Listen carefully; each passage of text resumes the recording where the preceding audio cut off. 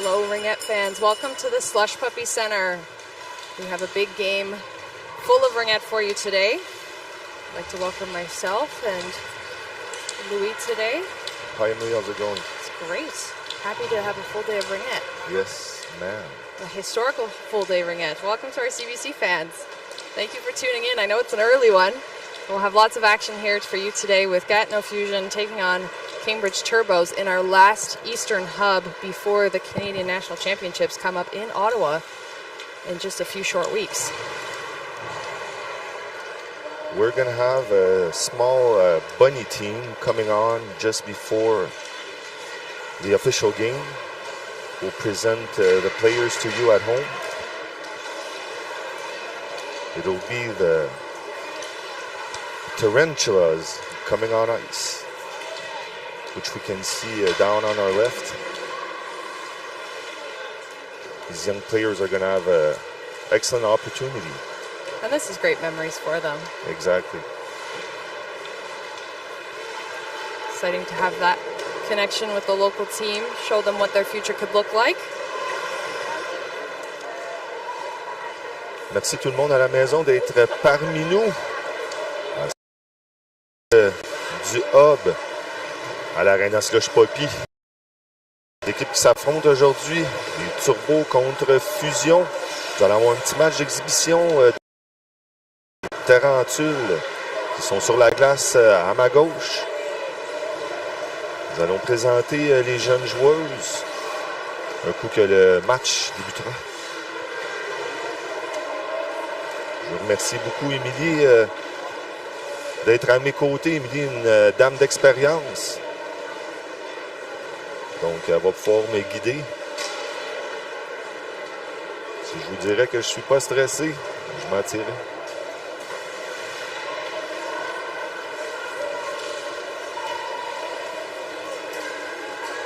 Now, Louis, the last time these two teams met was January 25th, with Fusion taking the win 8-3. These two teams have faced each other twice this season, with Fusion taking the win in both times. Turbos have had a bit of a tough season so far. They've only had a regulation win, one shootout win, and one shootout loss. So at this point for them, everyone still gets to go to compete at Nationals. It'll just depend on the seeding and what pool they'll be part of. So Turbos looking for another win to close out the regular season. Again, this is the last Eastern Hub before Nationals start. We have another Western Hub happening next weekend in Morinville, Alberta, so tune into that as well. That won't be on CBC, but you'll be able to catch that on stream. Again, these teams have come together twice before.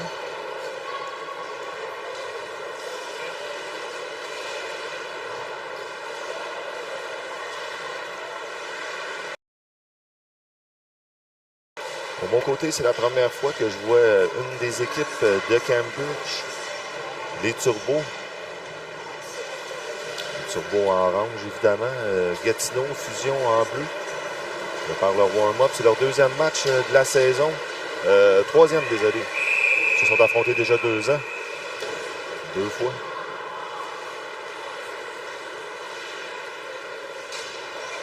Il reste 20 secondes à leur warm-up. Ensuite de ça, les petites moustiques seront prêtes à embarquer sur la glace pour ce match d'exhibition.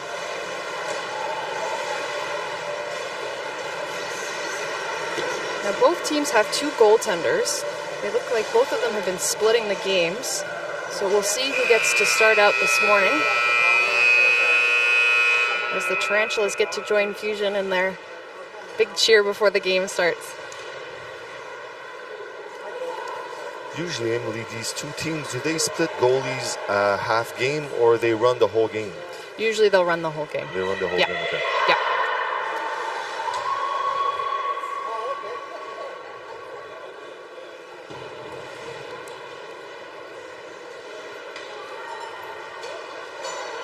When you look at the stats of these two goalies on each team, the games are really split half and half. The averages are very similar for both teams, both goalies.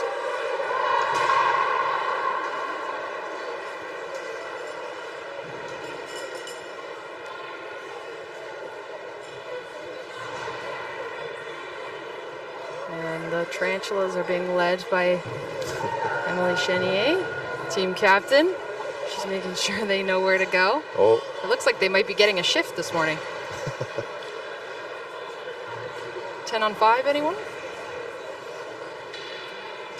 Donc, pour tout le monde dans la maison, je vais vous présenter, nom par nom, les Tarantules. Oh, on va y aller avec l'hymne national pour débuter.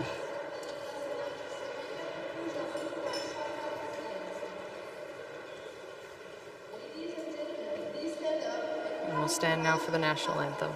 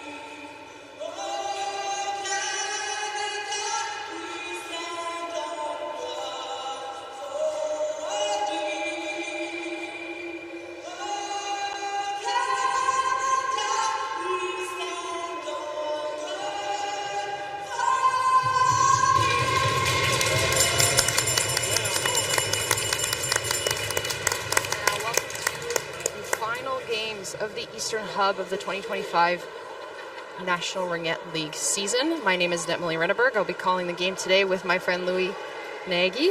Louis, we're very excited here. Happy to be at the Slush Puppy Center in Gatineau, kicking things off with the home team. Yes, ma'am. Very excited to be here with you. Donc, pour les petites tarentules qui viennent de débarquer, le monde à la maison, il y avait Mia Bertrand, Maxime Brousseau, Olivia Marleau, Zoé Bellerose, Océane, Héloïse Durocher, Delphine Laurier, Rosalie Laurier et Adéline Lacombe. Bienvenue tout le monde à la maison. C'est parti! Nozzle will start things off at center, passing it off easy. She's got a friend waiting, passing it down into the zone. That's picked up by Saint Laurent. Back to Nozzle. An early save from Caron. Gets that with her blocker, but a rebound picks it back up for Turbos. Turbos on the side of the net. Looking for that shot. Right there is Nozzle. Couldn't quite find it.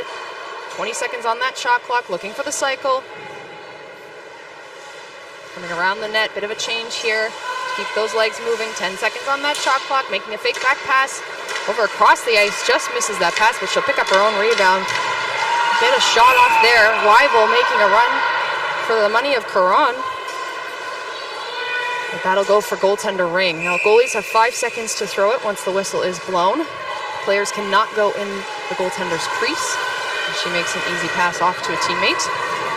And Fusion will make their way up the ice, trying to get it off into the neutral zone, and it'll get picked off by Turbos for a two-line pass.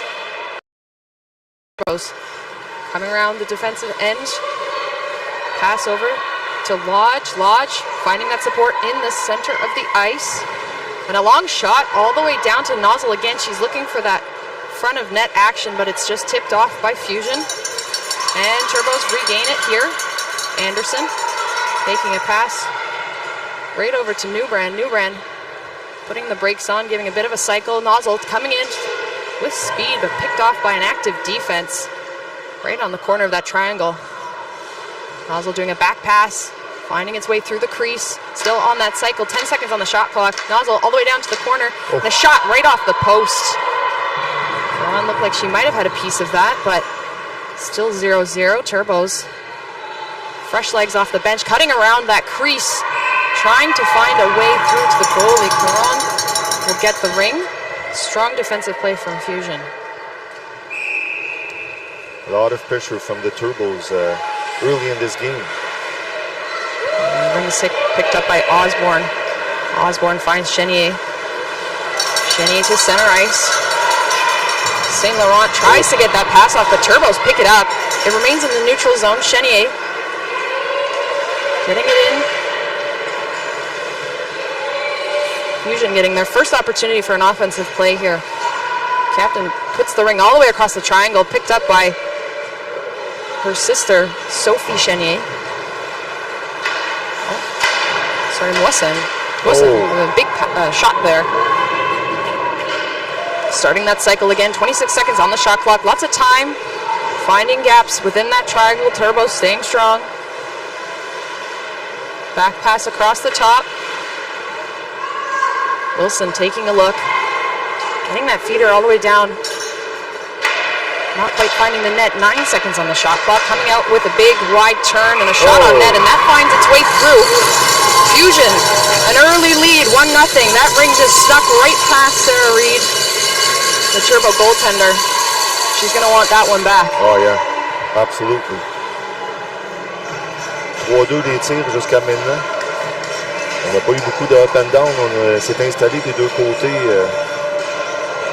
La gardienne de Cambridge qui aurait aimé ça sûrement revoir ce tir. Et on repart au centre de la glace. Turbos will get the center ice free ring. A nice easy back pass to get things started. Finding support down in the zone. Right to Sydney Nozzle. She hits a shot off. Paige Nozzle, rather.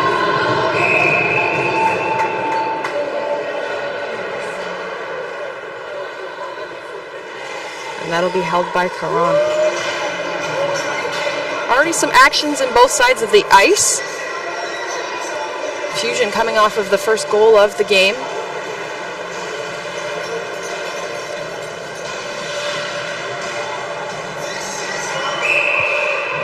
And we'll get Sydney Nozzle. Passing the ring off, starting the cycle, and it's picked up in the center of the ice by that active forward. Chenier finding a way to get past, but Nozzle's going to pick that ring in the center. She's got one on her.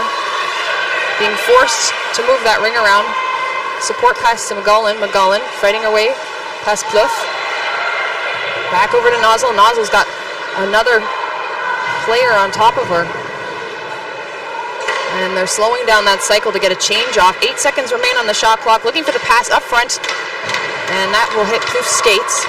Strong defense here from Fusion. They'll tap that ring right over to Carano. Use her stick to try and pass it through. And that's picked up by Fusion. Just poking that ring out of the way of that pass to the center. No problem. Fusion has it back for us. Taking the ring. Looking for support. Coming down the center. Finding it with Chenier. Chenier up through the middle. Takes that shot right into the pads of Reed. Could hear that booming shot from up here. And Turbo's fighting in that defensive end, trying to get the ring out. Gets the high forward. Newbrand taking it for a skate, finds an open player. Nozzle back over to Newbrand. 8 seconds on the shot clock. Turbo's looking for something. They'll get the reset with the ring hitting the side of Caron there. Great reset. And they'll start the cycle back over. Newbrand tries to take a shot. Just hits the defense, trickles its way through to Caron, but she'll gather it with her glove. Make the quick pass up to Whipple. Whipple, back pass to her partner. Back into the neutral zone. Whipple, she's got two on her and friendly fire. For those of you joining us that are new to the Ringette fan community, we welcome you. Hello, nice to be able to bring this to you today. The reason that happened, Louis, that whistle was blown down because we have a rule called move it or lose it. Exactly. Do you want to explain a little bit more to the people? Yes, well, if you're the one that has the ring and you're not moving with it and the other person comes and puts her stick in the ring, the person that wasn't moving it at the beginning loses it. So that's why it comes out, move it or lose it. Absolutely. Lodge making a fake up top. Continuing that cycle, passing it low, another shot low, right on the ice. Caron, no problem. But that rebound will give it back to the Turbos with 25 seconds on the shot clock and a firing shot over from Lodge. She saw that post side.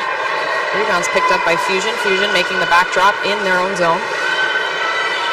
Moving it up the ice. Trying to find an open stick, but the Turbos make it there first. Finding a support in their own zone.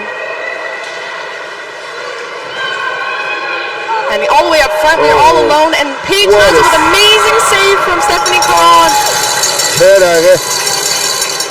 Nozzle all by herself. And she'll pick up that ring again.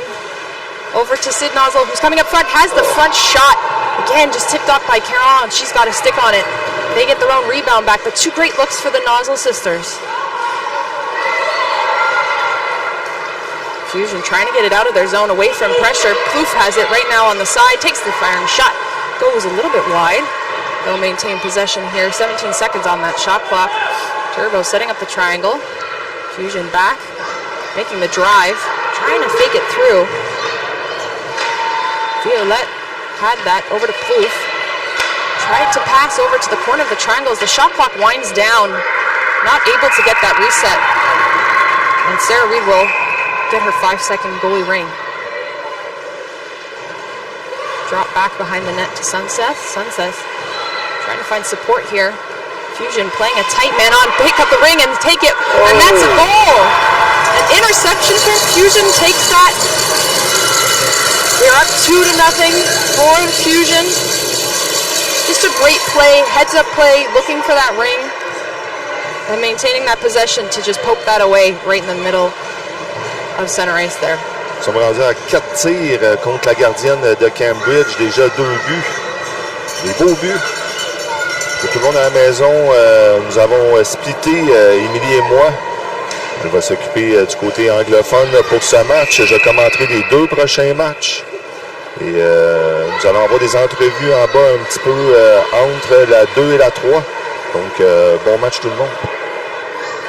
Turbo's looking for one here, sending it, trying to get it through the triangle. Active sticks from Fusion, thwart that.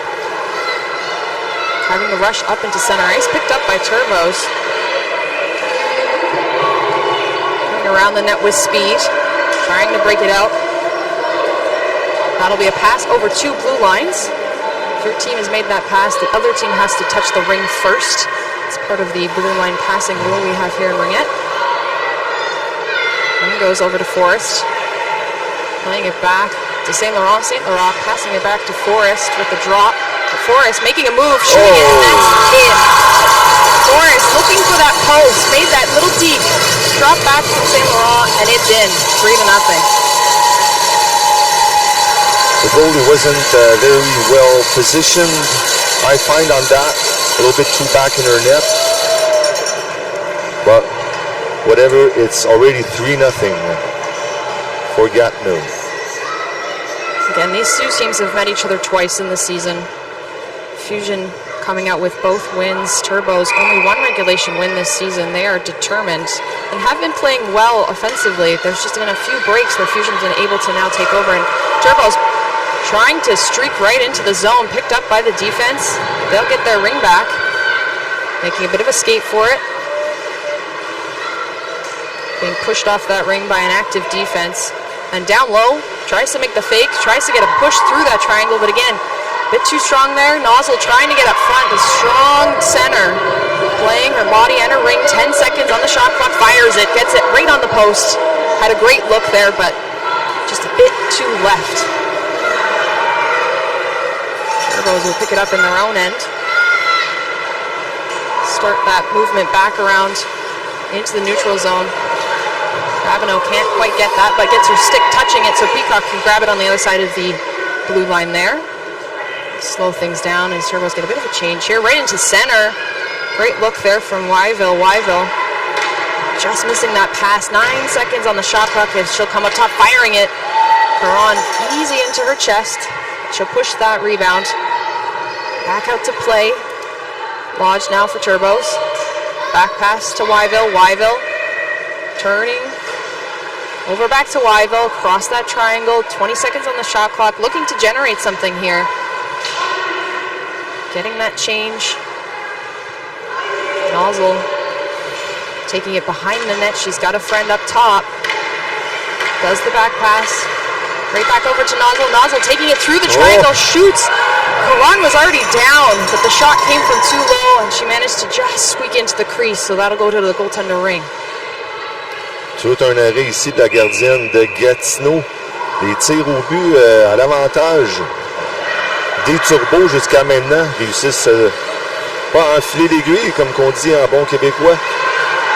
Strong coverage there. Plouffe trying to find a pass to someone who's open. Ring bouncing its way between center ice and back in the Gatineau end. There is a delayed call for the Turbos on this one. We will see a penalty here. But as long as Fusion can maintain it, they have the advantage. So 5 on 6, 4 in the zone. Boxing it out, a shot, and that'll go in. On the delayed call, Plouffe squeaking that right past the post of Reed on that 4-on-3 advantage there with the delayed call.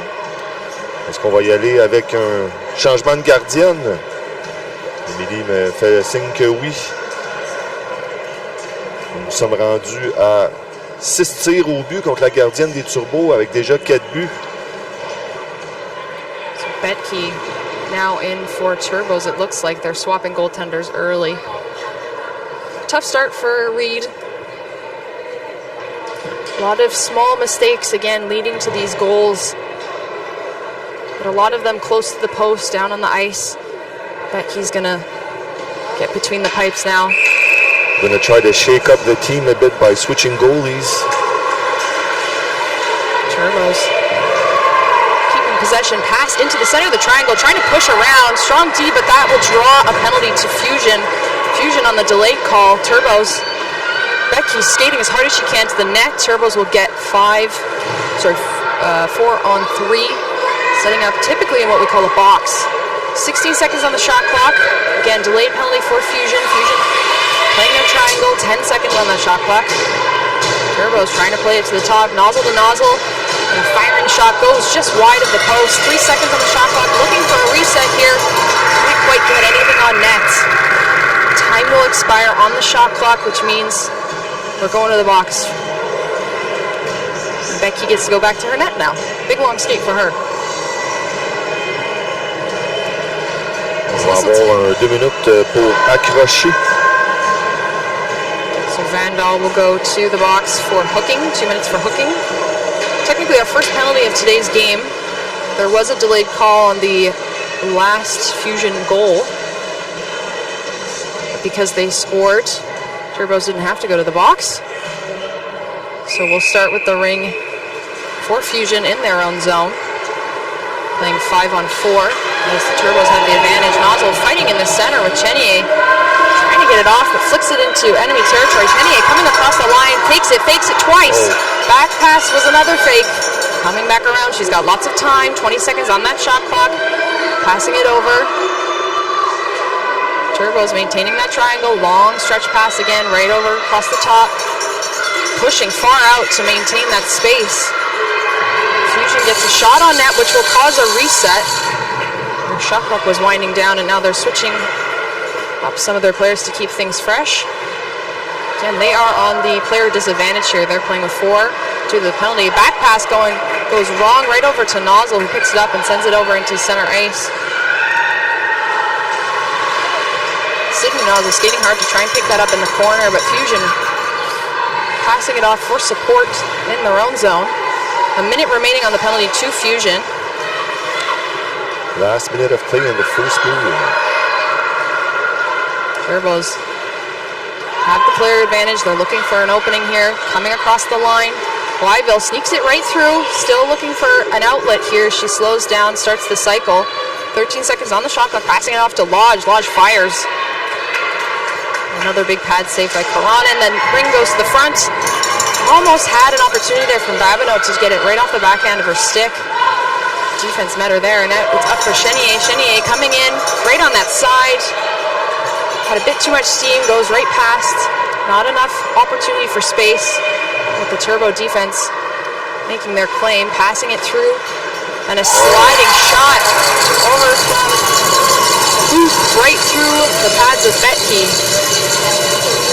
Second shot on the new goalie and already a goal. And a short-handed one at that. Fusion 5-0. Just a strong fire right on the ice, which, you know, those kinds of shots look a little bit easier, but as a Ringette player, you're usually trained to go high. So to think to go low and just put a lot of power into it can sometimes throw off goaltenders, especially if you do see that space. Like they say, it's always harder to drop down than to stay up. Turbo's looking for the last pusher, 9 seconds on the clock, trying to get something off. Being pressured by the defense, Nozzle up front, back pass. And Newbrand was just about to pick up that ring as time expired in the first quarter of today's matchup. Lots of action in that first quarter. We've got 3 more to go. Louis, what do you think? Well, I can't say that the Turbos are not playing well, but the goalie, I think, is really making a difference on Gatineau's side until now. Stephanie Caron, she's played 9 of the 19 games to date. She's got 1 win, 4 losses. Her save percentage is .877, so I think she's definitely improving against that stat at the moment. A lot of the shots coming from the Turbos are hitting her right in the pads, but a few really close looks. There were a couple shots right along those post areas, right in the top corner, where just a few centimeters left or right could have made a difference for the Turbos. They're definitely fighting. They still got 3 periods to come back up. C'est un match pour l'instant à sens unique pour Gatineau, malgré que les Turbos mettent beaucoup de pression. La gardienne de but de Gatineau, selon nous, fait vraiment la différence dans le match jusqu'à maintenant. Quelques commanditaires pour l'effusion. Nous avons l'imprimerie Grégoire, laiterie Outaouais et Milano Pizza. Pour la deuxième période, pour le monde de la maison, c'est 4 périodes de 13 minutes. 5-0 la marque pour Gatineau. Et entre la 2 et la 3, nous allons aller en direct en bas pour une entrevue. Demi-match. Bonne deuxième période tout le monde. He's staying in net for Turbos as we get into the second quarter here. Fusion had the ring, couldn't quite get that freely over the blue line. Playing the man here, making it hard for Turbos to get it out of their own zone. Fusion tips that ring right over the blue line, so Turbos will get an opportunity here. Babineau back along the short boards over to Weibel. Weibel takes a shot. She's looking for that reset, gets it. Has the rebound to herself. Her teammates are going to do a bit of a quick change here, so she'll have a bit of a skate with 20 seconds remaining on the shot clock. She drops it back to Nozzle. Nozzle, long skate, back around on her backhand. Over to her sister, Sid Nozzle. Nozzle, a shot there. They have been slightly deflected by a Fusion stick, but we've got 2 Turbo players right on the defense. Nozzle to Nozzle.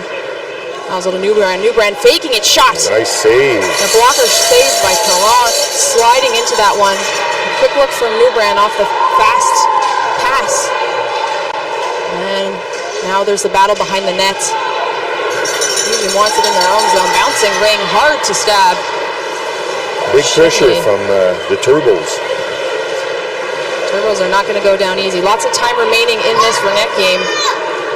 13-minute quarters, and we still got 3 remaining. St. Laurent looking for an outlet. She's got almost no time left on the shot clock. Finds over to Whipple. Whipple takes the shot, fires it right on the doorstep. She was all by herself. Right onto Betke. There was no chance. She let that go as soon as she received that ring with about 4 seconds remaining on the shot clock. Great urgency from Fusion. Another tough break for the Turbos. Still trying to fight for that first goal, but Fusion just not giving up on this one. The defense that collapses on this play. The girls left all alone on the left side, of the goalie. one-timer goal. Turbo's bringing it inside with Wyville. Wyville trying to make a move past the triangle. Gets across the crease, shoots it high. Had another good look there. Caron using her stick to just push that ring out, but it finds enemy territory instead. Turbo's facing some pressure there. Again, that move it or lose it rule coming into play there. So the ring will go back to Caron. Picked up by Turbos. A tough pass behind that net. Full shot clock here as they start the cycle. Taking it back, and it's winding shot there from Anderson. She had a look by the posts. Ron was able to take it and pass it off. Fusion. Moving the ring around in their own zone, finding those supports, wasting time. Turbo's doing a great job of forcing them to waste time. Whipple picking it up. They've got 8 seconds on that shot clock. Wilson taking it in. Triangle's just sort of showed up. And Betke will get one of her first few saves of this game so far. Again, she swapped with Reed earlier in the first. She's finding her bearings now as Fusion takes the ring into the center. Zone over to Plouffe. Plouffe trying to find space. Newbrand right on top of her. Finds the open ice in the center. Forrest skating around. Finds the drop pass over to Plouffe. Plouffe getting pushed outside, but finds the reset right on the goalie's skates. So that'll give Fusion an extra 30 seconds on the shot clock. Plouffe slowing things down. Making the back pass over to Violette. Violette fakes it, waiting for her teammates to change. Cycle across the top, forcing right through the triangle, down low. No shot from Chenier quite yet. 8 seconds on the shot clock. Violette just missing that pass. 4 seconds remaining, takes it, and that goes right over Becky's shoulder, but goes wide. Was looking on that one. Finally picked up by Shaughnessy. Shaughnessy moving that over to Nozzle. Nozzle down over into the offensive zone, but Fusion is trying to battle hard to keep that ring themselves. Bouncing ring goes into the center ice. Connection in the neutral zone. Wyville. Down to Lodge. Lodge looking for something here on the back. Back to Wyville. Wyville to Lodge. Lodge fires. Sliding save. One for on. Great tic-tac-toe there from Turbos, but Caron has been playing well today. Won't let that go so easily. Wyville winning that battle on the boards, coming across the triangle is not even set up yet, giving herself some time to get the pass off to Nozzle, who's just made the switch. Cycling, Sid Nozzle, taking the opportunity, 13 seconds, and stopped by the sticks of the defensive Fusion players. And the defensive cycle will begin again for Fusion. Chenier passing it all the way up front, just a little bit too far for that one-on-one opportunity. Had the space. 10 seconds on the shot clock for Fusion. Making that boards pass, trying to get that reset off the post. Didn't work. No indication from the official.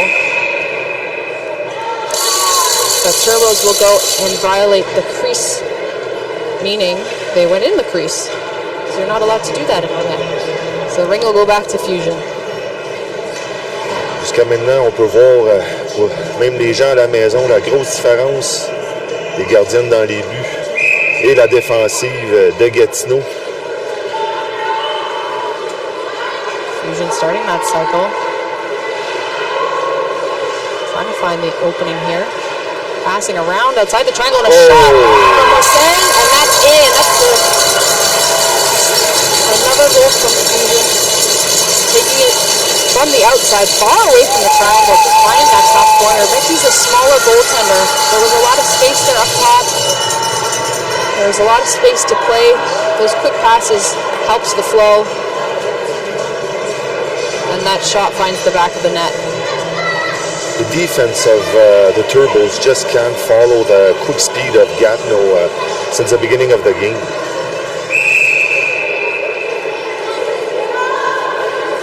Turbos with the ring, breaking it in with speed, coming in. Lodge looking for something, can't quite find the opening. She'll start the cycle, turning around, back pass through the legs. And back to Lodge, who fires it on her backhand, just a little bit too wide. But the spear ring will go to Weibel as she's got 18 seconds on the shot clock. Coming across the top, firing it with a lot of power, gets the reset, gets the rebound, fighting for it still, right in that back net corner. Fusion will gain possession once again, trying to move it out of their own zone. Picked up by Babineau. Babineau, she's got space. One-on-one here, takes the firing shot, goes a little bit wide.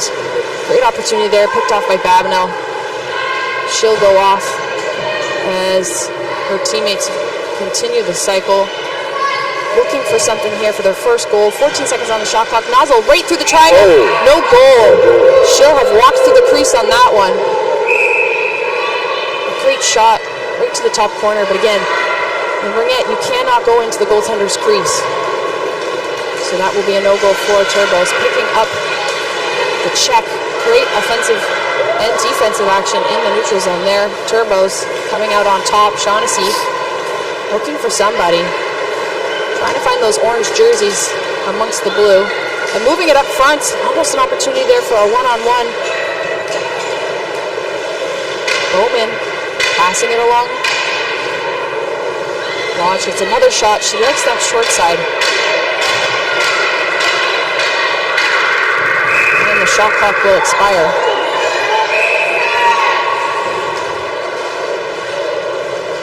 Ron passing it over. Fusion picking up some speed here. Chenier right over St. Laurent. St. Laurent looking. Gets pushed out to the side of the triangle. Turbo starting to set up.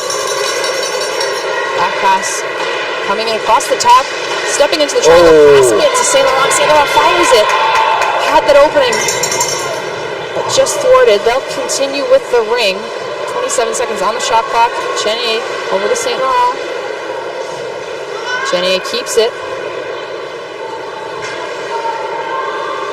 Moving the ring outside the triangle wide, faking it back. Now passing it back. Forrest trying to find an opening, whether that's the net or a player. Ring falls into outside the zone. 2 seconds on the shot clock. Just trying to get a reset. And that last-ditch effort with a bouncing ring could have been a disaster for Turbos, but bounces on the top of the net instead.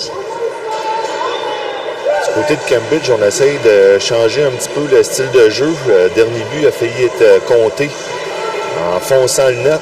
Donc, changement de stratégie ici pour Cambridge. 7-0 la marque. Malgré tout, les tirs au but sont quasiment égales. Shaughnessy taking it at center. Looking for an orange jersey, finding it in Nozzle. Paige Nozzle over to Newbrand. Newbrand over to Sid Nozzle. Back to Paige Nozzle. 9 seconds on the shot clock, getting it back over to Newbrand. Newbrand's got some pressure there along the line.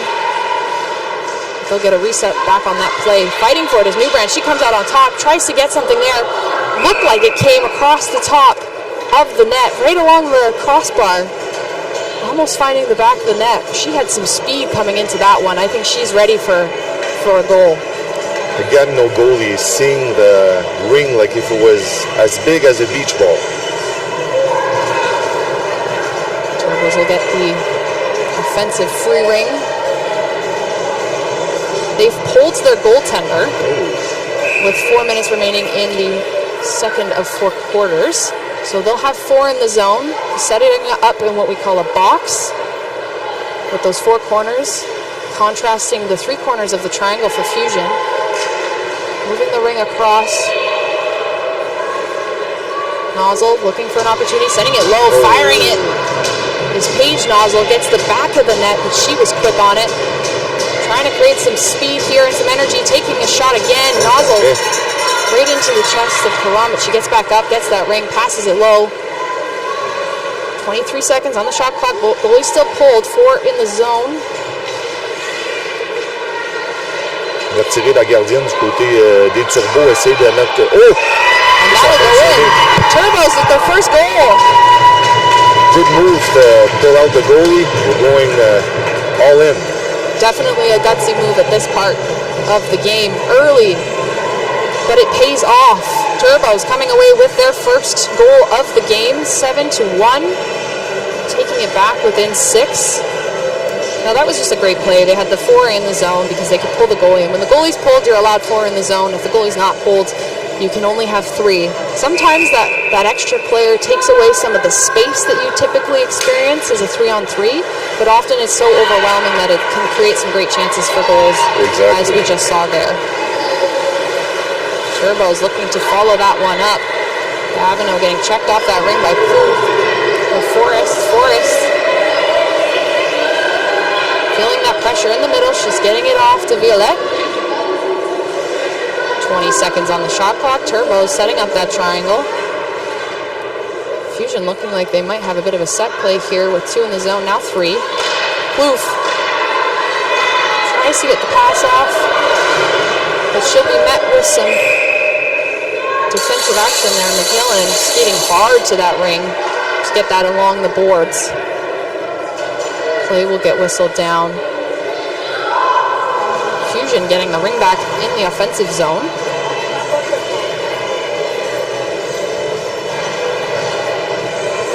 Nous sommes encore à 7-1 la marque.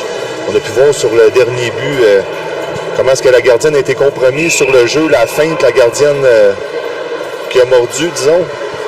Et Cambridge ont pu finalement s'inscrire au compteur. Fusion playing tic-tac-toe here with Violette.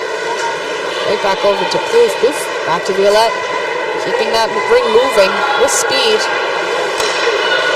9 seconds on the shot clock. That'll be a delayed call from Turbos. Fusion trying to pick it up. We'll get the reset. They've got time. Goalie is pulled. They'll send the 4th player into the zone. Turbos again on the delayed call. Plouffe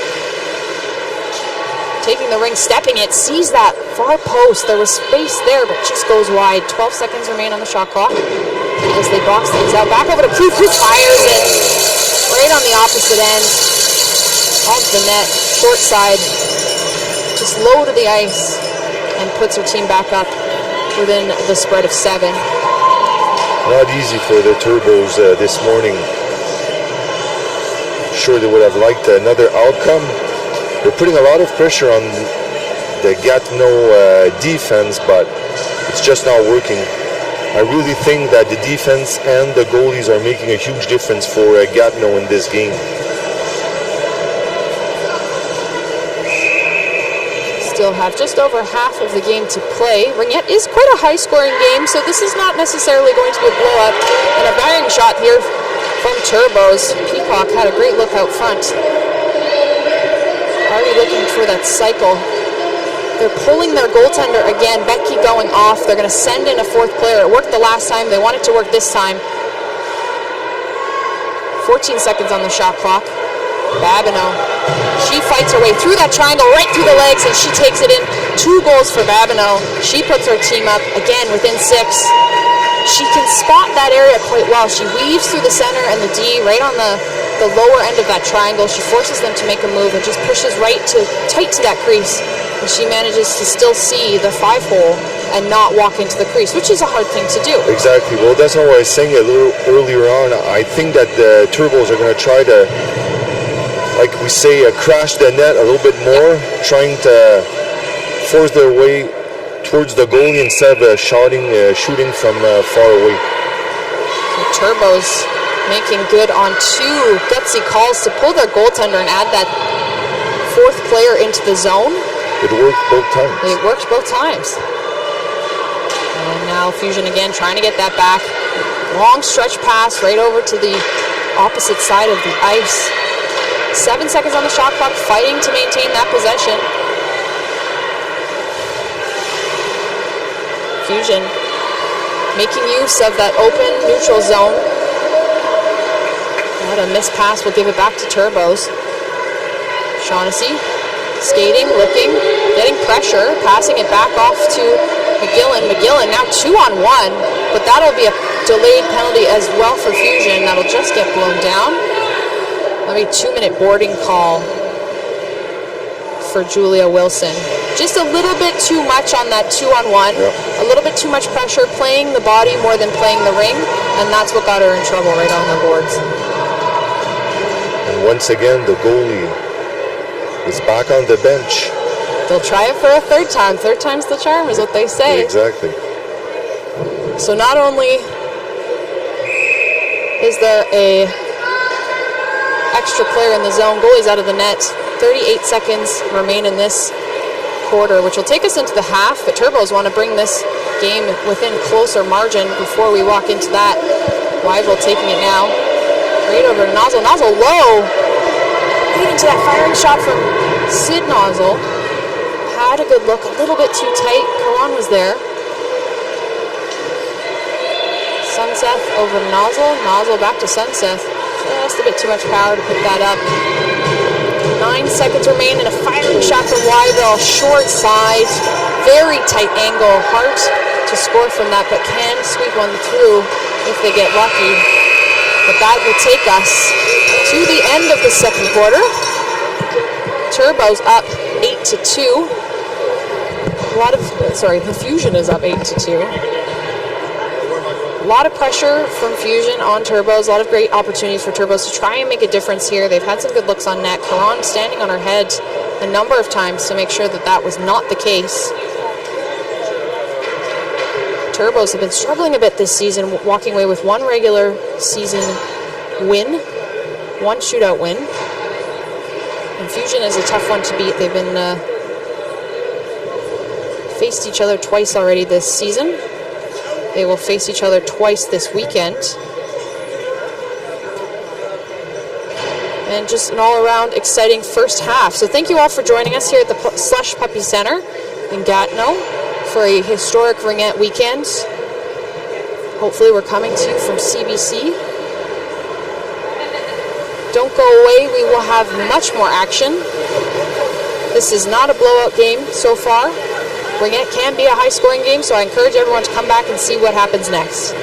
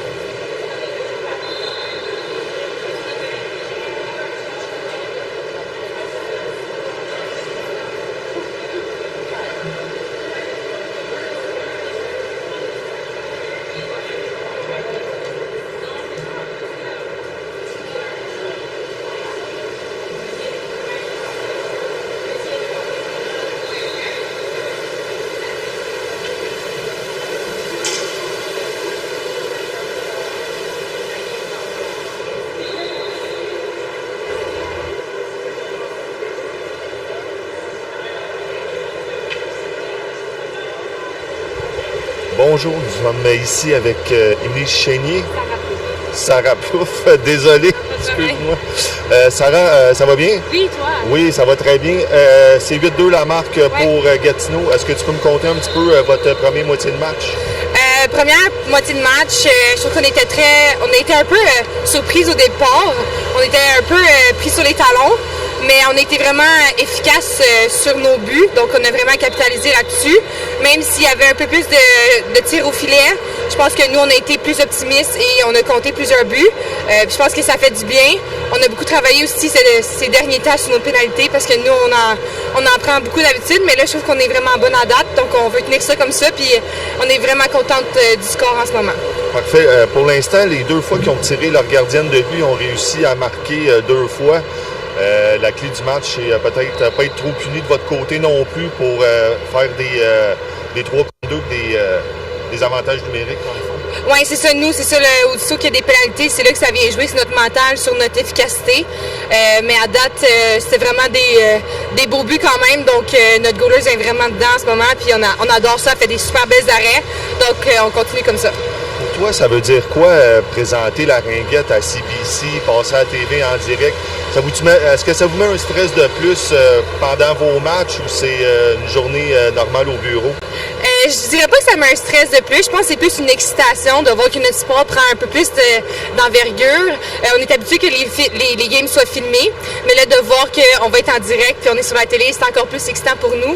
Donc, je pense pas que ça met un stress de plus. Je pense juste que les filles sont plus fébriles à l'idée de passer une nouvelle étape. OK, super. Mais je te remercie beaucoup et bonne fin de match. Merci. Merci, bye.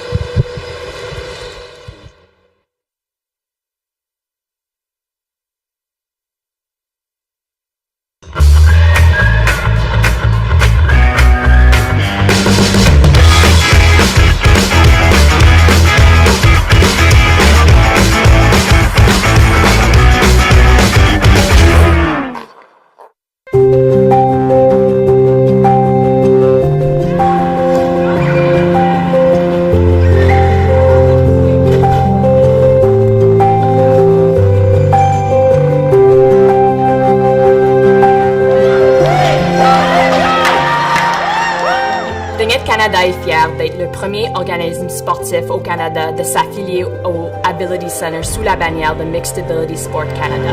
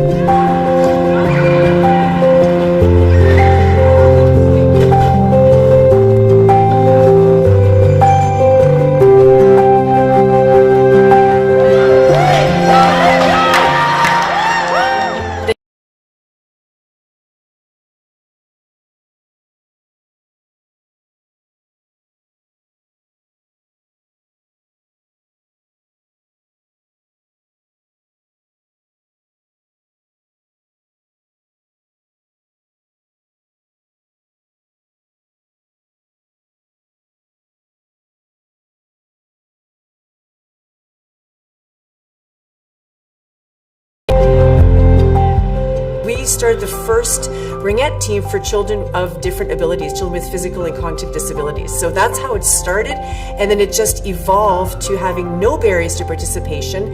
And now we're a mixed ability team where we have all levels, all ages of participants, and it is absolutely amazing. Good job. You got it. You're a rock star.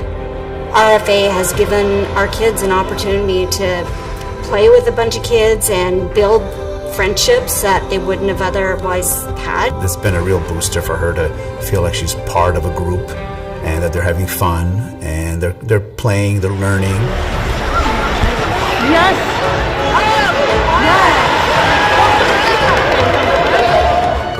When I first started playing, I got my best friend's old Ringette stick, and she saved a bunch of goals in that stick for me, and I ended up getting my first wrist shot with that stick. Il y a un impact sur la confiance de soi, sur notre santé mentale, notre santé physique, mais sur une équipe d'habiletés mixtes, ces bénéfices sont amplifiés encore plus. Nous avons un groupe complètement divers depuis les dernières quelques années. Nous avons des enfants avec handicap cognitif, handicap physique. A lot of our skaters are just learning how to skate, which is a good thing. I just love how they're developing every single season. We'll need you out there anyways. Yes. Right? We'll need you out there. All right. Now remember the volunteer goal.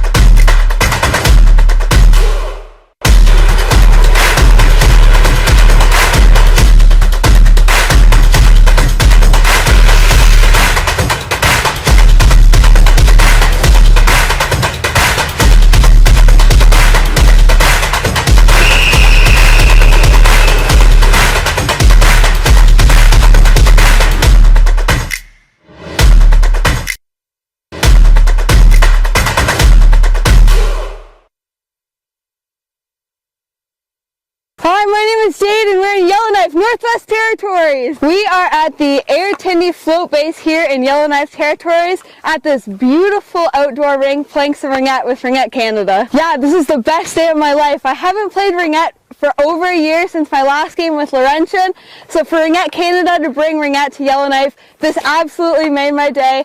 I think everybody should play Ringette and it's great to see it here in the Northwest Territories.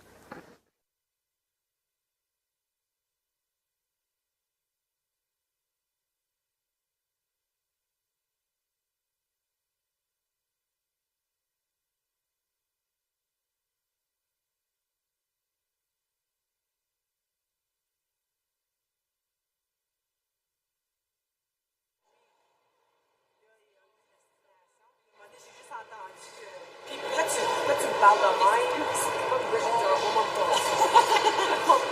Puis peut-être eux autres, c'est ça qui leur a été dit de faire. Mais c'est qu'on n'entendait pas, c'est ça que j'ai dit après. Ce que tu as fait tantôt, j'ai dit on entend ça dans la radio.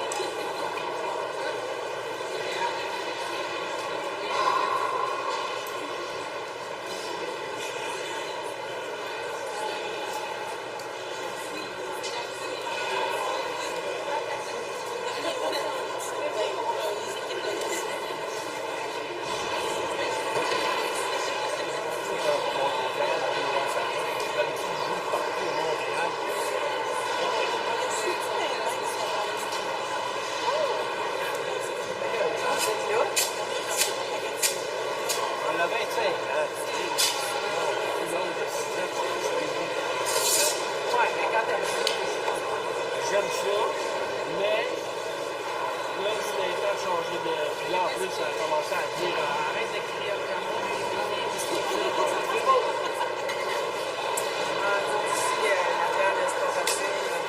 C'est tout capable de t'encourager ou de te dire pour t'améliorer les choses. J'arriverai jamais à dire à ma fille comme t'es pourri aujourd'hui.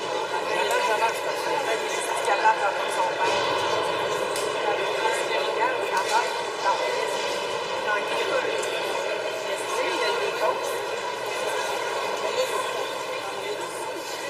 Non, il n'est pas là.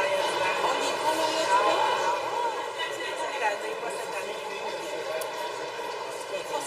Ben, ça fait longtemps que je disais, mais...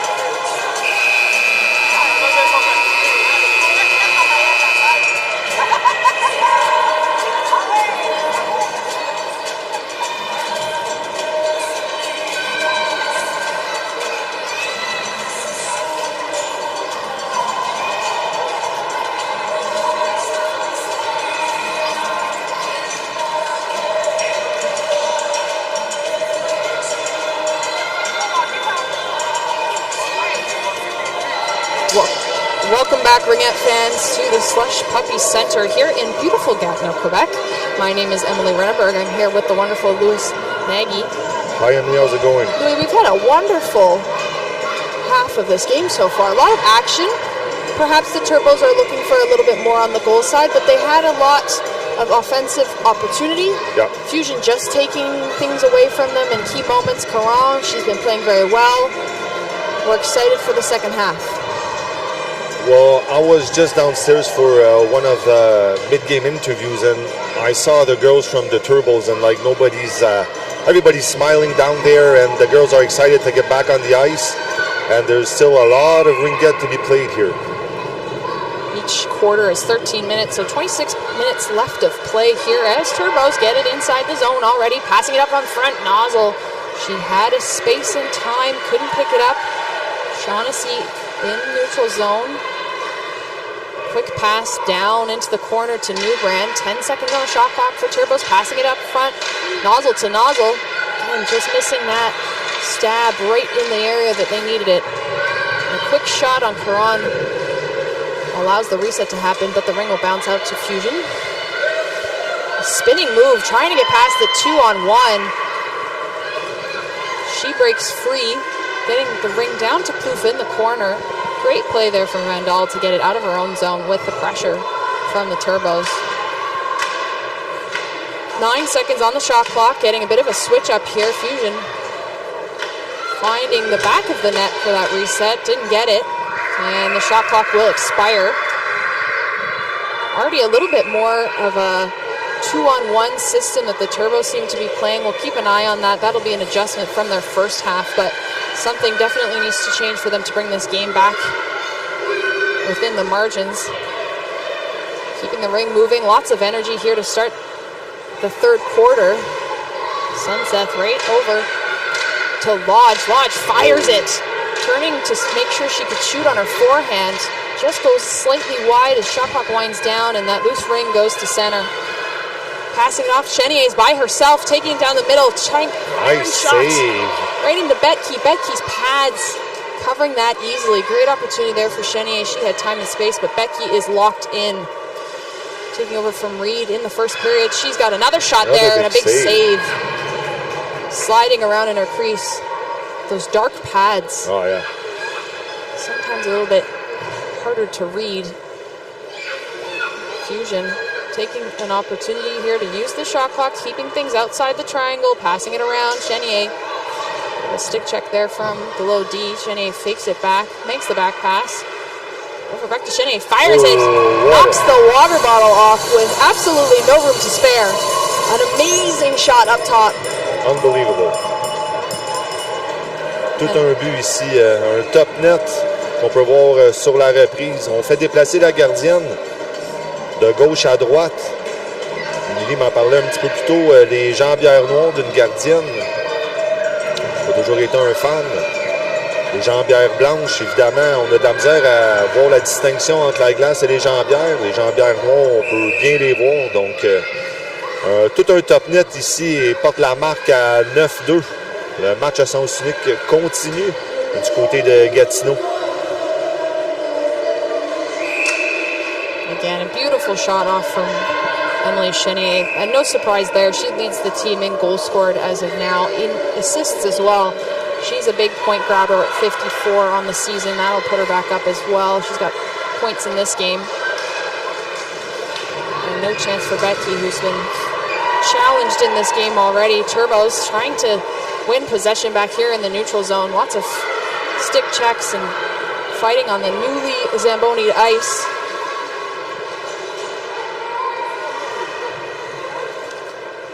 Taking things for a bit of a skate here. 19 seconds on the shot clock. Tries to get a shot there, but it's deflected by Turbo defense. 2-on-1 in that corner, taking that center away from space, but the ring remains on the outside. 7 seconds on the shot clock. Backhand shot right on the corner. They're trying to get that reset shot. Just a sliding opportunity right there in front of Betke. She doesn't get a piece of it though, so the shot clock will expire and ring will go back into possession of the Turbos. Betke will have 5 seconds to pass the ring, as is with goaltender Ring. She makes it look easy, putting it behind the net. for her teammates. Gatineau facing almost a 3-on-1 there. Gets picked off, but loose ring goes to a friendly orange jersey. Lodge getting picked up by Plouffe right in the center. 2-on-1 there again. That stick check forcing the player to make a quick decision on the pass. 2 seconds on the shot clock. Turbos turning to get the reset. Again, not enough time for them. I'm wondering, Emily, when I'm looking at these two teams and their ages of the players, Gatineau their players are much more, how do I say, not as young. Experienced, perhaps. They're more experienced, exactly. So I don't know if it's playing a lot on the ice. I mean, if we can see the difference because of these girls has so much more experience than the Turbos. Caron will go to her net with a delayed call on Turbos here. And another opportunity here for the 4-on-3. Firing it low, just past Becky. Fusion will be up with 10 goals. And I think that's a good point to bring up, Louis. Experience. I think experience is definitely a big component of this league. It can be quite a tough transition to go from U19 into the NRL. A big jump. There's a lot of new things to navigate. It's a whole different caliber. New people to meet, people you haven't necessarily played with, and some of those more experienced players can often make the difference. For instance, Stephanie Caron has had 12 years in this league. Exactly. So she's probably seen a lot.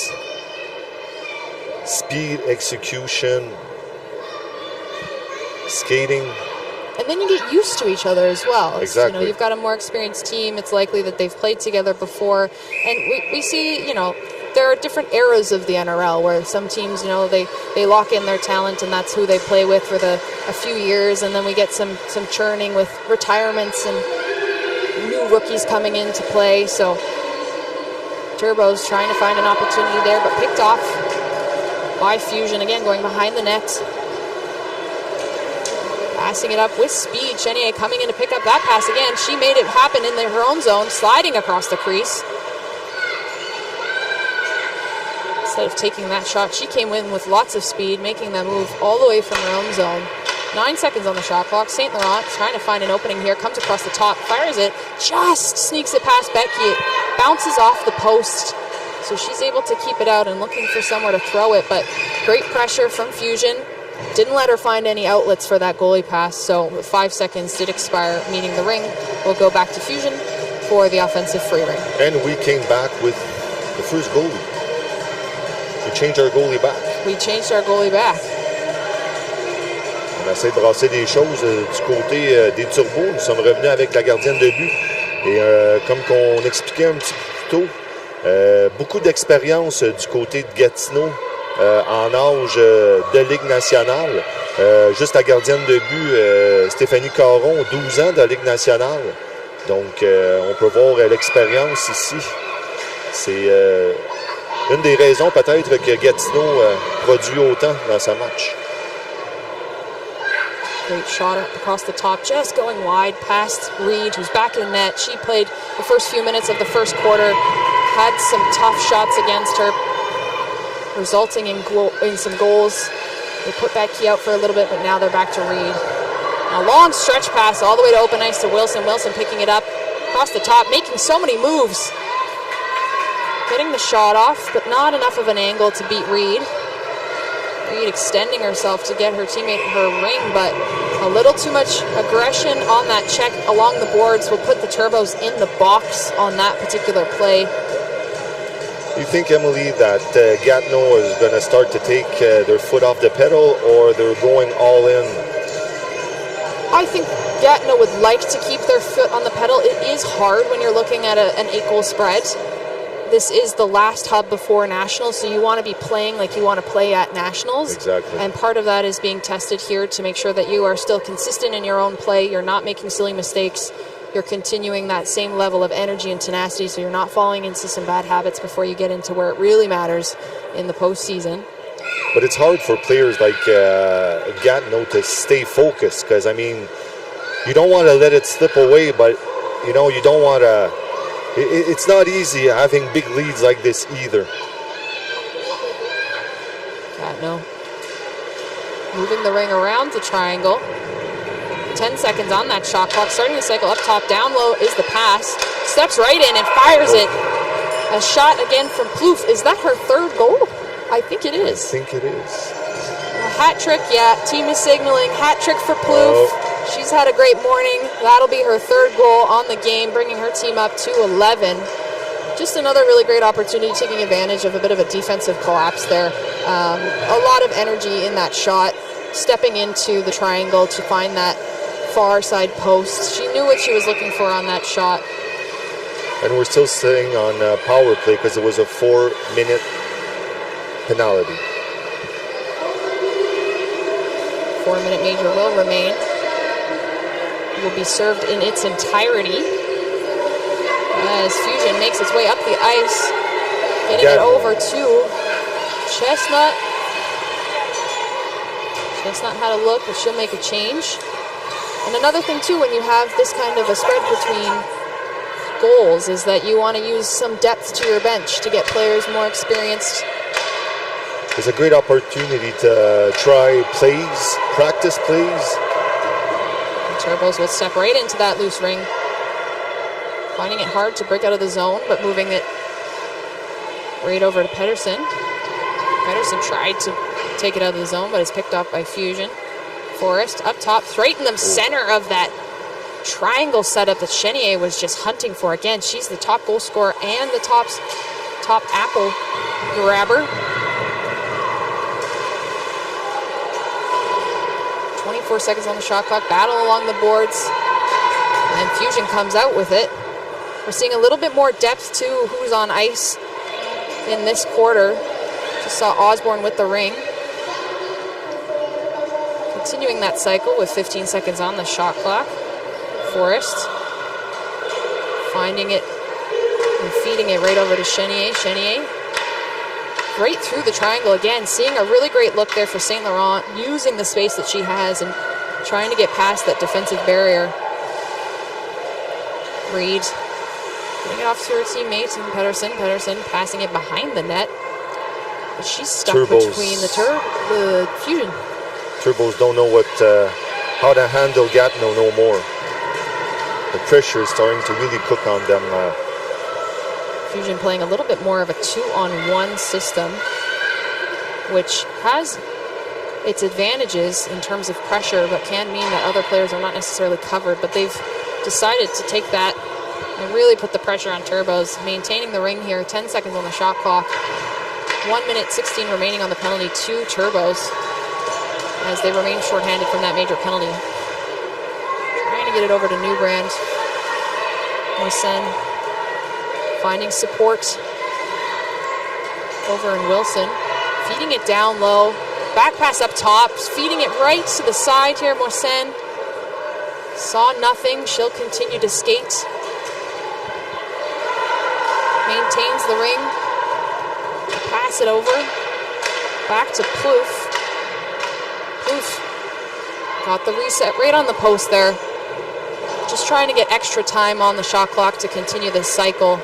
35 seconds remain on the penalty to the Turbos. Fusion passing it up top. Forrest looking. Takes that shot just up top. Forrest really stepped up on top of that triangle.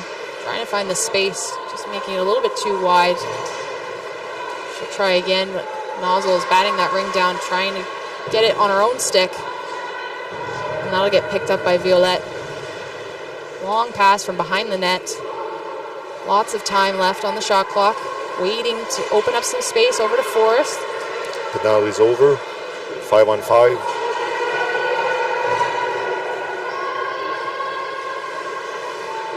On parlait avec Émilie un petit peu plus tôt comment est-ce que c'est dur de garder sa concentration quand on a un avance aussi prononcé de 9 buts. Ou qu'elle a réussi, la gardienne, 9 buts d'écart. Donc, c'est des bonnes opportunités parfois pour les équipes de pratiquer des jeux. Oswald trying to get it over to his sister. Bouncing off a skate. Staying strong on that ring. Getting it over to Chenier. Chenier coming in with speed. The triangle's not set up. She fires it low. Offside. Just decides to take the opportunity. Saw that net. But it's a perfect shot. Perfect shot. About 1.5 feet from the ice. killer shot. And that'll put her up for a hat trick today as well. We've got 2 hat tricks for the Gatineau Fusion. Great way to start off their hometown hub. Yes. In front of their fans and kids.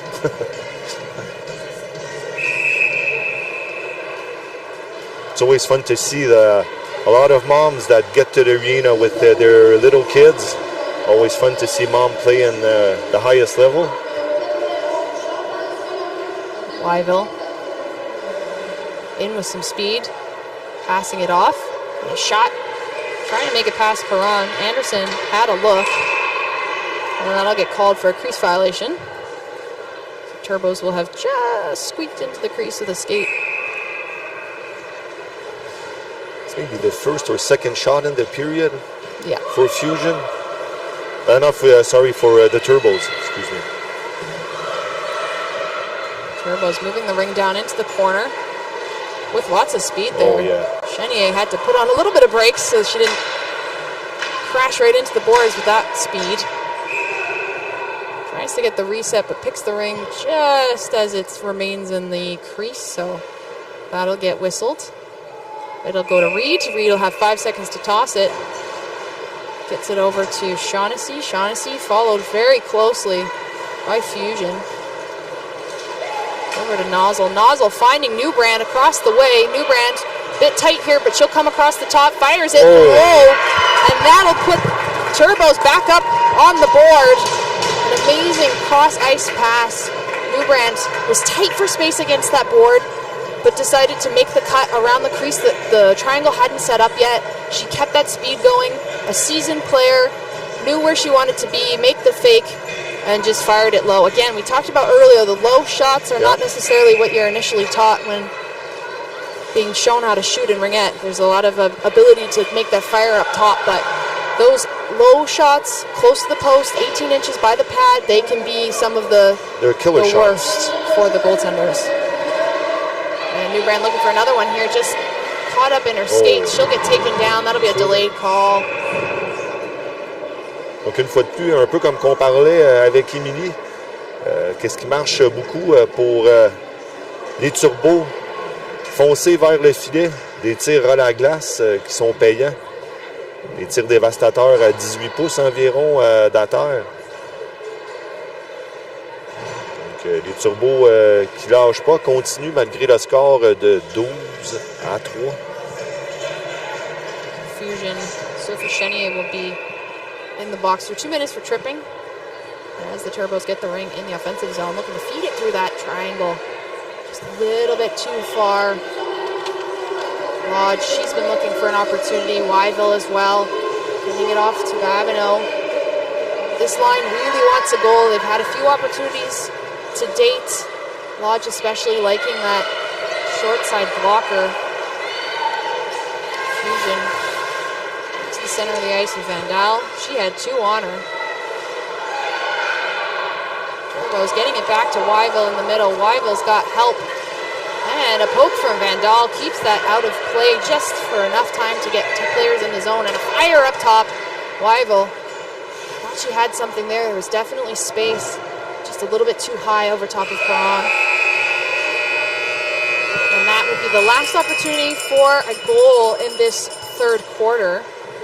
A little bit more action there, a little bit more balanced play between Turbos and Fusion. Turbos got a goal here towards the end. Yep. Fusion, you know, some of their mainstays, their big names, scoring a lot today as well. But a lot of pressure from Gatineau, always deep in the zone. Not a lot of up and down, but when Cambridge went up, scored a goal, big goal. Nous allons descendre, quand il va rester environ 2 minutes, nous allons descendre ras la glace. Interviewer la joueuse du match, qui sera sûrement une joueuse de Gatineau.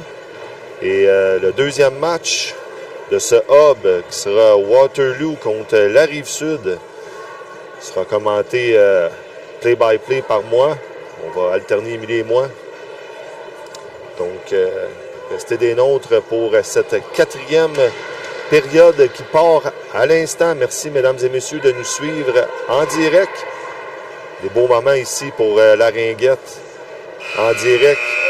Les pas de géant qu'on fait dernièrement. Donc, merci tout le monde de nous encourager.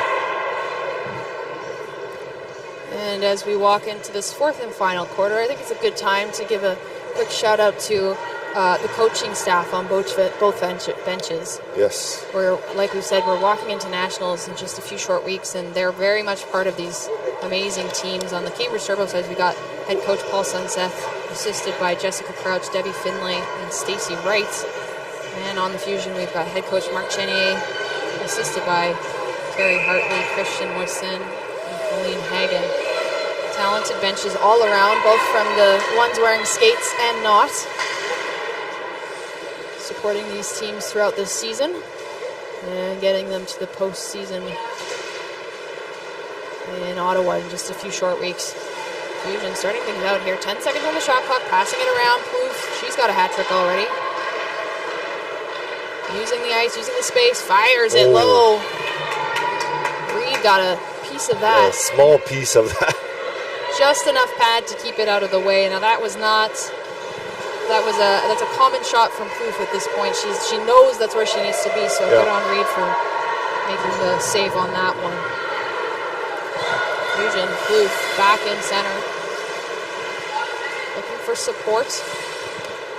Turbo's trying to match their players, provide some pressure. Osborne skating along the boards. Nozzle trying to keep her away with 8 seconds on the shot clock. Fusion looking for the cycle. Getting that right onto Reed. She wasn't necessarily expecting it, but she got it. As the ring bounces out into play, so Fusion picks that back up. Going out for a bit of a change, looking for the support in the neutral zone. Seagull.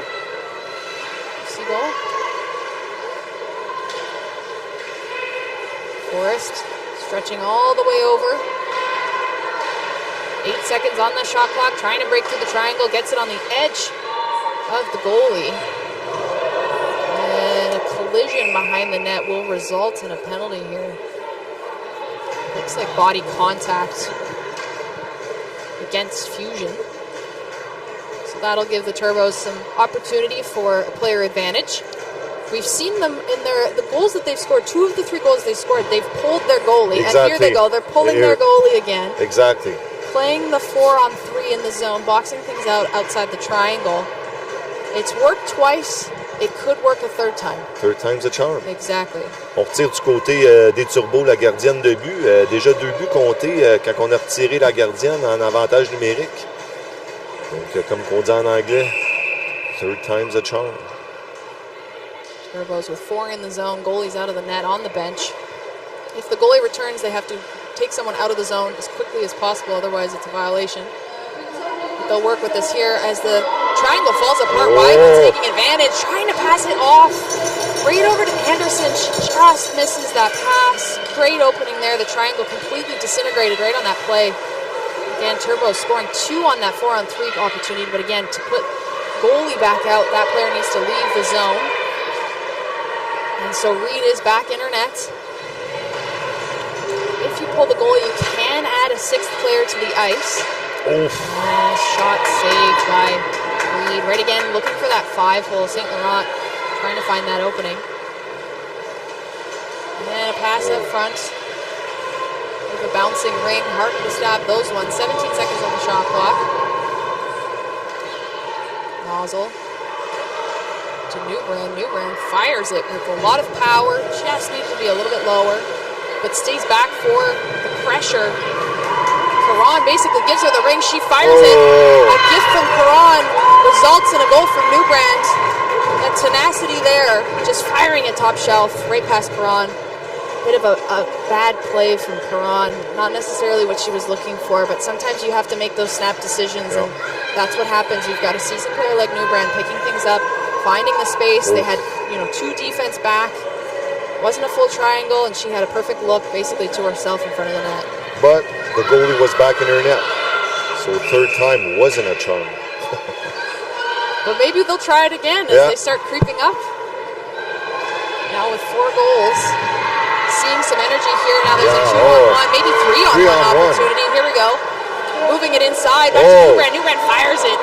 Just off her stick, a little bit too low. I can tell that she might not have picked that up the whole ring at that point. Not getting enough firing power on it. The goalie well played the game. Absolutely. Brand clearly hunting for another one. They have pulled their goalie again, 4-on-3. Taking it, moving it around the box. Nozzle backhand over to Lodge. 5 seconds on the shot clock. Over to Nozzle. Nozzle trying to pick it up. Fusion will take it instead. Reed's got to skate back out. Like I said earlier, was partially in the way of explaining. You can put a 6th player out if you pull your goalie. At this point, most teams probably won't because the goalie needs to be able to get back onto the ice if the ring moves back into the zone, and taking that player off takes time. And so usually we'll just add the 4th player into the zone rather than having 3, but the goalie will be on the bench, but she's able to skate back in time as Reed just did. Tough save. And that'll be a crease violation from Fusion, so Reed and started the game off a little bit in the first period. Had a few shots against her that went past. Traded it up for Becky, but then she came in to close this one off. A couple key saves just there, keeping away further spread from Fusion. And Fusion now playing almost a 3-on-1. Putting all their players in a similar area to try and push that ring away from the Turbos. It works as the pass is forced across the blue line. No one was there to pick it up, so Fusion will take it. Coming across with speed over to Plouffe. Plouffe getting stopped up, but finds a way to put the ring right through the feet. But Shaughnessy fighting her way through, getting that support. Babineau calling for it. Pulling the goalie once more. Cambridge they still want their goals. Absolutely. Cambridge is all in still. We're trying to close the gap. Pull the goalie once more. See what it gives. Joueuse de la gardienne. On joue beaucoup avec la gardienne de but du côté de Cambridge. Cambridge qui débarque pas leur pied de la pédale. C'est pas fini. Fusion. Feeling the heat from the Turbos as they get it out of their zone. Coming in with speed is Chenier. Chenier, she's got a hat trick on this one. And a great stick pass, thwarting that long stretch pass that was supposed to go to the other end of the ice. Turbos now fighting to maintain that ring and get it out of their territory. Lots happening in the neutral zone.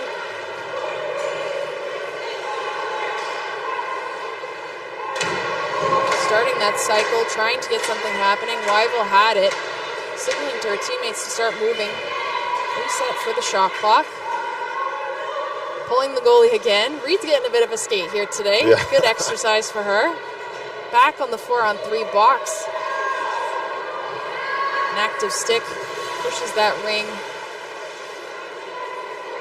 And Wyville cutting across, making a big shot.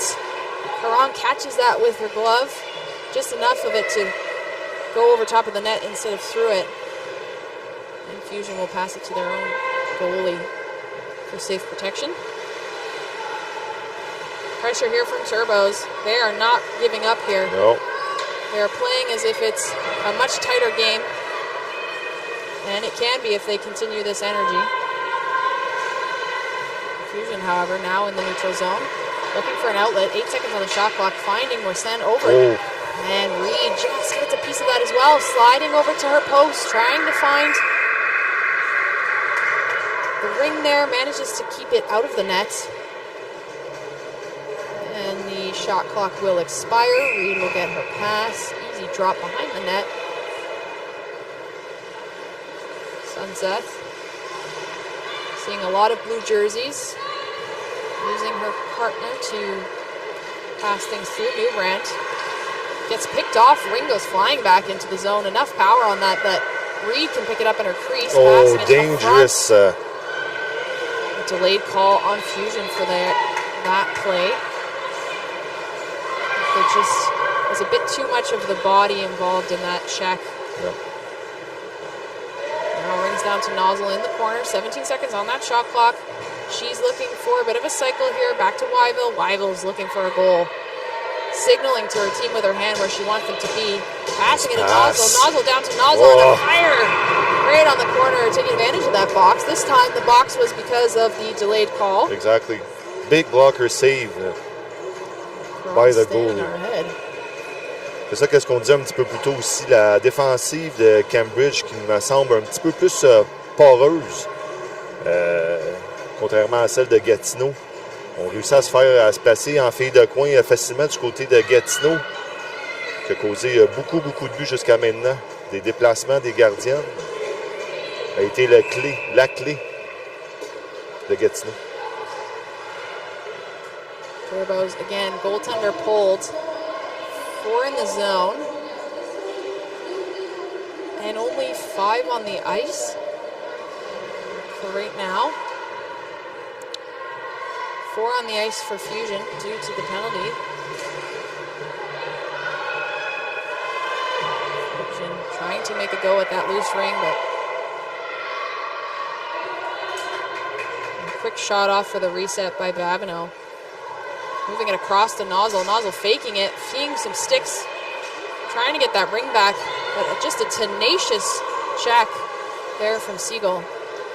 She knew where that ring was going to be and decided that she was going to have it herself. Fusion using the support, stretching all the way across to Siegel.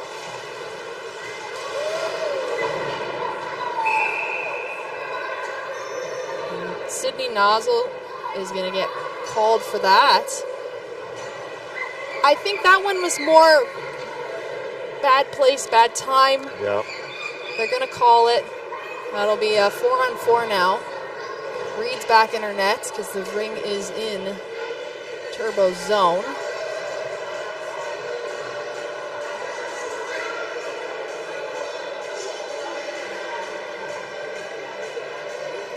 And they want to... Bench wants to have a conversation with the official. Probably to ask what the call was about. Usually what that means. I don't think I've ever, in my many decades of playing this sport, I don't think I've ever seen a coach convince a ref to turn around a call. But no. You know, it's part of the whole conversation to understand what it is that they saw and apply that thinking to the game. It's a small technique for a short timeout. Get a little bit of a breather. Yep, Between absolutely. you and me, sometimes it's a good opportunity to catch our breath, restructure. Absolutely. I mean, I'm just exhausted watching them. I'm not even playing right now. Again, if you're tuning into this one and you're seeing a 12-4 game, it's not necessarily been like that. Turbo's putting up a fight here. Lots of energy still. Yeah.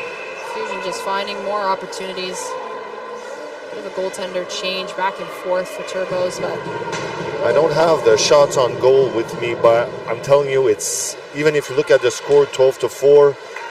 It must be very, very tight on the shots and goal. Turbos trying to get it out of their zone. Right up to Lodge. Lodge has space herself, but doesn't have someone to pass it to, and a big stop there from Newbrand to not put it over the line. Impressive skating skills. Back to Lodge. Lodge seeing with some speed here. 10 seconds on the shot clock. Does the fake over to Newbrand. Newbrand spinning and moving. Gets the backhand over on Caron, but a bit too tight. But Caron again gives her that ring. That's how Newbrand scored one of her previous goals. A gift from that exact angle from Caron. She needs to definitely watch those passes. We have 6 seconds remaining on the penalty to Fusion, which will expire and give Fusion the player advantage as Turbos try to skate around, make something happen in the zone. 55 seconds remain on the penalty to Sid Nozzle. Back pass to Sunset. Sunset, the firing shot from the Turbos. The goalie was in the net. 3 seconds remaining on the shot clock. Just a beautiful quick pass from Sunset. Great shot. Nice passing. To be sincere, I don't find that the score reflects necessarily what's on the ice. Yes, Gatineau are a stronger team. We can see a bit, but I mean, Cambridge is working. They're not stopping. Paige Nozzle putting her team into closer range here. She's the team's top goal scorer, one of them anyway. Great step up from her is Fusion now looks to reconnect here in the offensive zone. 28 seconds remain on the penalty to Turbos. Fusion trying to get something around the triangle, staying a little bit outside. Reed captures it, no problem. And Fusion's going to go to the box here. Body contact, just again a little bit too rough on that play, I think, in the boards. It sounded worse than it was. There was definitely that big boom. So no one was hurt on that one. But Sen asking the question of why was that a call? So Emily, I'm going to thank you for this first game. I'm going to go down on the ice to pass an interview of the player of the game, which will probably be a player from Gatineau. So thank you very much for our first game. And people at home, stay tuned for the next game. Revolution versus Wildfire. Thank you, Emily. See you in a bit. We'll have player of the game coming to you with an interview after this quarter ends. We will bring that to you. But in the meantime, Turbo's playing the 4-corner box again. Goalie's out. We're 4-on-4 here because both teams had the penalty, but time has just expired for Sid Nozzle. So back to 5-on-4. Turbos with full advantage, no goalie. Passing it around, Weibel, she's looking. 2 seconds on the shot clock, can't get something off, just missing those passes. Ring will go to Caron. Caron just behind the net. Turbos trying to pick that off. Not letting it go easy. Lodge back to Weibel. Weibel coming in with some speed. Cutting through, takes the shot, and a big save from Caron. Just catching that with her skate blade. She didn't quite get the full slide there. Weibel had so much speed, and she's been looking a lot this game to try and make something happen. So massive save from Caron. Got to be frustrating. But now a sliding pass, back shot from Nozzle. Fusion was not there. Nozzle just snuck in behind the play. Had a behind the back shot. A bit too tight to the post. Turbo's showing signs of big life here. Boxing it out. 4 seconds on the shot clock. Big save there again on the toe of Caron. McGillen had a look. McGillen. Right down low. Back up top. Passing it. Trying to break up that triangle, create more space right in the center, and it bounces off a skate of Nozzle, and it's right past the pads of Caron. I don't think Nozzle even knew that may have happened. She looked shocked as I was. So she didn't kick the ring in. It bounced off her skate as they were trying to create a little bit more space in the triangle using that box. Basically deflecting it in. For viewers at home, we don't like to compare this sport to hockey, but in comparison to hockey, Ringette doesn't necessarily we don't really use the deflections. It's not necessarily part of our gameplay, but that was a really great example of a deflection opportunity resulting in a goal. 30 seconds remain in this period. Fusion trying to make a last effort here, tight to the crease. Great save from Reed. Staying sharp. Ring goes to Fusion. Anderson trying to get it into Newbrand. Newbrand picks it up, fires it. And that's another goal with 11 seconds remaining for the Turbos. They are still alive. Newbrand just caught it into her feet. A little bit of a short pass there, but skill prevails. She picks up that ring and just fires it into the low corner. Defense just missing that. Makes no mistake. Turbos again haven't won more. They've only won one regulation game this season, but that doesn't mean that they don't play well. They've been showing really great energy, some great opportunities, and again, that last goal with 11 seconds remaining in the period takes us to the end of this one. They will see Fusion again in an upcoming game this weekend to close off the regular season, but Fusion take this win 12-7. Turbos again showing some signs of life towards the second half of this game. A few goals off of the early goalie pull, but Fusion taking advantages of those small mistakes, finding more space between the pads, and Caron standing on her head quite a few times to make sure that this lead stayed with Fusion.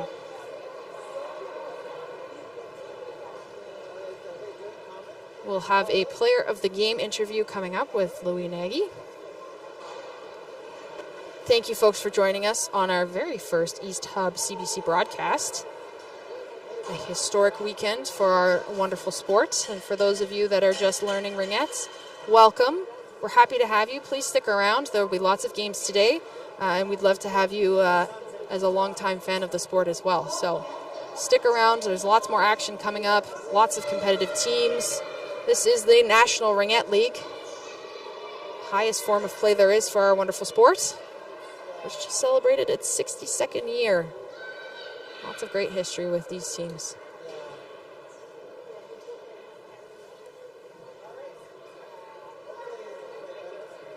Again, we're just getting sorted here for a post-game interview here at the Slush Puppy Center in Gatineau, Quebec.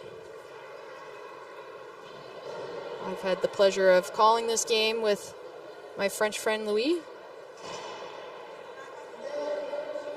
And he's about to do the interview. 2 hat-tricks on the Fusion bench for today. Fusion coming away again with 12 goals. A lot of those came from Emily Chenier, but also Sarah Plouffe. Players of the game are being announced. And for the Fusion, it looks like we have Taylor Forrest. We'll go down to Louis.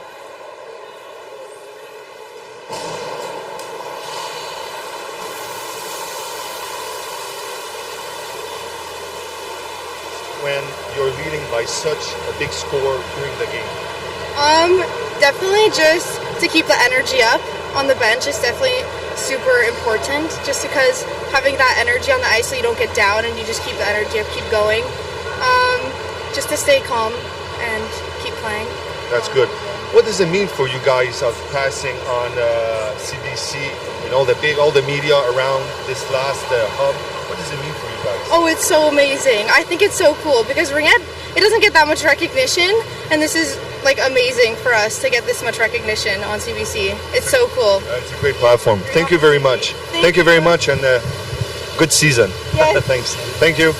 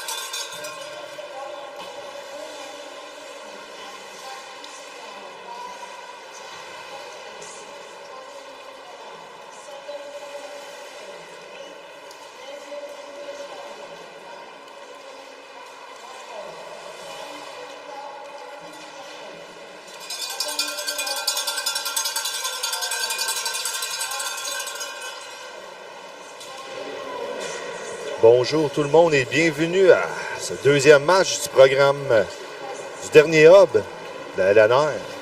Les équipes qui s'affrontent aujourd'hui, Waterloo contre le Révolution de la Rive-Sud. Merci tout le monde à la maison d'être avec nous.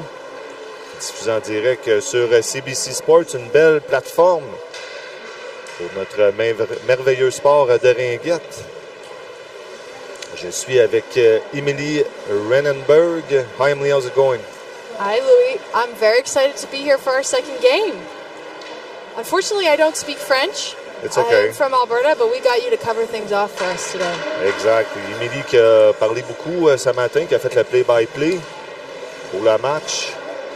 Et pour nos fans à la maison de la Rive-Sud, j'embarque au micro. Pendant la saison, ces deux équipes se sont affrontées 3 fois. 2 victoires de Waterloo. Une victoire de Rive-Sud. Des matchs tous très serrés. Waterloo qui est 4e en ce moment dans le... désolé, 5e dans le classement. Et Rive-Sud 4e. Donc, des matchs très importants cette fin de semaine au merveilleux centre Slush Poppy.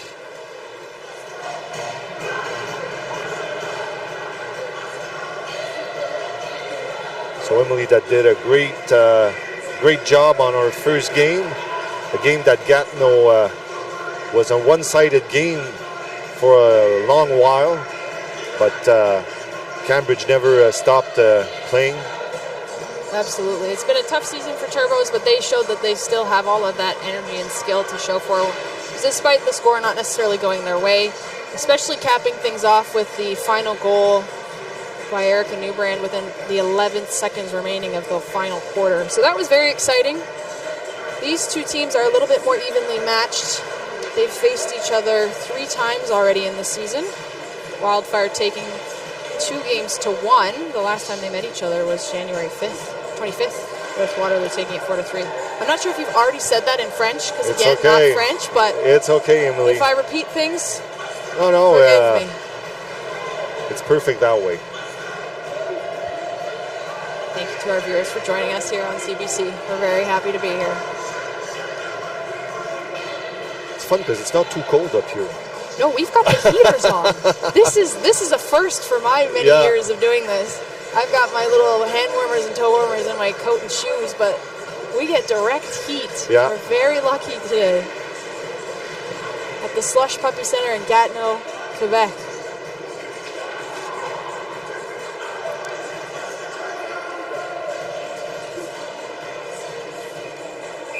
Now these two teams are supported by a coaching staff, Rive-Sud Revolution, supported by head coach Luc Plante and assistant coach Marilyn Dion. And Waterloo Wildfire head coach Melanie Norris, and assistant coaches Sherry Markle and Paul Yulden.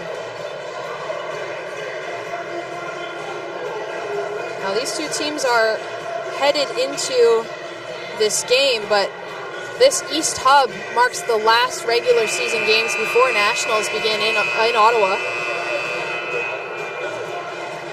And so they're all fighting for spots now to make it into Pool A.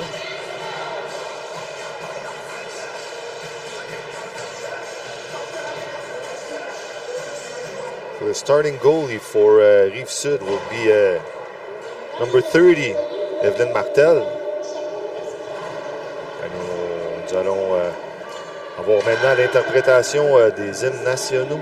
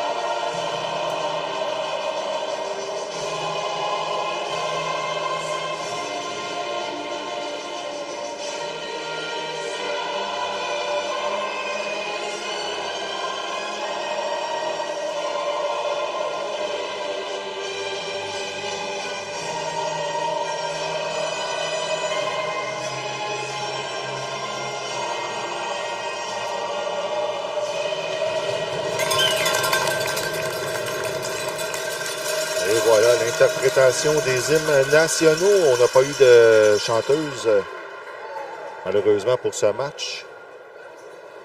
Premier match, nous avons eu l'opportunité d'avoir une chanteuse en direct.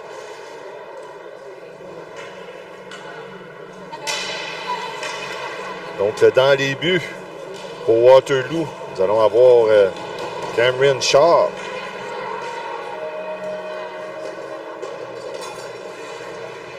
Et pour la Révolution, Evelyne Martel. Et c'est parti pour la Révolution.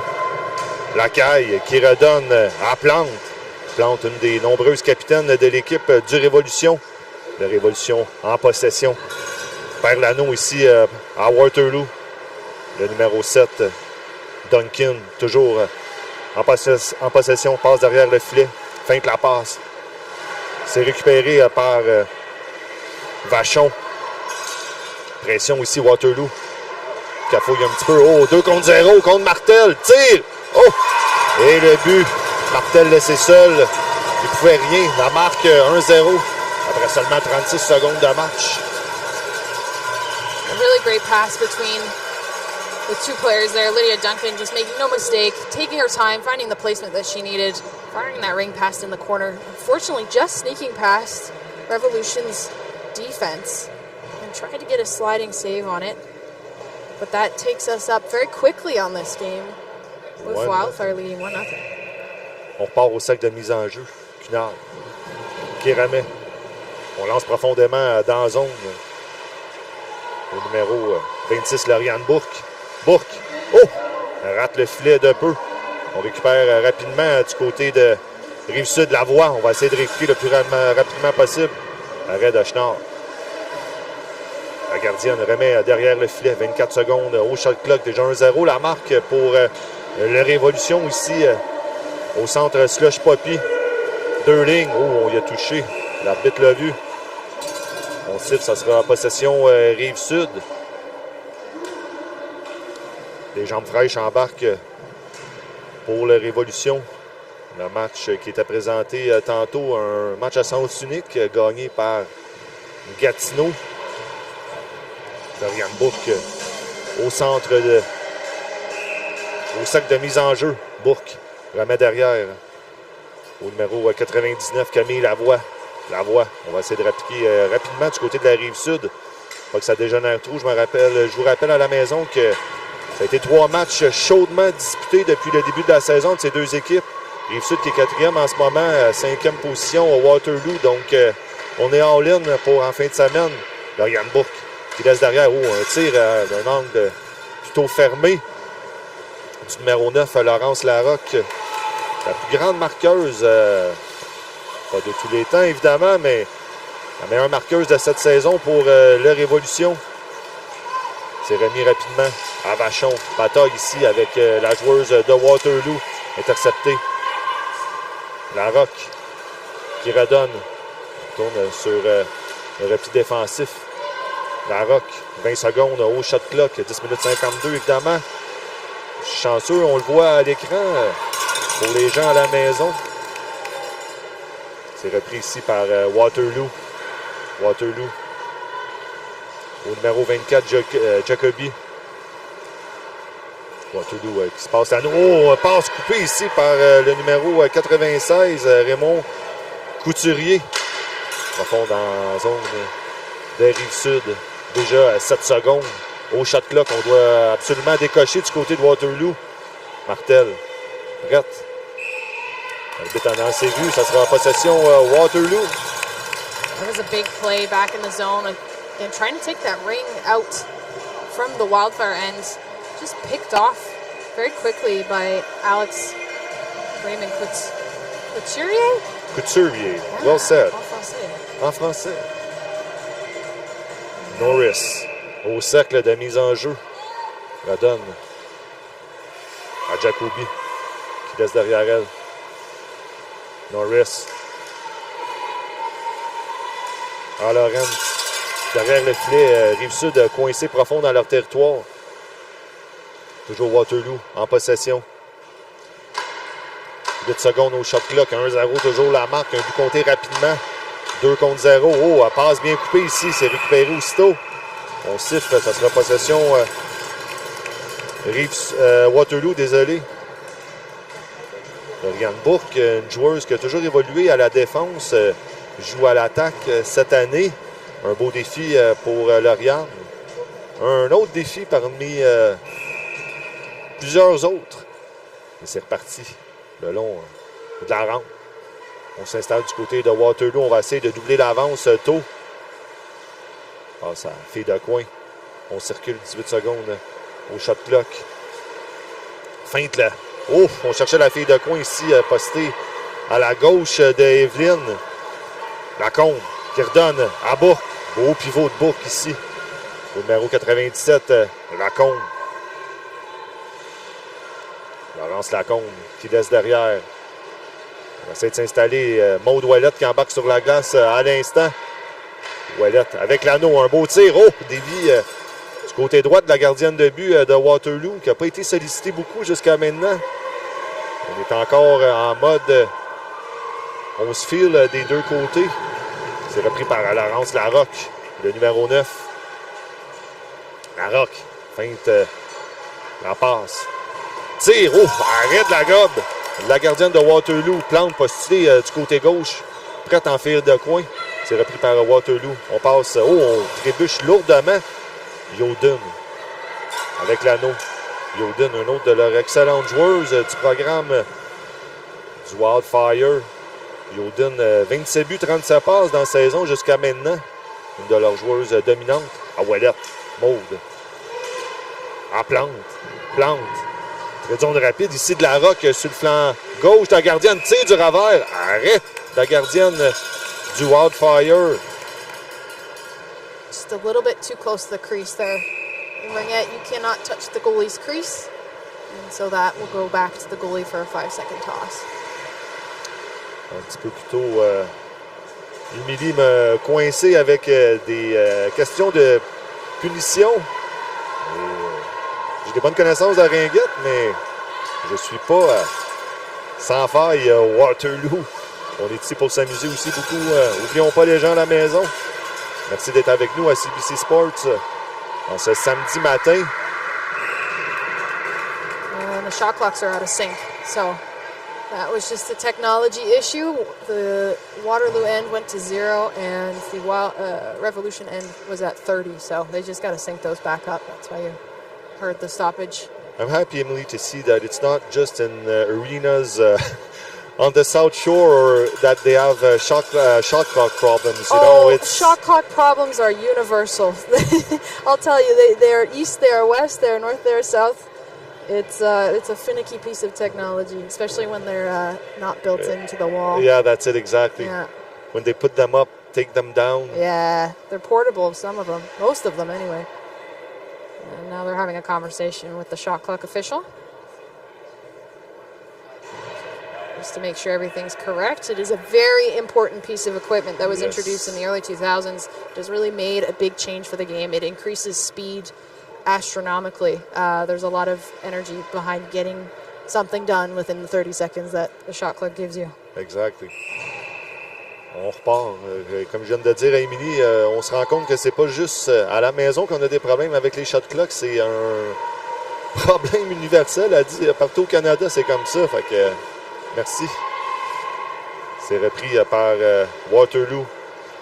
Bywald. Oh, un tir, un laser arrêté par Evelyne Martel, le numéro 30. Deux gros arrêts d'Evelyne jusqu'à maintenant, après un but rapide. Le numéro 21, Claveau. C'est de préparer la sortie de zone à Cunal. Qui redonne, on cherchait Plante sur le jeu. Waterloo toujours en possession.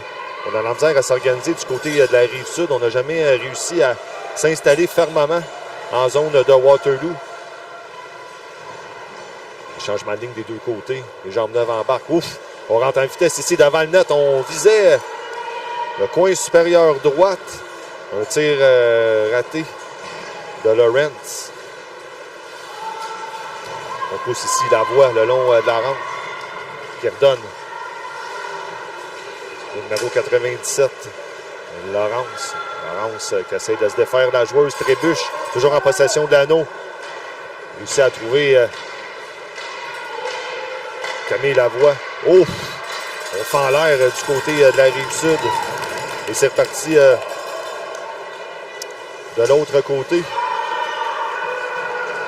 Jeu décousu jusqu'à maintenant. Des deux bords. On va essayer de se restructurer.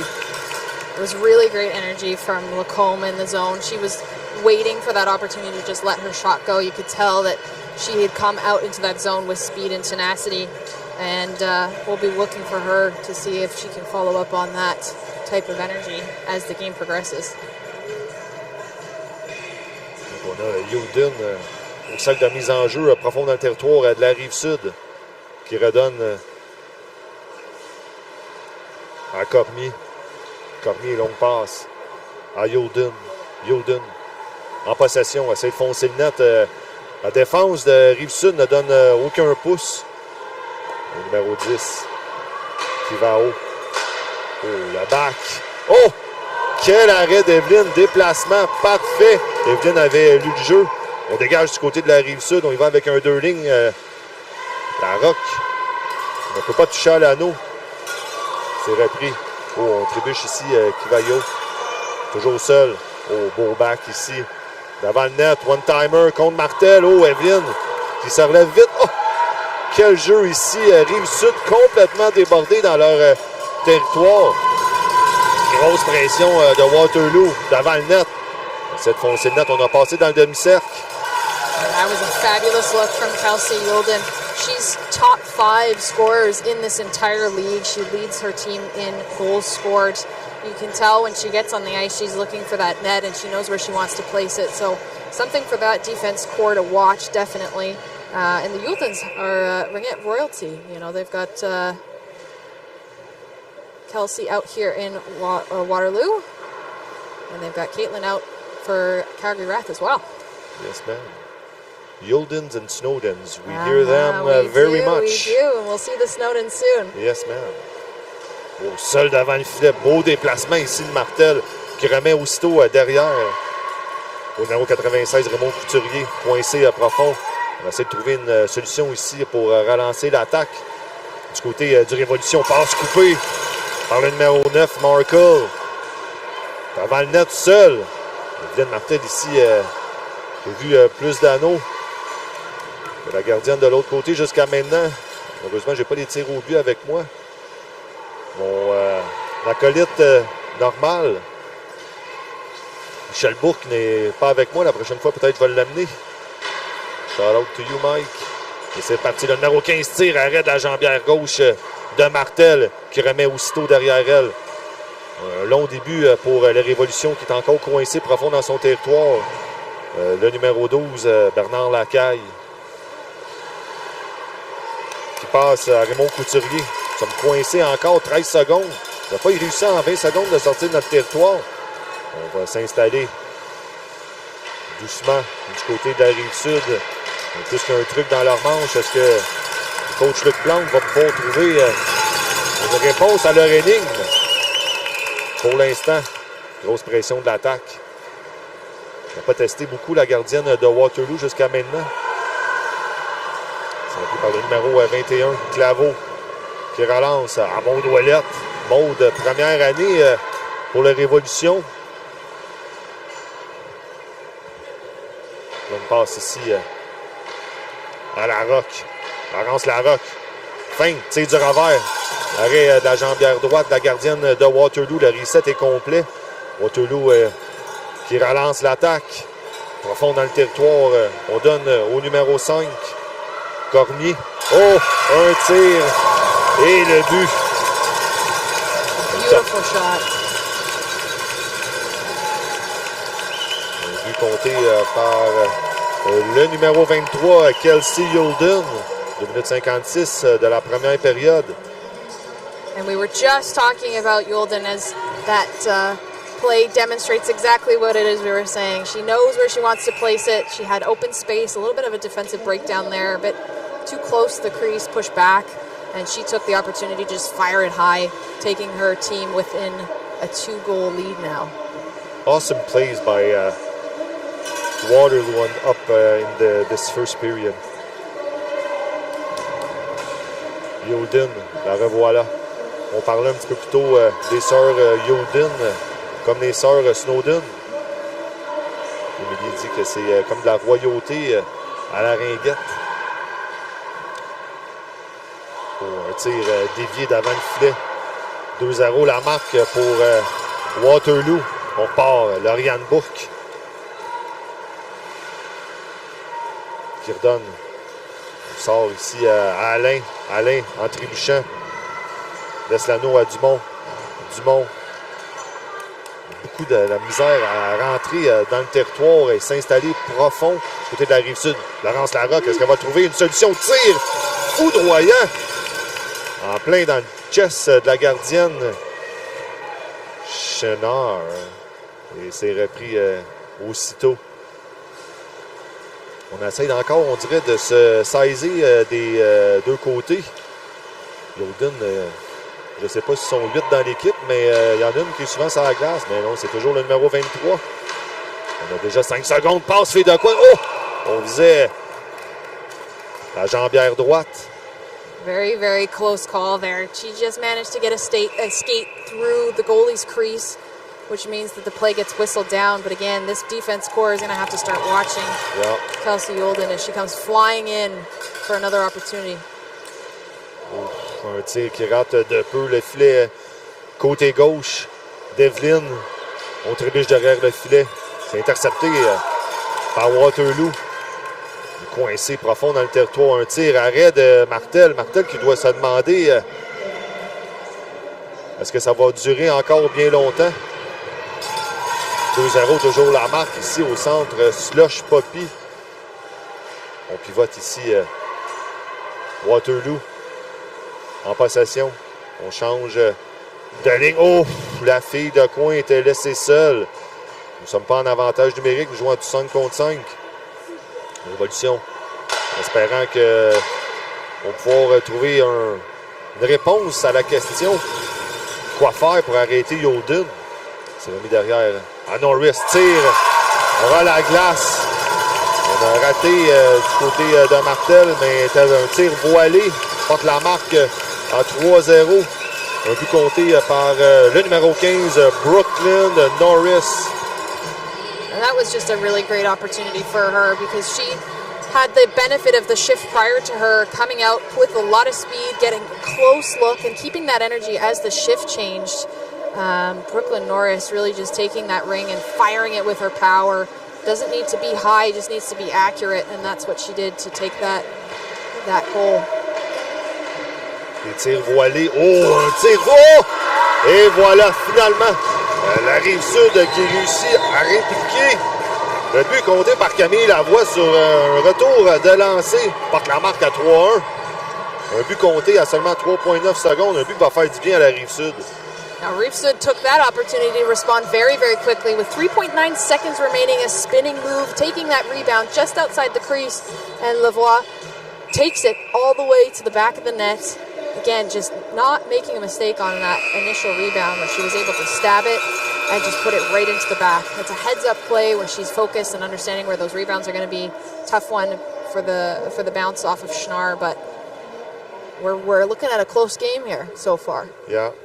Close game, but I'm feeling like on both sides they're still trying to feel each other. Mm-hmm. I think that Waterloo is easier in the Rive-Sud zone. They get in easier in their zone and they're staying there longer. It's more push plays that Rive-Sud has to do, attacking the net, and I think they're going to have to go on rebound goals like that. And we can see Luc Plante that's talking to his players, trying to explain how to get back into the game. It's a still very tight game, only 3-1. And a lot of the difference makers in these games, when they're tight from a goal perspective, is neutral zone ownership. The space between the blue lines is one of the most important areas on the ice, and it is one of those areas where if you can dominate that, you can take charge of both entry and exit out of the zones, waste the shot clock time, which is super important, making sure that teams don't have enough time to set up the plays. Ownership of that neutral zone is a key part of these tighter matchups between teams. And obviously, I agree with you. I think there's been a lot more on the offensive zone for Waterloo. They've seen a little bit more there, but the pace and the energy is there, and they're starting to connect a little bit more on both sides. And I think they'll just connect further and further as we get further into this game. On Reef Sud side, we got one rookie player. On Waterloo side, we got 2 rookie players. So it's teams that in age are very, very similar. And we talked about that in our earlier game. A lot of these teams, they go through different eras where they have players from, same kind of time periods, and they come in they're a cohort and they work together, they play together, and they know each other very, very well. And that can start getting mixed up with retirements and people deciding that they want to do other things. But a lot of these teams, when they stick with the core and can develop that core over the years, they'll see a little bit more success in the regular season. But things can obviously always change when we get into postseasons at nationals, so anything can happen. Ouf. Gros arrêt de Martel en ce début de deuxième période. Ils n'ont pas la maison pour nos nouveaux fans de Ringette qui nous suivent. C'est 4 périodes de 13 minutes, la LNR. Et entre la période 2 et 3, on a la Zamboni qui passe. Donc, on remet la glace à 9. Donc, Rive-Sud qui a réussi à compter un but à dernière 3,9 secondes pour apporter la marque à 3-1. Est-ce que la Rive-Sud va pouvoir répliquer un tir de reset ici? Seulement 2 buts d'écart. C'est reparti pour Waterloo qui ne peuvent pas enlever le pied de la pédale. Waterloo. Entrée de zone réussie devant le banc de la Rive-Sud. On peut voir le coach Plante ici qui redirige ses joueuses. On cherchait la fille de coin. Ce jeu ici intercepté par la Rive-Sud au numéro 91, Audrey Plante, une des capitaines. Plante cherchait Ouellette sur le jeu. Ouellette. Aucune punition sur le jeu. C'est repris. Passe vive ici à Ouellette. Ouellette avec l'anneau Vachon débarque. Ouellette fonce la net. Oh, belle petite passe devant le filet. 3 joueurs sur elle. Un anneau libre. C'est repris par la gardienne de Waterloo. Cameron. Longue remise. Interceptée par le numéro 99. Est-ce qu'on va pouvoir capitaliser? L'arbitre ne siffle pas.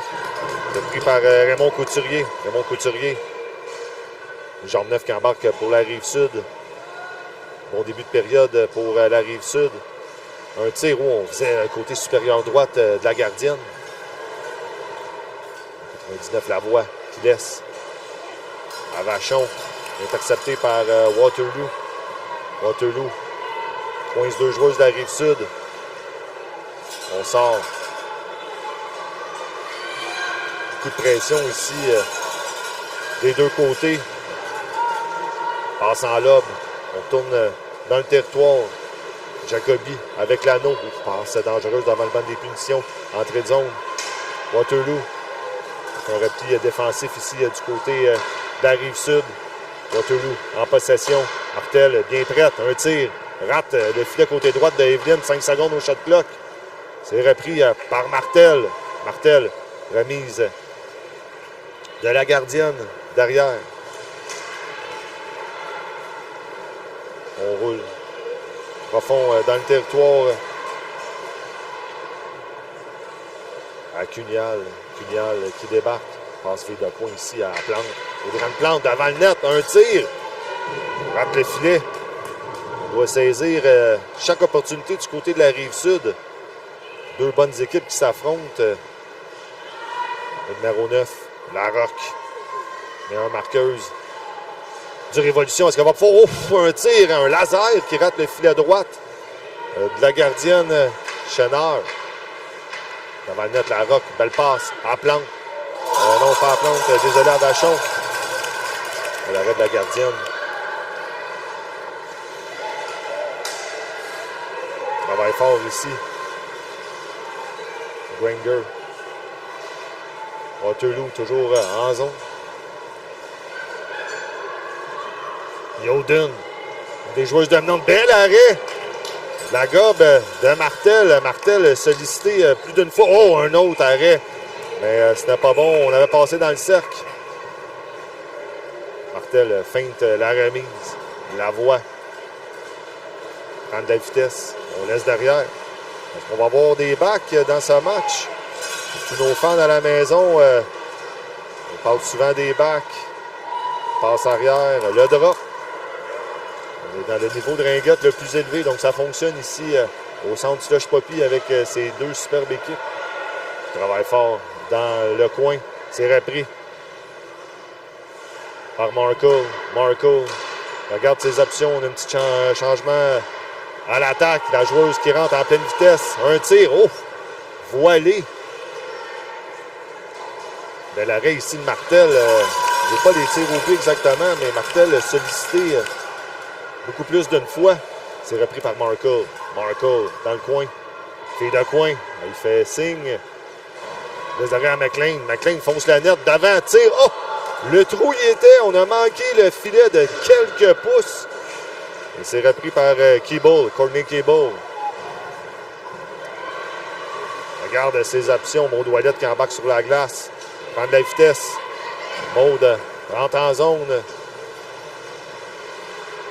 Maud Ouellette, 13 secondes au shot clock. 7 minutes 28 en cette deuxième période. Entre la 2 et la 3, nous aurons une entrevue. Oh, quel tir! Arrêt du bouclier. La gardienne qui recherche l'anneau. La roque devant le net. Un autre tir foudroyant bloqué par la défense de Waterloo. Waterloo relance l'attaque. Travaille en milieu de zone. Toutes les batailles, comme que le point de matrice dit, Émilie, les plus grosses batailles à gagner sont en milieu central. C'était capable de dominer le milieu de la glace. Ça va bien aller, les amis. Oh, un tir des droitelles. On nous cherche toujours. 10 minutes au match. Deuxième de désir. Vraiment, bravo. On n'a pas pu retoucher.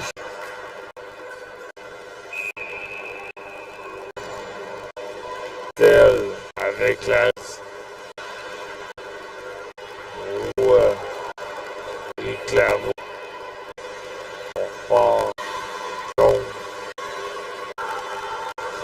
Son temps, regarde, passe, coupé. Bouture, c'est pas son tir. Cherche le point avec Paul qui tire dans la réussite. Soit Julienne. Great look goal there. She plays the pass. Just it's not happy, frustrating when you see the net. She'll definitely want to try that one again. It's like if Waterloo's really trying to hit the net, but through traffic. A lot of their shots are like between the players' legs. They're not trying like from far away. Often that can be the tactic to use the players in front of you as a screen. It'll give you less opportunity for mobility on your own shot, but you use it as a way to distract the goalie. Yeah, exactly. Regardez pour... ça sera le jeu de la gardienne, Martel. Son endurance physique est testée à son maximum, je pourrais dire. 5 minutes 34 à cette deuxième période. Un match tissé serré des deux côtés. Légère avance pour Waterloo. Waterloo. Le numéro 7, Duncan. Ça donne à Yoden. Yoden qui commence à faire le cycle derrière le filet. Pointe la joueuse. Ouf, il a manqué de piquage. C'est repris par Audéran de Plante. Audéran de Plante. En territoire central. Qui redonne. Plante à bataille au beau repli ici. La joueuse de Waterloo pour enlever l'anneau à Plante. Maud Ouellette feinte le tir. On revient, on essaie de s'installer tranquillement du côté. Passe interceptée par Waterloo. Waterloo en possession ici by Wald. Longue passe, on a quasiment un échappé. Tir, oh! On capitalise ici du côté de Waterloo. An amazing goal there, and that all started with Ewald back in the zone. She went in as a forward to do the back checking that was necessary to try and keep the ring away from Revolution. And she then got herself back into position as the low forward, moved herself into the center ice, picked up that pass, and saw Granger on that far side, getting her into totally open ice and allowing her all the space and time that she needed for that shot. It starts with a check. and speaks to the value of making sure that you're still working hard to get that ring and seeing the opportunities that can come just a few short passes afterwards.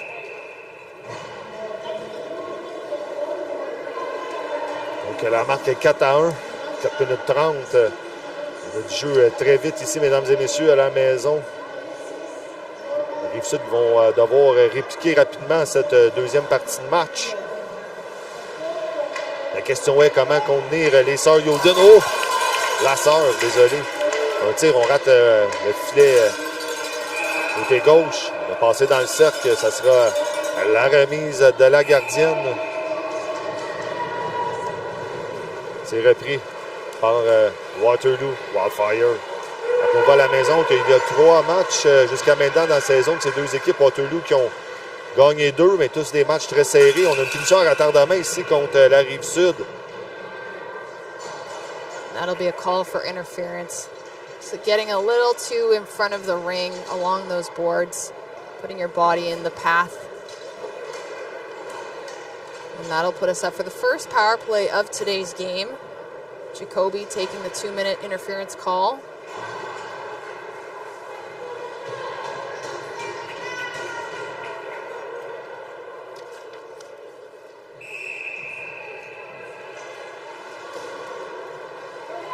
Donc, avantage numérique pour la Rive-Sud. Audrey Plante va essayer de régler le problème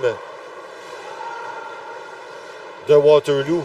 On se passe bien là, nous aussi. Plante à la Rock. La Rock, un tir foudroyant. Oh! Bien avec son retour, on disait entre les jambes de la gardienne. La Rock qui est partout en ce moment. Essaye de prendre une situation entre ses propres mains. On relance l'attaque ici. Mais on est complètement coincé. Va haut. En zone centrale, Lacombe, la Rock toujours sur la glace. Débarque finalement, on a besoin de jambes neuves un petit peu. Lauriane Alain qui laisse derrière elle à la voix. La voix laisse derrière, fonce le net. On feinte un tir. Lacombe remise derrière le filet. Waterloo relance l'attaque 2 minutes 47 qui reste à cette deuxième période. Intercepté ici. Lacombe, 1 contre 1. Fin de tir. Oh! Un tir bloqué. Lacombe, oh! On va jouer à du 4 contre 4 pendant 38 secondes. Lacombe qui a été un petit peu trop physique. That'll be a body contact call. She came in with a lot of speed. She had that opportunity to take the ring in front of the net, but she put herself a little bit too close to the defense there and took her down a little bit, so she'll be called for that. 2 minutes 30. Cette deuxième période. Rester des nôtres entre la 2 et la 3. On va avoir une entrevue avec une joueuse du Révolution. Pour nous dire où on en est en cette première moitié de match. Ah, ça fait de coin. On se passe bien là, nous. On joue du 4 contre 4 encore pendant 25 secondes. Waterloo. Yoden. Qui redonne à Granger. Ranger. Je ne sais pas comment, si on doit le dire en anglais ou en français. Donc, je vais y aller avec Granger. On n'était pas sur notre liste, mais on relance l'attaque du côté de la Rive-Sud. Vachon. Vite la joueuse de peu, Couturier. Ramet à la caille. On lance profond dans le territoire. Personne circule. Wildfire. Devant le banc du Révolution.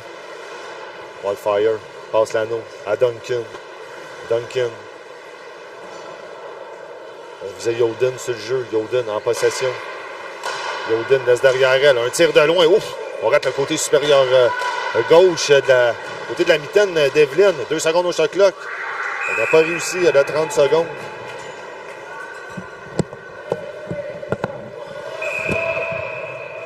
So Louis is going to do our half-game interview, so I will take over for the last minute or so. 33 seconds remain on the penalty on Reef Sud as the play makes its way into the neutral zone and back through support pass.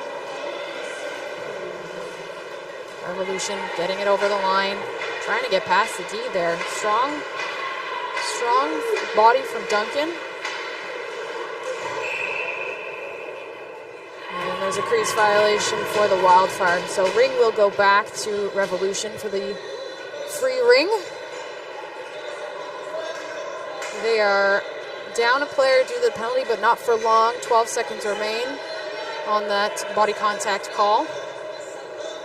So they're just making a bit of a switch here, get the fresh legs out. 43 seconds in this second quarter, which will lead us into a bit of a rest period for the half. Zamboni will come back out. And then 26 minutes of play to follow. Plante will take the ring at center. Easy pass over to Larocque. Larocque going to take it for a skate. She's got some outside time, using her body to try and push away that defense, sliding it over to Plante. Plante making a move, getting it back over to, and skating through the center of that crease and busting through that triangle. Very good look there for Larocque. Played that ring well as it gets right into the neutral zone. Picked up by Waterloo, just making it over. Keeping it inside is Marco. Marco looking for a connection here as time winds down to 2 seconds. They're not going to be able to get a shot off here as time expires. It's a couple good looks just in the end there for Revolution. Play remains 4-1 as we take it into the half. A lot of energy here at the Slush Puppy Center in Gatineau, Quebec. We'll have an interview shortly with Reef Sud Revolution, which, by the way, is one of the older NRL teams in this league, founded in 2004. Reef Sud is based in South Shore, Montreal. And for our French viewers, we've got Louis making our call. And for our new Ringette fans, welcome. Thank you for joining us on CBC. We're happy to have you. We'll have all of the 9 games this weekend broadcasted live. This is the last hub in the East before Nationals start in Ottawa, just a few short weeks. These teams are fighting for positioning within these pools. All teams will go to Nationals. It'll just depend on these regular season standings, on where they will be within the standings and where they'll be seated for the championships. Obviously, the higher ranked teams will have more favorable placements, but there's a lot of competition within these East and West teams. They don't tend to see each other as they keep to the hubs, but a lot of competition within the hubs. They bring it together for Nationals, and there's a lot of great games to come as well. So join us in Ottawa. If you're in the area, you can get tickets now online. And if you'd like to volunteer your time, I know that organizing committee is always looking for new people, so please head to their website if you'd like to be a participant. As we're just getting the interview sorted. Exciting action between these two teams so far. We mentioned off the top that they've seen each other 3 times on the season, Wildfire winning 2 of those 3 games, but all the games were quite close. The last time they met up was January 25th. Waterloo took it 4-3. These are tight games. We're already seeing tight play in Ringette. We see higher scoring games, so 4-1 may look a bit tough to some folks who are more used to other sports that we will not mention that are played on ice. But it is an easy gap to close, especially with 26 minutes remaining of play. And we've got an interview lined up here.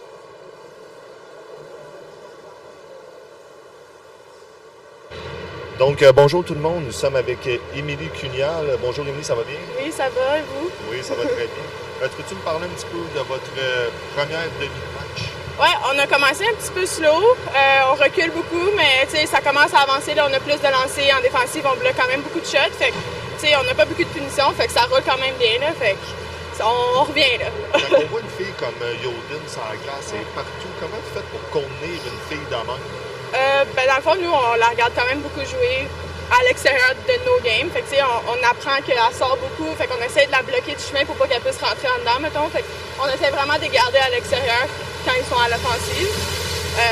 Quand elle fait notre man-to-man, il faut juste vraiment qu'il soit serré sur elle parce que, comme tu dis, elle est partout. Pour toi, ça veut dire quoi qu'on passe à CBC, les divisions, toutes les... comment je pourrais dire, l'activité qu'il y a autour, ça veut dire quoi pour vous autres? Je pense que on est honoré de pouvoir avoir ça parce que ça fait longtemps qu'on joue puis on essaie d'avoir les gens qui peuvent nous regarder à l'extérieur de juste search YouTube, voir la Ringette. Fait que ça fait du bien de voir que les gens peuvent nous voir à l'extérieur de juste le petit silo de LNR Ringette. Fait que ça fait longtemps qu'on essaie de faire ça. Fait que ça fait du bien finalement de le recevoir puis on espère qu'il y a beaucoup de monde qui regarde. C'est excellent puis bonne fin de match. Merci. Merci, bye.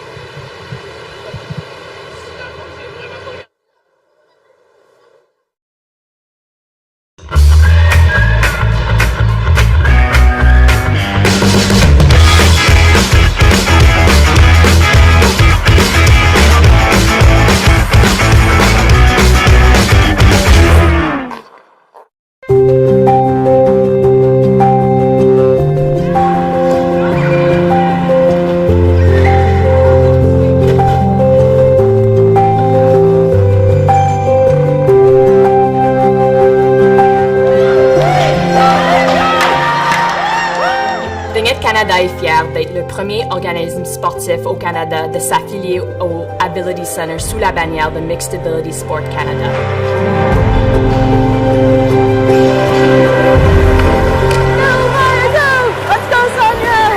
Notre but est de créer un modèle de sport inclusif qui va contribuer et améliorer la santé mentale, sociale et physique de tous les Canadiens.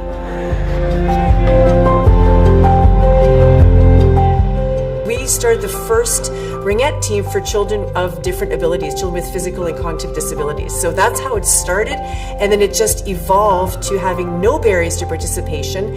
And now we're a mixed ability team where we have all levels, all ages of participants, and it is absolutely amazing.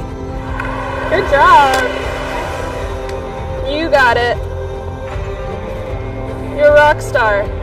RFA has given our kids an opportunity to play with a bunch of kids and build friendships that they wouldn't have otherwise had. It's been a real booster for her to feel like she's part of a group and that they're having fun and they're playing, they're learning. Yes.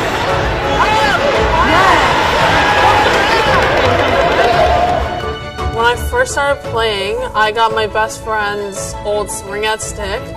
And she saved a bunch of goals in that stick for me, and I ended up getting my first wrist shot with that stick. Il y a un impact sur la confiance de soi, sur notre santé mentale, notre santé physique. Mais sur une équipe d'habiletés mixtes, ces bénéfices sont amplifiés encore plus. Nous avons un groupe complètement divers depuis les dernières quelques années. Nous avons des enfants avec handicap cognitif, handicap physique. A lot of our skaters are just learning how to skate, which is a good thing. I just love how they're developing every single season. We'll need you out there anyways. Yes. Right? We'll need you out there. All right. Now remember the volunteer goal.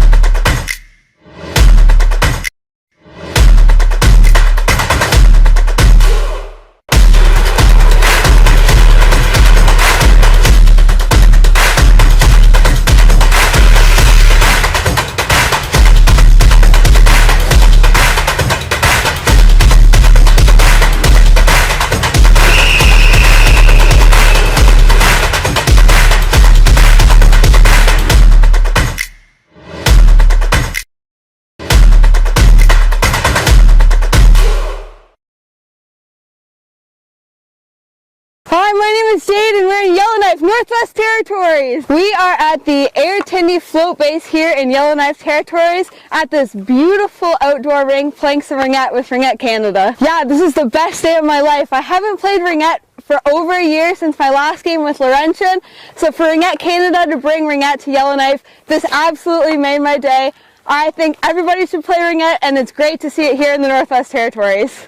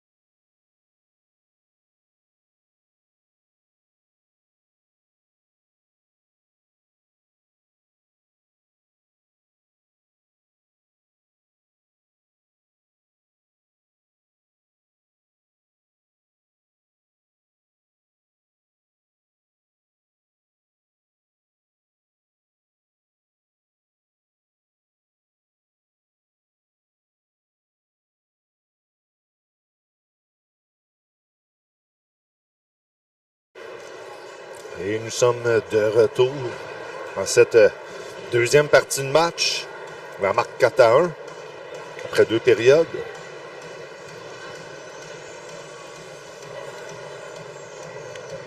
On va faire un petit salut au championnat provincial LRQ qui se déroule en ce moment. Attendez, je vais vous revenir avec les marqueuses. Donc pour Waterloo, on a Duncan, Yolden, Norris qui ont compté avec Camille Lavoie. Et en deuxième période, Sydney Granger. Donc un petit coucou à tout le monde à la maison pour le championnat provincial LRQ qui se déroule à Montréal. Junior Cadetta et Benjamina et les gagnants de ce provincial vont se diriger vers le championnat de l'Est dans la fabuleuse ville de Pierrefonds. Et c'est reparti ici pour la LNR. Et de Révolution, la caille revient sur ses pas, cherche du coin de l'œil le numéro 96, Raymond Couturier. On se passe l'anneau ici à la plante. Laisse derrière, à la voix, un laser qui rate le filet côté droite. C'est repris par Plante. Plante feinte le tir devant le net. Oh! Révolution ici qui est sorti en troisième période comme un chien enragé. C'est parfait. Il faut continuer.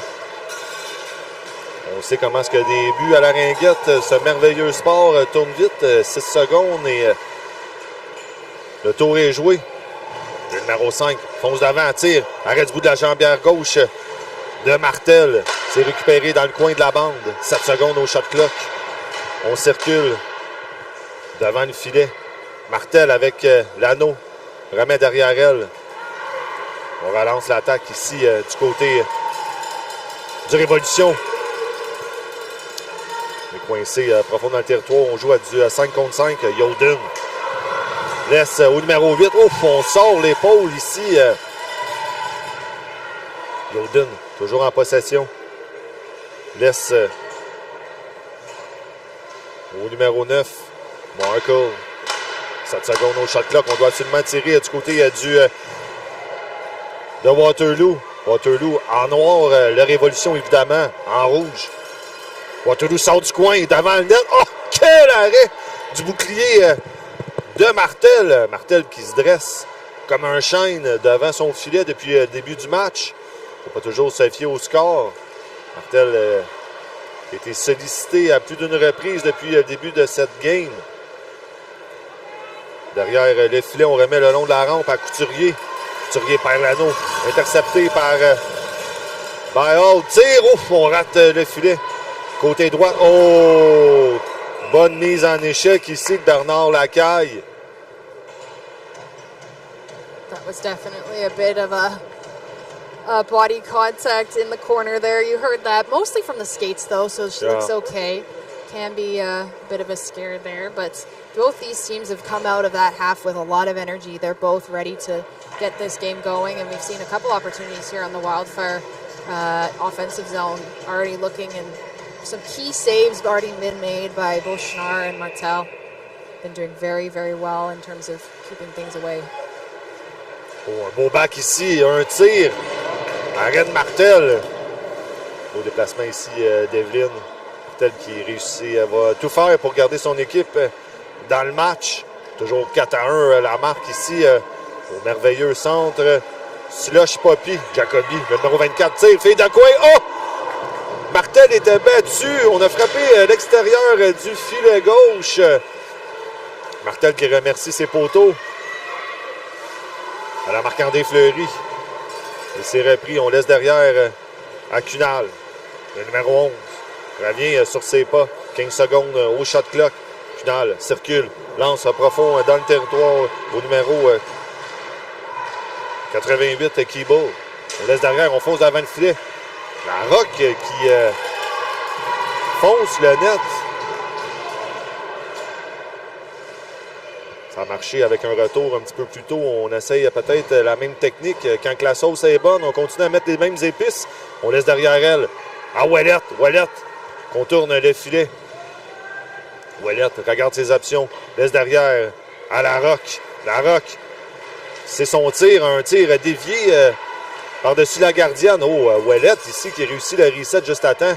La gardienne cherche ses options. Redonne au numéro 7, Duncan. Duncan prépare la relance. C'est fait. On fait un petit pass and go avec Jacoby, le numéro 10. Qui va haut. Le plus difficile, Emily, the hardest thing I think for what we're doing today is learning all the players' names and their new numbers, right? As it happens, yes, exactly. Where eyes are going on up and down. C'est repris par Duncan. Duncan. Le long du banc de la Rive-Sud. Vraiment Yoden. Est-ce que Yoden va pouvoir continuer à embarquer sur le pointage? Oh, on est retenu ici. On a une punition à retardement contre Plante, l'arbitre. Le bras dans les airs. La gardienne de Waterloo qui revient sur ses pas. Le numéro 12 à Granger qui laisse à Markle. Markle essaie de s'installer. Une gardienne dans les buts pour Waterloo. Waterloo. On fait un beau back ici. Martel. Ouf! On rate le filet côté droite d'Evelyn. 5 secondes au shot clock. On va absolument décocher un tir. Yoden manque l'anneau. 1 seconde. Et ça sera punition à retardement pour contre Audrey-Anne Plante. So we'll have another power play for Wildfire. Just a bit too much on that body along the boards. They're calling that boarding to Laurence Larocque. Just a bit too much. In this league, you can get away with a lot. Ringette classically is saying no physical contact in Ringette. Now, the reason that you say that is because, we're not allowed to body check, but there's ways that we find to sneak that in anyway. Yeah. So it is a very physical sport. Yeah. Just a little bit too much along those boards. Definitely just focusing on fighting for the ring will help that situation, but Larocque just got a little bit too body focused and right in front of the ref too doesn't make it easy, but Wildfire had a little bit of a shaky start putting that 4-on-3 together. Couldn't quite get anything enough to beat the shot clock, but we'll see what happens with the next one. On part en avantage numérique pour 1 minute 48, 7 minutes 52 qui reste à cette troisième période. On remet à la caille. Ouf, une longue passe ici. Un tir contre la gardienne. Ça va aller dans la colonne des tirs au but. On a passé dans le set. Oh, non. Désolé. Schnarr just hesitated there. Couldn't decide if she wanted to use her stick to bat it away, but ended up picking it up, which I think was the smarter decision there, but it took so long that she used her 5 seconds. Yeah, exactly. A short 5 second there. But a smart play to not give the ring directly to Revolution, who had time and space right in front of the net as Triangle had yet to set up. Bourque au centre. La mise en jeu qui remet à la caille. La caille. Le Cunal qui se promène pas loin derrière. La caille laisse. Oh, un tir. Arrêt de jambière gauche de la gardienne de Waterloo. Remise réussie à Yoden. Yoden passe en milieu de territoire. Oh, quel beau jeu de passe ici de Waterloo. Waterloo profond dans le territoire. Yoden, une fois de plus, à la glace. Un tir bloqué par Lavoie. On repart. Yoden. Qui d'autre? Laisse. Essaye d'augmenter là devant. On rate le filet. Côté mitaine de Martel. Un autre reset raté par Waterloo. Donc ça sera jeu de la gardienne. On met derrière à Vachon. Vachon essaie de relancer l'attaque. Au numéro 7, Dumont. Dumont complètement coincé dans le fond de son territoire, doit revenir sur ses ponts. On perd des secondes précieuses du côté de la Rive-Sud. Déjà 10 secondes au shot clock. Bon, ici, le long, en pleine vitesse. On fonce la ligne. Oh, quel arrêt de la jambière droite de la gardienne sur Vachon. Vachon toujours en possession ici. Redonne à Lacombe. Lacombe. Regarde, on a des jambes neuves qui embarquent sur la glace. Pas neuves, mais disons moins usées. Oh, un tir de loin du numéro 88, Keeble. Keeble qui essaye de tout son mieux de réduire l'écart à seulement 2 buts. Un tir du revers, un autre reset raté. Oh! La vue, ça sera à la gardienne. On feinte la remise. Toutes les joueuses bien protégées ici du côté de Waterloo. Longue remise. En plein milieu du territoire, c'est récupéré par la Roque. La Roque qui redonne à Keeble. Keeble laisse derrière elle à Plante. Plante qui me semble un petit peu frustré du match et très bien surveillé. Plante, non, désolé, la Roque trébuche. La Roque qui met de la pression sur la défense, c'est repris par McGoldrick. Jacobi regarde ses options, on change, 9 secondes au shot clock. 6 secondes, on doit absolument décocher sous peu. On réduit l'angle. Le reset est réussi. La gardienne Martel qui donne la remise dans le coin au numéro 12, Bernard Lacaille. Le capitaine à Plante. À la voix. Il laisse derrière elle à Plante. Plante. Prend son temps. On regarde nos options du coin de l'œil. Longue passe ici interceptée. On doit absolument capitaliser sur nos entrées de zone du côté de la Rive-Sud. On perd l'anneau rapidement. Duncan qui revient. 4 minutes 26. Aucun but compté en cette troisième période. Jusqu'à maintenant, Wallet avec le revirement. Wallet, Maude, de son prénom, tire. Oh! Frappe le filet. Le poteau horizontal. Une belle chance. Ici, on a récupéré aussitôt par le numéro 99, Lavoie. On a Bourque bien posté devant le filet. On va essayer de répliquer le plus tôt possible. Un match quand même assez serré. Wildfire qui a dominé en cet début de match. Ce début rapide. Et le 30 secondes n'est pas respecté. Ce sera donc la remise de Waterloo. Waterloo. Derrière la net, coincé par Bourque. On trébuche, on est accroché légèrement. Bourque ici avec l'anneau. Pose avant le filet, longue passe. On y va avec Keeble. Au numéro 8, on fend l'air du côté de Vachon. On trébuche la joueuse ici qui regarde du coin de l'œil l'arbitre en voulant dire quelque chose. Et on a arrêté le jeu. That was a foreign call. There's been a lot of action just in those last few minutes. Not a lot of whistles. Just Revolution really focused on getting towards the net and pushing through, but Wildfire really making it tough for them.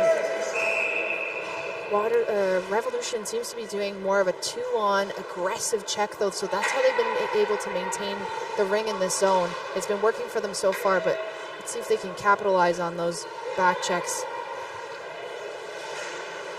Pour ceux à la maison que je n'ai pas présenté, ma co-animatrice pour les 3 matchs de ce matin, Émilie Renenberg, fait un excellent travail avec moi.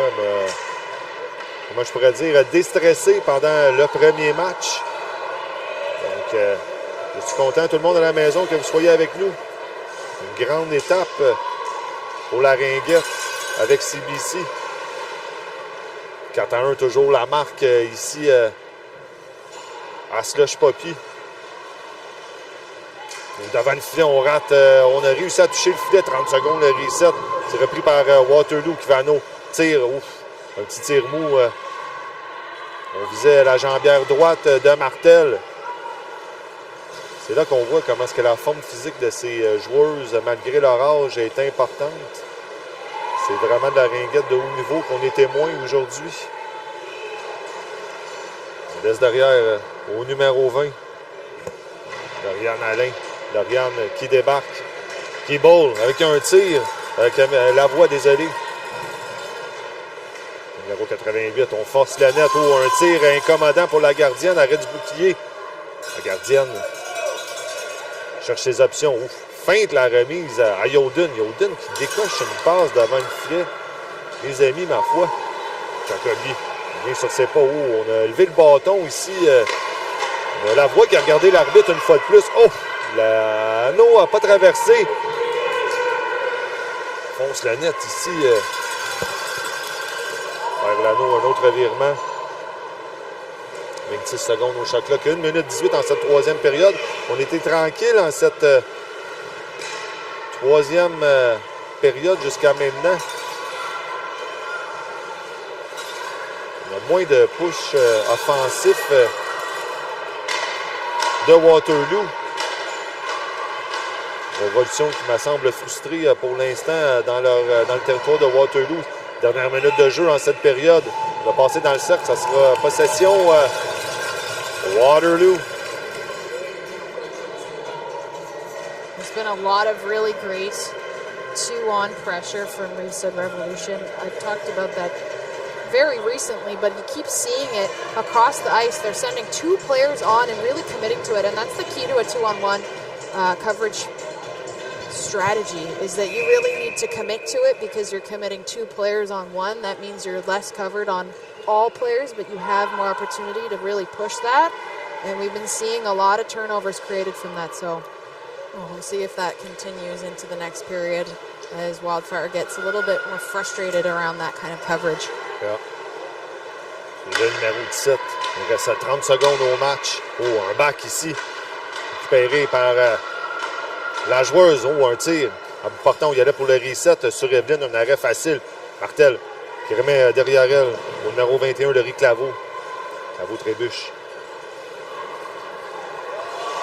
Réussi à garder la Roque et Plante muselée jusqu'à maintenant dans ce match. Passe fait de coin, tir. Oh! Beau déplacement de Martel ici qui regarde le cadran maintenant en même temps.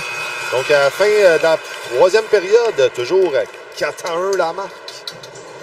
A big last effort there from Wildfire. They're really pushing it at the end there, but Revolution has really showed that part of their whole play is to make sure that they dominate that ring, and we've talked again about that 2-on-1 coverage, but they've really applied it in all zones. And they have some opportunities to really take advantage of that play. Wildfire, I think part of their strategy realistically has been a lot of those types of support passes that you see back to each other in the defensive zone, using the ice cross back to front realistically, and being able to stab the ring quickly and get those quick shots off. They're fast, they're using their speed, and they're keeping heads-up play, but as Revolution continues to hone in on its back-check game, it's going to be harder and harder for Wildfire to take advantage of that. Part of their strategy will definitely need to be keeping up those quick passes, but making even quicker decisions, especially when it's inside of the offensive zone, making those quick shots, taking advantage of those open areas once they see them, and not letting Reefsud take over that ring if they lose it. Emily, we're talking often about the ages and the age differences. When we look at the ages of these two teams, Revolution is a much older team. We talk often like that the chemistry and stuff like that is important, but sometimes do you think that the legs, I mean, you know, like the physical strength of the players by being a younger team have an advantage on older team players? I'll say in my experience, there is a lot of value, despite the age, there's a lot of value in being a team that's well connected, because as much as you can have really great legs and you can send people into check a lot and you can have really great stamina, if the team knows each other very well, they can get around you no problem. Those long, tricky passes, they know each other well. I think there's a balance between the two. Sometimes it can be in your favor to be a bit younger team, but a lot of that experience does come into play, especially in these tougher games where you have to mentally be there as well as physically. Loden. Oh, des beaux bacs ici, mesdames et messieurs, à la maison. 2 bacs avec succès. C'est repris par Cormier.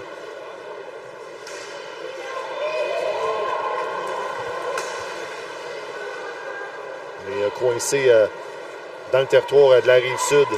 Rive-Sud passe devant le filet. Essaie de relancer l'attaque 20 secondes au shot clock. 12 minutes 20. Toujours 4-1 la marque. Début compté en majorité en première période. On vient, Laurence Larocque.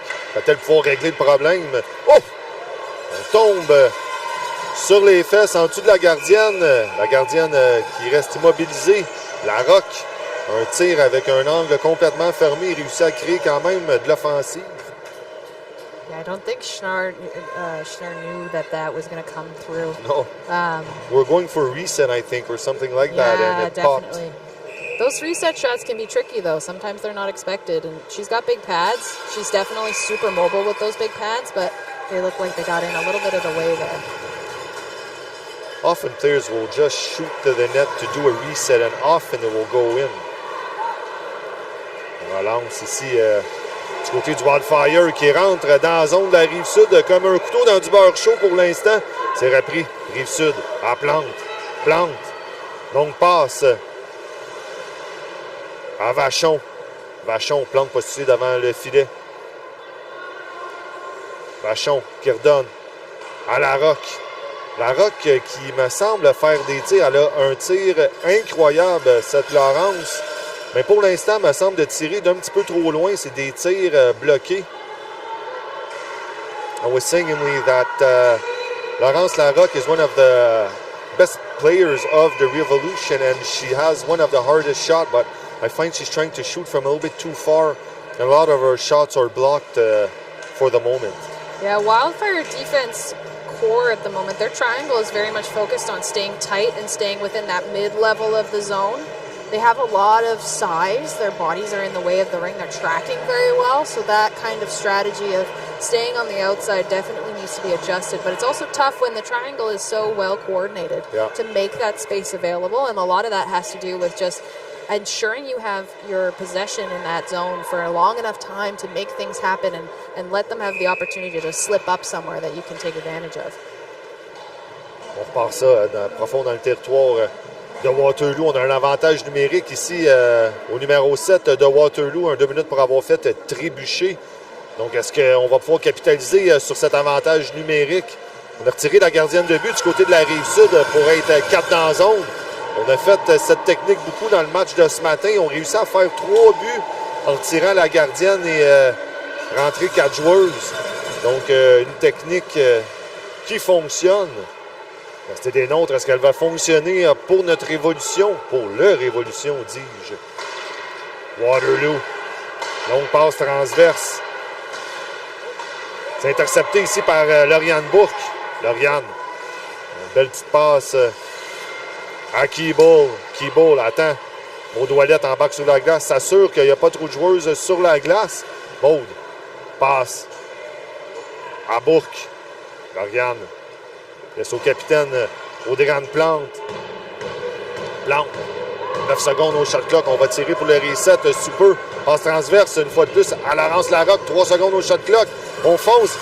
Beau travail de la défensive. On n'a pas réussi à tirer dans les 30 secondes. L'anneau ira à la gardienne.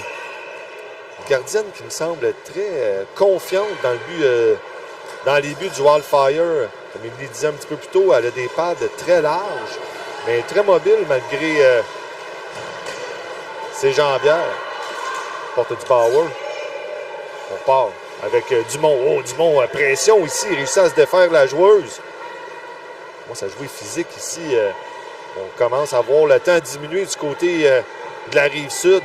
Plante avec un back. À Larocque. Larocque. Grosse passe. À Plante. Plante. Au numéro 9, Larocque. Larocque avec la back. On a Ouellette dans le coin. Larocque, un tir encore de trop loin. Je pense qu'on cherche. Oh! Est-ce qu'elle est rentrée? Oh! Nous sommes chanceux. On va peut-être avoir des reprises vidéo. On a frappé le poteau côté droite. That was a close one. That was very, very close. And I think there was a couple things that would have really made that even closer. The shot clock was counting itself down just the seconds. There was almost a big enough rebound to even get that outside of the crease to increase that opportunity, pardon the pun.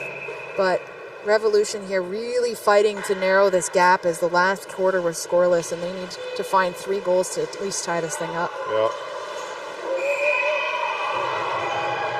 Ce sera possession Rive-Sud, la gardienne Evelyne qui est de retour au banc. Looks like that got whistled for 4 in the zone. On part sur la glace. Lauriane Bourque.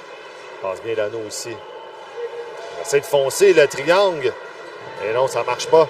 Repris par la voix, qui remet aussitôt. Oh, fille de coin, bien visé par Keeble. Keeble avec l'anneau, un tir. La gardienne était déjà placée avant que Keeble réussisse à tirer. Keeble toujours en possession. À Bourque. Bourque à Keeble. Keeble. 20 secondes au shot clock. Oh, on a bien vu le trou ici, à côté bouclier de la gardienne. Wildfire qui relance l'attaque aussi rapidement. On remet Martel dans les buts. Passe arrière ici à Yolden. Yolden qui laisse à Granger ou Granger pour nos amis anglophones. Nous sommes désolés si nous massacrons des noms parfois. Oh, tir dévié à la droite de Martel. Tir pris. Oh, on trébuche ici, aucune punition selon les arbitres. Ça joue dur dans les coins, mesdames et messieurs. Devant le net, tout seul. Oh!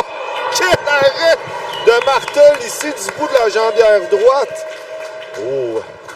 Je ne m'imagine pas être à la place de cette dame. J'aurais une rupture de laine instantanée. Quel athlétisme nous démontre ces joueuses d'amour. On a échappé l'anneau ici du numéro 12, Bernard Lacaille. Ça aurait pu être dangereux. Aucun dommage fait. On est profond dans le territoire de la Roque,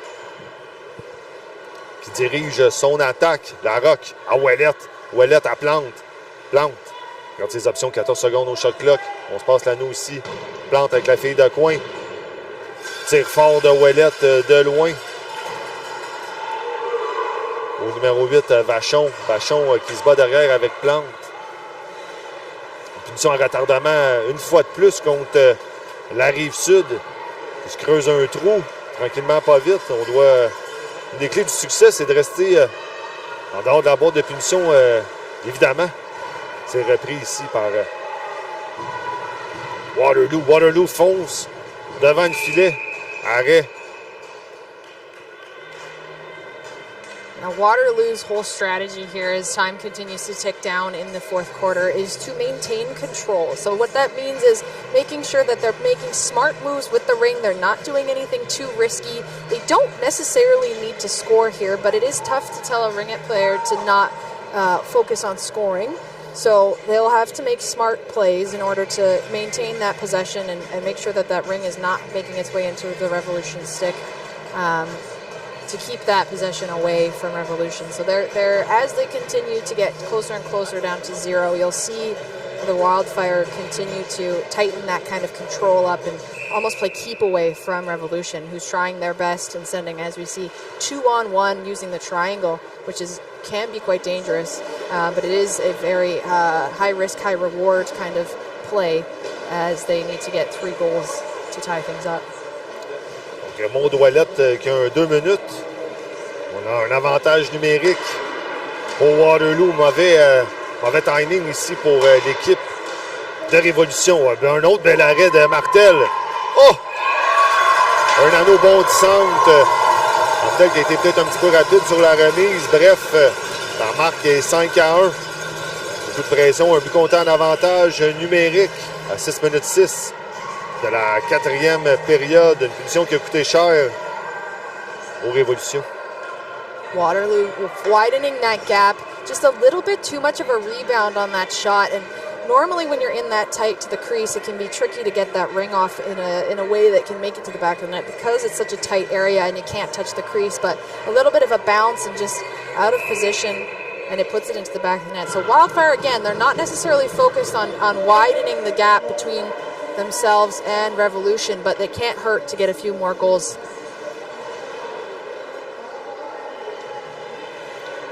C'est parti ici pour Waterloo. 5-1 la marque. Maintenant, Evelyne qui retourne dans son net. On ne réussit pas à trouver une solution du côté de la Rive-Sud, comment bien s'installer dans la zone de Waterloo. Le numéro 97, Lacombe, pour donner un cunal. Claveau, désolé.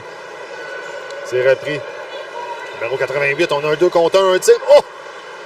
On n'a même pas touché le filet. C'était bien placé. Le trou, il était du côté à droite Larocque qui va avec un autre laser. Larocque qui doit être à au moins une dizaine de coups tentés depuis le début du match. Il passe en plein milieu de la glace. Profond. Numéro 2, McLean. Waterloo. Il laisse derrière. Est-ce que Waterloo va essayer de continuer à monter ça à un 5 buts d'écart? Oh, aucun espace. Oh, on a réussi à passer l'anneau. On a passé dans le cercle. Le 30 secondes n'a pas été respecté. Donc, ça sera remise de la gardienne Martel qui remet aussitôt au numéro 99, Lavoie. Lavoie, on a passé dans le cercle du côté de Waterloo. On va pas toucher à l'anneau. Pour beaucoup de monde à la maison qui se demande des règlements de la Ringette. Mon ami à côté de moi, Émilie, pourrait sûrement en décrire beaucoup plus. Sinon, tout le temps aller sur le site de Ringette Canada pour plus d'informations. Oh, un échappé partiel ici du numéro 17. On vient sur nos pas. La joueuse de Waterloo qui a perdu son bâton a réussi à le récupérer. Le numéro 9, Markle.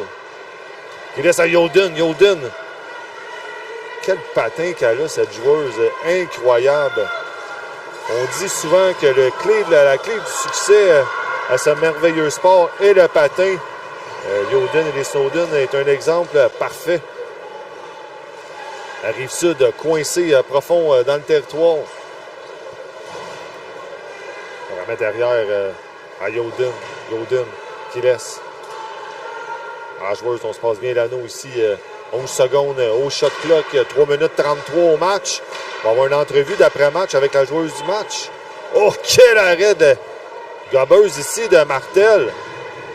Martel qui a été sollicité. Il ne faut pas tout le temps se fier à la marque. Très, très, très bon match des deux gardiennes.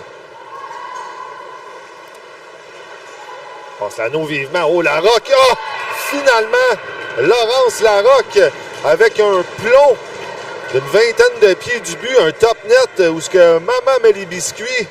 Et c'est maintenant 5-2. Well, and you just know that the Revolution coaching staff has been relying on those two to try and get something here because LaRocque has 25 goals up to this point. She leads the team by over 8 goals, but she's followed closely up by Audrey Ann Plante. Now she's got 34 assists on that on the season, and the two of them are obviously a very well-connected pair, and we saw that just click right in the end there. Calling the timeout to probably say to the team, let's do that again. Yep. Because that was a great setup. There was a really good, soft, calm walk into the zone. We know what we want to do. We know what we want to set up. And just firing it from the outside. But again, we were talking earlier that triangle is making it hard to put some accurate shots on net from that wide. But that triangle was a little bit disoriented at that point. Wildfire just finding their footing in terms of getting into position. And LaRocque makes no mistake when she just stands right where she needs to be and fires it home. She'll want to do that again a couple times. These games will not end in a tie. If there is a tie, we will go to a shootout. 5-2 in Ringette is not a very big spread. It can change very quickly. And what we think in Ringette is we think in shot clocks. So what 3 minutes means is that you have 6 shot clocks left. Exactly. And that means you've got still a lot of time. A lot can happen in what we call a shot clock. And 3 goals can very quickly change. And if we can get it to a tie, they go to a shootout. So there's still a lot to happen in the next 3 minutes and 6 seconds. Donc, il y a les matchs ici. Je vais juste répéter pour nos fans de France. Oh! On laisse complètement Markle rentrer dans la zone à l'aile. Et elle a fait ce qu'elle avait à faire. Enterrer l'anneau. Donc, la réplique a été rapide de Waterloo. 6-2 la marque. Donc, tous les matchs qui sont joués aujourd'hui vont aucune nulle. On va en tir de barrage. Et on peut voir sur la reprise Martel laissé complètement seul dans son filet. C'est repris par Lacaille. Qui redonne à Larocque. Qui a le dernier but. On retire Martel du but. 6-2 la marque au centre. Slush Poppy. Larocque perd l'anneau. N'abandonne pas. Vachon qui talonnait de peu. Une zone rapide. Martel qui revient dans les buts. C'est repris par Waterloo. Pivote, revient, passe à Jacobi. Jacobi, oh, seul dans le slot. On a réussi, on a manqué la passe. Circule bien ici. Entrée de zone vite, un tir de loin. On faisait entre les jambières de la gardienne. Bel arrêt ici, la gardienne Schnarr.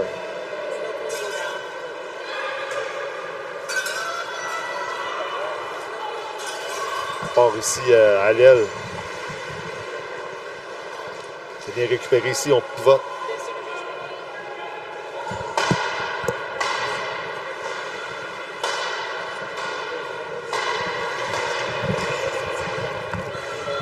Le numéro 88 ici, on laisse derrière 1 minute 42. Toujours à la période. Émilie qui descend en bas pour l'entrevue d'après-match. Ouellette passe en lobe ici au numéro 97. On fonce le net. Oh! Quel déplacement! Sur un tir de la Combe. Beau jeu ici. Bel arrêt encore plus.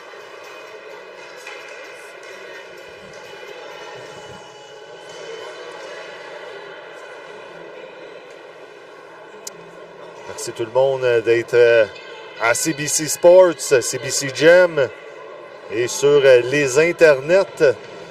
À nous suivre, un pas de géant pour la Ringette cette fin de semaine au Hub. Rive-Sud qui aurait sûrement aimé avoir une situation différente. Mais il nous reste encore un match et beaucoup de Ringuettes à jouer. On se passe l'anneau ici. On a le numéro 99, Lavoie. Lavoie. Oh! Arrête du bout de la jambière gauche de la gardienne. On la teste encore. Dernière minute de jeu en cette quatrième période. Est-ce qu'on va pouvoir au moins fermer l'écart un petit peu? Lavoie, le long de la rampe, coincé devant son banc. C'est repris par Waterloo. On lance l'attaque ici, Laurence Larocque. Larocque qui laisse au numéro 8, Vachon. Larocque, oh, fille de coin. On a décoché avant que l'anneau arrive. On remet derrière, feinte la passe. Larocque tire à la glace. 28 secondes au match. On travaille fort, on n'abandonne pas. Du côté de la gardienne, Martel est retiré. Ça les rend la gardienne de Waterloo. C'est une belle opportunité pour moi et Émilie de voir des équipes qu'on ne voit normalement pas ou peu jouer. Évidemment, dans notre région, on voit beaucoup le Mission et le Révolution. Voir des équipes comme Cambridge ce matin et Waterloo là, c'est très intéressant de découvrir de nouvelles athlètes. Donc, mise en jeu en territoire de Waterloo. Waterloo aura l'anneau. Waterloo, longue passe. Piqué par Dumont. La gardienne Martel toujours retirée malgré on est profond dans le territoire. Dumont, 6 secondes. Est-ce qu'on va réussir l'impensable et faire un but? Ouf! Quelle bourque, quelle passe! Oh! Rate le filet côté gauche sur un dernier effort. Et le match qui se termine 6-2 pour Waterloo. Un match serré malgré le score des Waterloo qui s'est ramassé souvent seul devant le filet. Martel qui a tout donné. Et ce qui arriva. C'est une victoire du Wildfire.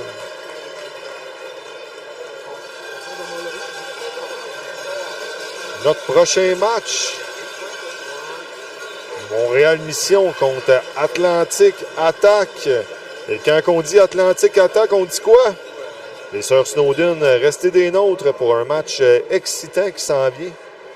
Donc, les joueuses qui se donnent la main avec les arbitres.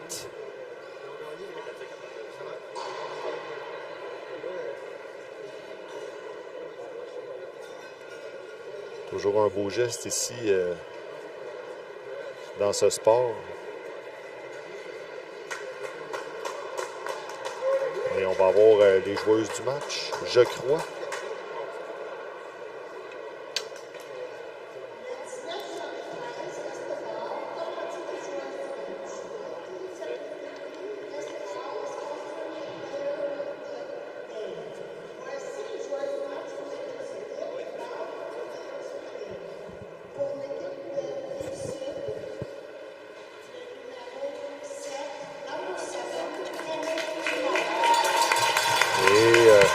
la joueuse du match.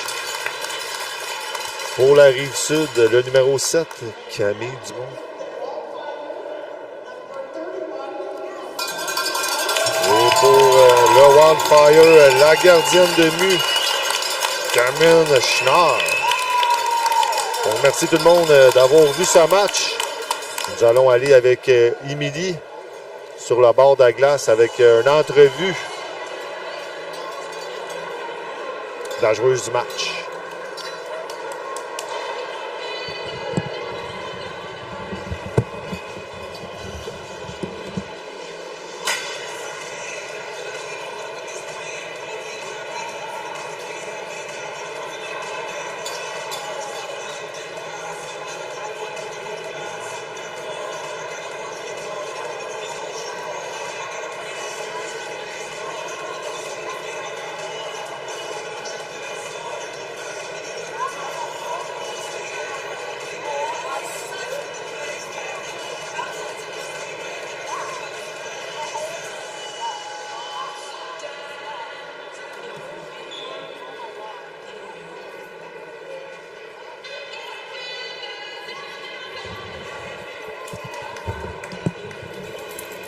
So I'm here with Cam Schnarr, our MVP of the Waterloo Wildfire. How are you feeling after that game? It was tight. It was a lot of energy. There was a lot happening. You had to keep a track of a lot of things.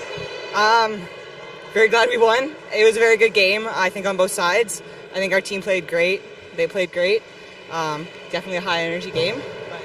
You're coming into the last few games of the regular season. You played really well. How's the team feeling as you start closing in on Nationals? We're definitely amped for Nationals. These games mean a lot for us to get into a good position for Nationals. So we're practicing hard, we're playing hard, we're very excited to go to Nationals. Now tell me, I know all goalies have their ways of preparing for games, and it's all, you know, some of that might be hush-hush secret, but how did you prepare for today's game? Really for me, I like to just get a good warm-up. I like to work on my hand-eye coordination, and that's about it. Well, it clearly worked out. Congratulations on the win, and great game as well. Thank you. Back to you guys.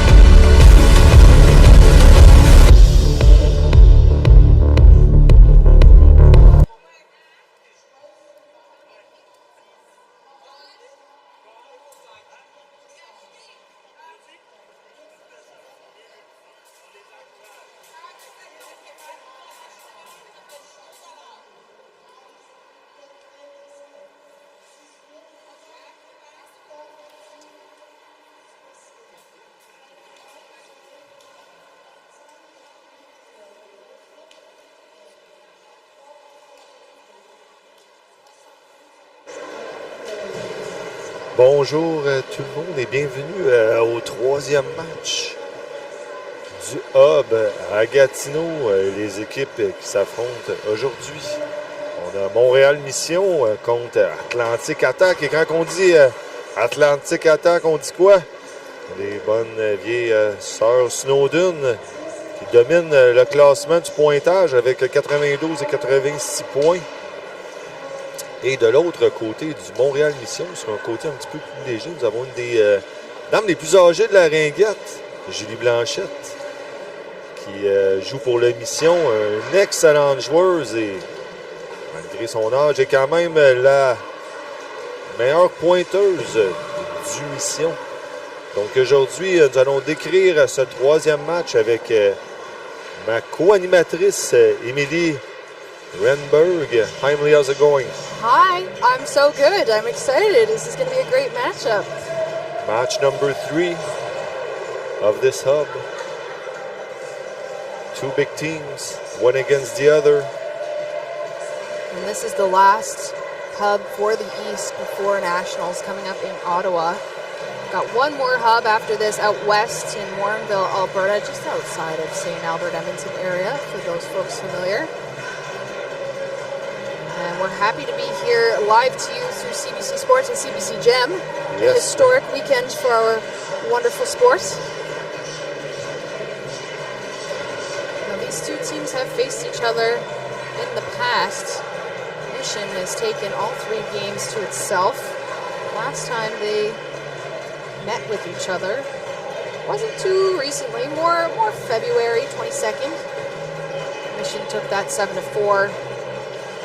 Mission is number 1 in the league currently, followed very closely by Attack, so I think we'll have a very good game for you folks today, and hoping we're welcoming some new Ringette fans into the group. I was telling the people back at home that one of the oldest players in the circuit is Julie Blanchette.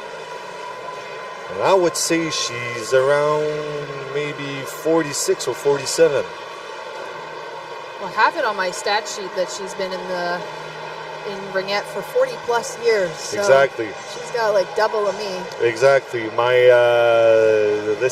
wife played with her when they were young, one against the other. So we know Julie very well, and I think Julie won last year one of the trophies that they give at the end of the year, one of the best players. Well, when you've been in the game for so long, you definitely gain a lot of that experience. Work with a lot of people, play with a lot of people. Probably have a lot under your belt as well.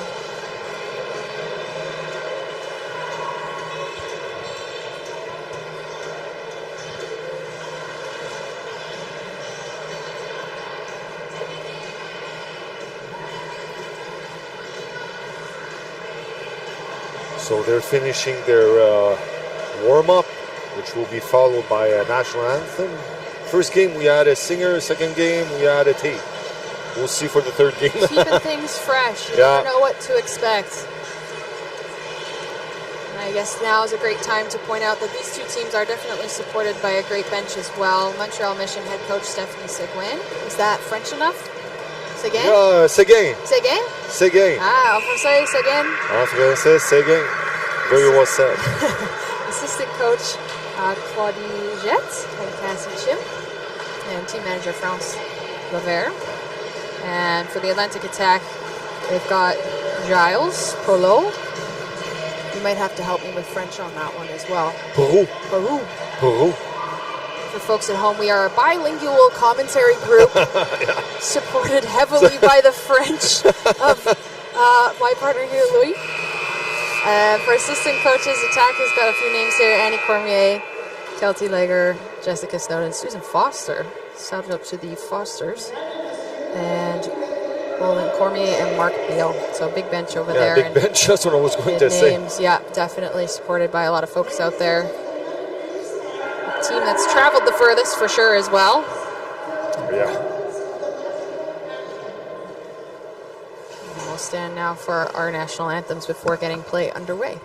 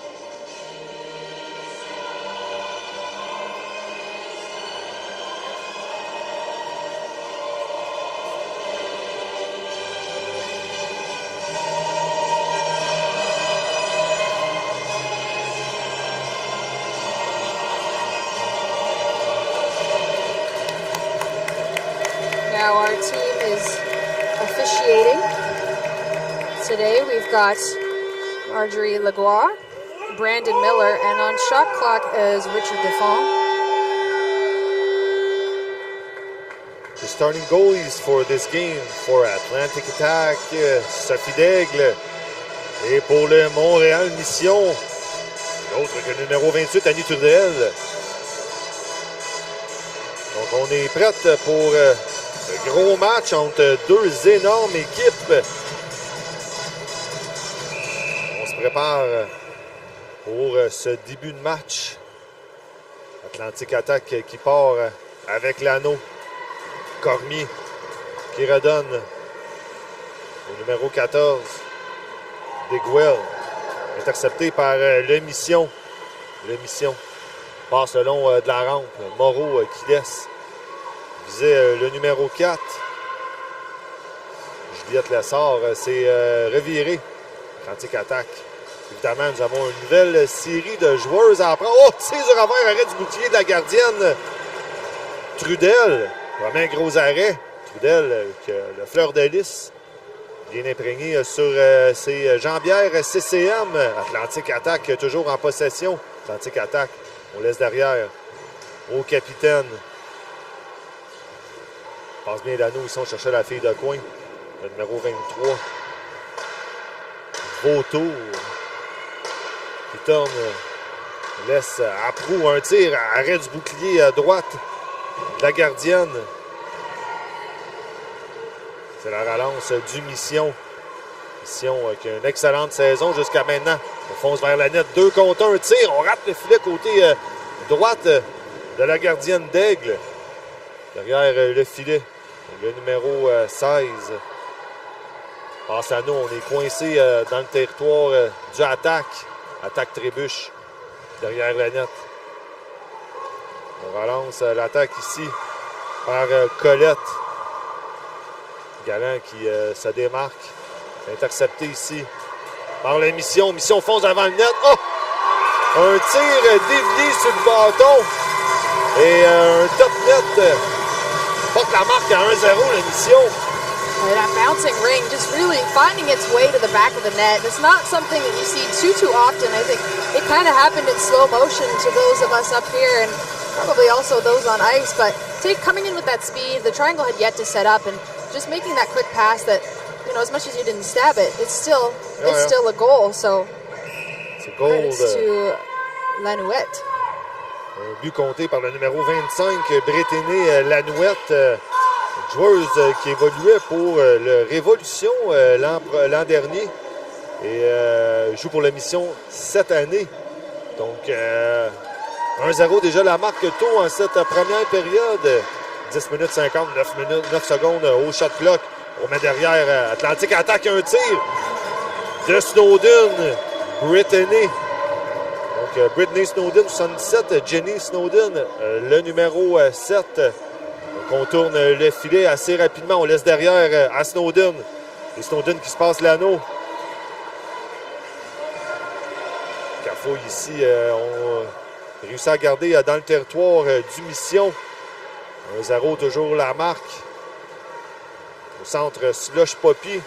Merci tout le monde d'écouter à CBC, une plateforme incroyable pour notre merveilleux sport, dis-je.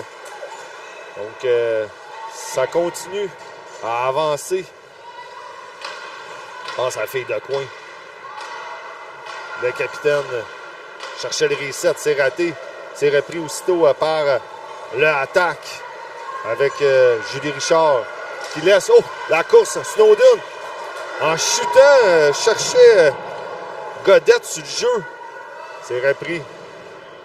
On est coincé profond dans le territoire. On a retiré la gardienne. On a une punition en retardement contre le Mission. Passe l'anneau. De gauche à droite, Snowden. Oh, un back raté. Oh, Dieu! Et oui, pour le monde de la maison, même les Snowden manquent des backs parfois. Un jeu tout le temps bien beau à voir quand ça fonctionne. Donc, on va avoir 2 minutes de pénalité. Well, I almost thought there was going to be 2 penalty calls on that play. Yeah. The one right in front of the net, and then obviously towards the end of the boards. Looks like everybody's okay, and We like the play so far. Lots of energy. There's definitely a lot of tenacity, and there's a good opportunity there with the 4-on-3 from attack. Already looking towards the net with Jenny Snowden leading the way. Two awesome teams playing one against the other, and we're really lucky to have this lineup here as a third game. 10 secondes au shot clock. La joueuse d'Atlantique. Oh, passe vive! Force des passes des joueuses, des fois, c'est complètement hallucinant. Donc, on se passe ici devant le banc d'Atlantique. La mission, c'est de relancer son attaque. La sort, le numéro 4. Cherche du coin de l'œil. Grosse pression de Carter dessus. Entrée de zone a raté. C'est intercepté par Atlantique Attaque. Il me semble un petit peu décousu. Grosse collision ici. Le capitaine pivote Snowden. Cherche à qui passer. Laisse. Devant le filet, Snowden. Attend que ses coéquipières embarquent. Snowden. À Vautour. À Snowden. 10 secondes déjà au shot clock. Longue passe au numéro 18. Un tir, fille de coin. On pivote. Tire. Oh! On frappe l'extérieur. Du filet côté droite. La gardienne était chanceuse là-dessus. Beau déplacement malgré. Toujours coincé. Snowden avec l'anneau. Passe au numéro 23, Vautour. Un tir du revers. Arrête la gardienne de l'épaule gauche. Gardienne qui me semble d'une petite stature. Mais n'oubliez pas qu'est-ce qu'on dit au Canada au complet. Dans les petits pots viennent les meilleurs onguents. Toute une gardienne ici du côté du Mission. On pousse. Blanchette, justement, que je parlais un petit peu plus tôt. On essaie de s'organiser ici un petit peu du côté de l'attaque. L'attaque. On essaie de répliquer avant la fin de la période, 7 minutes 28, à cette première période avec beaucoup d'action. On est chanceux à la maison d'être témoin de des matchs de Ringette aussi impressionnants. Donc, beaucoup de jeunes peuvent aspirer à ce niveau. Autant que tu sois une Benjamin, une novice. C'est accessible à tous. Il faut juste travailler à la maison, comme dans n'importe quel sport. Et on part ici, Atlantique Attaque. 15 secondes au shot clock. Toujours 1-0 la marque ici au centre Slush Poppy. On se passe l'anneau. On n'a aucun avantage numérique. On jette 5 contre 5 devant le filet. Arrête du bouclier. Droite de la gardienne. Une fois de plus, Trudel qui est testé à son maximum contre les meilleures joueuses du circuit jusqu'à maintenant. Un autre tir dévié à sa droite. Le reset une fois de plus que le gros l'arbitre Marjorie. On circule derrière la net. On y va avec le drop. Au numéro 11, Julie Richard. Richard qui laisse à Brittany Snowden. Brittany sort l'épaule. Force, 8 secondes au shot clock. On va réussir. Oh! On rate la passe. On ne réussira pas à toucher à l'anneau. There's a lot of battling there, just trying to get the ring towards the net. Mission doing a great job keeping them to the outside and taking advantage of those, eating up the 30-second shot clock very quickly for attack. Few big saves by Annie Trudel. Absolutely. She's been standing on her head so far, taking up space in that net. Oh! La joueuse du Mission qui a pris une marche devant le but d'Atlantique Attaque. Et du revers a compté. Un but compté par le numéro 91, Émilie Brûlé. And really, that was a great second effort by Brûlé. She was on the side with the boards, trying to fight for her own ring. She took that in speed, managed to muscle her way off of that check, and got right in front of the net and placed it exactly where she needed to be, taking advantage of the fact that she was there all by herself and really making a difference, putting her team up by 2 early in this game and really setting the tone early. Donc, on va essayer de répliquer rapidement du côté d'Atlantique Attaque. La défensive qui a eu un petit effondrement pour laisser la joueuse complètement défoncer leur triangle défensif. C'est repris. Arrêt de la jambière gauche de Trudel. Atlantique Attaque. On plus d'attente. Oh! Un poteau Horizontale, frappée. On est chanceuse du côté de Trudel. Mais n'oublions pas à la maison, le meilleur ami du gardien, c'est quoi? Jason-en avec Marc-André Fleury de la Ligue nationale. Nos poteaux. Ça fait partie de la game. Les gardiennes de but toujours reconnaissantes de leur poteau. La Nouette qui laisse un tir dévié devant la gardienne. La Nouette que le premier but du match, une fois de plus, marche facilement dans la... Oh! Là, là, là, là, là! Un but compté par le numéro 10, Marie-Pierre Blanchard. Just capitalizing on that energy that the Mission team was able to generate from those first 2 goals. Coming around the net and just making that quick play. She looked like she wasn't going to pass. She looked like she was still trying to assess the area, see where she wanted to place the ring. And with that nonchalance, passing it up front, and right in front was a great opportunity for that shot. And make no mistake, Mission already up by 3. These teams are usually quite well matched, so we'll look to see attack as they respond here in the zone. What I'm seeing until now is really that the defense of the attack is like collapsing. The girls are walking easily through the diamond, and it's not a hard job for them until now.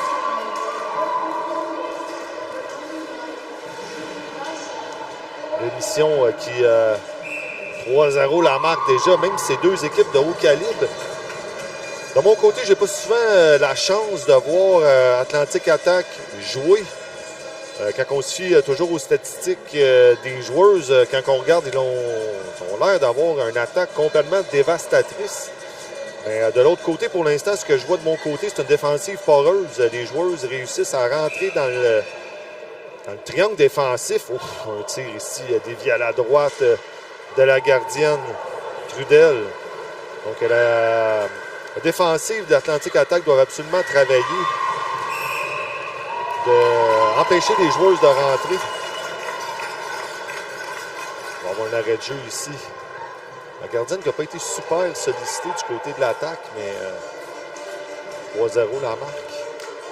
3 minutes 52, mise au jeu en territoire de l'attaque.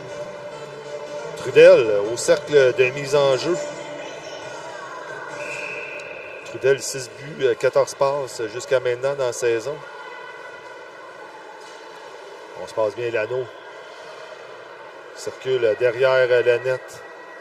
19 secondes au shot clock. 3 minutes 30 à cette première période. On y va avec une passe arrière à Blanchard. Blanchard. Tir bloqué.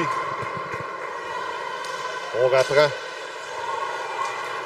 C'est enlevé l'anneau ici par le capitaine Snowden qui redonne aussitôt aux belles passes devant le filet. Oh, la fille de coin, la passe de trop.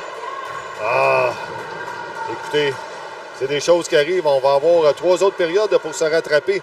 Et Sir Snowden qui se passe l'anneau. On essaie de défoncer le triangle. Arrête du bout de la jambière droite de la gardienne. Personne n'a réussi à ne pas passer dans le demi-cercle de la gardienne. Pour tout le monde à la maison qui ne connaissent pas ou peu.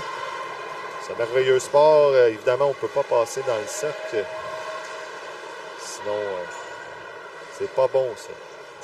Donc, la Nouette, Blanchette, dis-je, un tir du revers pour le reset. Un peu difficile de la gardienne. Longue remise en lob. Repris par le numéro 16, Monica Colette. Grosse pression aussi de la sort sur la joueuse qui ne laisse pas bouger d'un pouce. Il reste déjà 12 secondes. Quel travail ici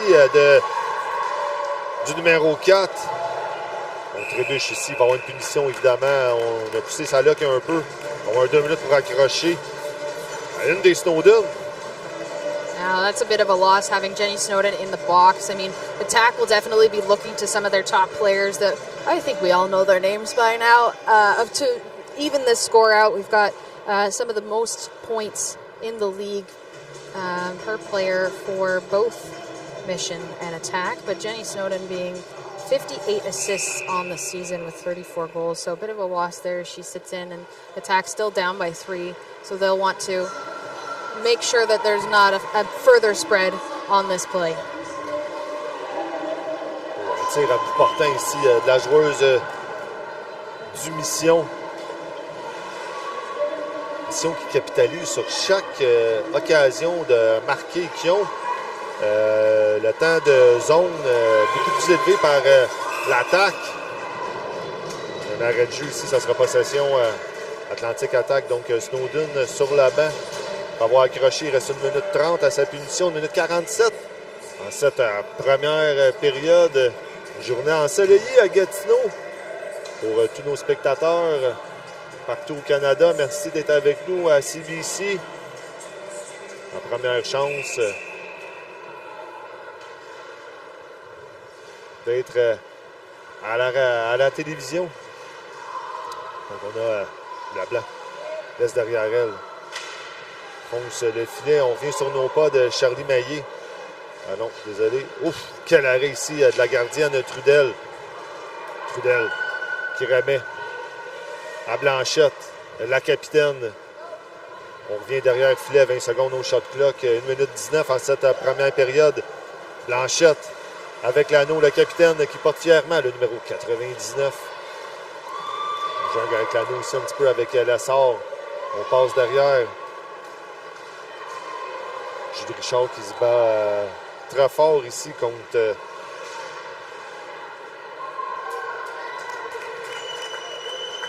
la joueuse.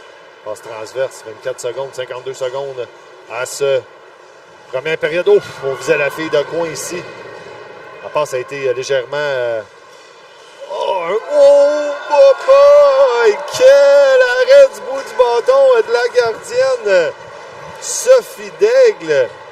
C'est pas important si c'est élégant ou non. Qu'est-ce qui est important, c'est que ça rentre pas, hein? En pleine vitesse, on arrive, pique devant le filet, on a une punition ici en retardement contre le Mission. On va attendre de voir ce que l'arbitre fait. On a 2 minutes pour slashing. 24 secondes qui restent à cette première période. Brittany Snowden just gave us a great example of why it's so important to keep your feet moving and how speed can really kill. She was not going to be stopped when it came to rushing into the zone. She had her feet moving, she had her eyes on the net, and because of that, the defense were caught a little bit on their back foot, so it forced them to make a play in which they drew a penalty for a slash, trying to stop her, but really demonstrated the value of making sure your feet still move and headed to the net, and had a really close opportunity with that shot, but again, Trudel's been standing on her head. Oh yeah. Tout un match de Trudel jusqu'à maintenant. Atlantique attaque, on va jouer à du 4 contre 4. Oh, la punition vient de s'écouler en ce moment. 18 secondes au shot clock.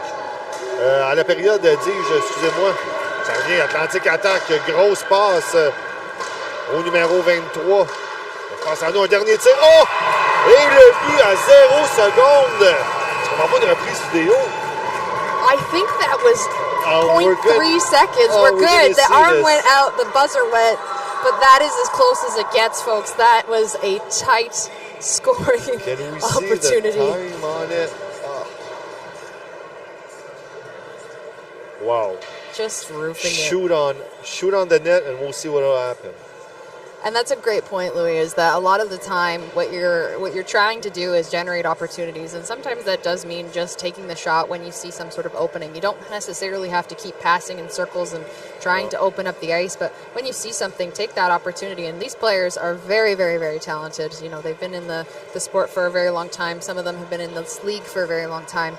And just being able to see a little piece of the net, you almost don't think. You see it, and you don't think, you just respond, and that's exactly, I think, what happened there, is that instant kicked in, just that shot, bar down coming into the second quarter here, evening things up a little bit closer, 3-1, but Attack's got to be happy that they were able to put that into the net. Great game until now. Great game. And sometimes it's not just always wanting to score the goal, but it's, rebounds, pad save, rebound, shoots it in, like you just said, creating opportunities. Absolutely. And if you're new to the sport, 3-1 is not, it's a very, very close game. We do not consider that to be taking any chances. So we'll have Mission really focused on maintaining this lead. They'll want to continue scoring. They'll want to continue maintaining a strong defense and keeping out some of the key players for Attack, as they're very offensive heavy. But obviously, goaltending has been a big factor in that first quarter as well for both sides. Absolutely.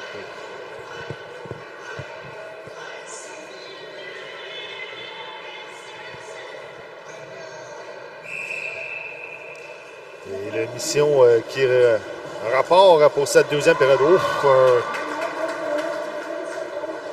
passe coupée ici par l'une des Snowden qui repasse à sa sœur, fonce devant le filet, un tir. Oh!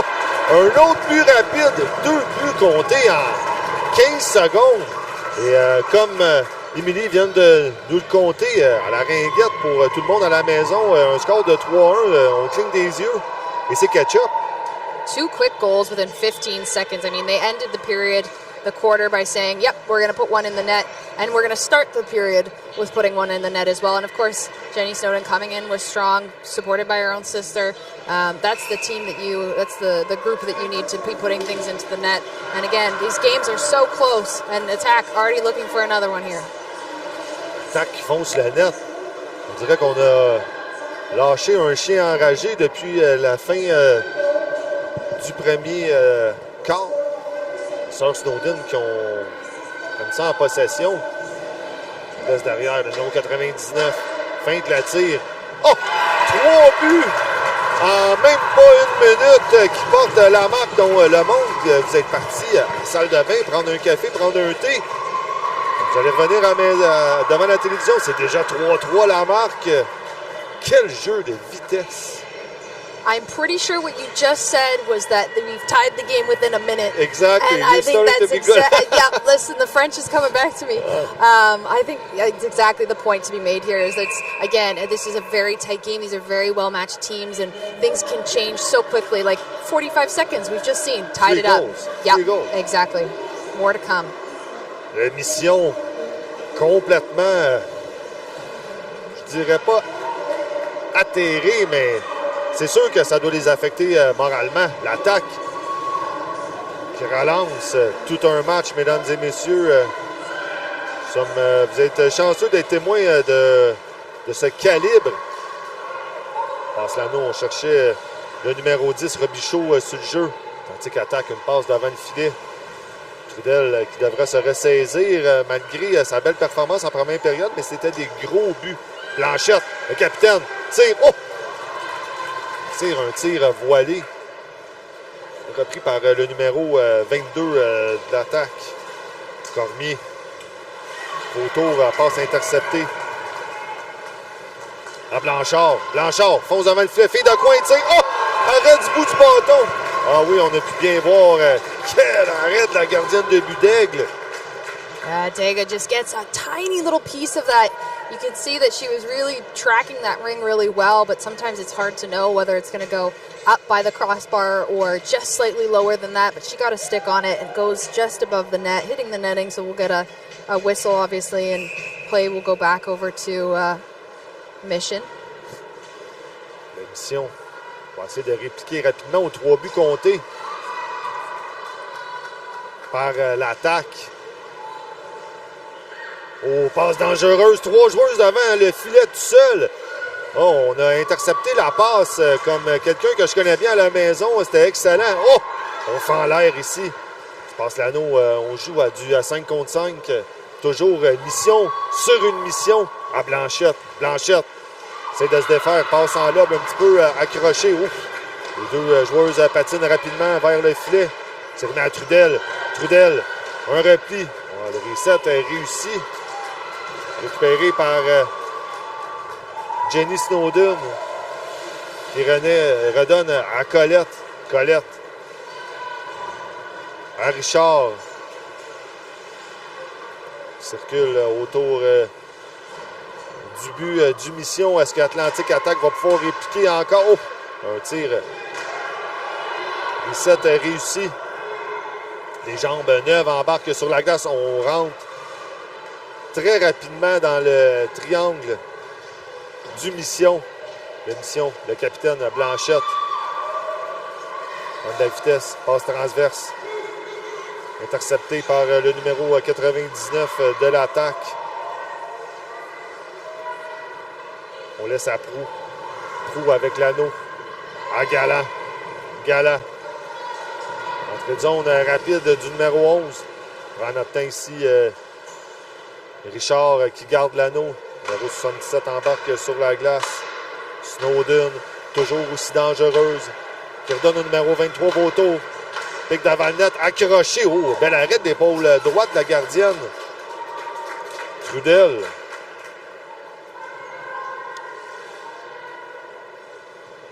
Passe à fille de coin. Trudel a mordu. Oh!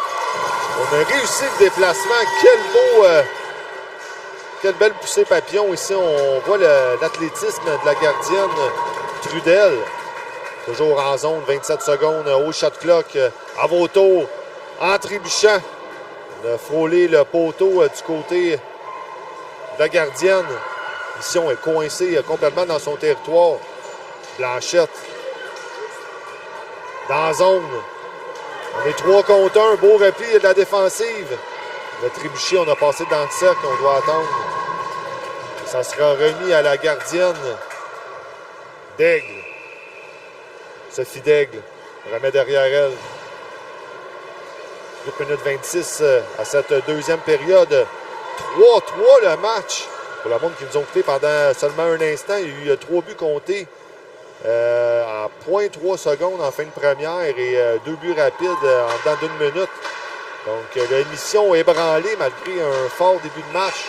Tir du revers. On sent que le chien est déchaîné du côté d'Atlantique Attaque. Oh, collision en plein milieu de la glace. 2 joueurs sonnés. On va avoir une punition. Looks like that'll be 2 minutes for body contact to Trudel. There's still a lot of speed happening in that zone. A lot to keep track of. Oh, actually, it looks like she's not. No, that went to attack. There you go. Gallant. So Jasmine Gallant will go to the box. 2 minutes for body contact. Just again, that was a very congested neutral zone. There's a lot going on. Got to keep your head up. Some of these plays, you draw a penalty on it. You don't have any malintent. It's just what happens with the play, especially when there's this much energy and this much tenacity between these two teams. Rapport 7 minutes 47. À cette deuxième période, un match 9. 3-3. Un banc rempli derrière l'Atlantique Attaque. Beaucoup de coachs, beaucoup de gérants. Blanchette. Un tir entre les jambes de la joueuse du attaque. Snowden se défait de la défensive. À Vautour. Donc passe profonde dans le territoire, coupé partiellement par le numéro 4, Juliette Lessard. Derrière le net. C'est reparti. Fubin. À Blanchard circule. Tout le monde est rembarqué sur la glace. Un tir de loin, il reste 53 secondes à l'avantage numérique du Mission. And that'll get blown down for delayed foreign. In our wonderful, beautiful sport of Ringette, there's this thing called the Ringette line, which is the line that goes over top of these circles that you'll see Blanchette standing in front of right now. So you're only allowed 3 players across that line unless your goalie is out. And you can have an extra. But when you violate that, that will result in a change in possession. Donc c'est reparti ici. La mission. On va essayer de garder la tête en dehors de l'eau. Un tir de loin, toujours la mission en avantage numérique. Ici, on met beaucoup de pression aussi. Une collision. Passe l'anneau. À Aubin. Blanchette, Lenouette débarque. On discute beaucoup sur la glace. Oh, on a raté le piquage ici, côté de Brûlé. Tire à la glace. On n'a pas réussi à faire un lancer en dedans de 30 secondes. Donc, c'est remise de la gardienne qui feinte la remise. Et c'est reparti pour l'attaque. L'attaque s'est ressaisie après la première période. Plus féroce que jamais. L'attaque, le numéro 11, Julie Richard. Trébuche, on a passé proche de piler sur l'anneau à Ringette pour les gens à la maison. On n'a pas le droit de piler sur l'anneau. On va siffler automatiquement. Tout seul devant le filet. La gardienne. Oh! Quel arrêt! La gardienne Eh mon Dieu, on a fermé la porte, on a jeté la clé. Et Trudel qui veut rien savoir. De l'autre côté, un autre gros arrêt. Oh, je créerais dans un match des étoiles ici avec les arrêts sans arrêt des deux gardiennes. Bah, il y a où la gardienne qui me semble un petit peu ébranlée du côté de l'attaque. Le tirement d'Anne. Ça n'a pas été facile cet arrêt.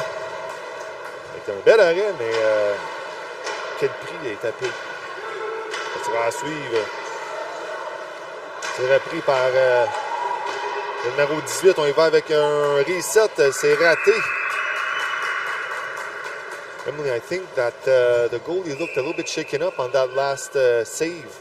Well, I've just been enjoying the goaltender show, which has been this game so far. I think that's been a real treat for the fans here today. Some amazing saves so far to keep this thing tied. Yeah. Le numéro 4 de l'attaque qui laisse à Brittany Snowden. 3-3, toujours la manque ici au centre. Slush, Poppy. Donc, passe ici à Jenny. Jenny craint. Oh! On avait un autre bel arrêt ici de la jambière gauche de la gardienne du Mission. Matuszewski got right in there, just using her stick, taking away that space. It can be really hard as a defense to keep track of who's who and who's where. Are they on the corner? Are they in front? Are they moving? Are they cycling? And the stick is such an important component of that. It's a major part of this game. In fact, obviously with the stabbing, but then also from the defense's perspective and the center's perspective, it's a major tool for making sure you stay in position, making sure that you can block those lanes and those areas and keep things out of your net. Snowden feinte la back. Oh, elle passe à la fille de coin. Partiellement coupée. Numéro 7, 7 secondes. Ah, le reset a été réussi. Et c'est remis par Brittany. Brittany Snowden. On a des jambes neuves qui embarquent ici pour l'attaque. Prendre de la vitesse. On freine. On regarde nos options. Richard avec l'anneau. Richard. On laisse derrière elle. 7 secondes au shot clock. On y va avec la back. Un tir. Oh! On rate le filet de peu, mais le reset a été complété. La gardienne qui a été foudroyée par ce tir. C'est repris par Atlantique. Attaque qui bronche pas. Ils veulent absolument prendre les devants. Ça serait mission accomplie pour la remontée. Attaque qui bourdonne sans arrêt. À Leblanc. Leblanc laisse au numéro 11. Il a feinté la passe. C'est intercepté par Mission qui est complètement débordé dans sa zone pour l'instant. On va avoir une punition. Oh, on frappe l'arbitre sur le jeu. Et la Mission avec l'anneau, on va essayer de relancer l'attaque. On a retiré la gardienne du côté du Mission. Et on siffle. On a 2 minutes pour accrocher. It's harder when the delayed call happens in your own zone because then you have to make your way through your own zone, get it into the neutral zone, and then get it into the offensive, all without letting the other team touch the ring, so you can take advantage of that. Nicely played for attack to keep that ring in the offensive zone for them. However, the ring now finds itself in the offensive zone because the play was called a penalty. So we've got a 2-minute call for LeBlanc, putting Mission on the power play. Mission sur une mission. Ici à Slush Poppy passe devant le filet. Oh! On rate complètement le filet du côté du bouclier de la gardienne de l'attaque. Gardienne de l'attaque ici sollicitée. Donc gardienne à petite stature. Exécute très bien son travail. Attaque coincée profond dans son territoire. On pivote, on revient sur eux-mêmes. 23 secondes au shot clock, 1 minute 56 à cette deuxième période. Passe l'anneau en territoire central devant le banc de punition. On arrête, ça sera pas session. L'émission. Mission toujours en avantage numérique pour 1 minute 19. On va avoir une entrevue demi-match. Ce sera pas à la glace cette fois-ci, mais derrière nous. Donc, restez des nôtres. Et ça sera mon dernier match commenté ici pour la journée. Donc, merci beaucoup à tous les gens de m'avoir donné cette opportunité d'une vie. C'est repris devant le filet. Le numéro 4 passe la mission. Toujours en avantage numérique pour un autre 1 minute 4. 91 qui passe à Blanchette. Le capitaine passe vive. L'anneau sautillante à Aubin. Pour un tir du revers du reset qui réussit. La gardienne qui remet à la joueuse de l'attaque. 1 minute 14 à cette deuxième période. Toujours 3-3 la marque. Donc passe transverse en plein milieu de la glace. On remet aussitôt rapidement derrière. Deux joueuses en pleine course. C'est pris par Blanchette qui remet aussitôt à Aubin. Intercepté par Snowden. Pivote, revient sur elle. Oh, boy, le tourniquet dure. Oh! Il lui manquait juste à compter. Elle aurait fait tout elle-même. Trudell is definitely proving why she was selected for this game. They've got 3 goalies on their roster, but they all seem to share a few games here and there, with Dubé also having some game time. But Trudell picked specifically for this game against number 2 attack. Again, those league stats. Mission in first, attack in second. A very good matchup today. Tout un match Trudell inspirante pour ses joueuses. Il reste 18 secondes à cette deuxième période. Dernier push ici d'attaque. Longue passe au numéro 11. On revient sur nos pas. On laisse le numéro 27. 27 pivote sur elle-même, accroché légèrement. Le blanc débordé. Et sur ça se termine la deuxième période. On marque 3-3. What a fast-paced game so far. These teams are really fighting for it. We had the attack team tie up the game within 45 seconds, if math is correct, maybe 47 seconds. But give or take 45 seconds, which was just so fun to see. And these teams are so well-matched. They've seen each other before. Mission has taken the win on all 3 prior games. But again, it's anyone's game at this point with the 3 goals aside. But we're joined now with some representation from the Canadian Ringette Championships, which will be held in wonderful Ottawa, March 30th to April 5th. Nice of you to join us. Thank you very much. Now, Ottawa gets the host the next 2 years. I think that's we've already seen a lot of really great stuff happening with connecting to the community, connecting to the city, seeing other sports supporting Ringette. What's been your favorite thing to see as you build up to the event so far? I think the best thing is the collaboration between Ringette Canada, our host committee, our community, our sponsors, and as you said, other sports. We've been just so enamored with the support that we've gotten from the Ottawa Sens Foundation, from the PWHL. I met up with the Ottawa Rapids community engagement leader, so it's been absolutely fantastic. That's awesome. And it's been great to see people showing up for the sport as well, and we're broadcasting on CBC. Will folks be able to watch all the games when they're at Nationals? Absolutely. So when the Nationals or the Championships are in Ottawa, my understanding is CBC will be presenting all of the games on CBC Sports Online, and the gold medal games are going to be on CBC Gem. So we're really excited about the national exposure we're going to get for those games.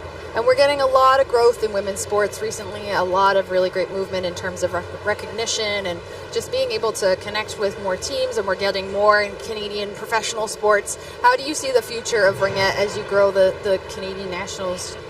Unlimited. The growth of Ringette is unlimited. And a lot of that has to do with the collaboration. Like, way back when it used to be it was us or them. It was Ringette or hockey. And now it's both. And now we get so much support from the hockey community. And in response, like the Ringette community really, really supports hockey as well. And I have to say a lot of it comes from the top. Like I'm gonna throw it out there. The Governor General is coming to the Gold Medal Day here at Slush Puppy on April the 5th. All right, that is going to be phenomenal, right? And so that's the level of what's the right word? That's the high level that we have of our sport when we have people like the Governor General who are so interested in the sport, and they support girls in sport and women in sport. And I think it's just going to be an amazing, amazing event. Absolutely. When each time we talk to people and we ask them, what's the Ringette? Are you scared about what the hockey, women's hockey is doing to the sport? And it's always the same answers. we're not on competition. We're just going both in the same way. We want just women's sports just keep going up and up and up. It's not a competition. It's more like a completion, we can say. Absolutely. And you're absolutely right. It is like we support each other. I'll give an example, like the local adult ringette in Ottawa. We're the largest association in Canada. We have over 1,000 women playing ringette at a beer league level, basically. Yeah. Sorry, ladies. No, it's okay.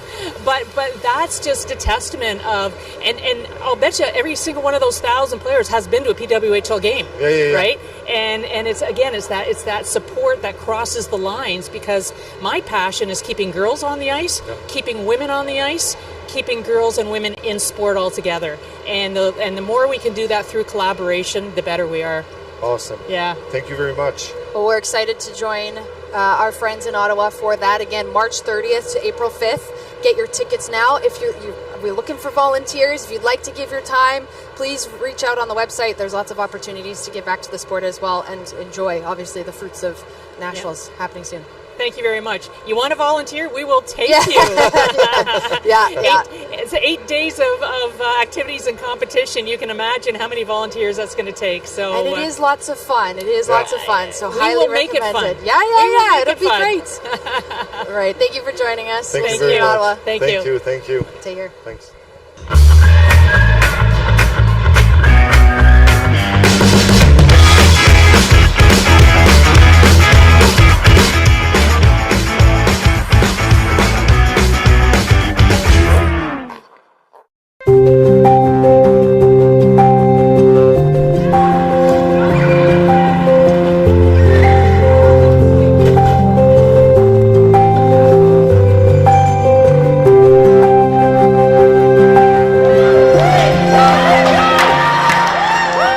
Ringette Canada est fier d'être le premier organisme sportif au Canada de s'affilier au Ability Center sous la bannière de Mixed Ability Sport Canada.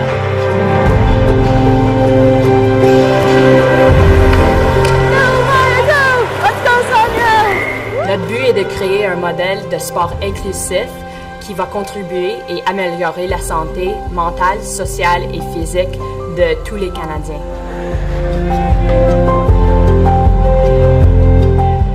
We started the first Ringette team for children of different abilities, children with physical and cognitive disabilities. So that's how it started, and then it just evolved to having no barriers to participation. And now we're a mixed ability team where we have all levels, all ages of participants, and it is absolutely amazing. Good job. You got it. You're a rock star. RFA has given our kids an opportunity to play with a bunch of kids and build friendships that they wouldn't have otherwise had. It's been a real booster for her to feel like she's part of a group and that they're having fun and they're playing, they're learning. Yes!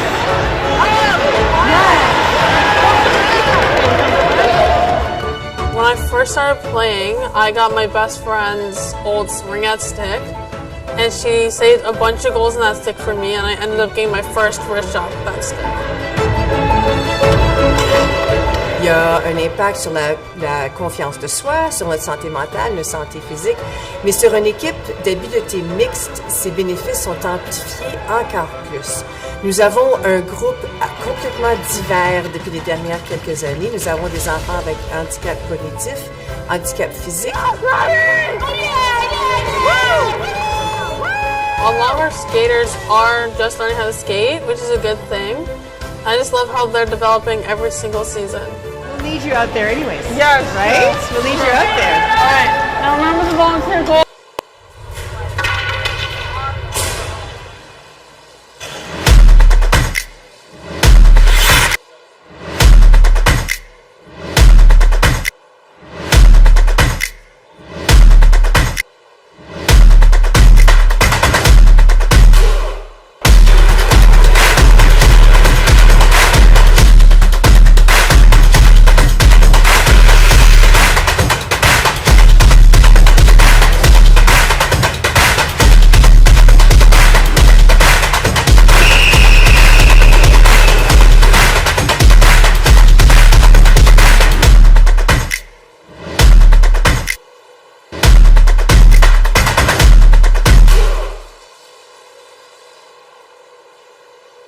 Hi, my name is Jade and we're in Yellowknife, Northwest Territories. We are at the Air Tindy float base here in Yellowknife Territories at this beautiful outdoor rink playing some Ringette with Ringette Canada. Yeah, this is the best day of my life. I haven't played Ringette for over a year since my last game with Laurentian. So for Ringette Canada to bring Ringette to Yellowknife, this absolutely made my day. I think everybody should play Ringette and it's great to see it here in the Northwest Territories.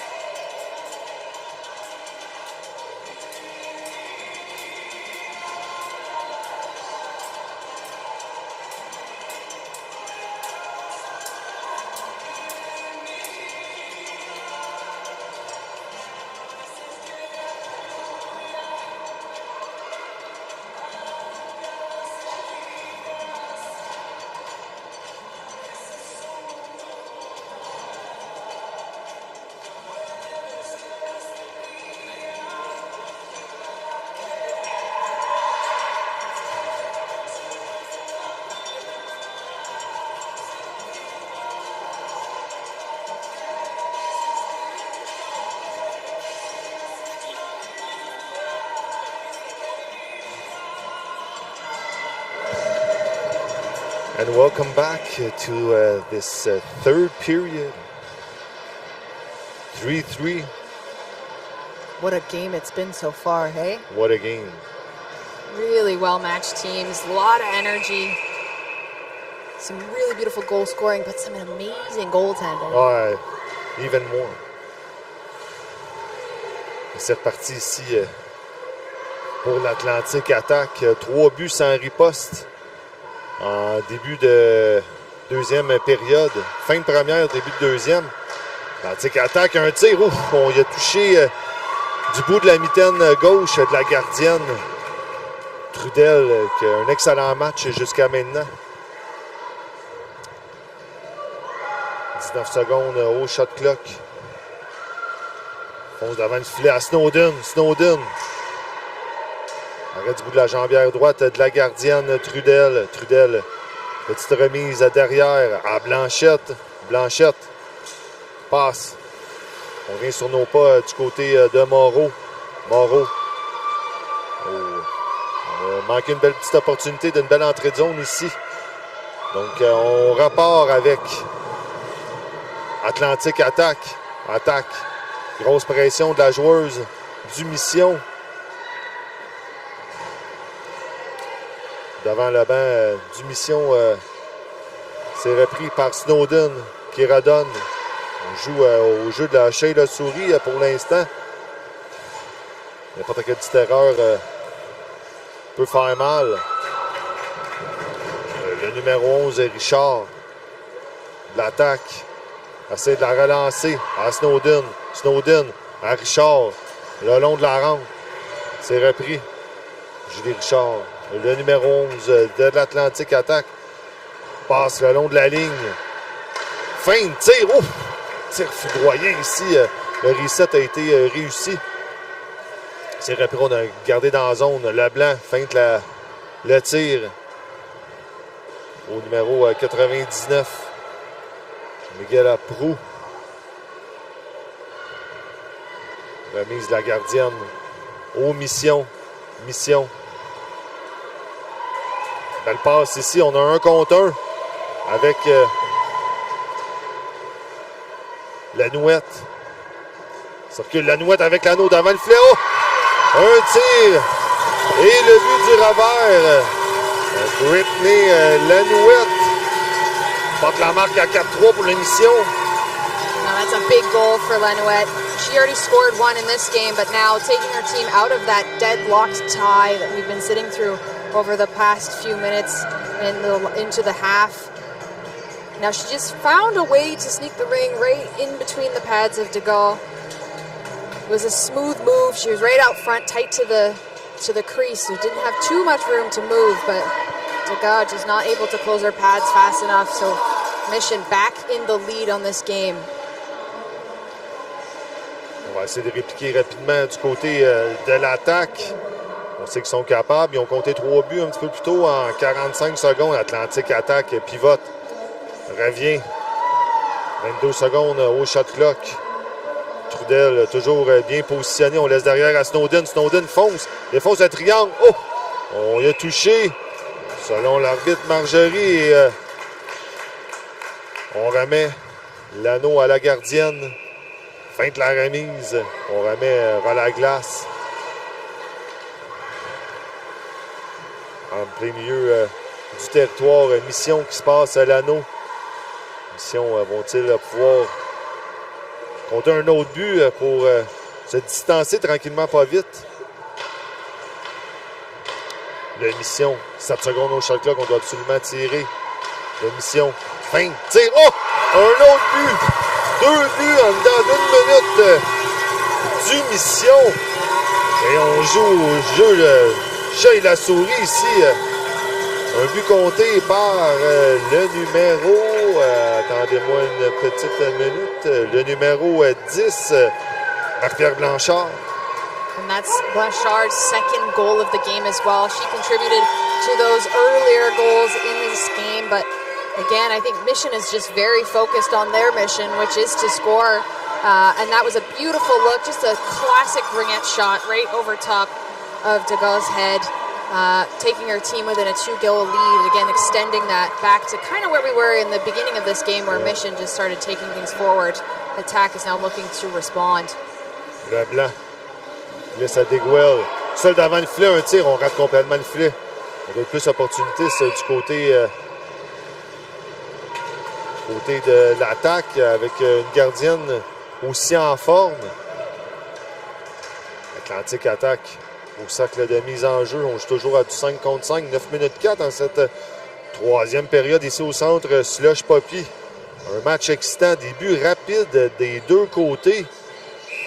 Donc on va voir si Attaque va pouvoir répliquer aussi rapidement qu'en cette fin de première, début de deuxième période. Atlantique attaque. On pivote. Fille de coin bien postée. On laisse à Carter.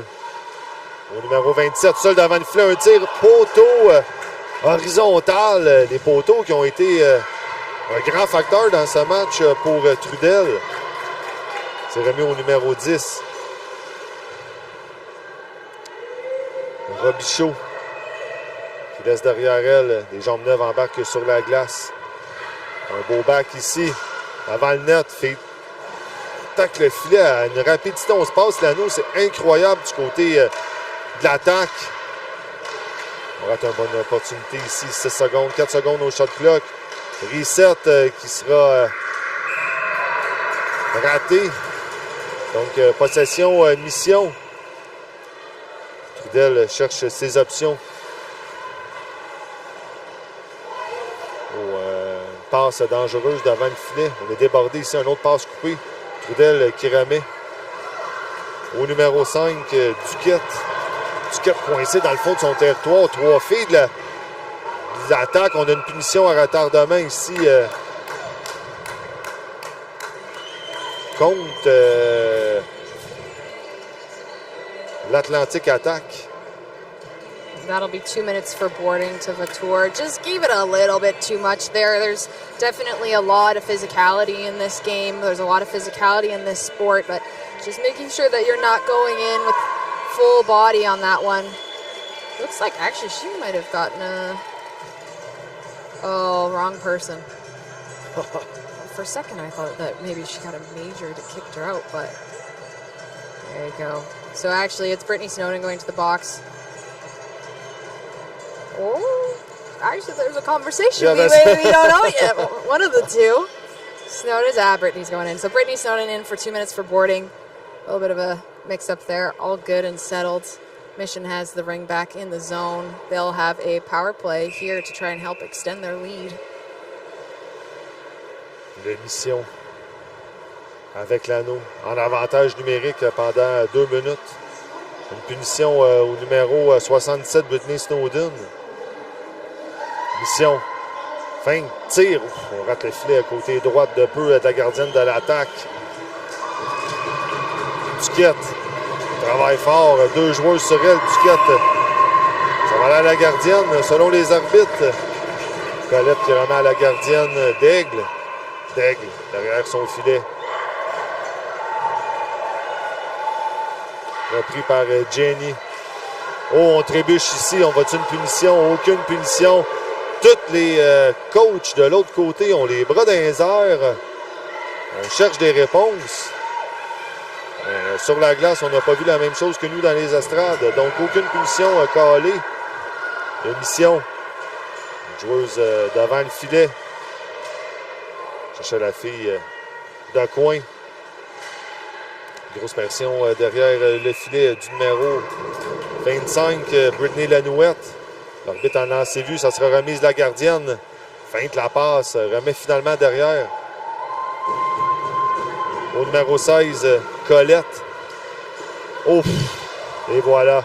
On va jouer du 4 contre 4 pendant 44 secondes. On a une punition ici. Omission. So we've got 2 in the box now for boarding, 1 on each side.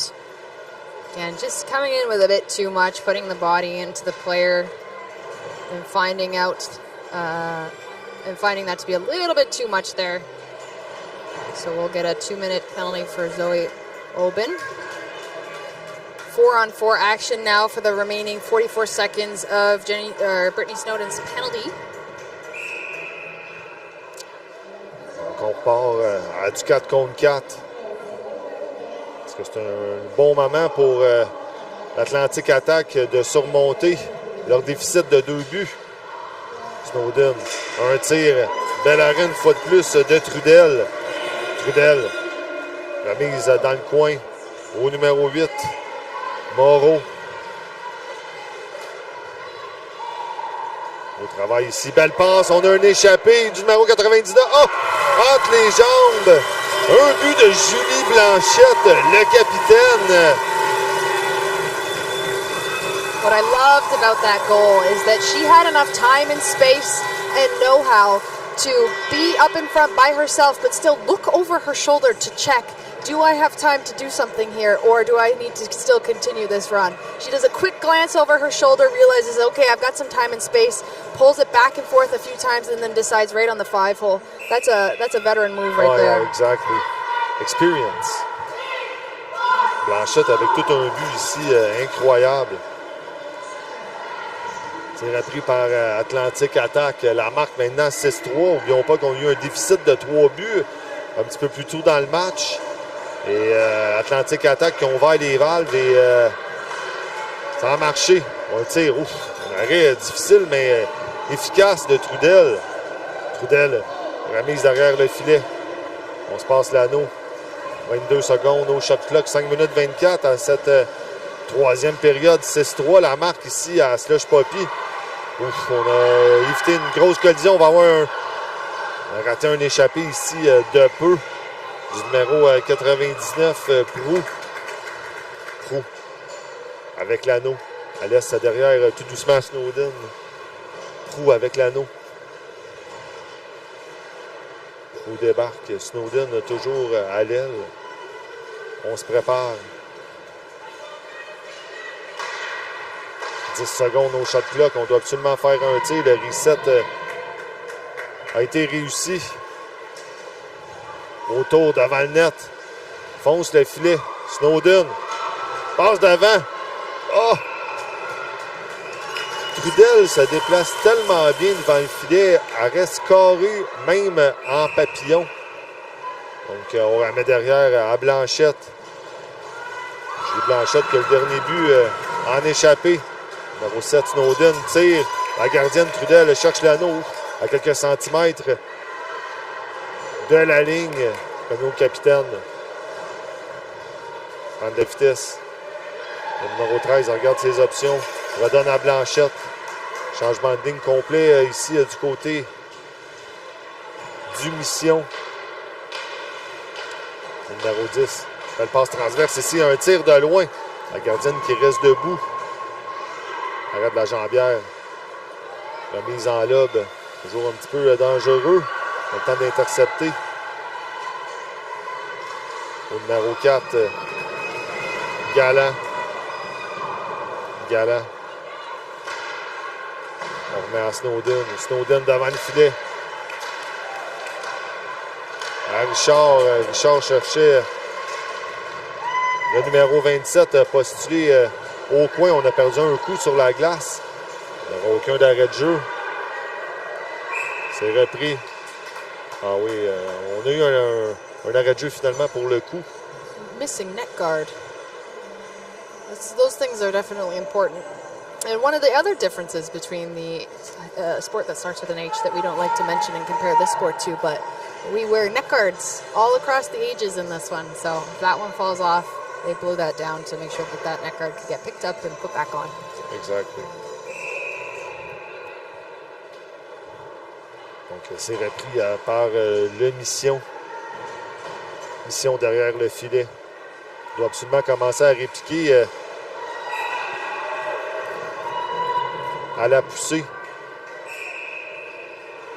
On sent que le vent est en train de tourner tranquillement pas vite pour l'Atlantic Attack qui met de la pression depuis le début de cette, on va dire, deuxième demi de troisième période. Dickwell, il allait pour l'anneau. Coincé en plein milieu du territoire ici. Belle entrée de zone. Ça va finir par rentrer du côté de l'Atlantique. Beaucoup de pression sur la gardienne Trudel. derrière le net. En vautour. Vautour qui laisse à Snowden. En vautour. Vautour, 10 secondes au shot clock. Elle met derrière elle au numéro 18. Passe devant le filet. Snowden a essayé de dévier. Reset est réussi. 30 secondes. Snowden toujours en possession. Godette qui se place comme fille de coin. On sort l'épaule ici. On cherchait une punition du côté de l'attaque. Blanchette.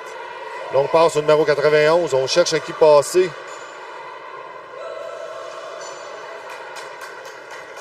On circule. 18 secondes au shot clock. Mission embarque avec des jambes neuves. Passe au numéro 25. Blanchette. Reset réussi. Récupéré aussitôt par Blanchette. Beau jeu ici. Contrôle la tête du côté du Mission. On a essayé d'aller avec un tir violent du côté de Blanchard.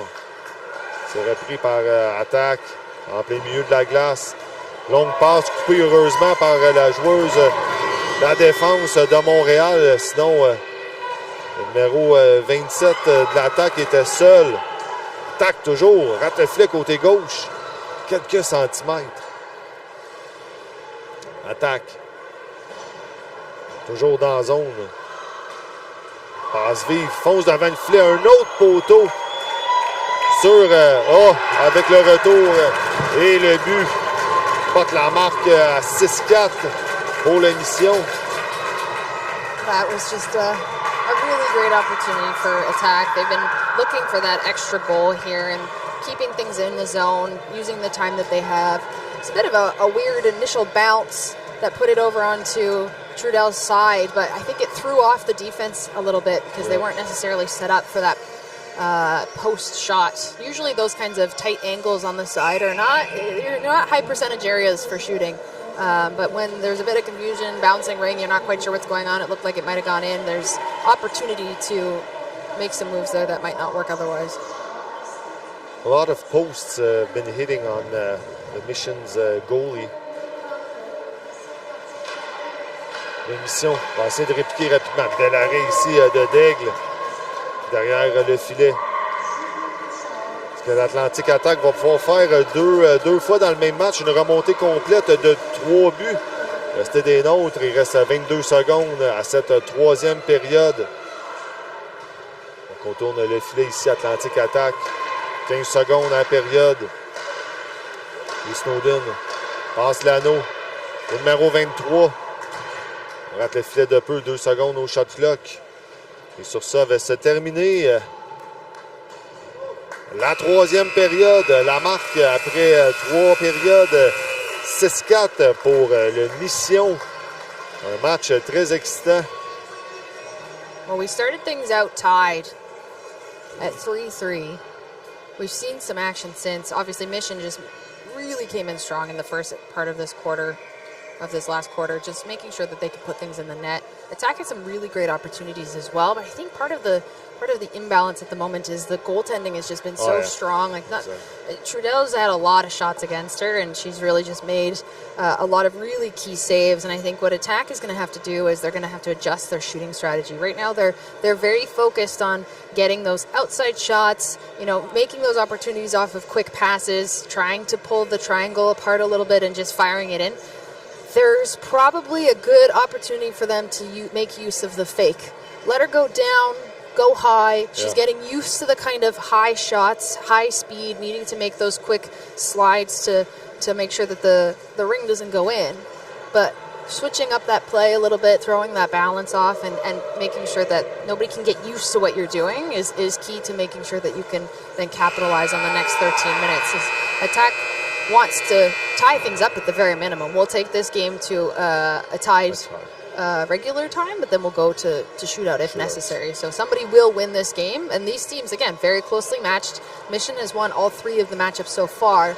So Attack, they're kind of I would call them an underdog because they're very good, but in terms of this matchup, they have something to prove. And also, they want the best shot at the best placement for Nationals, which are happening starting on March 30th. On a deux équipes qui se ressemblent beaucoup au classement, mais On a beaucoup l'attaque qui s'installe longtemps dans la zone du mission. S'installe, prépare des jeux, contrairement aux missions qu'eux autres, ils rentrent dans la zone, bing bang.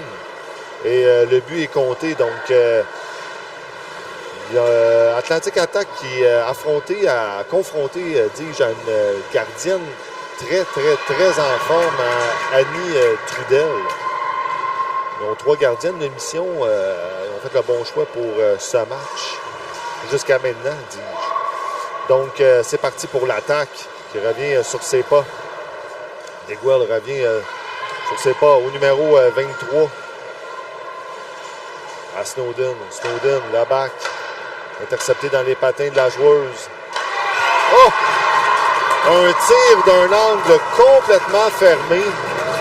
Et un autre but du numéro 20. Avec un time. Bref, un tir d'un angle complètement fermé qui allait pour le reset, comme on peut voir. Et elle n'avait pas assez collé son poteau. Il porte la marque à maintenant 6-5.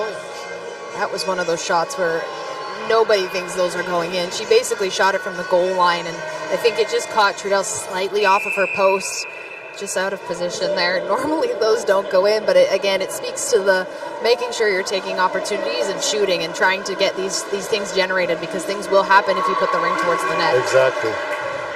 She's been doing a great job since the beginning of the game, but when you don't stop, it'll finally get in. La mission, on a encore fermé le gap. On est à 6-5 maintenant. La mission. Il se passe l'anneau ici. On a passé dans le cercle. Ça ira à la gardienne. Donc, Daigle en possession. Daigle, longue remise. À Foster.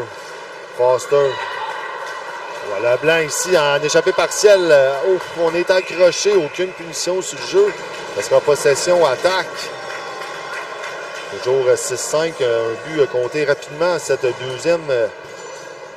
début de 4e période. Qui porte la marque à 6-5. N'oublions pas, c'était déjà 6-3 il y a peu de temps. Well, the theme of this game has been Mission gets up and attack slowly starts coming back. Well, quickly the first time, but slowly starts taking back that lead. And it is now within 1 with a lot of time remaining. So there's a lot of excitement for the rest of this game as well. L'attaque passe derrière le filet. On-t-il pouvoir penser l'imaginable et remonter 2 fois dans le match? Un tir à bout portant. Un arrêt dévié devant le filet. C'est repris par Trudel. Trudel. Qui est droite comme un chêne devant son but. Mission, passe fille de coin. Un autre passe de trop ici. C'est repris par Atlantic Attack. À Snowden. Jenny de son prénom. Passe transverse à sa sœur. Whitney. Whitney tombe. On va avoir une punition à retardement ici contre la Mission. 2 minutes pour un slash. Now there was a lot of speed coming into the zone there. Hard to move that player away from exactly where she wanted to go. Had her feet moving. Just a little bit too much on the stick. To me, but that puts attack on the power play, so they'll want to capitalize on this. They've got some of their big names out on the ice right now. 6-5, avantage numérique pour Atlantic Attack. Un moment de rêve pour pouvoir faire la 2e remontée du match. Atlantic Attack laisse derrière. On passe coupé un petit peu ici par le Mission. Dévié. Mission avec l'anneau. Ça ira au sac de mise en jeu. Ça sera possession Atlantique.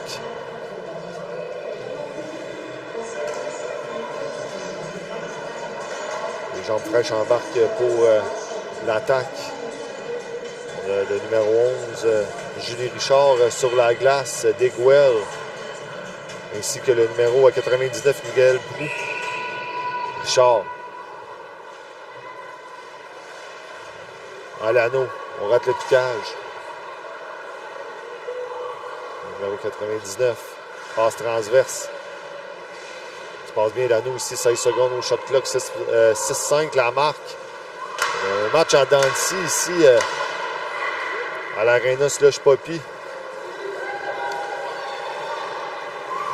Mission en territoire neutre.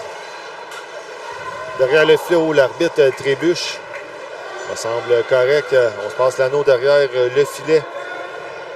Le numéro 22.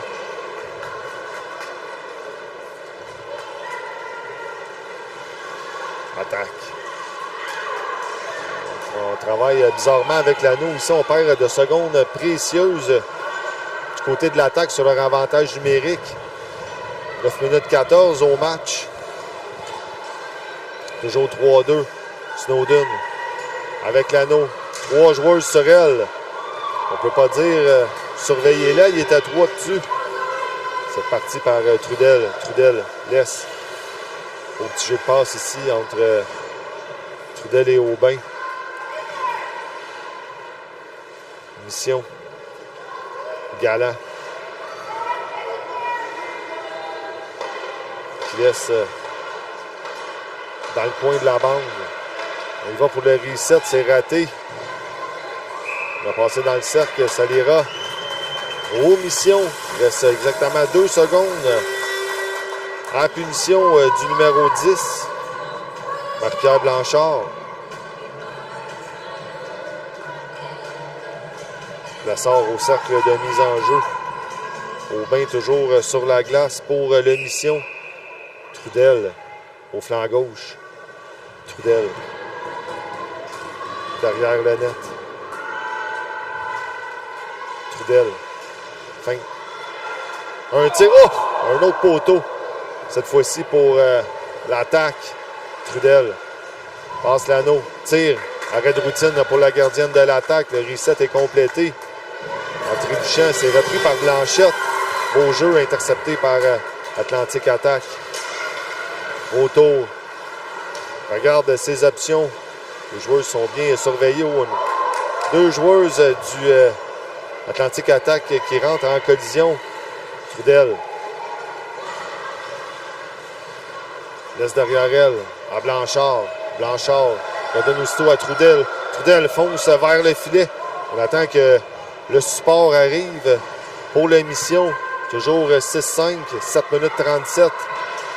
À cette dernière période, passe coupée. Duquette. Duquette regarde dans le coin. On laisse à Lanouette. Lanouette. À Trudel. Le numéro 99.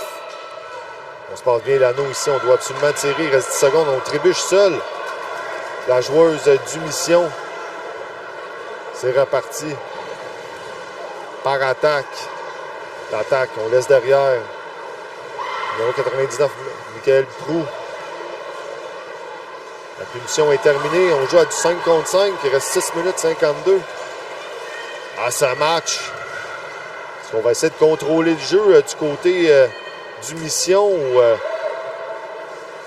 mettre la pédale à fond? Ce sera possession attaque. Well, Mission's in a place right now where they're trying to maintain this lead, which means that they have to make every decision very intelligently. They need to be on top of their passes. They need to be on top of their checks. But they're also in still goal-scoring mode because the 1 goal difference is not much. So they're in a place where they're like, they can't make a mistake, but they have to continue scoring goals. They have to continue to be tenacious and going after those rings, which puts them in a bit of an awkward position as attack is really just focused on tying things up at the very least, not at least just controlling. Snowden fait de coin. Ouf, on pivote, on revient. Del qui suit l'anneau. Ah, et voilà, l'impensable a été pensé. La deuxième remontée du match pour l'Atlantique Attaque. 6-6. Tour du chapeau pour le numéro 23. Manon Vautour. And that's a hat trick for Vautour. And that was just an absolutely beautiful goal. Like, she really just threw her whole self into it. Just as we were saying, like, attack needs to be on the goal-scoring mode. And she's been really showing up for her team this game, obviously with the 3 goals contributing to half of the score. But really that was a team effort to also get her all the way there to make sure that the ring stayed in the zone and that she could actually have the time and space to make that shot as she cut across the top of the center. Ça fait déjà une couple de fois depuis le début du match que la fille est laissée seule devant le filet, donc elle a le temps de patienter, prendre son temps et de choisir le bon jeu. La remontée est faite 3-3. Troisième but du match de Vautour. Oh! Est-ce que l'anneau a rentré? Quel arrêt ici! Quel athlétisme de la gardienne d'Aigle! That has to be the save of the game. That hurt me watching it. She had one leg in the net, one leg in the crease. Just absolutely beautiful. She looks a bit slow to get up. I mean, like, I don't think the human body should be asked to do that kind of thing. But she did it anyway. The athleticism displayed on that was just incredible. And she keeps this thing tied for her team. 6-6, toujours la marque. Quel athlétisme de la gardienne de but ici de Daigle, que personnellement, je trouvais avoir été un petit peu ébranlé lors d'un arrêt en première période, mais il me semble revenu en pleine forme. Atlantic Attack qui n'ont jamais mené dans le match ont joué avec du retard tout le long. Est-ce qu'ils vont pas finalement prendre l'avance? Une grosse arrêt une fois de plus de Daigle. À la maison, si vous voyez un score de 6-6 et vous vous dites c'est pas un match de goaler, vous mettez un doigt dans l'œil parce que c'est tout un match de gardien de but. Des jeux incroyables, des arrêts incroyables. Blanchette qui remet à Blanchard devant le net. Oh! Un autre arrêt. La gardienne a 3 gros saves en seulement 1 minute de jeu. Les gardiennes qui doivent, les joueuses de l'attaque qui doivent absolument féliciter leur gardienne pour un travail incroyable. Béliveau qui remet au numéro 23 de l'attaque. Vautour qui a déjà 3 buts dans le match. À Snowden. Snowden. Feinte, belle passe. Oh! Quel arrêt du bout de la jambière. Incroyable. Quel travail de Trudel. Des matchs inspirants pour leurs joueuses. Aubin. Devant le banc de punition qui laisse à Blanchette. Pas Blanchette, désolé, à Lanouette. Tir de reset, ce qui est tâche accomplie. 4 minutes qui restent au match. 6-6, est-ce qu'on va aller en fusillade? Rester des nôtres. Personne ne veut aller en fusillade. Passe devant le filet. La job. L'attaque. Prendre les devants pour au moins une fois dans ce match. Beaucoup de force, de caractère des deux équipes. Donc, l'attaque en milieu de territoire. Passe d'un côté à l'autre. On pivote. C'est repris par le numéro 11, Julie Richard. Richard, en tant que ses coéquipières embarquent sur la glace. Laisse derrière au numéro 21, désolé. Le numéro 11, on doit absolument tirer le reset. Un peu de confusion sur la glace. On a entendu sonner, mais le jeu continue. L'arbitre n'a pas sifflé. Donc, le jeu continue. Roux, une des capitaines, qui passe à Richard. Richard laisse derrière. À Proux. Proux, un tir. Oh! Et finalement, Atlantic Attack ont réussi à faire la remontée. La marque est 7-6. Prue did an amazing job to bring her team up. For the first time that Attack has led in this game, she really just made decisions that made the most sense in the space that she had, which was faking out, again, making Trudel drop, which we talked about at the last break, and taking advantage of the space that she created by letting Trudel drop and make the first move. That shot placement was perfect, right on for top of the pad, and again, it's perfectly timed to finally let Attack have their first lead of this game. It's been very evenly matched, but in both instances where there have been a lead, it was from Mission. And so again, there's still a lot of time remaining. Yeah. In Ringette, we think about shot clocks. Exactly. We have 6 shot clocks remaining in this game, which is still a lot of time. So what the Attack side needs to do is they need to control this ring. That's the messaging. They need to make smart decisions with the ring. They cannot let Mission touch it. But Mission is going to be so focused on that goal, and they have been tenacious all game. C'est reparti par Brittany Snowden. Aucune punition sur le jeu. Est-ce que la mission a les reins assez solides pour remonter? La mission en possession. On donne à Blanchette. Blanchette qui redonne aussitôt. Un tir difficile, dur à verre. Manque un petit peu de précision et de force. Peu importe, la mission toujours profond dans le territoire de l'attaque. On a le capitaine ici, Blanchette, avec l'anneau. Blanchette décide d'aller devant le net. On va passer dans le cercle, ça ira à la gardienne de l'attaque. 2 minutes 14. Il reste exactement 4 possessions et le match sera terminé. La seule fois que l'Atlantique attaque ont pu prendre les devants. Bataille ici le long de la rampe. Atlantique attaque, on a une punition à retardement ici. That's tough.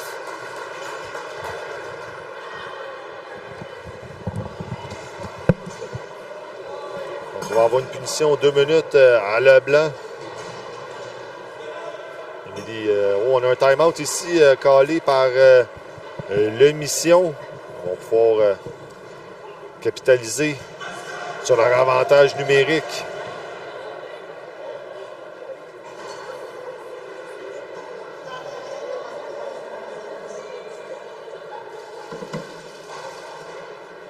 Donc, ceci va conclure la première portion de ce hub. Il va y avoir une légère pause et les matchs vont recommencer, dis-je, cet après-midi. Je remercie beaucoup Émilie Rinenberg pour m'avoir accompagné. Émilie qui est vraiment une fille d'expérience dans les entrevues. Émilie qui a quitté pour aller en bas pour interviewer la joueuse du match. La joueuse du match qui sera sélectionnée sous peu. On va attendre que ce match se termine. Donc, on va terminer la game en power play. On a retiré la gardienne du côté du Mission. On a mis la grosse ligne. Blanchette qui est là avec Blanchard. On se passe l'anneau au capitaine. On circule 16 secondes au shot clock. Blanchette regarde ses options. Un tir dévié par-dessus le filet de la gardienne d'Aigle. Cherchait la fille de coin ici. Oh, beau travail ici de la nouette devant le filet pour enlever à Blanchette. Blanchette. Oh! On frappe le poteau. Un reset qui a mal fonctionné ici. L'arbitre a tout vu. Ça sera possession Montréal. La mission au cercle de mise en jeu.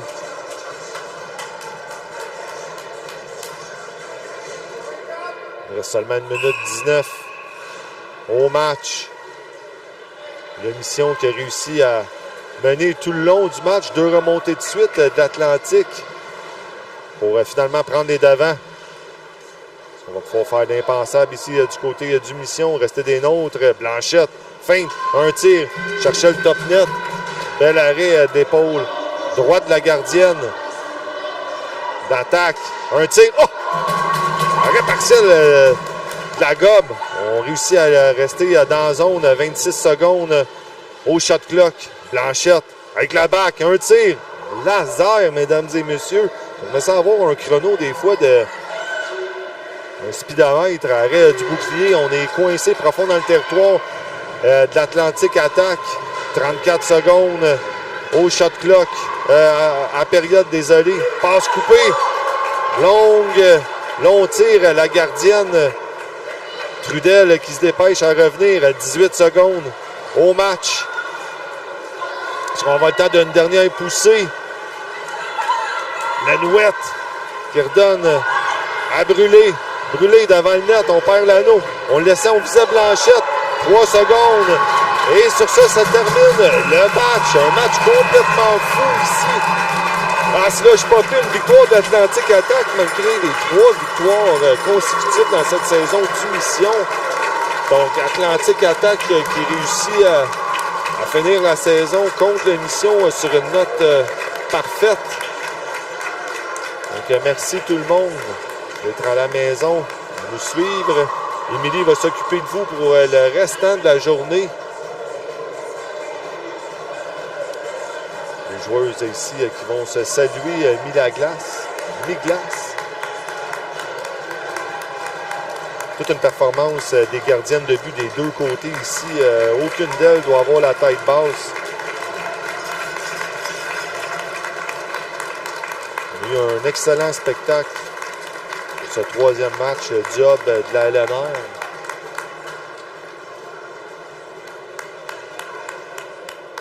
Un match en dents de scie qui va être à revoir.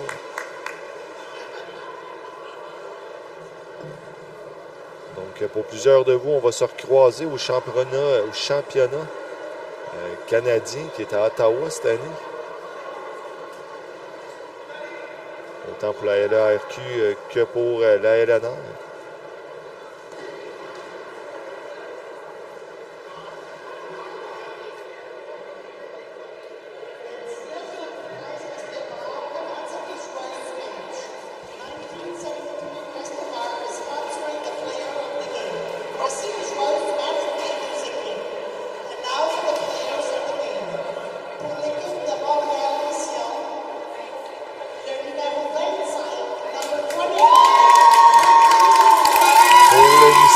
La joueuse du match, Brittany Lanouette, fort performance de Brittany.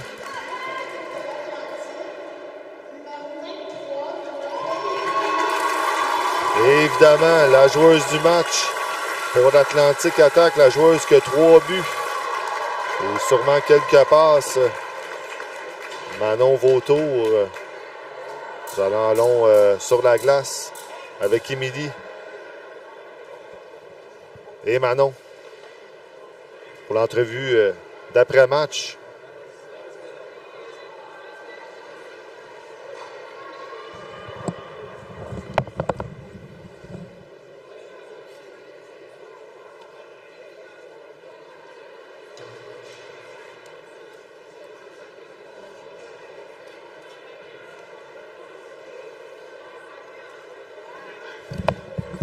Here with today's MVP of the game, Manon Vautour. You had an incredible game, a lot of goal scoring. How do you feel after that one? It was a very good game. I feel very good. We played really well together, so very happy with that. And this is the first game against Mission that you've won in the season. It's been very evenly matched. You guys have played an amazing season so far, nationals to look forward to. What was the game plan going into this one, knowing that this was a big game for you? I think we just wanted to control the ring and really play our game, because usually we start slower, and then I feel like we came out really good, so yeah, really paid off for us. And how do you feel having all the fans in the stands watching you online, watching you on TV? How does that feel? Does that put any pressure on you, or are you just still focused on your game? Yeah, I'm just focused on my game. It doesn't really bother me or anything, so yeah. Congratulations on the win, and congratulations on MVP. Thank you so much. Thanks so much. Back to you guys.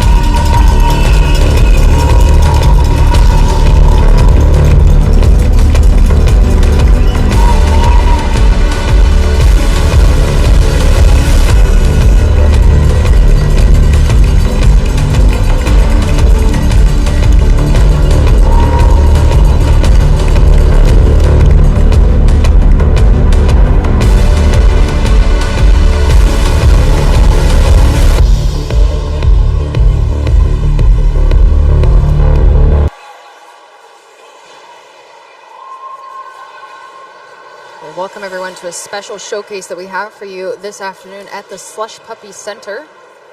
We've got a great matchup to showcase the future of what the NRL could look like with our wonderful U14 athletes. Gatineau versus West Ottawa. As the teams start warming up. Very exciting. Be able to be on TV. I know if I was told I was going to be on TV in U14, that would have changed my life. So very excited for them to be able to bring some U14 teams to you today. Again, Gatineau versus West Ottawa. Gatineau supported by head coach Roche Beauchamp, assistant coach Melanie Labelle, Sarah Poupard, goalie coach Giles Favreau, and manager Marie-Lynn Burrow. Now, I am very Anglophone, so for folks at home, if I've messed that up, I'm very sorry. But very excited for these folks to be out here with Ringette Canada today. The West Ottawa team is supported by head coach Chris Irvine, assistant coach Scott Newton, Amy Joden, and trainer Cindy Lajeunesse. Taking the ice today, we've got number 9 for Gatineau, number 9, Eloise Gauthier, number 10, Jade Legros, number 17, Juliette Desmarais, 21, Emmy Baker, 22, Michaela Sereau, 29, Mylian Bouchamp, number 50, Rosalind Favreau Monfil, number 55, Vivian Hebert, 65, Zoe Dufresne Bertrand, 77, Aurélie Gendreau, 78, Lily Bergeron, and number 92, Charlie Bedard.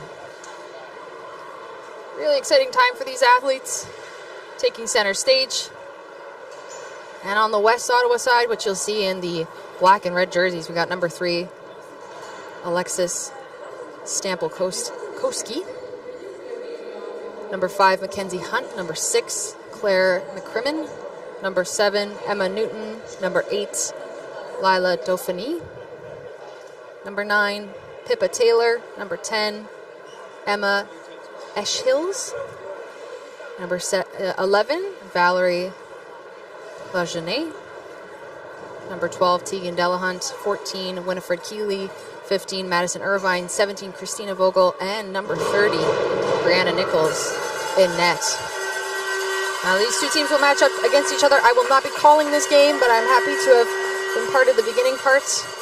Again, could be the future of the NRL. We're going to national anthems.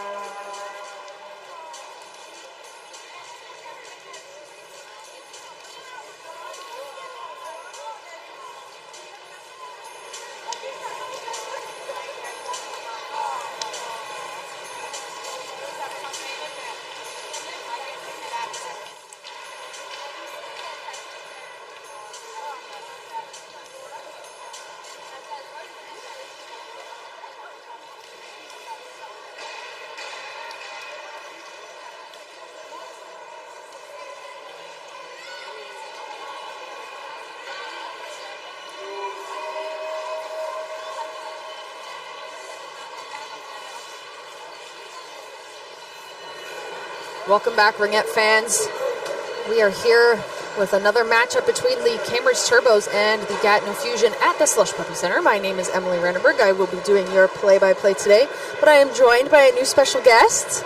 Kirsten, you want to give yourself a little bit of an intro? Hi, I'm Kirsten McLaughlin. I play in the local adult league, and I'm a huge fan of these girls. These players. There's going to be some excitement here today. These teams have seen each other this morning. Fusion taking the win 12-7, and part of that whole game's narrative was that as much as there was a lot of scoring, Fusion was ahead a lot of that game. Turbos played well. There was a lot of really good opportunities for them that they just couldn't make happen. A lot of great goaltending from Caron on Fusion's side that really just kept things out of the net. It was definitely not a 12-7 game in the perspective of those watching. But Turbos have been struggling this season. They've won one regular time game, and they've had one shootout loss and one shootout win. So they're in the rebuild era at the moment. Fusion definitely having a little bit more of an easier time, but again, a lot of these stories are not just told by wins and losses. There's going to be some great action, and these two teams, like I said, have seen each other this morning. So I think that makes it a little bit more interesting, would you not say, Kirsten? Oh, I completely agree. Sometimes the score doesn't reflect the game, and I'm pretty sure that the Turbos are going to come out strong today to prove a point. And do you think that it helps with the mentality coming into these games where you've seen your opponent recently, you've learned what it is that they like to do, and you can make more detailed adjustments at that point? Do you think that helps? Oh, absolutely. I think that quite often when you've seen the team recently, you have a little better idea of their play patterns and how they set up and where they position themselves, and you have a better chance of actually interpreting that data and reacting accordingly. Well, and from the perspective of this morning's game, I think Turbos were able to sort of do that in-game, because if you're looking at the scoring, there's a lot of goals happening in the first, second, and third period for Fusion, but by the time we got to the fourth quarter, they were totally shut out, and Turbos scored 4. So they started to apply those learnings, and we had some back and forth on the goaltenders, settling on Reed by the end. That in-game adjustments speaks volumes to the coaches and the receptivity of the players themselves. It's hard to do sometimes. Well, and Turbos have been around. We were just talking before the broadcast. Turbos have been around for a while, and they've had quite a big legacy within the national championships, which are coming up this year, March 30th to April 5th in Ottawa. If you're in town, come visit. If you're in town, come volunteer. But this is definitely a time in which they're focused on getting everything right. There's a lot of young players on this team. They've got some veteran talent to help secure that and push them forward throughout this season and have a good crack at nationals coming up.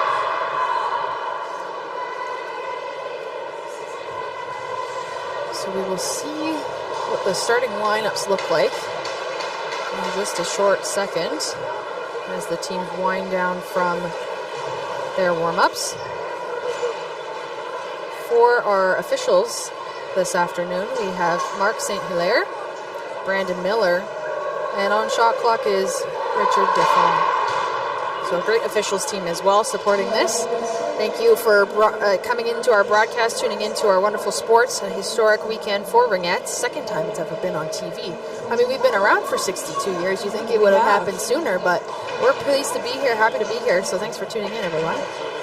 I can't wait for so many people to be exposed to what a wonderful sport this is. Ringette gets sort of a bad rap sometimes because it is such a niche sport, but it is the fastest sport that I know.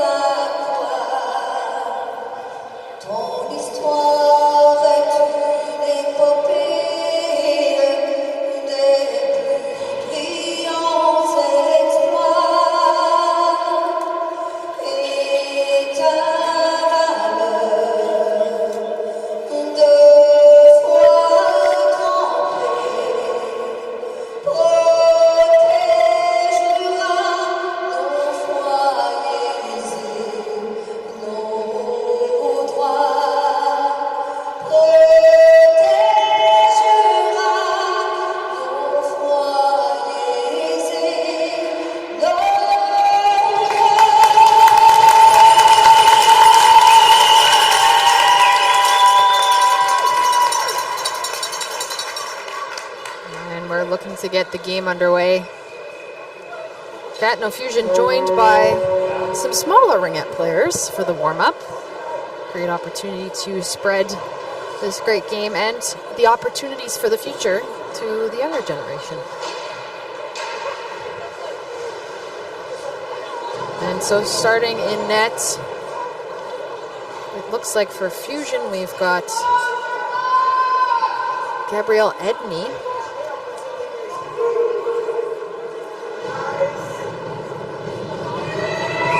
And we've got Becky coming in on the Turbo side. She played a few minutes throughout half of the game this morning, and she's between the pipes again. Fusion starting out strong, taking the pass outside the triangle. That quick shot right off the mask of Becky. She keeps that out. But the rebound goes back out to St. Laurent. St. Laurent deking, finding its way through over to the side, and another deke. Becky following that ring, not letting it in. Close look on the point of that triangle there for Fusion as an early look in this game. Turbo's trying to move it into center. Can't keep a stick on it. St. Laurent moving the ring up, trying to find friendly blue jersey to send it to. Ring inside the zone, but still fighting on it.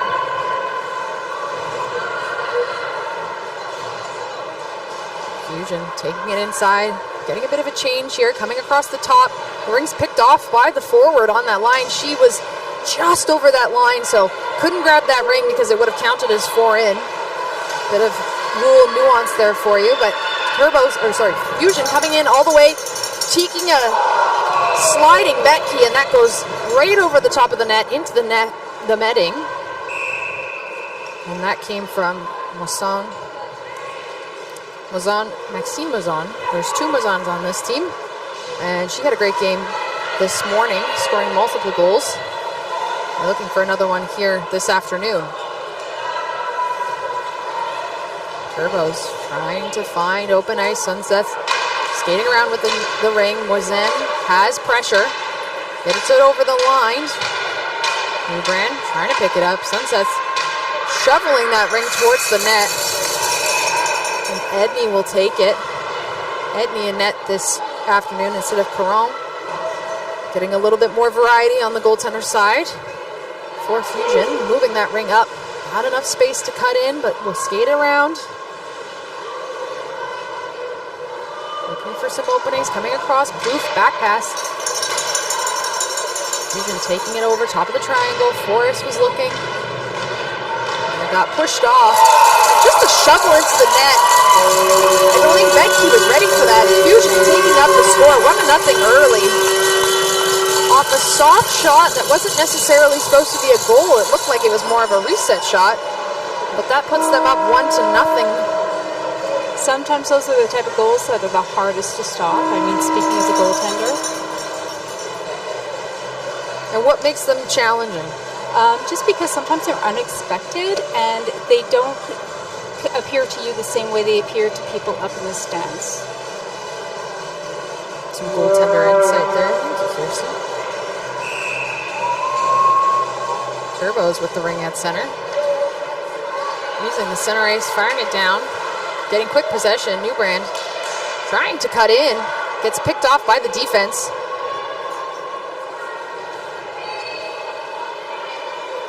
Looking, trying to feed it through that triangle. Fusion picking up the loose ring. Soft pass over the line to Violette. Violette finding somebody. Hoping it's blue. Fusion settles that ring. Taking a bit of a skate here. 20 seconds on the shot clock. Getting a little bit of speed. Back pass over across the triangle. Turbo sending 2-on-1. Getting a little bit out of position, but that bet pays off. Nozzle using a defensive pass to keep things moving. Getting it down low for Nozzle. Nozzle cutting in, tries to get a shot. Gets one right on the post. And some great defensive play to get out of our own zone.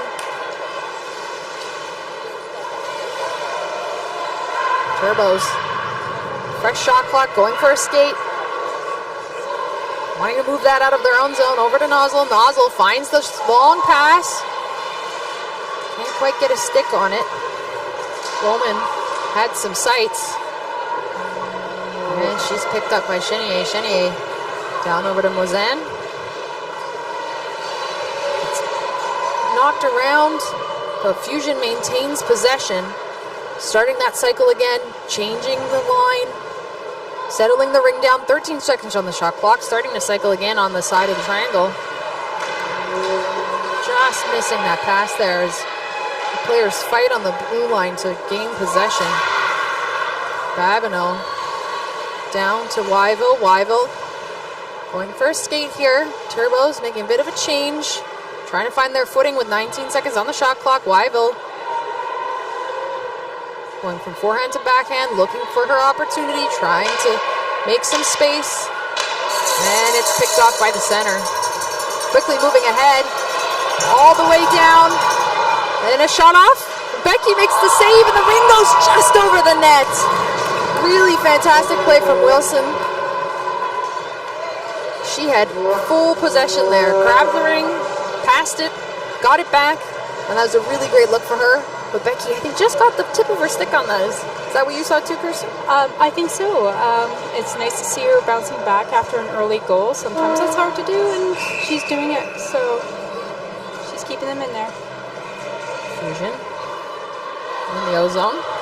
Skating around with speed. Blocked off on that attempt, but they'll keep it. Now Turbos into the neutral zone. Gaining speed is Nozzle. Drop pass back to support. Down the center of the ice, picked up, no problem. Didn't feel like she had enough space to shoot on that one, but will push through and continue her skate. Newbrand, she had some really great success in the last period of last game. Coming across, trying to get through that triangle. Bit of a soft one off to Edney. So Fusion will pick that up with a drop pass. Sliding across that blue line. Looking for that open opportunity in center, and a shot. Good stop. That was a close look. Turbos finding it challenging to get out of their zone. Violette is not letting that come out very easily. Moving the ring into open space, but it's picked up by Chenier. Chenier over to other Chenier. And the ring St. Laurent over to the low post, but it's blocked off by a streaking Sunset. She got her stick right in that passing lane. Great setup, though.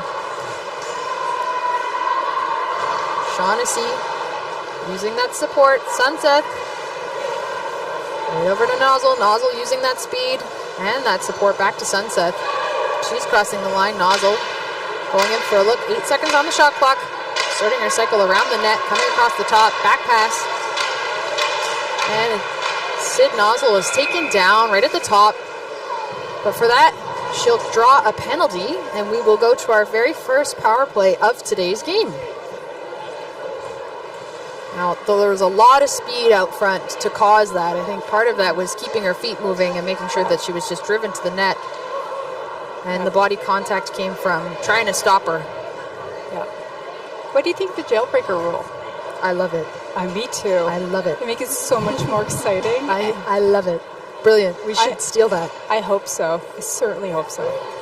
So Sophie Chenier will go to the box. 2 minutes for body contact. Turbos have the power play.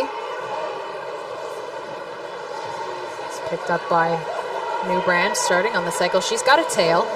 Coming across the top, back to the tail. Nozzle tries to pass it to her sister, just misses that stab. Gotta be frustrating on that one. Plate moves into the neutral zone. Again, Turbos on the power play. And Fusion will accidentally bring that ring right over the blue line, which you can't do, and that'll get whistled down.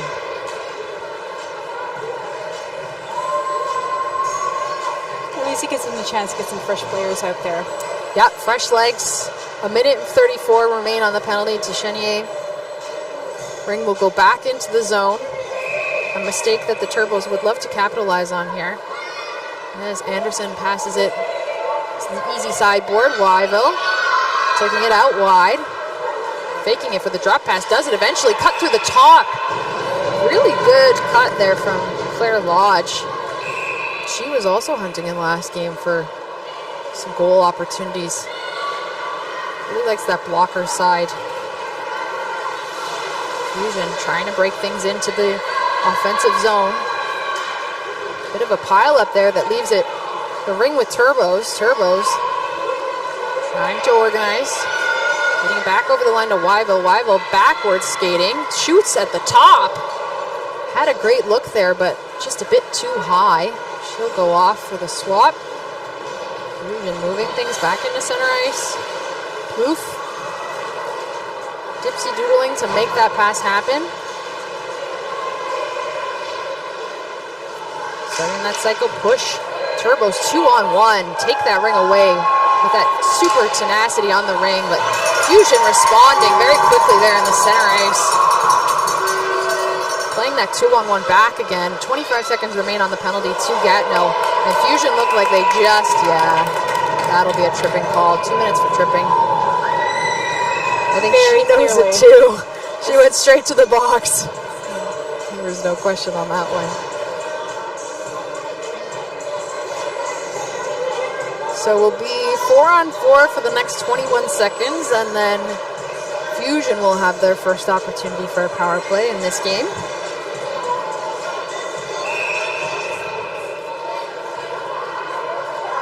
Starting that cycle out. Passing it low, down the bottom of the triangle. Cycling, moving. 17 seconds on the shot clock, keeping things wide. Takes a shot. We've had a look. Bit too high. Skating right in. Tries to sneak it right past. Good look from Chestnut. Time is winding down. They're looking for a reset, but that shot's blocked off by 2 Turbo bodies. The ring will go to Betke. She'll make the easy toss alongside her net. And a long stretch pass.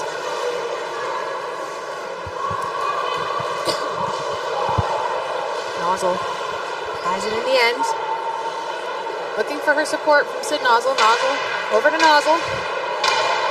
And enough of a defensive wall there to stop her. Forrest making her pass over. A big shot from St. Laurent. Great save. Give him a save. St. Laurent coming in fast on that short side.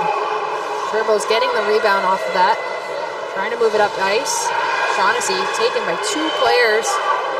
Goes back and Dillon has it now to Wyville. Wyville, she's got time. 8 seconds on the clock. Tries to get it up front. Does. And shoving ring. To get it past the goaltender, gets the reset. Turbos will maintain possession. Babineau just pushing that ring towards the net. I'm not even sure she got a stick on it. Good opportunity there, but she'll take it up top. Looking for that support, using more of that ice.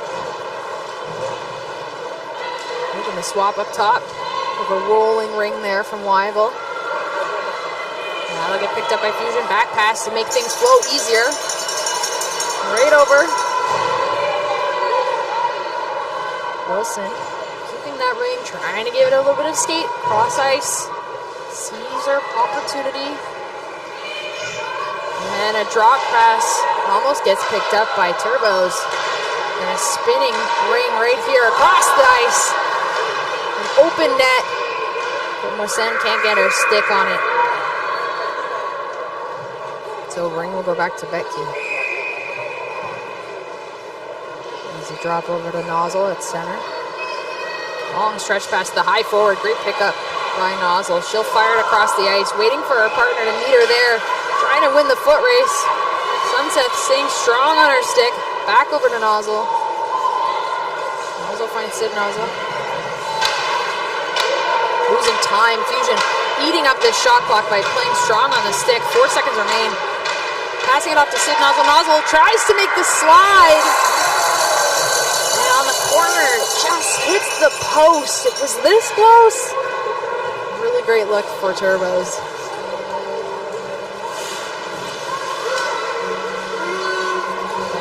way back to Whipple. Whipple moving it over to Mazen.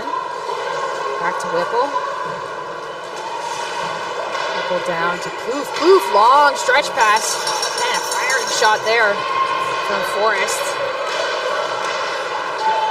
Oh, and a long, slow motion shot right past Becky, but doesn't make it through to the net itself. Right through the crease. Plouffe will take it now. She's got time. 26 seconds and about a minute left in this quarter.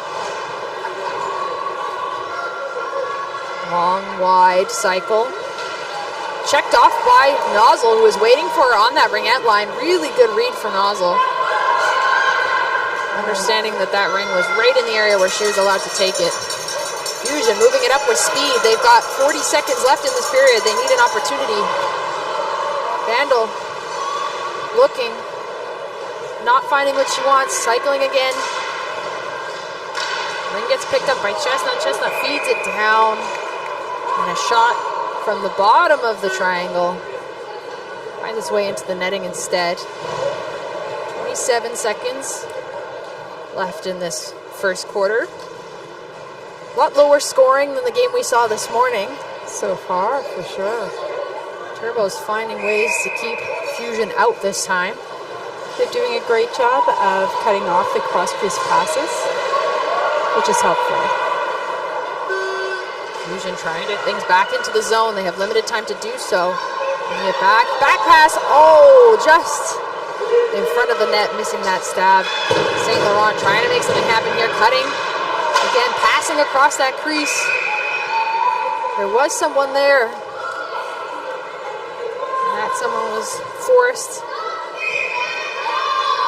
Couldn't quite take it. So ring will stay with Becky. She'll hold on to it. That'll close our first quarter. We are 1-0 Gatineau Fusion. How did you think about that quarter? I thought it was really great. It's back and forth. The goalies played amazing. So a little bit of luck involved in goaltending too. So there was the one that ended up on the top of the net for Becky.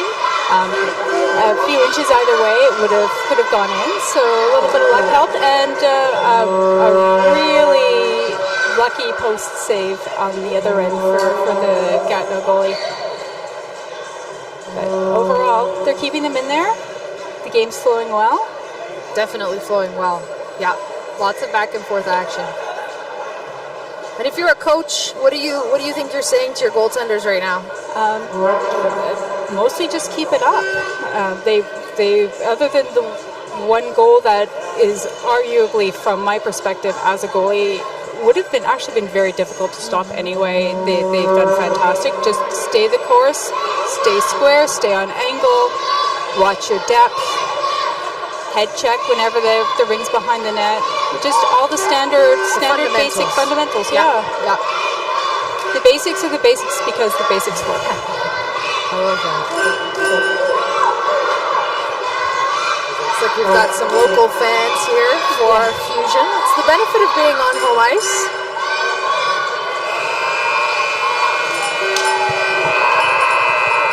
And that buzzer will take us into the second quarter here. Becky will stay in net, so will Edney.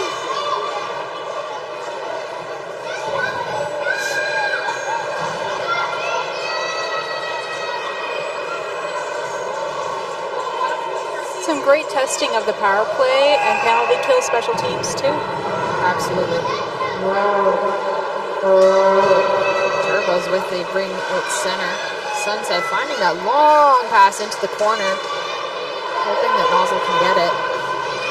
Instead it finds Edney, who uses her stick to pass it out. Long stretch pass all the way, bouncing off the boards to Chenier. Chenier, back pass. Fusion starting their cycle, staying to the outside, trying to get that back pass over to the top. They'll get picked up by Seagull. Seagull takes a shot right on the hard on the ice. Just misses Becky. They managed to get the reset just there. Becky using her glove to pass it off. And Sumseth making a great little spin to get away from pressure. Fusion using the support of the full ice of the neutral zone.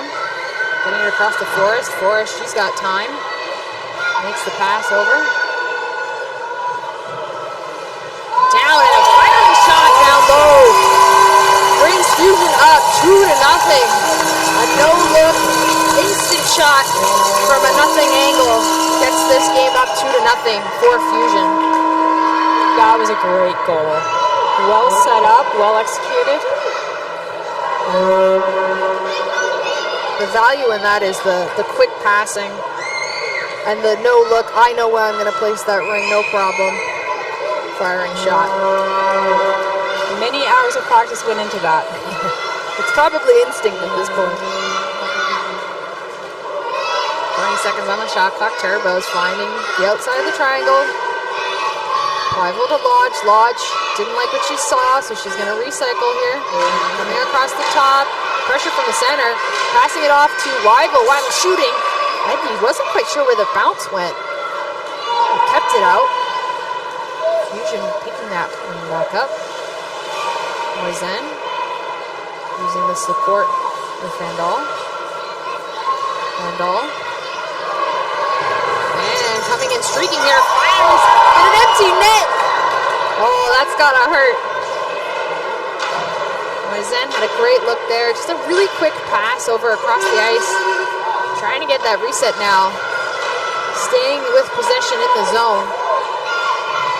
Turbos taking things across the way. Newbrand getting picked off. But she'll go fight the battle along the boards again. And move it or lose it says it's Turbo's ring.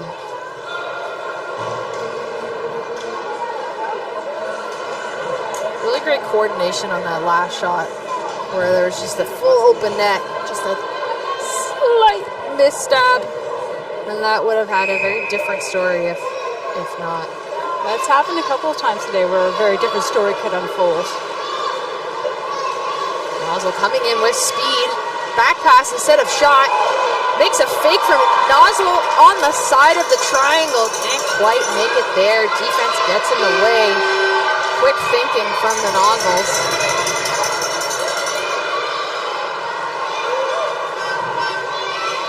Fusion trying to get things through the zone.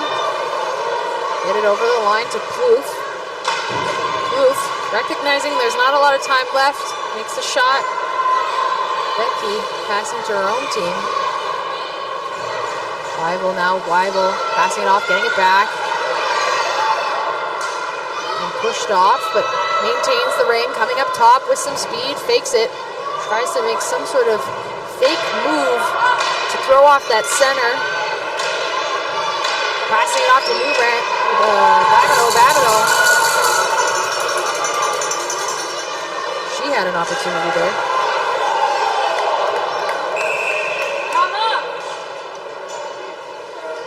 And a collision at center will put us on another power play for Fusion.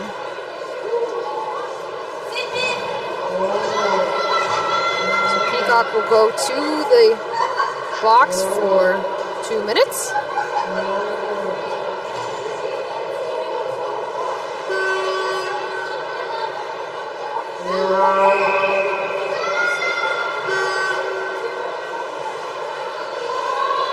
Fusion taking time to set things up, keeping things wide. Forrest looking, back pass over to the side, shot! Over from Chenier. She had a good look, but that was a tight angle. She'll pick up the rebound and continue the cycle. Coming up top, passing it off to Forrest. Forrest spinning, keeping that ring. Gets it off her stick just a bit too wide. Spun off her check to make that space happen. And Forrest trying to battle for it, but defense are strong on this check. Newbrand passing it off. Tried to make a bit of a pass there. Pedersen had a look over to Newbrand and said, hey, I'd like to give you this now. And defense on Fusion really strong. Got in the way of that lane.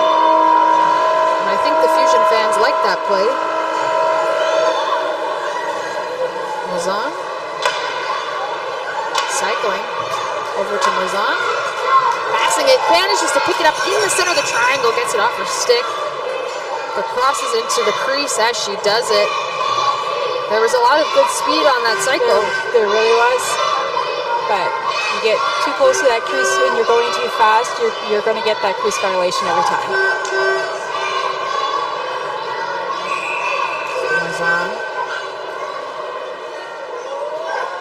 Making the easy board pass now. Starting the cycle around. Tries to get the back pass, but defense steps right into it. Shaughnessy had her stick right in that lane. Starts the Jets. And keeps this play moving. Starting to get back into the neutral zone here. Turbos. 15 seconds on the shot clock, wanting to get it out of this zone quickly. A lot of pressure from Fusion, sending it back into their own zone and forcing that pass over to Fusion. They didn't stab it, but that pressure really made that pass necessary. And a shot coming from Morzan. Just high above the net. Had a really good open look. Fusion really feeling the energy here right now. Tilted in their favor. Oof. On the change, picks up the ring. 8 seconds on the shot clock. Coming around. Makes that tight curl in. Walks herself into the triangle. A shot off on Betke. Saved no problem, but she's going to hold on to it just in case. And possession will go back to Fusion.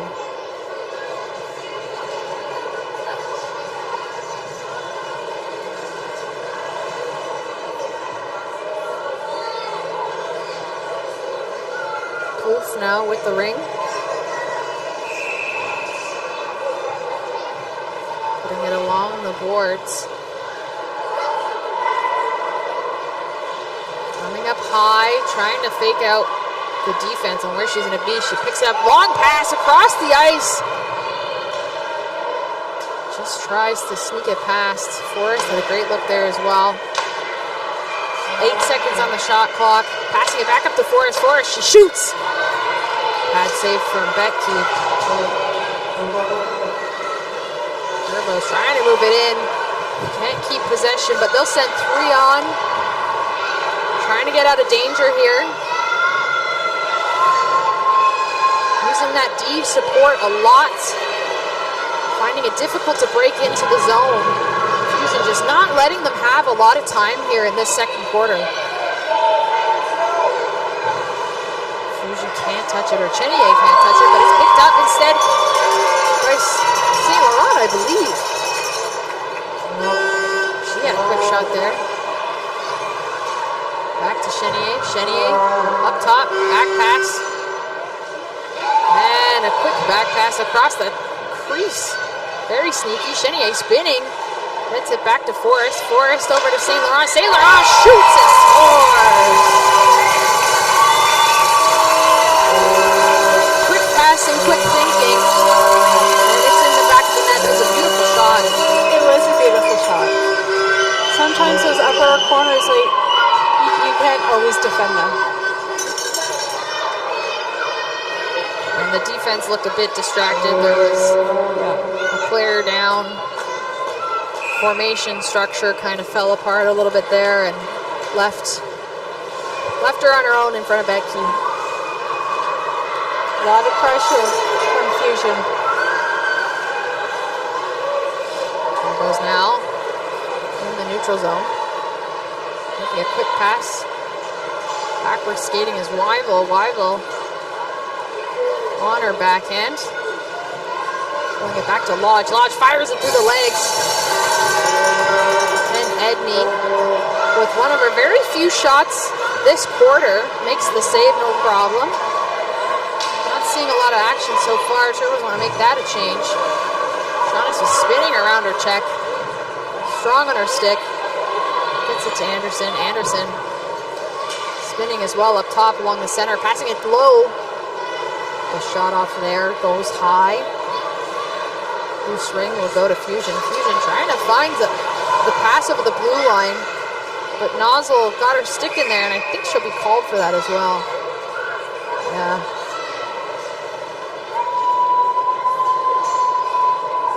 So Paige Nozzle will go to the penalty box, 2 minutes for hooking.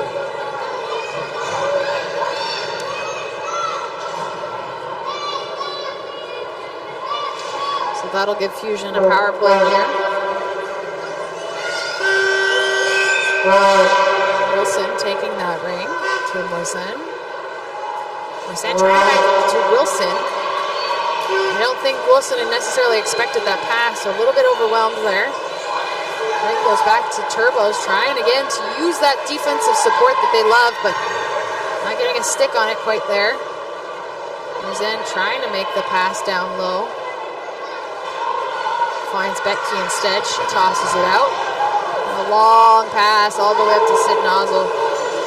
Tough to stab those head on, but that is the job of the high forward. Tough job to have. Fusion pick things back up. Chestnut right over to support.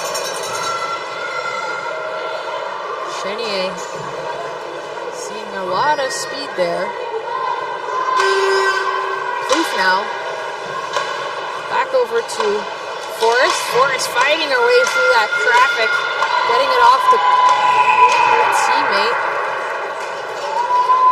And Fusion can't keep that ring moving, so it will go back to Betke for the 5-second toss, no problem.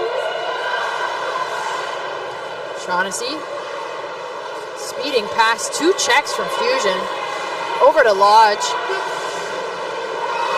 Turbos are short-handed right now, so harder to find a pass. Pedersen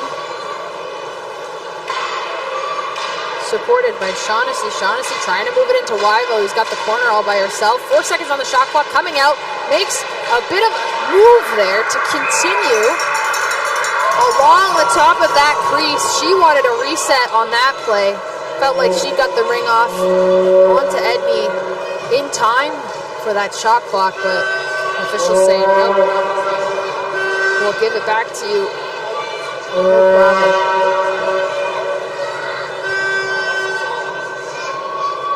Nelson now in the ring. 2 lower options.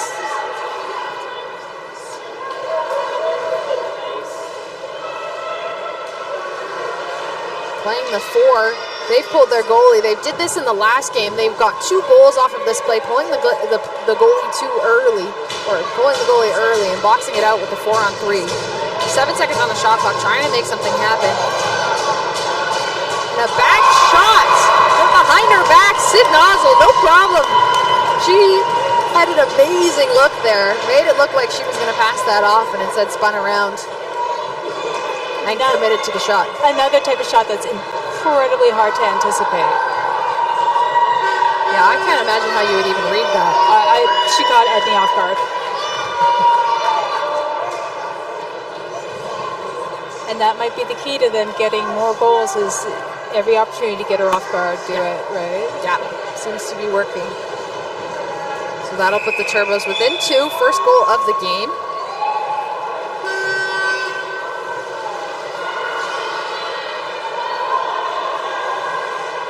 And Fusion will start that cycle once more. Looking to take this back. Chenier coming across the crease. Gets taken out, but skates into the crease as she's doing it. Betke gets it. Lodge finding it hard to stay on her feet with that much pressure. Forrest picking it up. Over to Chenier. Chenier blows past all the defense, gets her shot right into Betke's pads.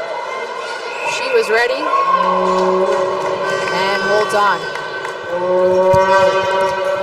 Ring goes back to Gatineau.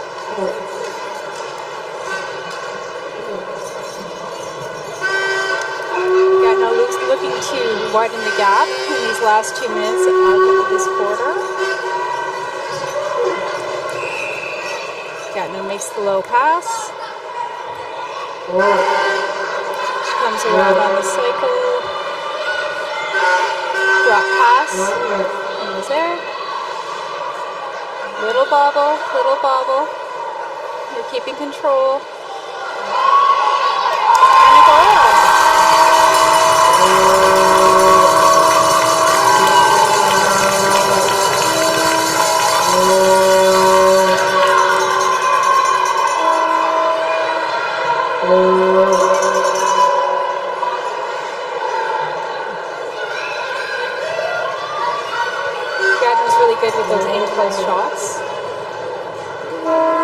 really well for them.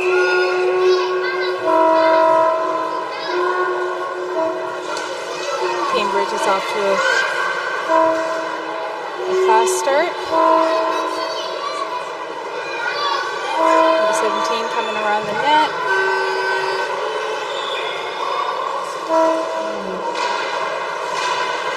Shot. Crease violation. And we also have a penalty for body contact.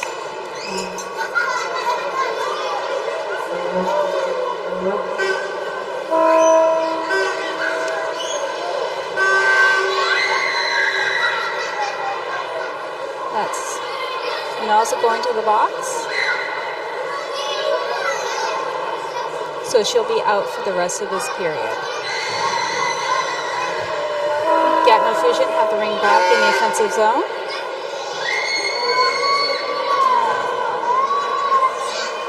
Gatineau putting the screen on Becky.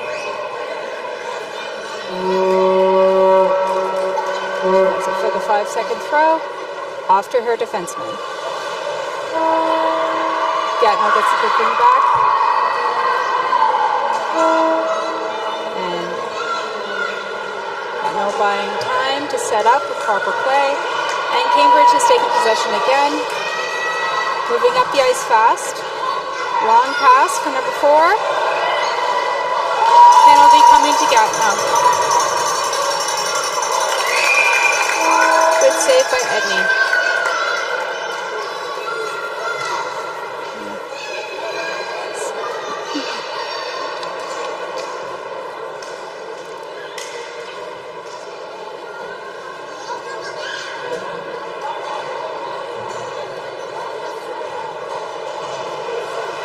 So Gatineau's off for a slash, so we're playing 4-on-4 for the next minute and 26 seconds, but there's only 43 seconds left in the period.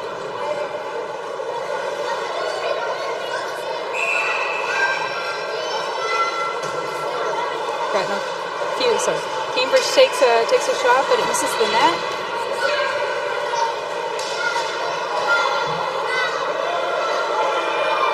Cambridge passing it around, wasting a little bit of time so that we can get into good position. 15 seconds left on the shot clock. Cambridge steps out. Cambridge takes a shot. Stopped by Edney.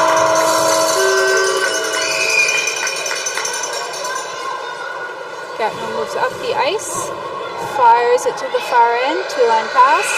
And that's the end of the first half.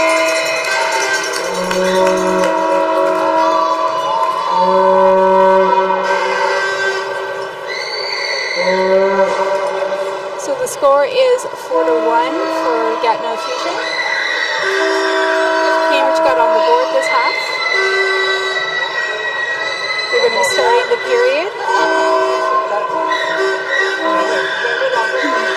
They're going to be starting the next period. It's 4-on-4. As the players get off the ice for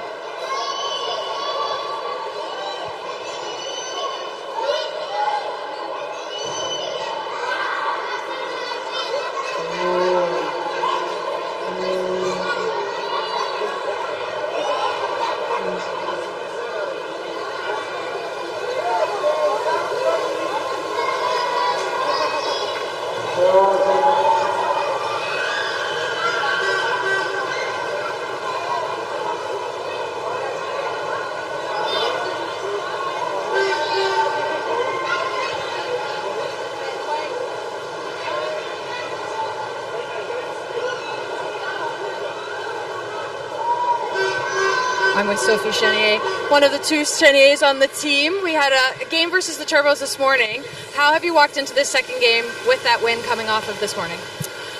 It's a weird feeling. We've never played the same team twice in a day, so it's a different kind of challenge. We had a pretty good game this morning, high scoring. They were high scoring too, so it was difficult to enter the game in a calm way because we're expecting a lot of goals on both sides. I think we've been doing pretty good. The score is reflecting that. We're both on the lower end of the scoring compared to this morning. I think we're playing a much more disciplined game and a much more confident game, and I think it's like a different type of learning experience. It's like coming off such a high to play like such a composed game, and it's so important before nationals, so I think it's a really good learning experience, and I think we're doing pretty good thus far. Hopefully we'll keep doing good in the next half. Speaking of nationals, obviously the team has to be prepared for that. Was that part of the decision to put Edney in net instead of Caron from this morning? No, it's just so not that I know of. Obviously I don't make the decisions, but I think it's just getting them both on the ice, allowing them to perform, and giving them time to practice too, right? Going into the second period, like you said, it's a lot closer than it was this morning, a little bit low scoring, a little bit more disciplined. What are you thinking about personally for your game? For me, obviously I'm a D, so it's more about like playing smart. I used to be a forward, so I tend to be a bit more aggressive. So for me, it's trying to learn to be a lot more composed, a lot more defensive as a player, and just do my part so that our team can succeed. That's what you want. Perfect. Thank you so much. Enjoy the rest of the game. Good luck. Thanks, guys.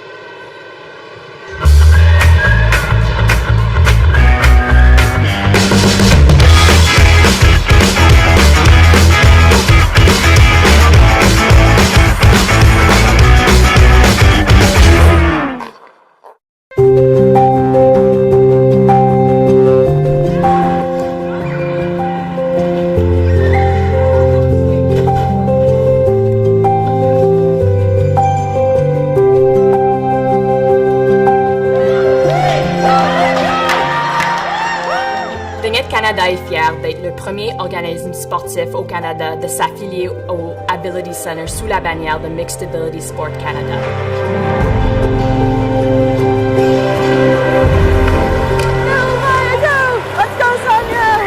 Notre but est de créer un modèle de sport inclusif qui va contribuer et améliorer la santé mentale, sociale et physique de tous les Canadiens.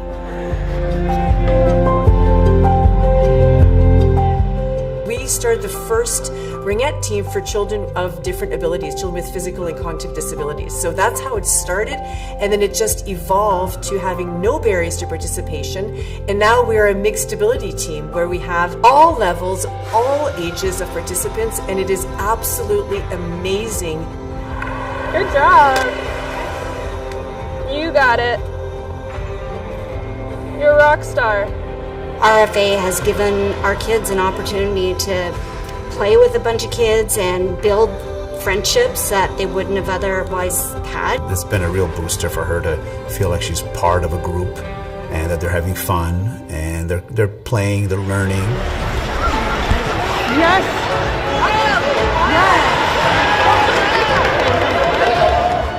When I first started playing, I got my best friend's old Ringette stick, and she saved a bunch of goals in that stick for me, and I ended up getting my first wrist shot with that stick. Il y a un impact sur la confiance de soi, sur notre santé mentale, notre santé physique. Mais sur une équipe d'habileté mixte, ces bénéfices sont amplifiés encore plus. Nous avons un groupe complètement divers depuis les dernières quelques années. Nous avons des enfants avec handicap cognitif, handicap physique. A lot of our skaters are just learning how to skate, which is a good thing. I just love how they're developing every single season. We'll need you out there anyways. Yes. Right? We'll need you out there. All right. Now remember the volunteer goal.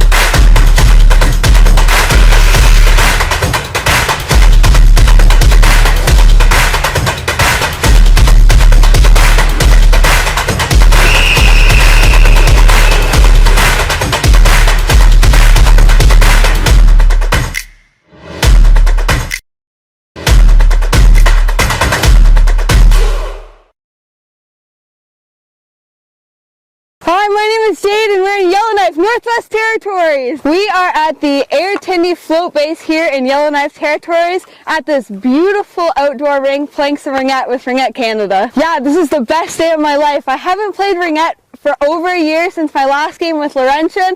So for Ringette Canada to bring ringette to Yellowknife, this absolutely made my day. I think everybody should play ringette and it's great to see it here in the Northwest Territories.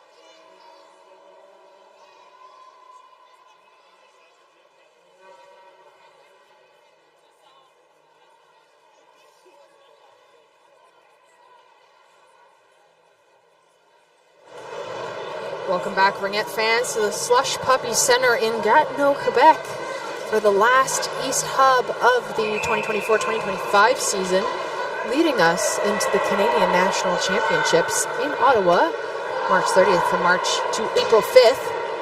I'm Emily Renneberg. And I'm Kirsten McLaughlin. There you go, by Kirsten McLaughlin. We're bringing you the second half of the action in the second game of the day between Gatineau Fusion and the Cambridge Turbos. So far, in comparison to this morning, scoring is a lot lower. And that was the same thing as Sophie was saying in our interview earlier. A lot more discipline, a lot more lower goal scoring, but like again, connecting more and understanding what it is they need to do to play. Gatineau scored 3 of their goals in the last period. And Turbos put their 1 up on the board. We'll start this period off with 2 penalties, 1 for each side. Paige Nozzle in the box for 41 seconds remaining. And on the Fusion side, 1 minute and 12 seconds remaining on their penalty. So both teams will start off this third period 4-on-4. Becky still in net, Edney still in net. All looks good from a goaltender's perspective. Looks good to me. And it's going to be, well, it's going to be interesting. 4-on-4, there's so much more ice. And fresh ice too, moves a lot faster. Fusion starting with Chenier up top, over to Saint Laurent. Saint Laurent coming in with a look across the top, gets pushed out a little bit. And makes the long back pass to Chenier. Chenier across the top, over to Saint Laurent. Just misses the stab, keeps possession, 8 seconds on the shot clock for her. Whips around that low D. Gets the reset on Becky, but she's tight to the post. You like to see that as a goaltender, right? Absolutely. Like you love it. Fusion maintaining control here. 25 seconds on the shot clock. Lots of time to do something. They'll make a couple changes here. Long pass down the side. Chenier makes that back. Backed over to Moisin. Maxime Moisin's had a great game so far with several points. And a shot just hits the post from Forrest. Made it look easy. Made it look like she wasn't going to shoot. Turbo's back to even strength on the power play now, technically taking it away into neutral ice, shoving it up to Newbrand. Newbrand looking for a connection here, finding it with Nozzle. Nozzle, long pass over to Nozzle, flips around. Newbrand now has it at the top, shot blocked off by Moisin at the top. And they'll continue their cycle with a bit of a change here. 10 seconds on the shot clock. Anderson now tells the back pass again to Wyville. Wyville shot on Edney. Bounces off her shiny white pads. Turbos get that rebound. We're back to even strength on both sides. Wyville, she had a great look just as the period was closing. Going into the half and gets one just up top there. She's fighting for it, looking for a goal here. Fusion trying to get things back. Peacock, quick skate to pick up that loose ring in her zone. Tries to find her connection there. Ring will go over 2 lines, so Turbos can't touch it there. Fusion pass along the boards. And it's picked up by Gillen. She gets taken down there, but she's got support in Wyville. Wyville trying to get into Nozzle, bounce off a skate. She'll pick that loose ring back up. Cycling it around the zone. Babineau drops it back to Nozzle. Nozzle fakes like she's going to shoot. 8 seconds on the shot clock. Kicks it out back wide. Back pass over to Newbrand. Newbrand fires it. It was a little bit too wide, and Turbos try to get that rebound off the backboards onto the net. Crease violation gets that ring back over to Edney. She makes the toss. Long stretch pass to Chenier. Chenier using the boards as her guide. Bring it down to Saint Laurent. Saint Laurent passing it through the triangle. Gets it through traffic. Chenier up front. Over to Saint Laurent. Saint Laurent fires it. Hits the skate. another wide shot there as the shot clock counts down. Turbos, they'll pick it up. Play will continue. Bowman gets it to Newbrand. Bowman up in front. Newbrand deciding to continue with it. Tries to get the pass up. Hits escape but maintain possession. Babineau, 10 seconds on the shot clock, coming around the net. Passing it off to support. Anderson gets a shot off. Tight angle, hard one to see success with. That rebound will stick with Fusion. Babineau fighting with Chenier. Chenier coming out on top of that. Moving it quickly into the zone. She'll pick it up on the other side of the blue line. Looking. Lots of time. Passing it off. Getting a change. Fresh legs here. Moving it back. And a fake here up top. Back to the low post and a shot just picked up by Becky's glove. And maybe a piece of that post as well. Fusion will maintain that possession, looking to create some structure here before they move too quickly. And another winding shot goes a little bit wide. Fusion will pick that rebound up. Wilson trying to walk in. Pressure from the center. Puts it down low instead. Mazan. Cycling. Tries to get a hard pass off. Deflects off the stick, bounces. They'll maintain it. 9 seconds on the shot clock. Mazan against Becky there. She's had a couple goals today already. Becky gets it to her own. Bowman, quick pass over to Nozzle. Nozzle fighting her way through, maintaining possession, getting pushed out to the boards. 10 seconds on the shot clock. She's looking for space. Coming up across the top, swinging backwards over to McGillen. McGillen right into Edney's chest, but had the space to get that shot off, and then as a defense, stepped up to the mark. Fusion getting almost a full change here. Floof holding on as they do. Passing it around. And the short post with a shot there from, I believe that was Forrest. She got the reset on the shot clock, coming up with speed. Back past the Plouffe. Plouffe fakes it, shoots, goes wide. More speed from Fusion here. Trying to set things up. Violette back to Plouffe. Plouffe spins, falls down. Ring goes to Turbos. Turbos looking for an outlet. Shaughnessy over to Wyville. Wyville decides she wants to go for a skate. Signaling with her hand for a switch. Coming around the side, using that space. Nozzle assessing back to Newbrand. Newbrand fakes it. Gets pushed out to the side. Gets a shot off. We'll get the full shot clock here. And we'll continue outside the triangle. Gets pushed up to Newbrand. Back over to center to Nozzle. Nozzle takes it, fires it. Tries to get the ring just above those pads. But Edney holds on. She knew she had the ring, didn't quite know where it sat, and didn't want to take chances with letting it go. Happens to all of us. How do you make the decision on whether or not you want to move? If you really are, the ring's out of sight, you're better off just to stay, because sometimes if you move, that ring falls and bounces into the net, which is just high risk situation. High risk, yeah. Something you don't want to do. So Edney holds on to it. But she's been so strong today. Her positioning is amazing, and all the shots are going right on her. I think Cambridge is going to have to get a little creative. Turbos trying to put something together here. Newbrand tries to sneak it in, does another quick move to try and fake off the D. Staying to the outside seems to be the plan here, but they've got something moving here.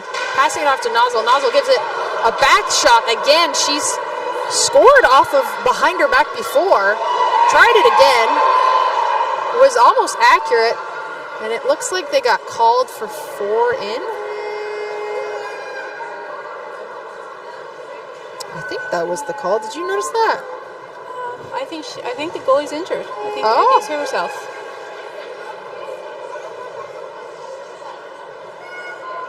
Perhaps an equipment adjustment needed. No, she's nodding. She's good. Okay, she's good. She may have just, sometimes when you go down in a butterfly, your knee gets a little tweaked and it hurts for a few minutes and then you're okay. Goalies or something else. If my knee hurt and got tweaked, I don't think I'd be back out in a few minutes. Turbos looking for their second goal here. Firing it from the side is Nozzle. She's seen that corner before, wants to replicate. Two nozzles stacked on top of each other, but Fusion taking that loose ring, moving it up quickly. Chenier over from St. Laurent, spinning, takes it, shot off Becky. She doesn't know where it is, but it's out of her net.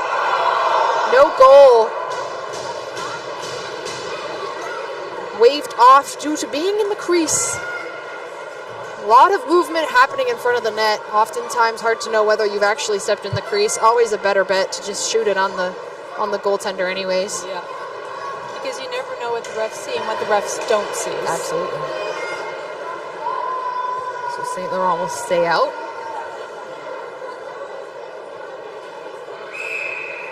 She'll take that ring. She's looking for an outlet with Emily Chenier. Getting it across the ice, passing long passes outside of the triangle, trying to make space. Chenier turning on a dime, just losing track of that ring, but keeps it with her possession. One of the defenses lost her stick, stepping around. That'll be a crease violation again. Just too tight. Tough to navigate as McGillen had dropped her stick. And that's always a tough position to be in as a defense without a stick. Absolutely. But the players did the right thing. Often they'll try and give a goalie their stick if the goalie loses her stick, and that's the wrong thing to do. We need you with your stick. Good tip. I like it. We can handle playing without a stick for a few minutes. We're fine. Fusion taking control of the neutral zone and back into the offensive. Wilson, she sees an opportunity here, gets taken down. And Moisen almost checks the ring off of Wyville into a scary place near Betke. Play will move into the neutral zone. Fighting for it. Newbrand over from Babineau. Babineau's going to make the switch. Newbrand's going to skate. She's got 10 seconds on the shot clock, but she's looking for fresh legs to support her. She'll find those with Sid Nozzle. Back to Newbrand. Newbrand up top. Tries to get a shot off. Just finds skates instead. Siegel was right in the way of that one. Fusion using the support across the ice. Great call from the defensive partner on the other end. Chenier shoveling it down for the forwards as Fusion makes a few changes here. Plouffe trying to get past the center. Loses the ring a bit. Forrest fires it. Right past Betke, right on the ice. That hard shot puts Fusion up 5-1. Made use of that powerful shot on the ice. Yes. A little bit, the ice is still a little bit clean from the Zamboni that we had at half. And that just allowed it to sail right past Betke.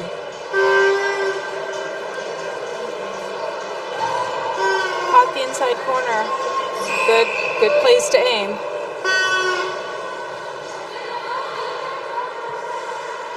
Fusion taking it back now. Wyville taking it to the outside, gets pushed out, decides to keep going. Cycle continues. Wyville back. Over to a shot. Beautiful corner kick. Babineau made it look easy on that one. And a beautiful pass back from Wyville. She's been hunting around the net looking for her own goal, but that's a really great example of being supportive of someone else who's in a great shooting position. Made it look like she was ready to shoot up front. Did the sneaky back pass. And she changed it up. Most everything has been low and right on Etne, but switching to a higher shot was a really good strategy. Fusion.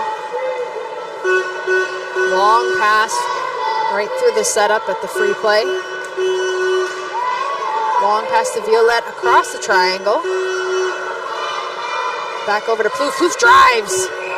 Gets a shot off, but she had a bit of an angle there, but Turbos had walked into their own crease, so they weren't able to pick up that ring. And it'll go back to Fusion. 2 minutes and 46 remaining in this third period. Lots of time still. This is as close as some of the games between these two teams have been. And a shot off from the side of the net. Forrest had that empty side. Just hit the post. Becky sliding her way across. Quick pass was effective. Couldn't quite get it on the net there. 9 seconds remain on the shot clock. And they're across the top. Forrest down low. Over to Cheney. Cheney shoveling it to the opposite post. Was a bit wide.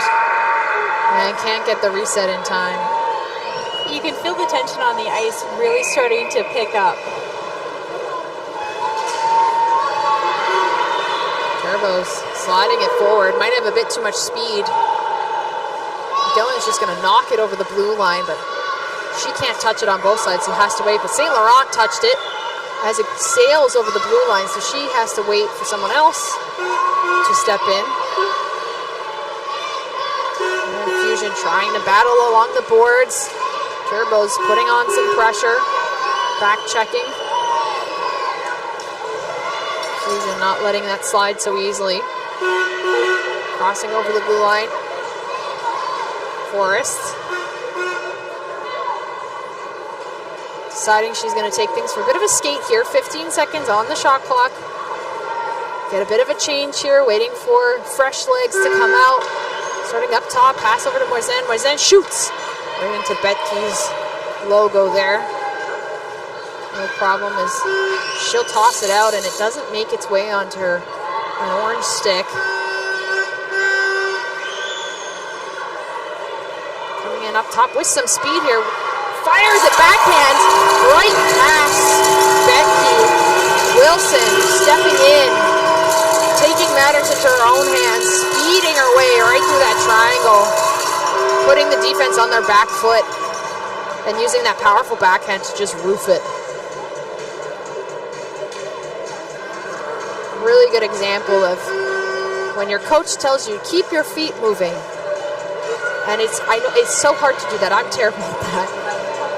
But when your coach says, keep your feet moving, that's an example of what could happen if you keep your feet moving. She pushed back against the center. She got past the low D. And on her backhand. Made no mistake. Minute remaining left in this quarter.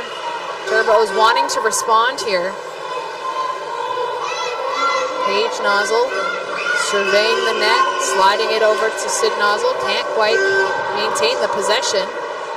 But a lot of pressure from Orange on Blue. Not making things easy.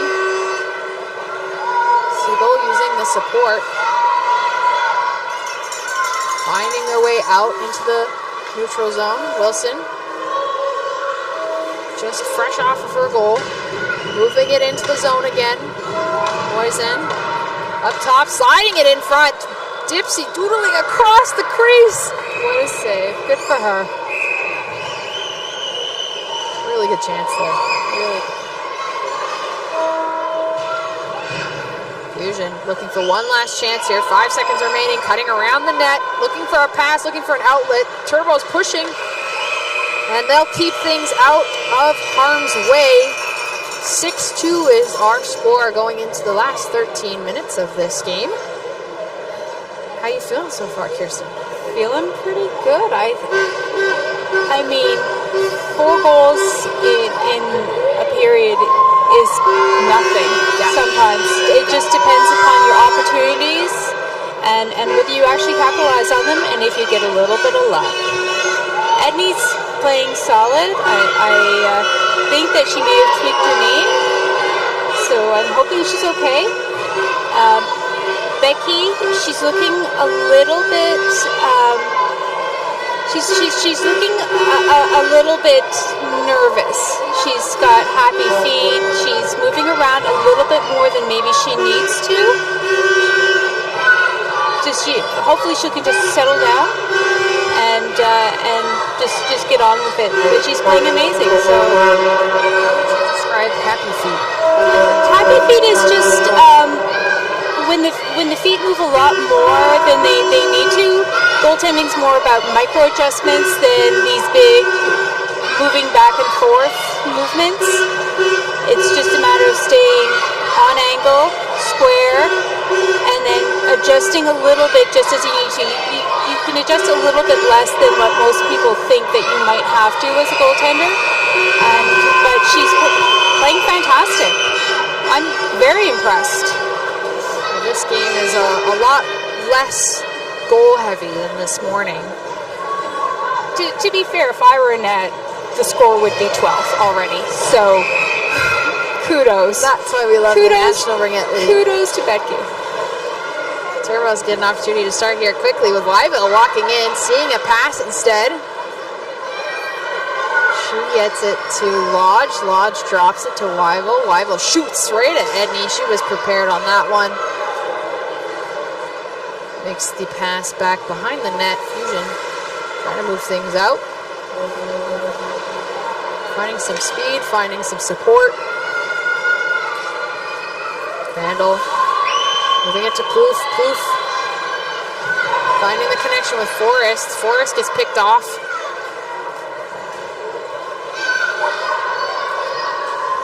And the ring gets sent back into center ice. Turbos trying to find someone else to pick it up.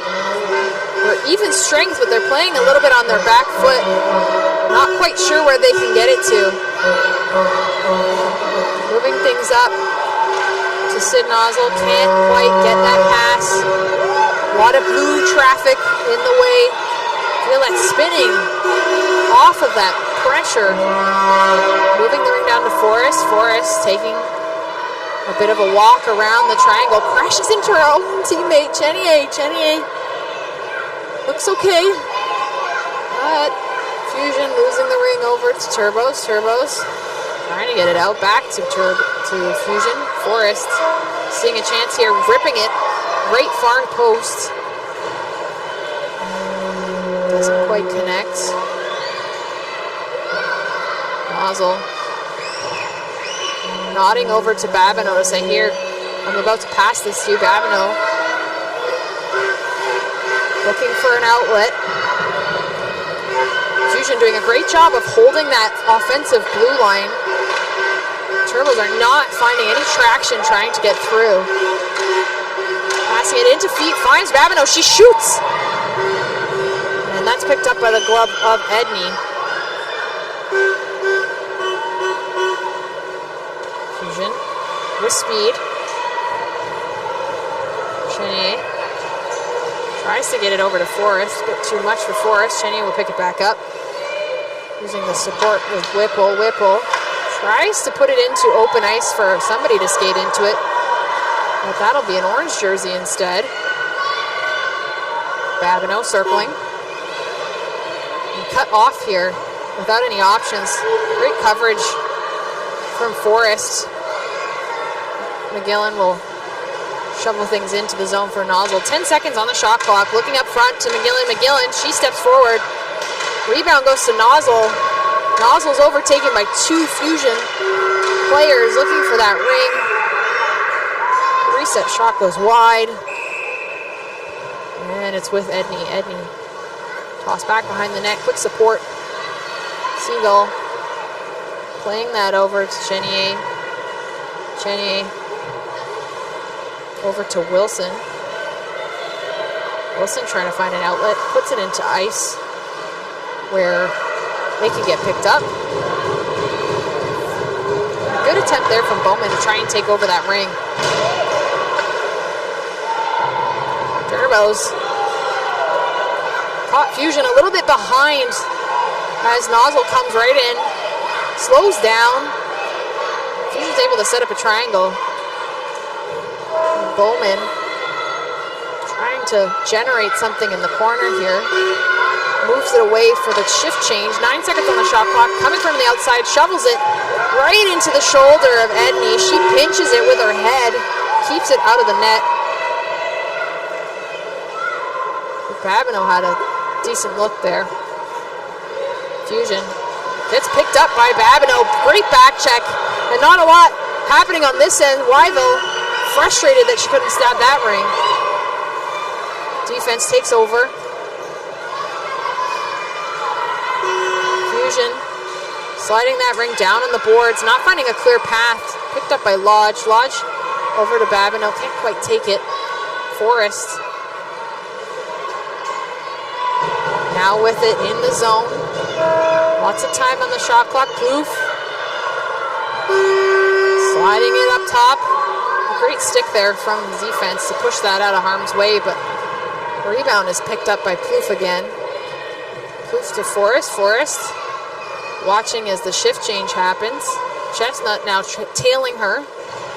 Chestnut putting some speed into her stride, coming around, turning, passing.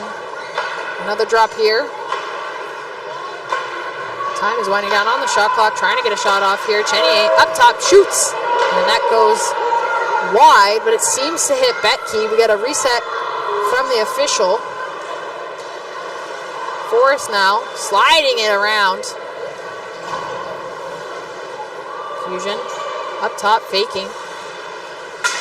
Down low to Chenier. Chenier over to St. Laurent. St. Laurent spinning back over to Chenier. Chenier fires! And a beautiful goal from a spinning pass from St. Laurent. Chenier, one of the team's top scorers, one of the point leaders in this league. That was a fantastic shot. No problem from her. Made it look easy. Triangle was just caught a little bit out of position. Jenny had come back behind, scooped around, and kept her feet moving, kept that position changing, making it harder for the defense to track. And from that angle, was able to get a really great shot off. And there's Lodge. She gets a goal for the Turbos, taking advantage of that short side. Answers right back. How long did that take? 2 seconds? Not many. Lodge has been looking for that goal for a while, so she'll bring her team back within this one. If the Turbos can keep cutting through the defensive work that Fusion's doing in the neutral zone that's been bottlenecking them, they'll get some momentum. So Lodge stays out. She's still looking to contribute here. Fusion taking things back. Halfway through this final quarter. 10 seconds on the shot clock. Moisin cutting, firing it along the post. Becky's there. She'll make the toss. She looks a lot more settled. Lodge firing it long, right through some feet into the corner. Picked up and shot there from Anderson. And the cycle will continue back up to Sid. Nozzle up top.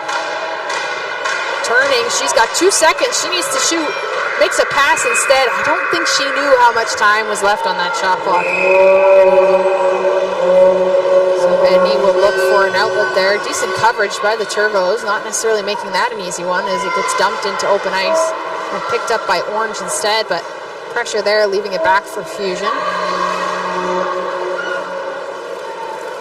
Fusion skating things out quickly. Rescue. Moving the ring into the zone. Plouffe over to Forrest. Forrest back past the Plouffe. Plouffe fires it. Saw a little bit of a corner of the net there, just above Becky's shoulder. Bit high, but gets the reset.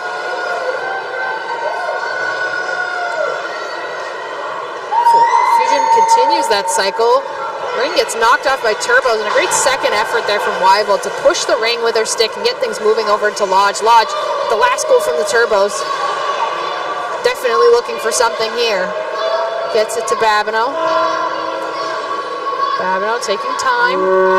Across the top, tries to sneak it past the Lodge, who cut through the triangle. Just hit a skate. Back over to Babineau. Babineau fires it on the blocker of Edney, pushing it out into the corner. She had an outlet by the lower end of the crease, but decided to take the shot. And now momentum is back for Fusion in the zone.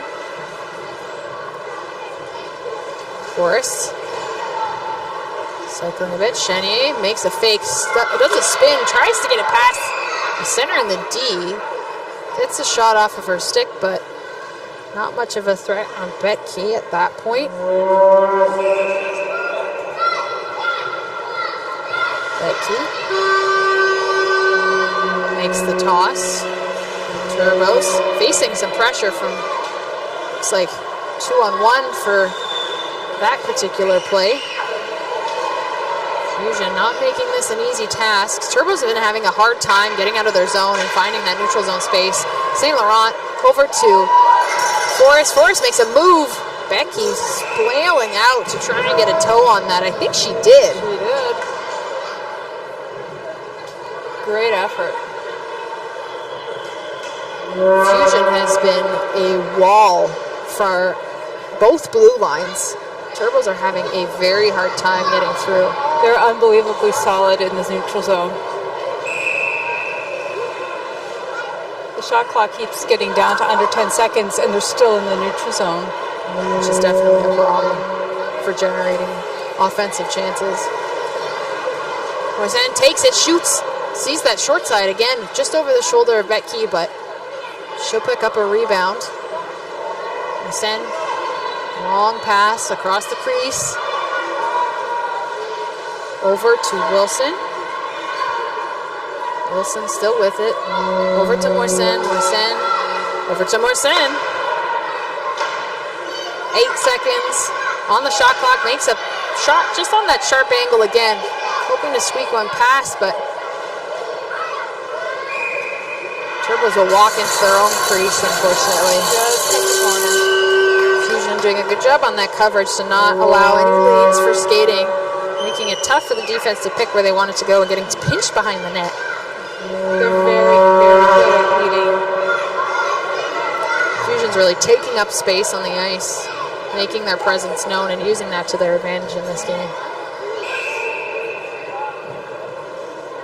Forrest now with the free pass over to Plouffe.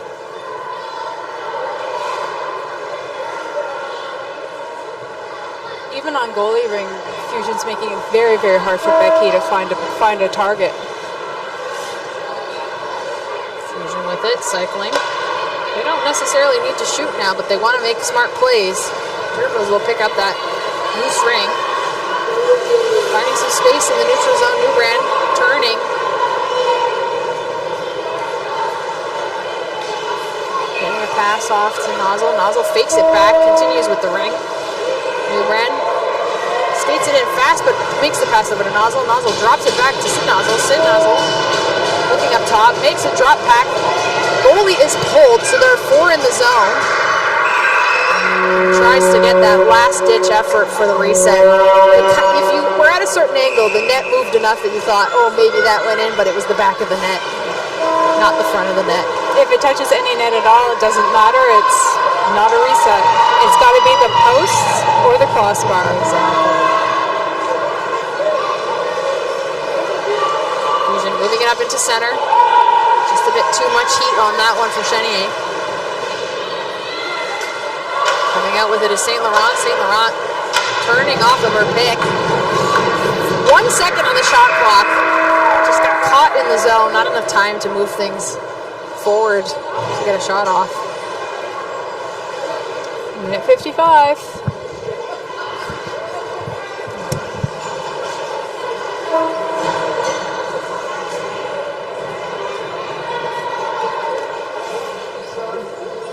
Turbos take the free pass, passes it back. They move up the ice.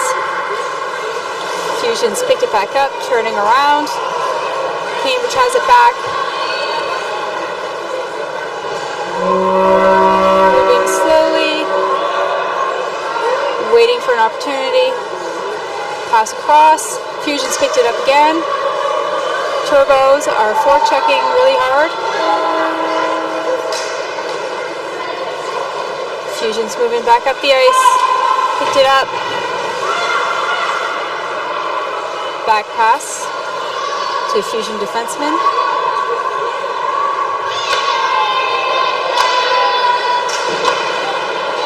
Great stop by Becky.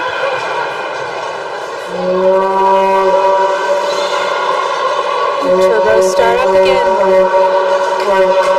Pass across the blue. Pass into the defensive zone. Nozzle has it, passes it off. Nozzle has it again. Passes across.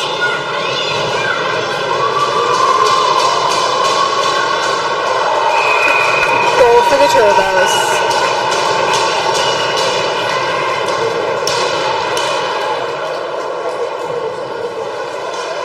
That was a great series of passing on the part of the Turbos. Score is now 7-4 for Fusion.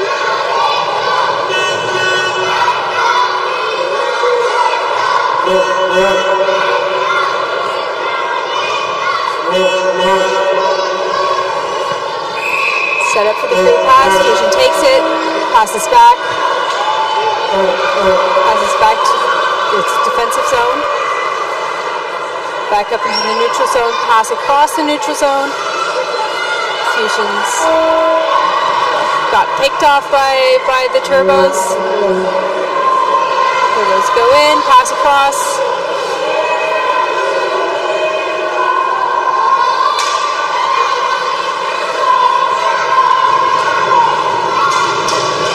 Seconds left on the shot clock. Snipe from the outer circle. Great goal. Score is now 7-5 with 5.2 seconds left on the clock. That was a beauty of a shot. Picked the upper corner, short side.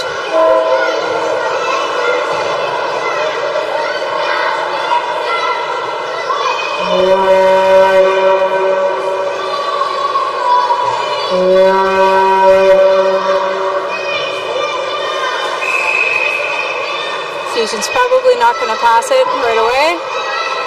Throws it up into the offensive zone. The game is over. Final score: Gatineau Fusion 7, Cambridge Turbos 5. Much closer than our earlier game today. Great effort on both teams' parts.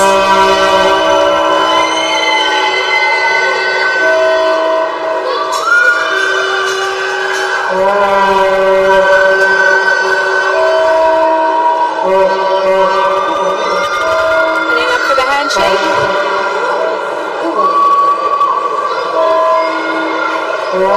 Both teams seem to feel absolutely proud about the effort that they put in today. It was a great game, great to watch, very entertaining, and these are outstanding athletes.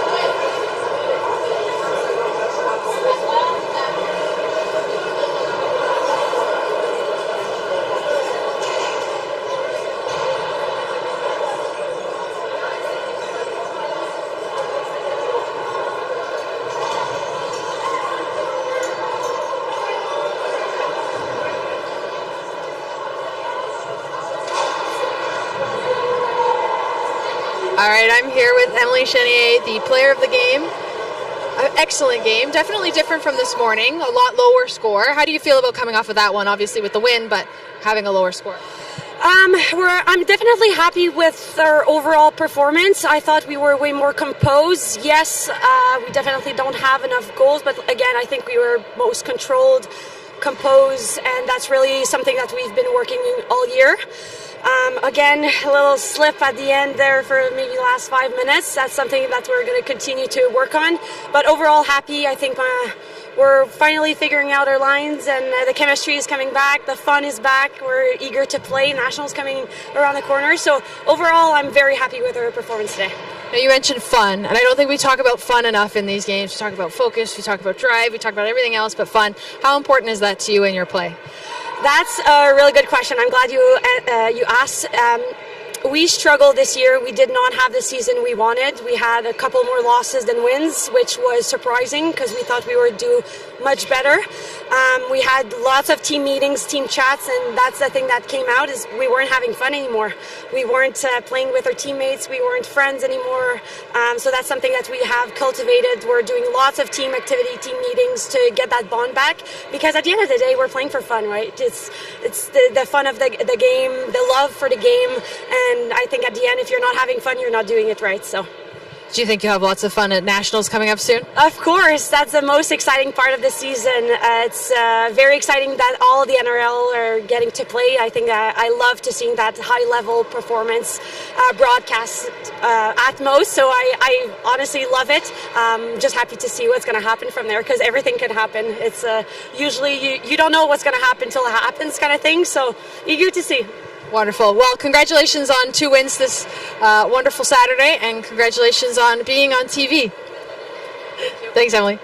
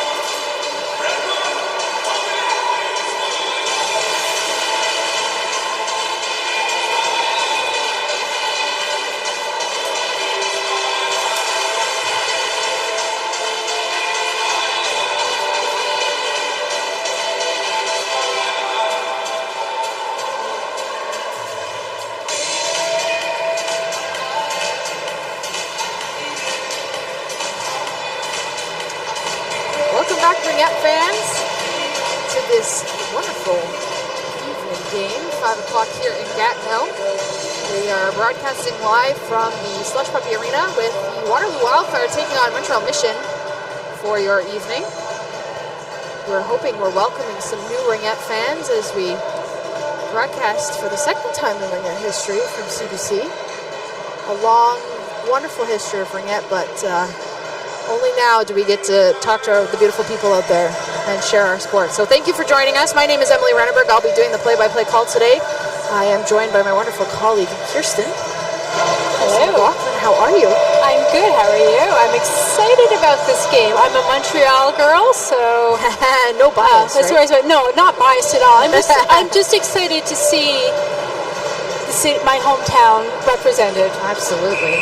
Now, these two teams have met each other 3 times previously. Mission taking the win twice and Wildfire taking the win once. The last time they played each other was February 8th with Wildfire walking away 8-7. These are very close games that these two have between them, which makes sense because they're both very similar in the standings. We've got a lot of Ringette in the next 4 quarters ahead. And again, we welcome you from hopefully across Canada and maybe from outside Canada. I don't know if people outside Canada can get CBC, but welcome one and all to our evening of Ringette. This is the last East Hub of the season. There is one West Hub remaining next weekend in Warrenville, Alberta, just outside St. Albert. And for those of us who don't know, what would a hub be? So the way that they've designed the National Ringette League schedule more recently is to get teams together pretty much every month to play each other in what they call these hub weekends, where all the teams come, they travel to one of the team's home rinks. So now we're here with Gatineau, so Fusion is the home team, and they get to play each other in all these games, which helps with, especially with the teams that don't have other teams near them to play very often. It helps level that playing field and make sure they can see each other a lot more than they would have previously before they head to nationals. Sounds efficient. Definitely a better program from what I understand.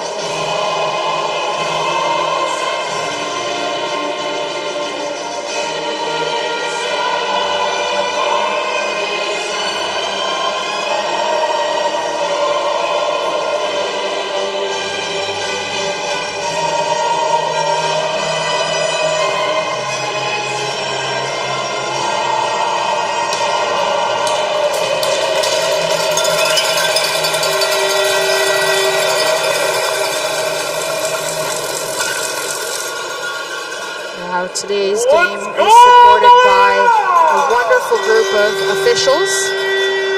Calling our game today, Stephanie Black and Brandon Miller. And on shot clock, I have that it's supposed to be Nancy, but I don't think that doesn't. To me, that doesn't look like Nancy. Doesn't look like Nancy. So that's not Nancy, but we've got a great group of officials, including shot clock officials, who are supporting these games. Again, a lot of these people in preparation for the Canadian National Ringette Championships that are happening in Ottawa, March 30th. To April 5th. If you're in the area or even slightly close to the area, I would highly recommend checking that out. Tickets are available, and so are volunteer positions. So go to that website. Mission starting things out here with the cycle. Taking a bit of a shot pass there, that's sliding through the crease. Keeping things out wide, Blanchette. Good stuff by Schnarr. Cam Schnarr in net again. Like this morning's game. Taking it up top, finding outside of that triangle. starting the cycle around. Blanchette will pass it off to Lassard. Lassard's going to get a shift change there as well. Some fresh feet out here for Mission as they fired it. Great on Schnarr. Dubé in net for Mission. And Mission's going to get it back here, trying to feed that through. Makes a fake around the bottom of the triangle. Passing it back off to Blanchard. Blanchard coming out wide. Getting a pass off down low. Shot off from Lanouette. Lanouette picking that off, but touching the crease. And she tries to work that around. Schnarr, no problem with the toss.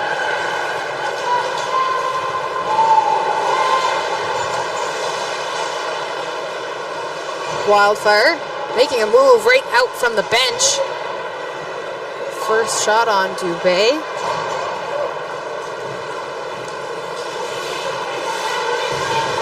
Clement fighting for that ring in the neutral zone, picked up by Trudell. Trudell trying to pass it into friendly territory. But Wildfire will pick it up instead, feeding it down along the boards. Cross into the zone for Bewald. Bewald creating that cycle around the triangle, gets picked off by the center. Blanchette there to stop that pathway. And Mission coming in with the rush. Passing it inside the triangle. There was a bit of great movement there from Boulay, who found her way into that triangle and was just on Schnarr's crease. Looking for that opportunity in tight.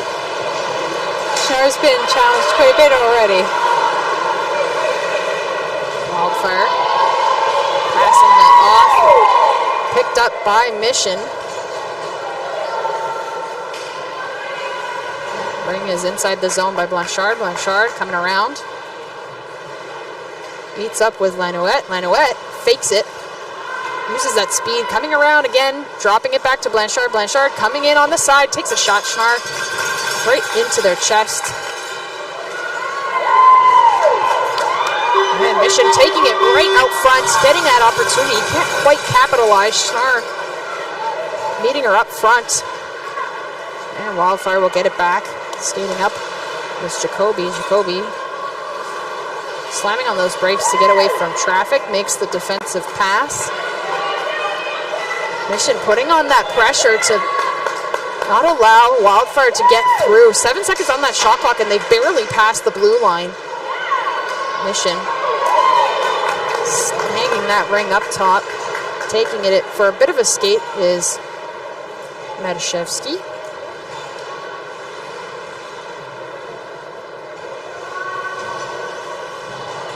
Some work here around the boards as a sliding pass all the way through the triangle. Schnarr almost gets a toe on it, but not as accurate as she would have wanted.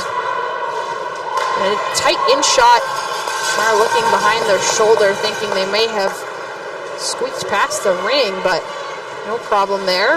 Wildfire trying to get things back. They settled in control.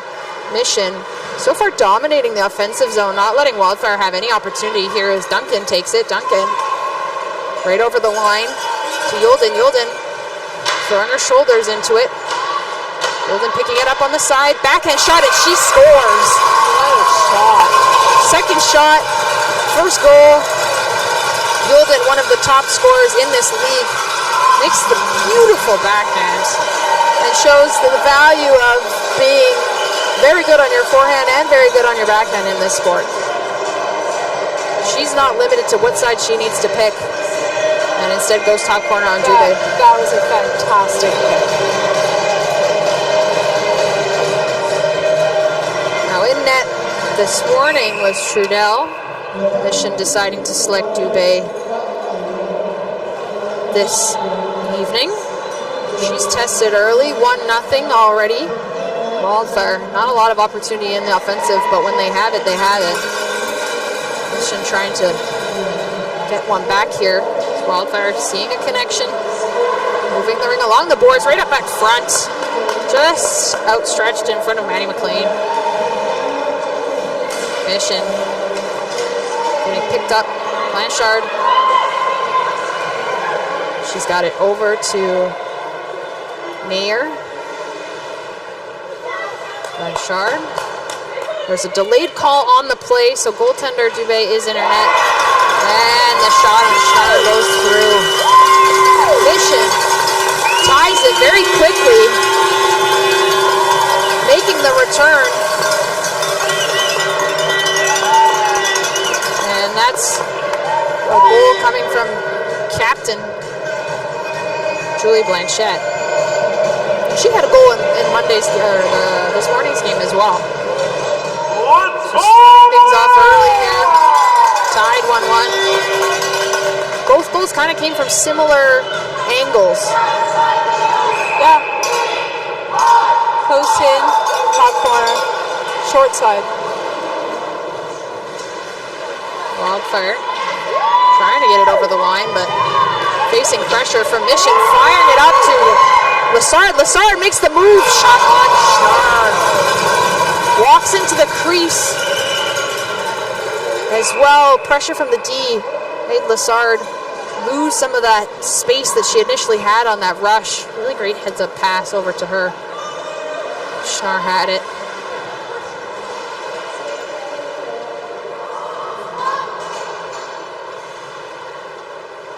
And Wildfire make a bit of a change here, trying to get a cycle going. Using the space, firing it at Dubé. She's ready on the post. And a little bit of a bouncing ring picked up by the forward on the line. Ready to start the rush. Mission making a move here. Hanson Fong, though, supporting that along the line to Jacoby. Jacoby into center. Back to Jacoby, but it's picked up with a stick. Blanchard was right in the way, and now she's coming in with the rush. Back to Brule. Brule takes it. She's got space. Moves it to the corner of the net. Blanchard. There's enough power on that ring that it flew up Blanchard's stick. Got her right in the hands. Couldn't quite settle it. Play gets whistled down. Wildfire trying to find center ice. Gets picked up by Blanchard. She's been right in the way here. And a backhand. Doesn't find the back of the net. Lanouette, though, hunting for it again here. Fakes the shot. Takes it. Fires it. And finds a sneaky little space between Schnarr's pads. And they got to take a bit of a skate here. We haven't seen this from them before. I think they might be frustrated off of that one. It's a few goals coming in and around a short period of time, but I think part of that, the reason why that goal was so successful, is that Hanson Fong was basically a screen basically in front of Schnarr. Mission was able to take advantage of that, so Mission up on the scoreboard for the first time this game. 2-1 now.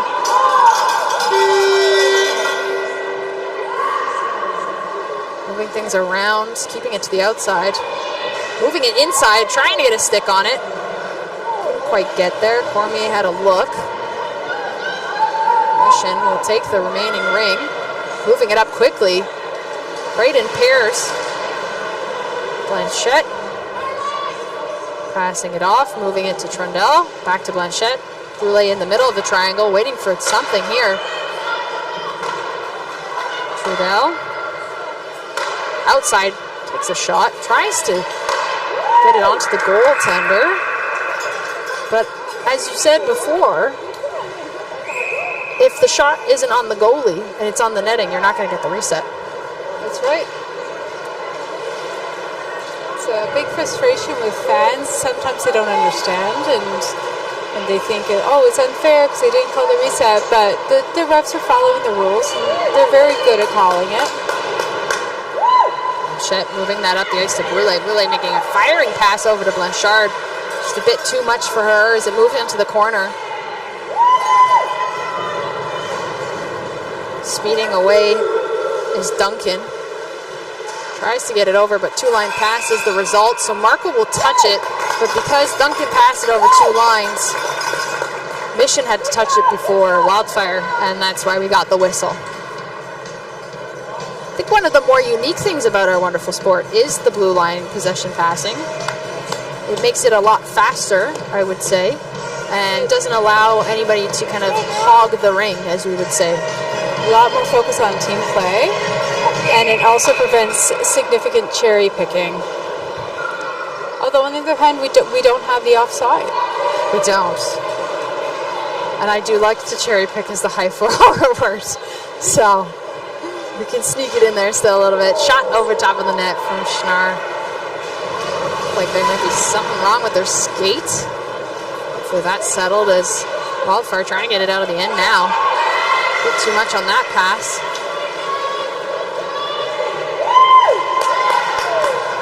Moving it into the zone, fires it from wide, goes a little bit too high. A good look from a quick pass. Here. Coming around, 12 seconds on the shot clock, tops it back. And a firing shot over from Schnarr, sliding across the ice. Trudell had a good look. Trudell taking that ring, quickly shooting that. Anton Fong over the blue line.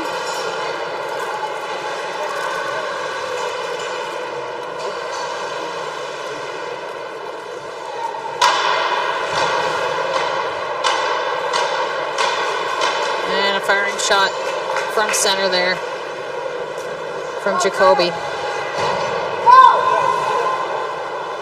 Mission now with speed. Looking for connection over the line, finds Blanchette. Blanchette to Lassard. Long pass along the blue line. Blanchette looking for an opportunity here. 7 seconds on the shot clock. Makes the back pass. Finds its way into traffic there. Blanchard tried to win that off. Top of the triangle. Now a bit of a battle along the boards. Picked up by Blanchard. And then moved over. Seguin.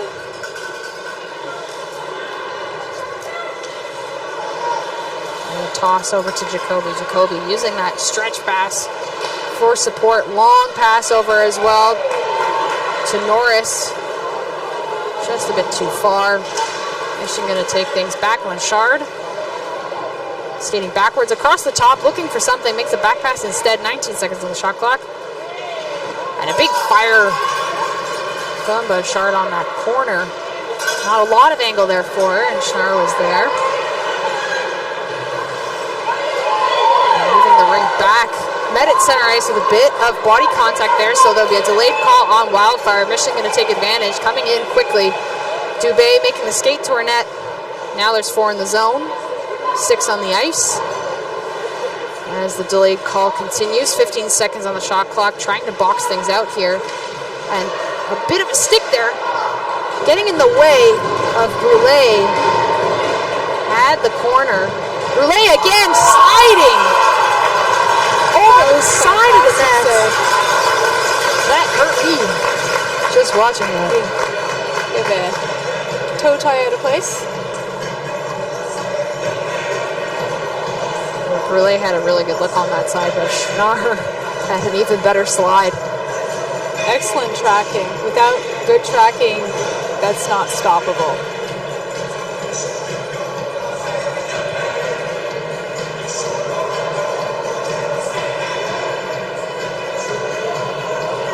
So we'll deal with some equipment malfunctions. Is that what we call it? I would say, yes. Typically they have 5 minutes to fix it. There's a lot of stuff going on with goalies, and those pads have a lot of different ties on them. Oh, yeah. It looks like a toe tie. Probably get that sorted on the bench or swap goalies. Sometimes with the skate lace toe ties, sometimes it slips and it gets under the skate and the skate cuts it. Oh yeah. And then it's too short, you can't use it anymore. But the toe tie is important to the rotation of the pad and getting it back into place. Are they easy to replace? Theoretically, but you have to take the whole pad off usually. Oh no. But hopefully we can do a quick fix here. Well, the crowd is currently loving the YMCA, so I think we're settled for the bit. Mine's broken into game before. I just take the whole thing off and play the rest of the game without it. Didn't you say it was important though? Oh, well, it's important. It's important, but it's not. It's life not or essential. Death. Okay, it's not all life right. or death. Well, it appears it's either fixed or they've decided it's not life or death and continue on with play. Brule fakes that pass up top. Continues the cycle. 20 seconds on the shot clock. Coming up top. Right through the legs. Finds sticks. Wildfire in the way of that pass. And Brule picks up that loose ring, fires it, sees that far post. Schnarr just gets a stick on it, I think, either a stick or a pad, but enough there to keep that out of the net. Brule looking for something here as time winds down on this first quarter. Golden looked like she might let something rip up front, decides to pass it off instead. 5 seconds on the shot clock, walking in tight. So that shot was Kiviaho. Wildfire looking for some last opportunities here. Kiviaho lets it rip, but it finds its way into traffic. Blanchette with some speed out of the zone. Taking it up is Blanchard over to Mayer.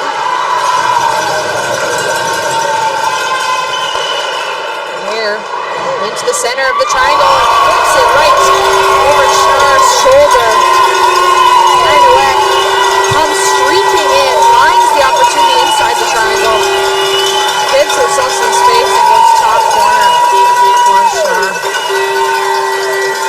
Just a beautiful play, really taking advantage of the space that ends up inside the triangle. As hard as it is to get inside that space, there is an opportunity to have an area inside the triangle where sometimes it's a bit too close to the crease, but that was just perfect. The spin arounds are hard to anticipate, especially if the player, the shooter, has their head down. So usually the eyes will tell you kind of where they're planning on going, but when the head's down, you have no idea. So is that a tip to all the forwards out there? Keep your heads down, don't look at the Not goalie. for any of the forwards playing against me. And that'll take us to a short break between our first and second quarter. In the National Ringette League, there are 4 quarters, 13 minutes each, with a flood, a Zamboni in between, the second and third. Gives everybody a bit of a breather, but not so much that, the sweat cools. So far, this has been a very high-paced game. It has been, and it's very, very different on both ends. Mission is getting a lot of shots, so they're playing the numbers game, whereas Wildfire's taking fewer shots, they're getting fewer opportunities, but as we saw with their first goal, they've capitalized on it.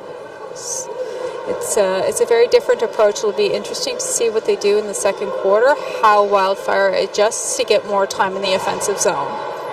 Dubé hasn't seen a lot of action in that first quarter. But kudos to Dubé. It's hard to not get a lot of shots and stay mentally focused in the game.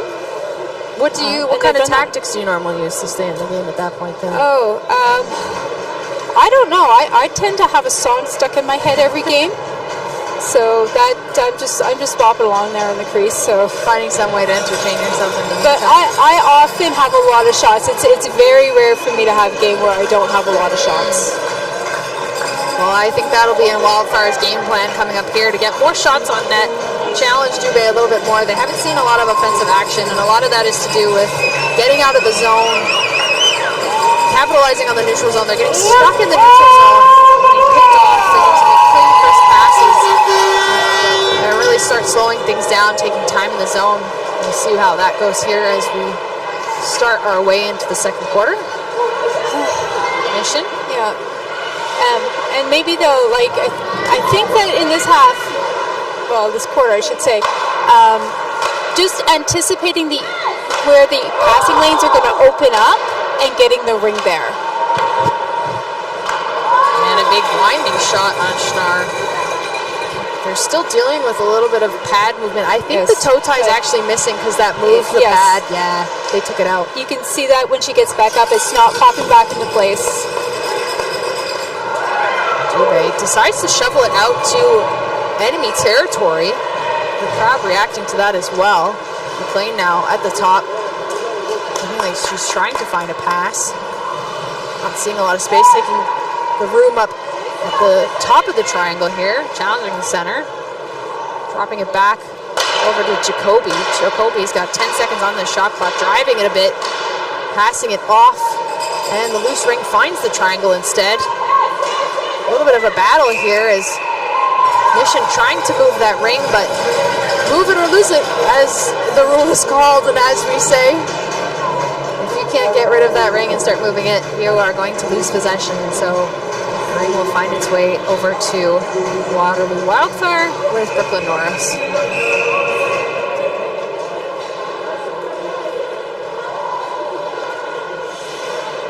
Norris up top. Jacoby with the drop pass. Gets right into the feet of Mission.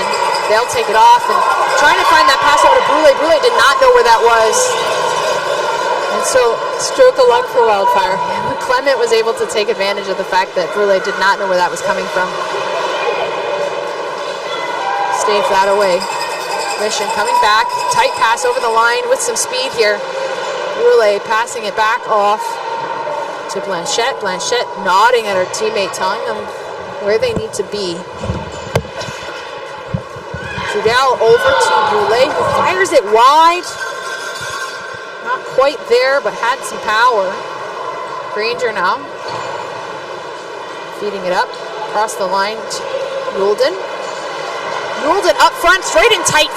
Shot from right in front of the crease into Dubé. She was ready for that, but a really good look there from Kiviaho, who was just sat right in front, ready for that long stretch pass.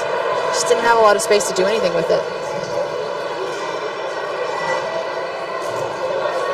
So Yulden again. Yulden, one of the top point getters in this league.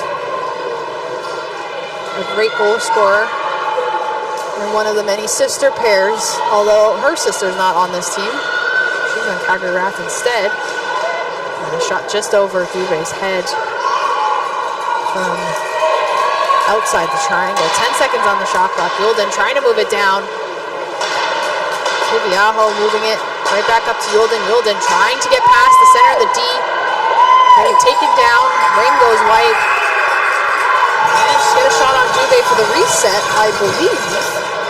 Just in time. Yeah, they'll get the free pass. Game is within 2. If you're new to our sport, we have a very high scoring sport. So 3-1, not a big goal lead. Very easy to capitalize on that. There's still a lot of time left on the clock. 10 minutes left in this second quarter, and then there's 2 quarters to follow this. So lots of action ahead as Wildfire take the ring in the offensive zone. Keep it to the outside. Passing it over to Yulden. Yulden fires it and gets a toe from Dubé. Pushing it out into the corner, but Wildfire will pick up that loose ring. Markle now. Markle spinning. Trying to make a fake along with the pass. 2 now in the triangle. Making Kiviaho's life a little bit harder. Yulden now fires it, tries that far post again. Dubé there with the pad. Kiviaho back pass to Yulden. Yulden fires it. There's the goal she was looking for. Again, keeps testing that far side post on Dubé. You knew she was looking for it. Then she puts her team within 1 now. And really that came off of the heads up back pass from Kiviaho, who made it look like she was coming in toes forward to the net. Probably going to take a shot, and then fed it back behind her, right over to Yulden, who came in with some speed. Very heads-up play there from Kiviaho. 18 seconds on the shot clock as Mission begins their cycle. That ring found its way through the triangle, gets knocked down by a stick. Massard feeding to the middle now instead. Blanchette Getting pushed out, trying to find Lessard in the middle. Time will expire on the shot clock. Ashnar gets it. Placing it ever so softly beside their net. Moving things up into center. Behart gets a lot of traction on that. Manages to keep possession in play for Wildfire. McLean fighting in the corner. And there's enough on the stick of Trudell that she'll get a penalty called against her. It looks like 2 minutes for slashing. Just a little bit too much tenacity with the stick in the corner. You want to make sure that you're not chopping down on the stick, rather up underneath the stick, and not getting anywhere near hands and gloves. That's kind of where you'll start to get some whistles blowing on you. So a power play here for Wildfire as they start this out with energy. 4 in the zone. Holds for Mission. Can't do that. So Wildfire will get it back. Yolden stays on the shift, trailing her pass. Kiviaho back to Yolden. Yolden makes a fake, pulls to the outside back, tries to feed it to Kiviaho. Just a little bit off target. Yolden comes low with speed, tries it again, over to Markle. Markle dips right in front, tries to make it look like she wasn't going to shoot, does, fires it top corner, and ties things up here. She rips that top corner. How easy is that to save? It's, when you're on your knees, not that easy unless your gloves are projected really well forward. But she was too far away for that to have been effective anyway. Really great look from Markle. It was just a fantastic shot. But again, a lot of misdirection before they shoot, and that's what the key is. That's what they're doing very, very well. Ringette now. Looking at the net, finding someone in front as Brule fights for it. Made it look like she was going to continue to cycle, but pass it up in front. Strong pass from McLean to Behart. Couldn't quite connect there. Mission will take things back. Moving it over the blue line, firing it down into open ice for Lessard. Lessard moving it over to Blanchette. Blanchette firing it across to Brule. They'll get a change here. 9 seconds on the shot clock. Brule fakes it, comes across the top. Center is pressuring her. Blanchard taking it instead, fires it just slightly wide. Enough for the ring to get into the hands of the Wildfire. Yolden now looking for an outlet.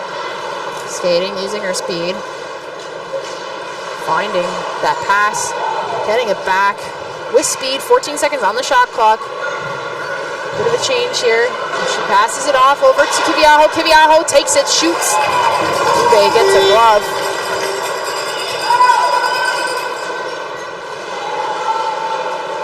Mission moving it to Blanchard. Blanchard dropping it back to Mayer. Mayer back to Blanchard. Blanchard just getting a little bit overwhelmed there by Anton Fong's defense. Kiviaho now. Firing, it's Yolden. Yolden looks like she might take a shot, but decides to spend some more time in the zone. Mission. Really great effort there from Lanuette. Taking Kiviaho's stick, taking the ring with her. Mission fighting out of their own zone. Lanuette getting things back here, making a move, fires it too high. That ring will go sailing into the corner. With a battle here for possession, Blanchette, she'll pick it up, faking it, deciding to continue the cycle.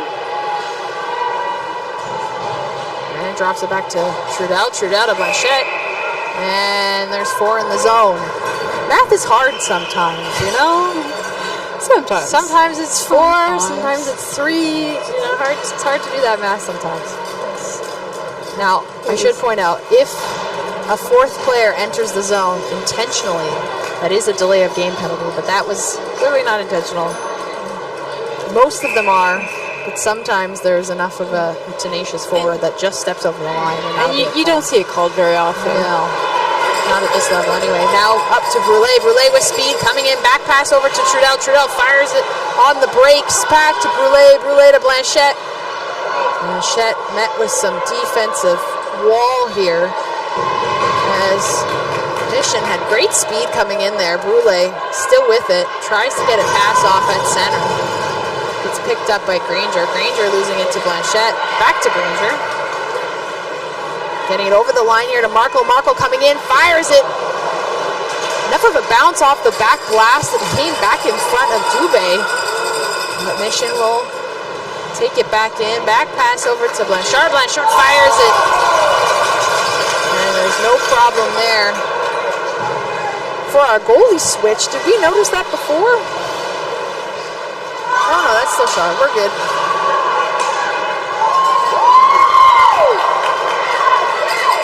Play continues. Mission looking to get over that blue line. 2 on Blanchard with the ring. Making it a little bit harder to find that outlet. Gets over the line. Starting the skates. 15 seconds on the shot clock. Coming around. Getting a bit of a backhand fire off of Trudel. Camille Trudel. And another close look right on the post for Blanchard. Hard angle there. Schnarr was there. And Blanchard looks, decides she wants to keep skating. She'll get 2 forwards swapping on her. Needs that support, so she'll hide out in that far away space from the triangle. As things get settled here. 10 seconds on the shot clock. Need to make something happen here. Blanchette taking it. Fakes it. Brings it back on her backhand. Schnarr gets a pad. Lassard keeping out wide. Trudel inside the triangle. Blanchette back to Trudel. Trudel fakes it. Tries to go short side again. Defense meets her with a bit of pressure. Lassard picks up that loose ring, fires it, goes too wide. Blanchette shovels it. Ring stays out of the crease, but time will expire on the shot clock, and Schnarr will get the toss.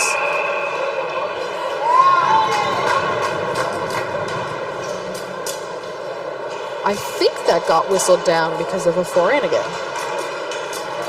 They made the swap. Quite tell. Maybe.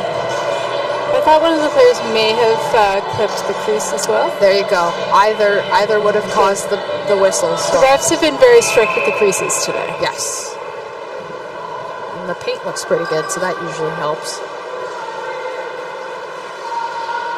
Mission. Looking for something here. Lanuette. Trying to chase her. Loose ring. Can only go out. And Wildfire thought they had a bit of a break there, but they're going to get called. Bewalds. 2 minutes for slashing. There was 2 back. No one was on goal side. Had that not been a delayed call, that could have been big trouble for Mission. Very big trouble. And a great opportunity for Wildfire.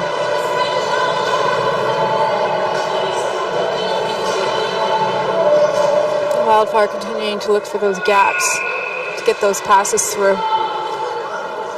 So Mission on the power play here. Score still tied. To take advantage, dropping it back to Lanuette. Lanuette coming off a couple goals in this morning's game. Here, using the space available, picking up some speed, getting pushed out. 7 seconds on that shot clock. Needs something here. Sliding ring through the crease, finds Wildfire. Tibiaho gets the touch, so she takes it. And that ring goes a little bit too high.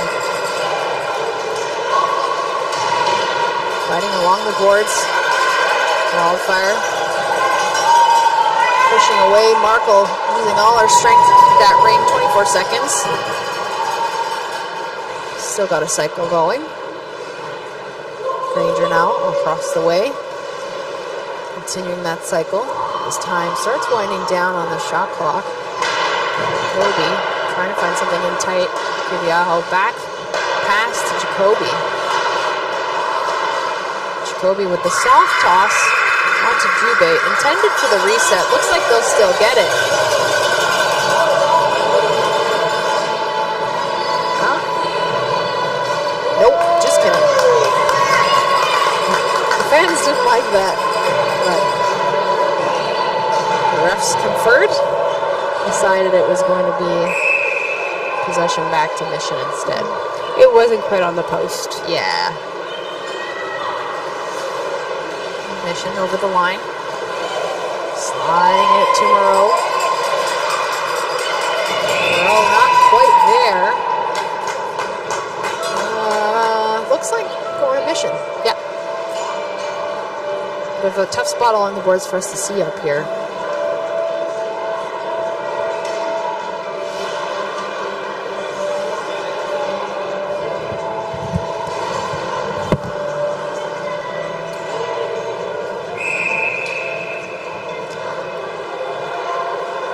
Mission passes, circles around, passes off, looking for a shot, Wildfire making it difficult, defense being strong. 12 seconds on the shot clock. Wildfire defense intercepted.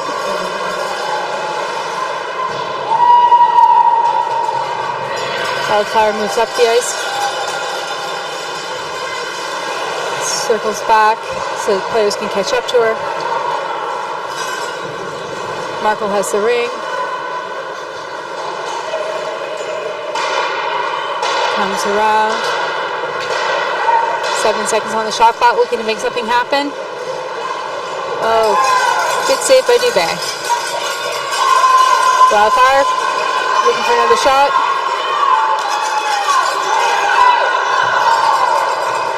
Misses the net. Wildfire reclaimed possession. Just misses the net. Mission have it back. And that's the end of the second quarter. Game is tied 3-3.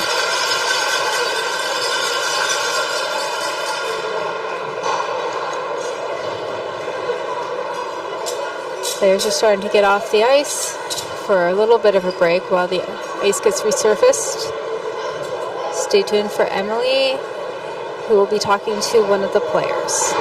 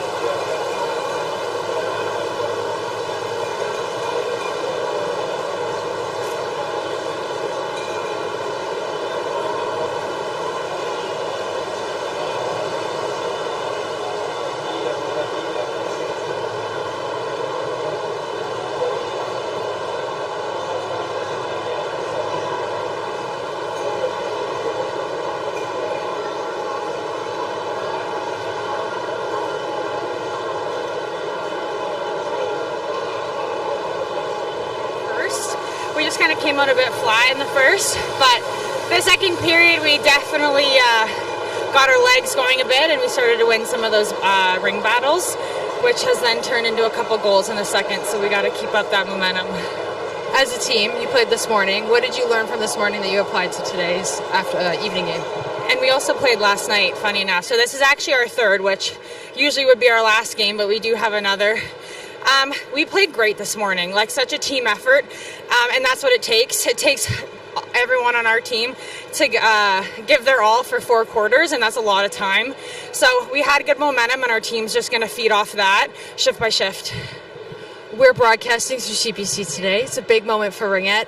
Obviously, being in the National Ringette League for a while, you've seen a lot of the growth and the momentum. How are you feeling as where the sport is today, how we're looking at women's sports, and how you're feeling with the team and going into nationals? So it's amazing that CBC is covering this. I sent the link out to everyone I know. I was like, even if you can't watch, put it on your TV. It's just so great for the sport. Often I have to explain Ringette to people, and that's not always the best feeling. Like, I kind of have to vouch for the sport. But if it was seen, I wouldn't need to vouch as much. Like, watching how fast we are, people get it. And you need to see it sometimes at the highest level to really understand, and that's what's going to motivate young kids and young girls to stay in the sport. Whether they go into AA or just stay playing and moving their bodies, like, we just want people, and girls and women specifically, to stay in sport. So it's great.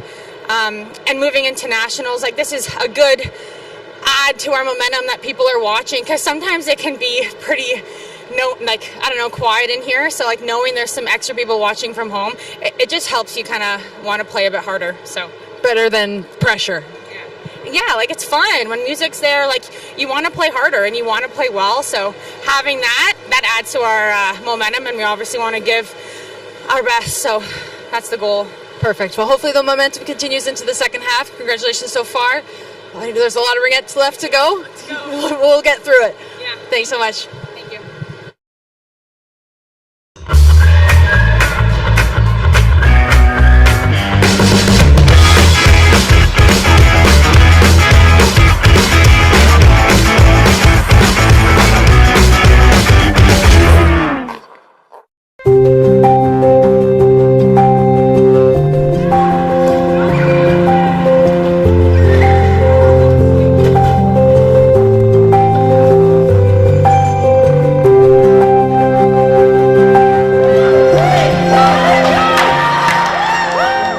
Canada est fier d'être le premier organisme sportif au Canada de s'affilier au Ability Center sous la bannière de Mixed Ability Sport Canada.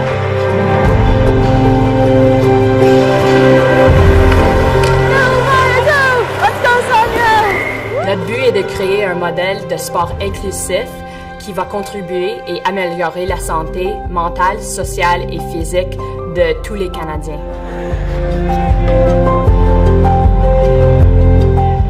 We started the first Ringette team for children of different abilities, children with physical and cognitive disabilities. So that's how it started, and then it just evolved to having no barriers to participation. And now we're a mixed ability team where we have all levels, all ages of participants, and it is absolutely amazing. Good job. You got it. You're a rock star. RFA has given our kids an opportunity to play with a bunch of kids and build friendships that they wouldn't have otherwise had. It's been a real booster for her to feel like she's part of a group and that they're having fun and they're playing, they're learning. Yes!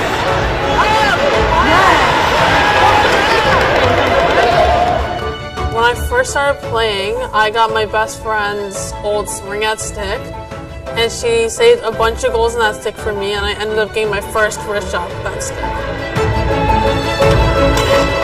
Il y a un impact sur la confiance de soi, sur notre santé mentale, notre santé physique.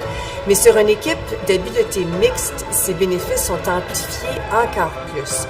Nous avons un groupe complètement divers depuis les dernières quelques années. Nous avons des enfants avec handicap cognitif, handicap physique. A lot of our skaters are just learning how to skate, which is a good thing.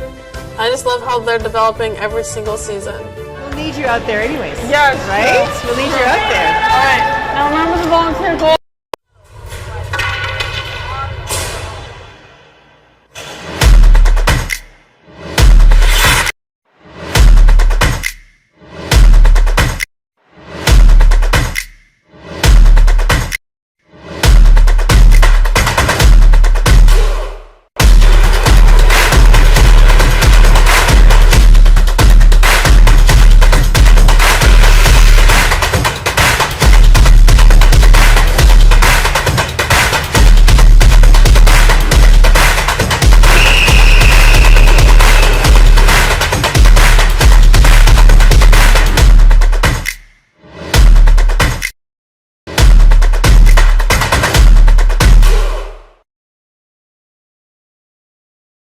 Hi, my name is Jade and we're in Yellowknife, Northwest Territories. We are at the Air Tindy Float Base here in Yellowknife Territories at this beautiful outdoor ring playing some ringette with Ringette Canada. Yeah, this is the best day of my life. I haven't played ringette for over a year since my last game with Laurentian.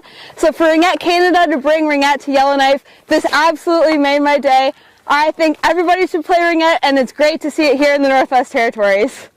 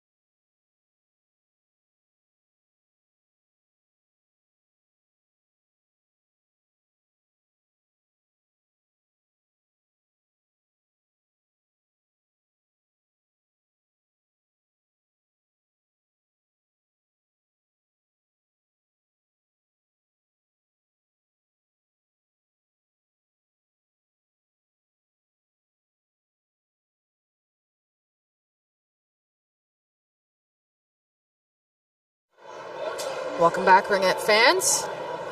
Second half of Waterloo Wildfire versus Montreal Mission on our wonderful Ringette Saturday. Again, I'm Emily Renneberg, joined by the great and wonderful Kirsten McLaughlin. The dynamic duo, as some may say. Yes. Enjoying our Saturday of Ringette. Tied game so far, very closely matched teams. Both looking to take the lead here as we walk into the second half. Goulet already on the net here with a shot. Ice freshly resurfaced. Blanchard, a shot right over the net. Blanchette had a good look there. She likes those tight angles towards the sides of the net. Plays well with Brule. And the two of them starting off this third quarter here, getting the first looks. Wildfire moving it into the zone. Taking things slow a little bit here up the top.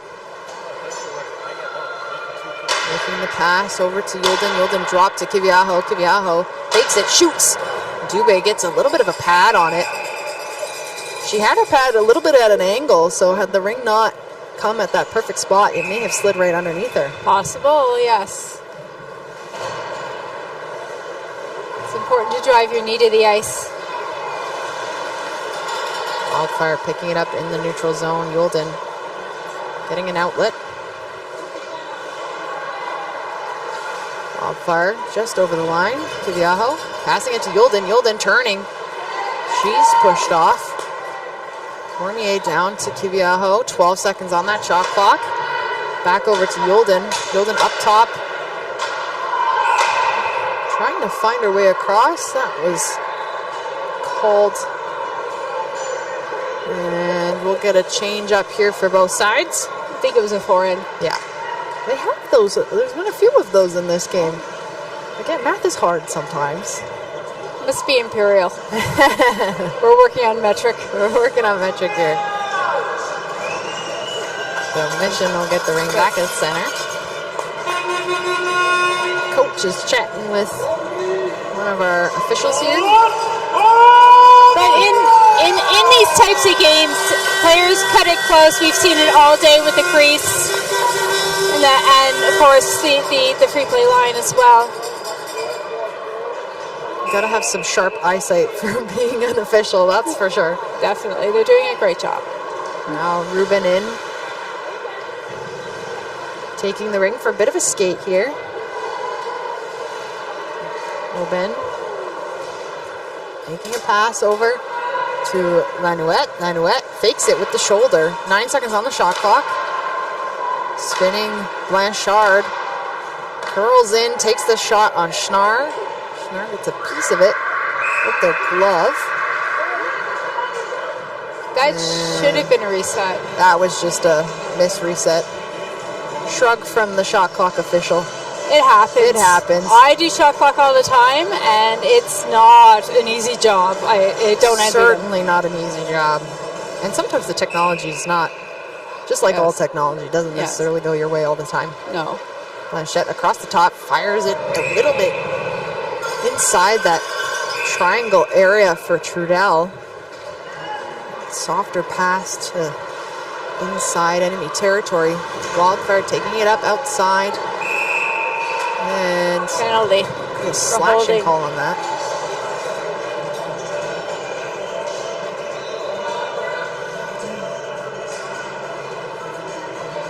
Shot clock is so nuanced too. Like even with the deflection, is there intent? Is there not intent? Is it just a bounce? Sometimes it's not actually a reset. Got to keep it at the same seconds. Sometimes you can't see that far, whether it was the post or not. When in doubt, wait for the ref. Shout out shot clock officials. Yes, you guys are amazing. Thank you for your work. Yes.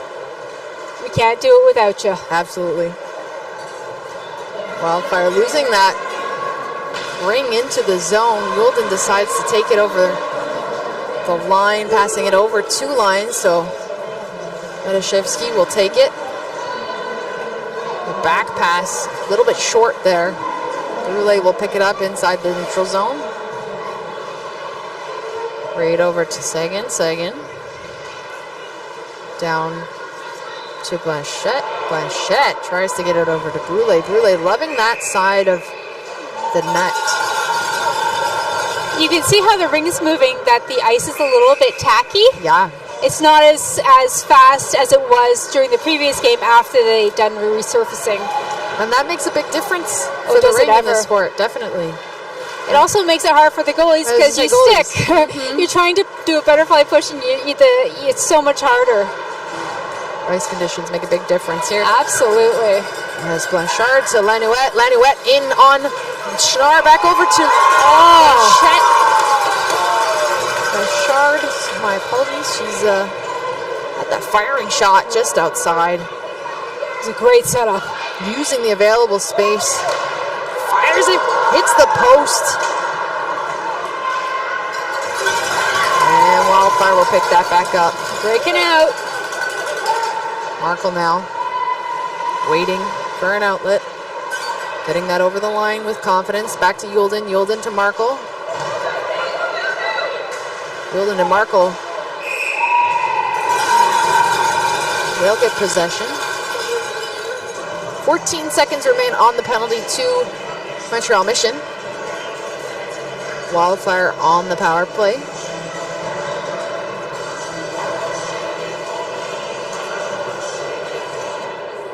Jacoby will take the ring in a free circle. Markle tries to feed it inside to Jacoby, but snapped up by the defense. Trudel now putting on the brakes, trying to find somebody. She's got 3 on her. Manages to keep on that ring. Moves it over to, and a bit of a passing streak there. Doesn't allow for a shot, but great opportunity there for Mission. Now Jacoby. Sliding pass. Both teams are playing with a lot of intensity this quarter. It's nice to see. They're already doing great, but now they've kicked it up a notch. McLean now, behind the net, passing it up to Yulden. Yulden making sure she's got it. Back to McLean. McLean walks, shoots. She takes advantage of that space that was left for her. 2 players on Yulden. No one watching that crease. She steps in and fires it home. All the goals today have been great. Strategic, well-placed. We love the National Ringette League. Oh my God, do we ever.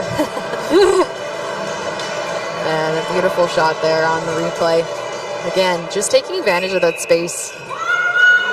Now, I'm from out west, and we call that cutting the sill. I don't think they use that term in Ontario. No. I've tried it with my teams, and they don't seem to know what that means, but that's what we call it. I don't know what else you call it. Lassard now. Passing it off into the corner, finding the triangle. Brule to Blanchette. Blanchette cycling, seeing the side, fires it for Lassard to pick up. Some pressure there from the Wildfire defense, taking that check all the way to the Ringette line. Really tenacious on that. Wilden with some pressure. Stretch pass all the way to Kiviaho. Kiviaho is down the center of the neutral zone. Trying to make some space here. Drop pass over to Yulden. 6 seconds on the shot clock. Markle now steps up front. Shot just above the net. Can't get the reset. And it's another attempt there from Norris. Can't get it through traffic, so it'll go back to Mission. Mission now with Blanchette. Speeding all the way up. And now to Blanchard. Blanchard to Mayer. Mayer taking a little bit of space out of that zone. Blanchard. I gotta get my French straight. To Mayer. Mayer gets the shot off. Creates more time on the shot clock. Team continues the cycle. Fires it on Schnarr. No problem. They pass that out to their own teammate. Jacoby now. Down center ice using the sideboard. Back out in front. And a great look there from Canton Fong. She came streaking into the zone. Tried to get a shot off there. Didn't have enough room. Lanouette now. Formation in the zone. Getting a bit of a bench change here. Fresh legs. Lassard up top. Drop to Blanchette. Blanchette taking a shot right into Schnarr's head. Fighting for that post. Mission gets it back. Lassard again. Faking it. Down in the center. Trudell fires it. Now she just likes to sit in that triangle. Capitalizes on that opportunity there. Tight into the goaltender. Using the tight space. Finding the post. And a really great pass to settle that play. Lassard faking it. Going out wide. And Schnarr had committed a little bit over to that side.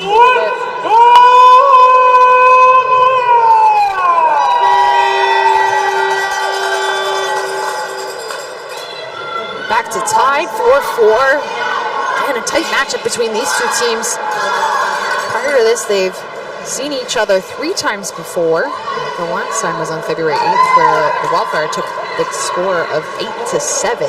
They typically have close games, which is fun for us as viewers. And Granger will skate around. Kiviaho down to Yolden. Yolden's got speed. Puts the brakes on a little bit to pass it off. And tries to get the ring back to Yolden. Not quite there. Traffic is heavy in front of the net.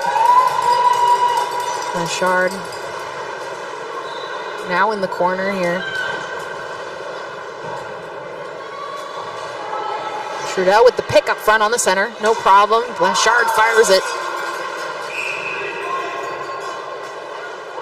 Great heads up from the center on that. Noticing Trudell's pick.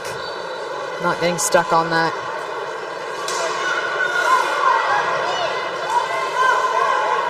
Wildfire putting in a lot of effort there, but not resulting in possession. Mission taking it in with speed. 23 seconds on the shot clock. Makes the fake on Schnarr. Lanuette keeps the cycle moving. Stays to the outside. Fakes it again. Tries to pass off, but it bounces off Duncan State. That could have been scary. Stays with Mission. Lassard now. Back down to the bottom of the triangle. Shot. Stick away. Brule fakes it, cuts through the center. Gets a shot off, but not quite on net. Blanchette fires it wide. Lassard fakes it back over to Brule inside. Get that picked up. 15 seconds on the shot clock. Blanchette fires it backhand. Right into the pads of Schnarr. No problem for them to manage that. Back to Lassard. Lassard passing it off to Brule. Brule shoots it. Gets it on the post. Seems to be Brule's favorite place to be. On that blocker side post. Good look there. Passing up to Lawrence. Lawrence grabbing the ring, spinning, keeping possession. Getting it back outside the zone, but moving it to Yolden. Yolden to Granger. Granger back to Yolden. 10 seconds on the shot clock here. Long pass over. Can't quite get a stick on it.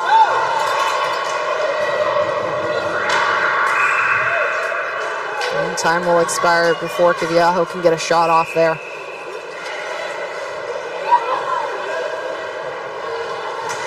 Mission trying to sneak away from 2 Wildfire checks. Gets the ring into center ice. But that's picked off by McClement.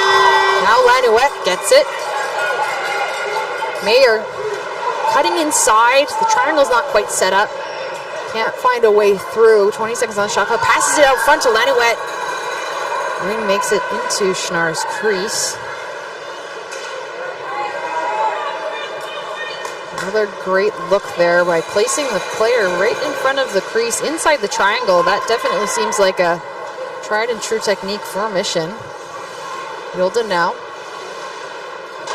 Finds Kiviaho. Back pass over to Yolden. 4 seconds remain. Fires it from Markle as she goes down. Spinning move. Dubé, no problem with that one. Markle now waiting for the change. Getting settled, passing it over to McLean. McLean stays on the outside, moves it over to Dewald.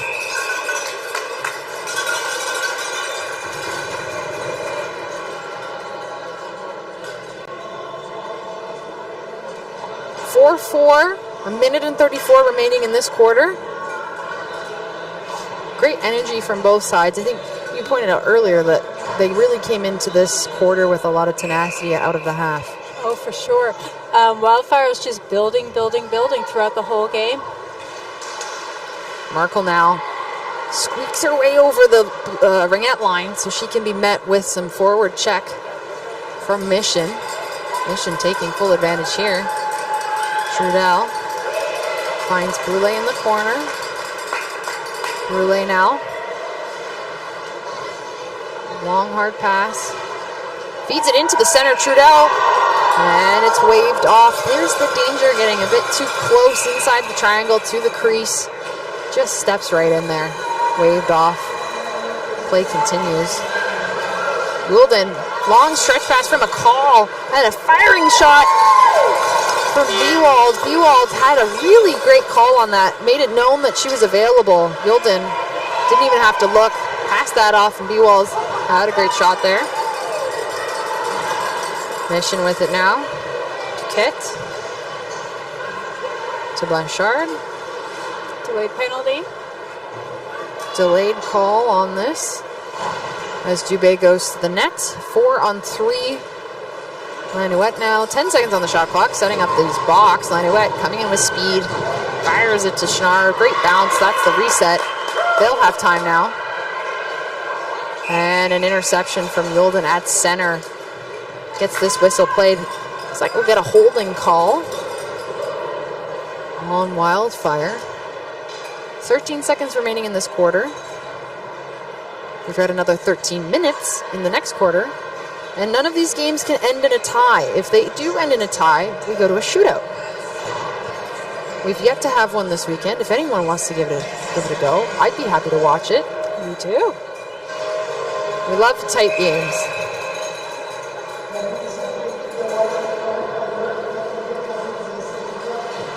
Mission decides to keep their goaltender on the bench, setting up that box fire from Lanuette, taking advantage of those remaining 13 seconds, deciding to put that extra player in the zone. I think that's a good call. I think so. Not a lot of danger in that at this point.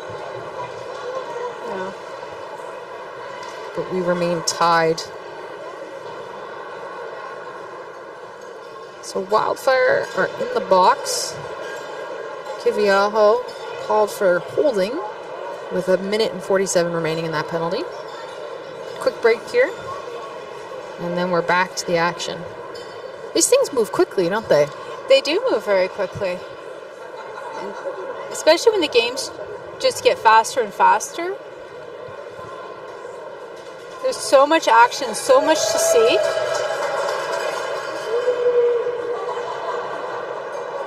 One of my favorite things about Ringette is how quick the pace of the game can be. You don't notice the time ticking down because there's so much going on. It's a fast game, the fastest game on ice. I agree. It's especially fast when you're doing the shot clock because you're focused on the ring the whole time, and then all of a sudden the final buzzer goes and you're done for the day. Yep. Good way to spend an hour and a half.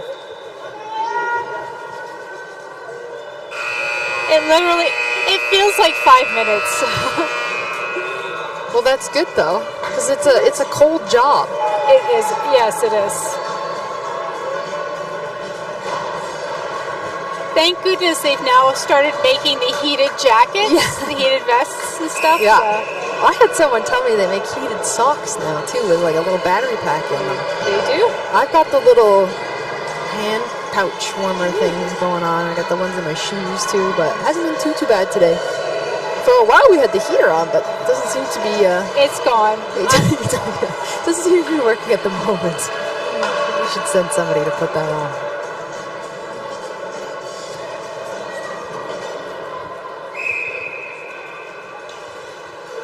In the final quarter here, starting with a free ring for Wildfire.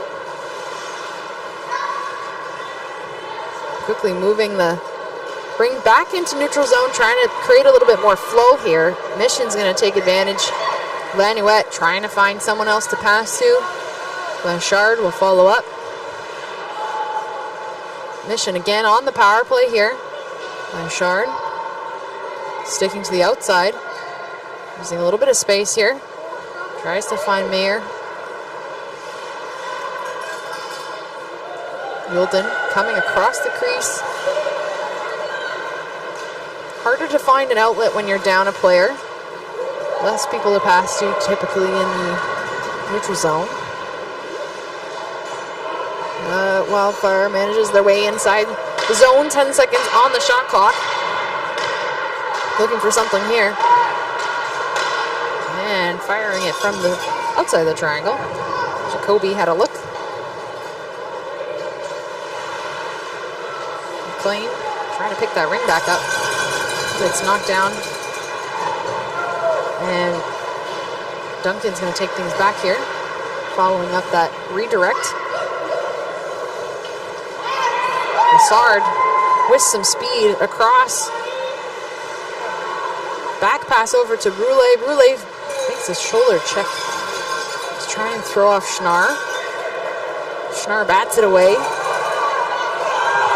And Lassard's going to get called for that one.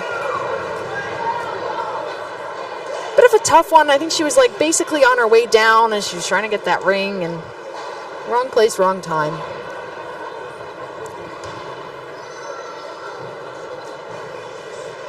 Six seconds remain on the penalty to Waterloo Wildfire. A fresh 2 minutes on the clock. For Lassard, we just saw that tripping call right over by the blue line. So Duncan now taking the ring for Wildfire. Buwald starting the cycle. Now back to even strength. Back to full shift for Wildfire. 10 seconds on the shot clock. Kiviaho back pass. And it's fed down to the corner. Jacoby back up front. Turns and fires it as she does. Can't find its way to Dubé. And it'll move up center ice with Lanuette. Lanuette trying to get it across to speeding Matuszewski. Got another tripping call here.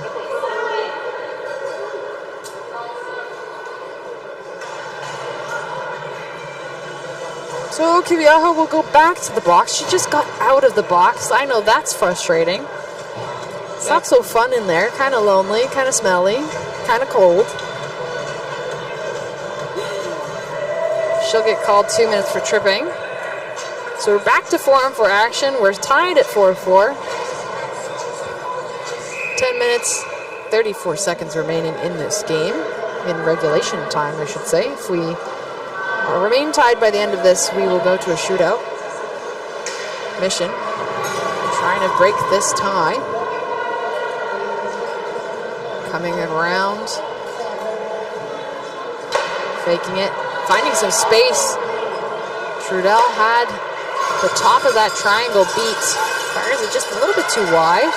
And there's a great pass over to Markle. Markle's by herself, coming in, taking the shot just with the pad. Markle in with speed. Dubé with the pad. Getting her leg out just in time. Hard to read those sometimes when you're one on nothing. Oh, definitely they are. But she played that very, very well. She stayed out, she stayed square, and didn't give the Wildfire player much opportunity to move.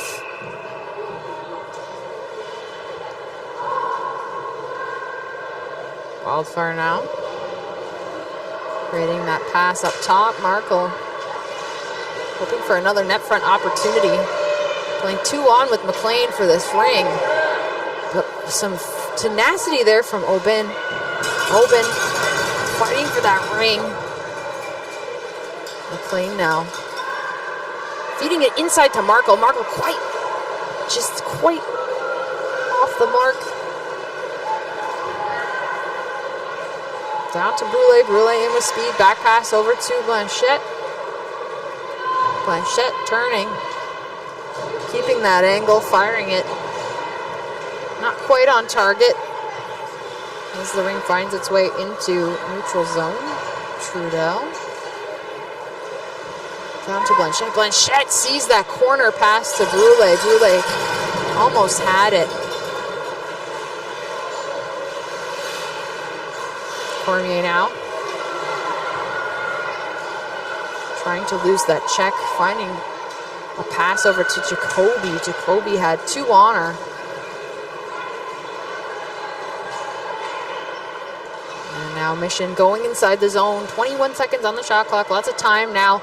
Both penalties expired. We're back to full strength on both teams. 10 seconds on that shot clock. Lanouette fakes it, comes across. Give a light feeder over to Schnarr. They'll keep it in their pads. Glove pass over to Granger. Granger has a mark. Gets it to Jacoby. Jacoby, long pass.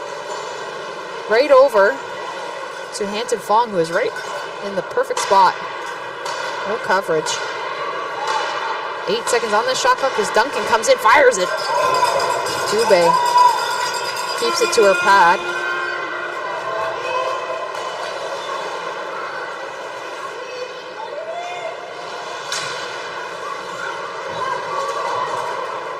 Mission finding it a bit challenging to get out of the zone here as Morrow passes it.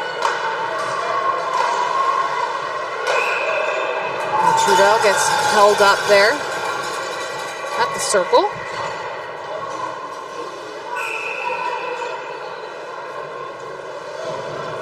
Pass over to Yolden. Yolden to McLean. McLean over to Kiviaho. Kiviaho back pass to Yolden. She'll take it with speed. Coming back up top. Straight over to Duncan. Duncan's got it. She'll put the brakes on.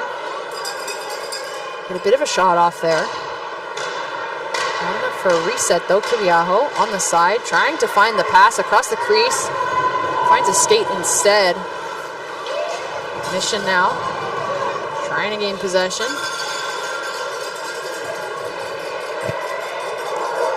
Finding a little bit challenging there with a defensive play. Can't quite find a pass to a partner, so Mission will get to keep it. Brule now. Makes the fake, goes low, continues the skate, up to Blanchette. Blanchette stretches over to Lanouette. Lanouette, top corner, fires it home. That backhand, beautiful backhand, off the feed from Blanchette. Brule to Blanchette, to Lanouette, in the net. In the net. So many of the goals today in this game have been top shelf. Top shelf backhand. Top shelf That's backhand. been a popular choice. It's been effective. It's been an effective and popular choice. In this sport, it matters less if you're right-handed or left-handed. The expectation is that you can do both. Yes. It should not necessarily matter. And that's a great example of taking advantage of the strength on the backhand and firing it top shelf. Breaking the tie. Giving some space here to Mission. Wildfire passing it back to Markle. Markle on the corner. Gets pushed out. 7 seconds on the shot clock. Out wide. Back pass from up top. Jacoby looking, coming across the top. Tries to fire it. Markle gets right in the way. Doesn't find the net.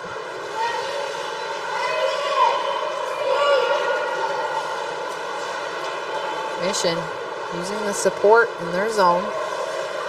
Mir. Oben. And stepped up to the plate. Jacoby just takes that ring away. Using those feet to intercept the pass. Getting into the space in the lane. McLean now. Giving her team some time to change. Fresh legs. Get that cycle moving. 12 seconds on the shot clock. Kiviaho now moving it back over to Yolden. Yolden, the rare miss on that. tries to shoot it to get the reset. Mission will pick things up. Radishevsky in the neutral zone. Finds Sagan. Sagan.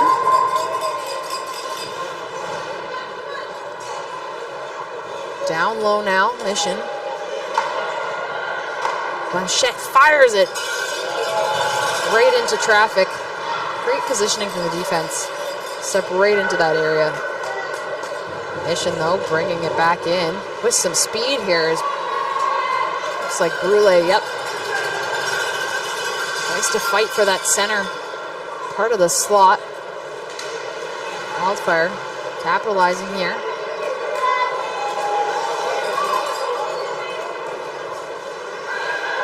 Still in the neutral zone.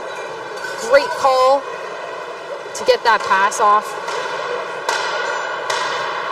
Bewald to Jacoby. Jacoby up top, down low, firing. That shot from down low was Markle. She's got a goal on this one. Looking for another one.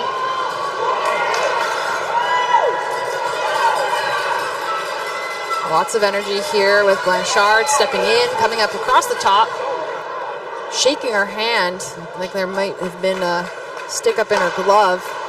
Play is continuing. 4 seconds on that shot clock, picked up. And now reset. And there'll be a tripping call on that play.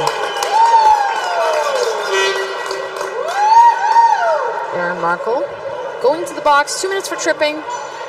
There's a lot of energy in that zone. Easy to get mixed up in the play. Everyone was kind of focused on getting that ring. There's a lot at stake in this game. 1 goal difference is not very much.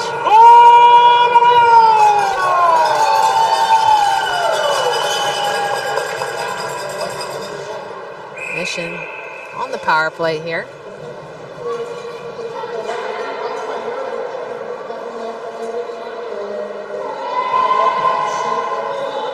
Taking things around in this cycle.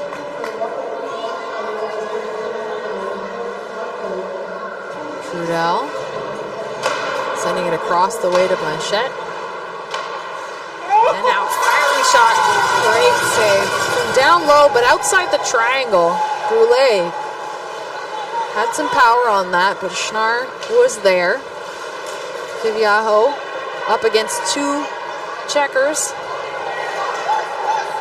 Facing a lot of pressure here, trying to get pinched off at the boards, and it's effective. Blanchette takes it. She's one-on-one here, fires, goes wide.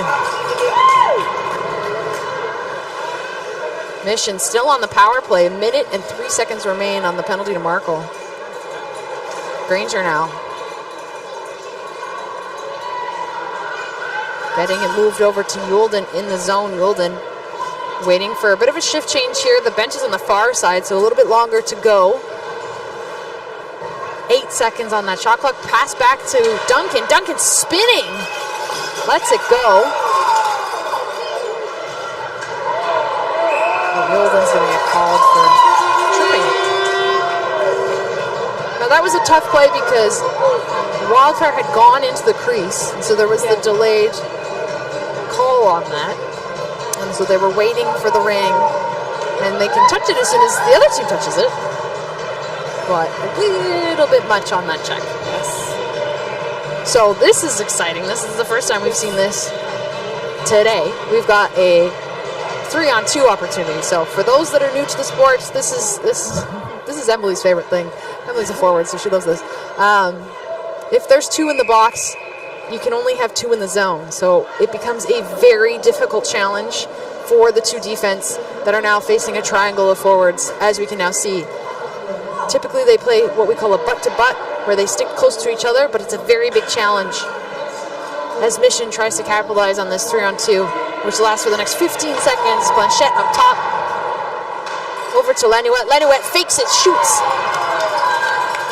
And that ring lands with Schnarr. Schnarr trying to find a friendly stick to get that too. Granger powers her way through that. Over to Duncan. Duncan gets that out. The 3-on-2 is now over. Still one in the box. Golden remains. 9 seconds on the shot clock. Back pass to Markle. Markle tries to beat the center and the D. Gets picked off last second. Steps in the crease. And the ring will go back to Mission.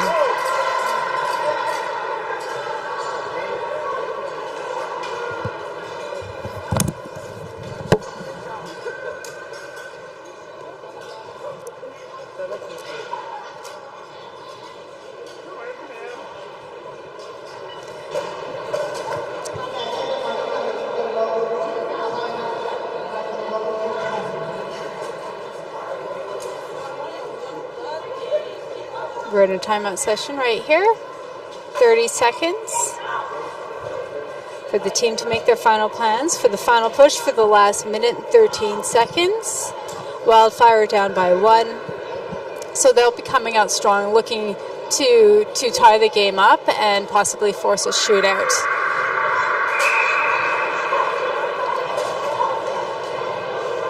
This is the time when it's really important to make plans with your goaltender, whether or not they're going to get pulled, how they're going to get pulled, and what the circumstance that you want them to come out in. So we're back in the Mission zone. Mission has the ring for the free play. Wildfire still has a player in the box for another minute and 3 seconds, so effectively the rest of the game. Wildfire have intercepted it. They're cycling around. Markle is fighting to get that ring into the far zone. Kiviaho has the ring, circling around behind the net, passing it off. Pass, drop pass. Shot blocked by the defenders. Kiviaho brings it back up again.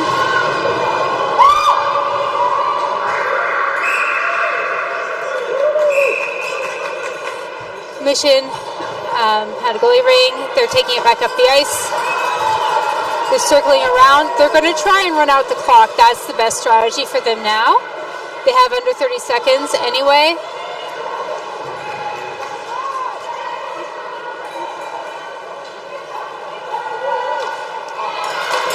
Wildfire have 10 seconds to get it back up the ice.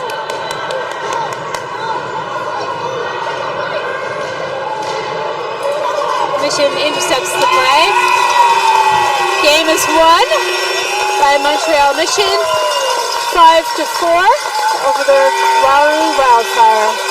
A great game played by both teams, very entertaining and unusually close. It was a 1-goal game.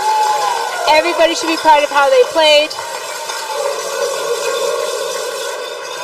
It could have gone either way with a few lucky bounces.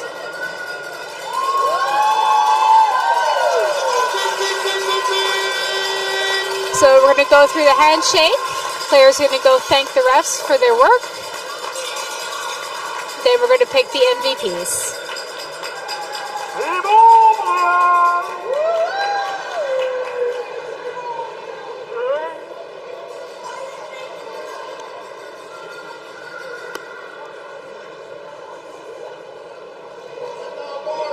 Montreal Mission just finishing off thanking the referees.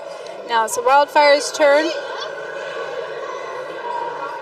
Everyone's going to line up on the blue line and they're going to announce the MVPs.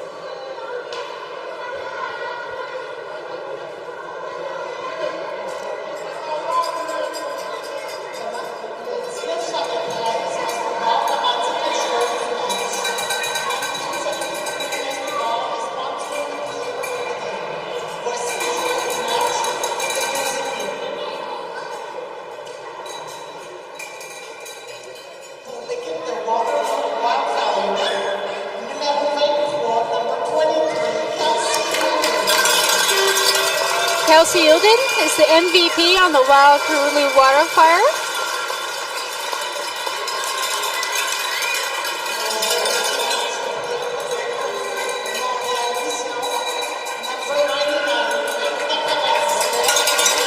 And Julie Blanchette, captain, gets the MVP for the Montreal Mission. A great game played by both teams. Stay tuned for Emily, who will interview a member of the Montreal Mission team.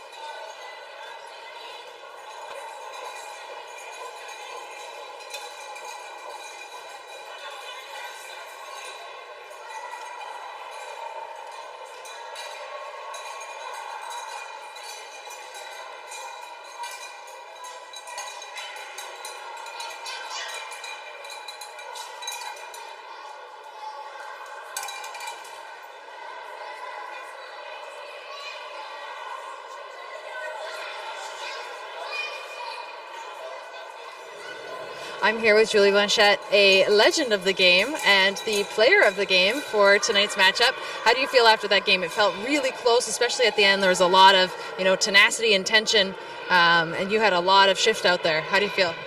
Oh, I feel good. We love playing against Waterloo. They're such a good team. Their structure, it makes us work even harder.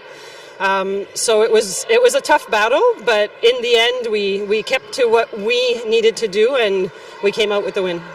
Now, we're here with CBC broadcasting Ringette for the second time in its history. We're in our 62nd year of being a wonderful sport. How have you seen that evolve, and how does it feel to have this as a broadcast today? This is outstanding. Like I'm thinking about it, and I watch the webcast and everything, and it's just so good for our sport. We need that. We truly need it. We have amazing athletes out here who commit to this sport for the love of the sport, and what you guys are doing is just awesome. Like, sometimes we don't realize we do it for the passion, but when people believe in us, it just makes us want to keep on going even more. And you've got nationals coming up. How are you feeling with how the team's been progressing through the season, and how you're looking at this weekend as the last hub? How are you feeling going into nationals in a couple weeks?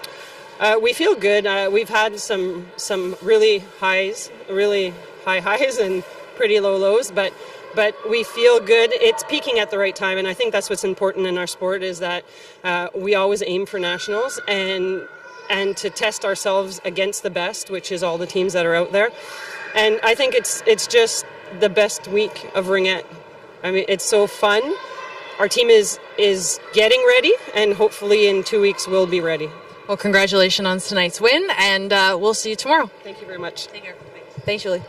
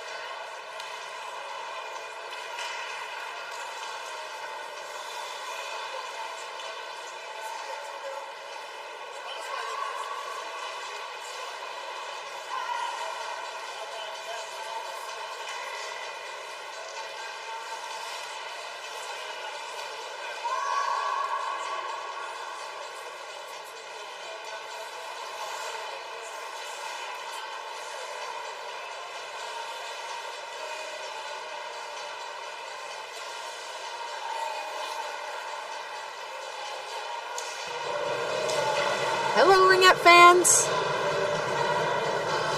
We're here with the final game of the Saturday of the last East Hub. A lot to keep up with there.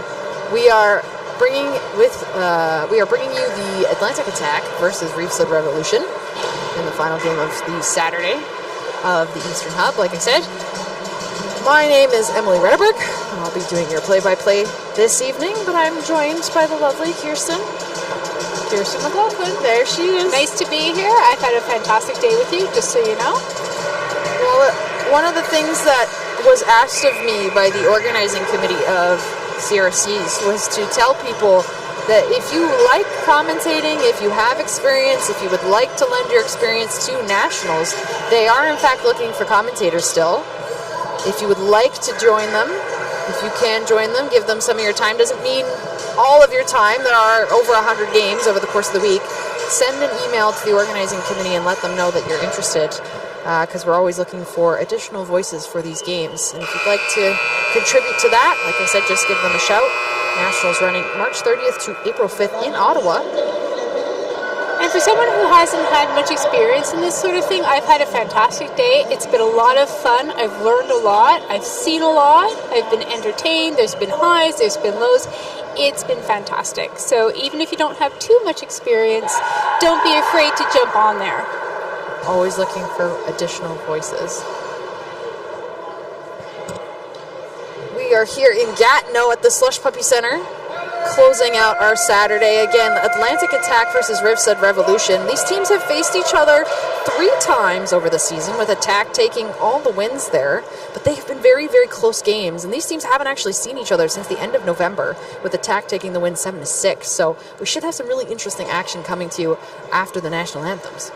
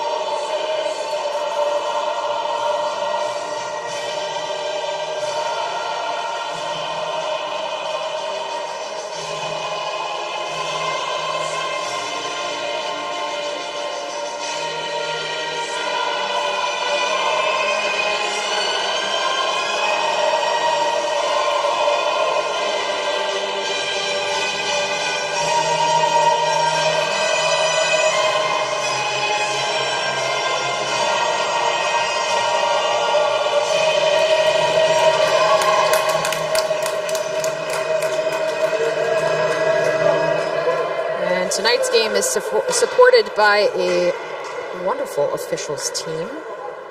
For our Attack versus Revolution, we have Mark St. Hilaire and Patrick McKee on ice.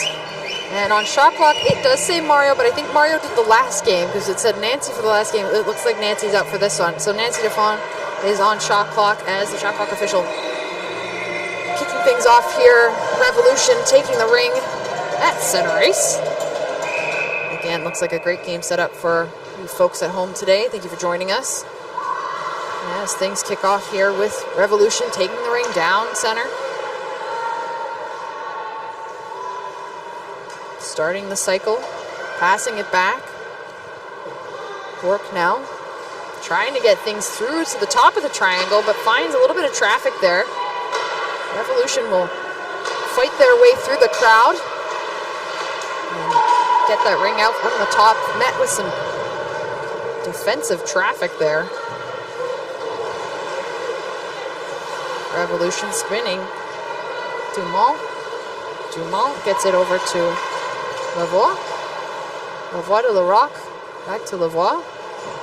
10 seconds on that shot clock. Lavoie Coming in around, looping outside the triangle, back to Larocque. Larocque fakes it, shoots down low with a sliding pad save. Down on the ice, can be tough to do. Sophie Degas.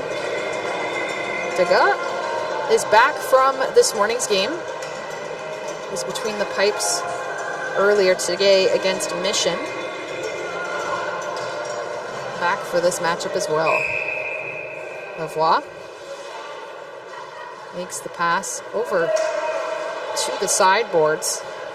Lacombe behind the net, skating around to drop pass over to the side, looking for that connection in a bit of a pass shot through the crease.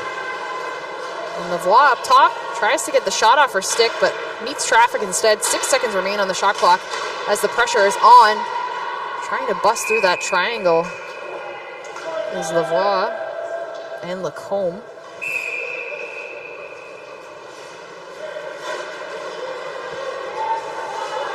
Degas getting the ring out, but some great pressure there by Revolution to keep it in the zone. Looking to beat that triangle as they create a bit of momentum here with the shift change. Coming across the top of the rock. Gets the ring off of her stick with probably less power than she wanted it to. And the ring is tied up in the corner. The first possession going to attack, so move it or lose it says Revolution gets the ring.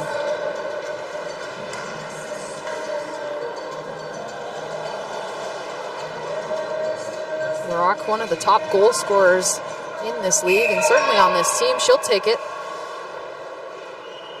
Pass off to the side for Bork. Back to Larocque. Drop pass. And it's sliding. Shot right through the 5-hole. Lachon making it look easy. Making it look easy. I don't think the goalie saw it though. There's a little bit of screen in front of her, so she may not have seen it. Revolution taking the lead early here, using Foster as a screen. Taking advantage of the fact that Degas probably didn't get to see much of that. And again, taking her team up by 1 early on in this first quarter. Gaining possession back in their zone. Moving things up the ice quickly.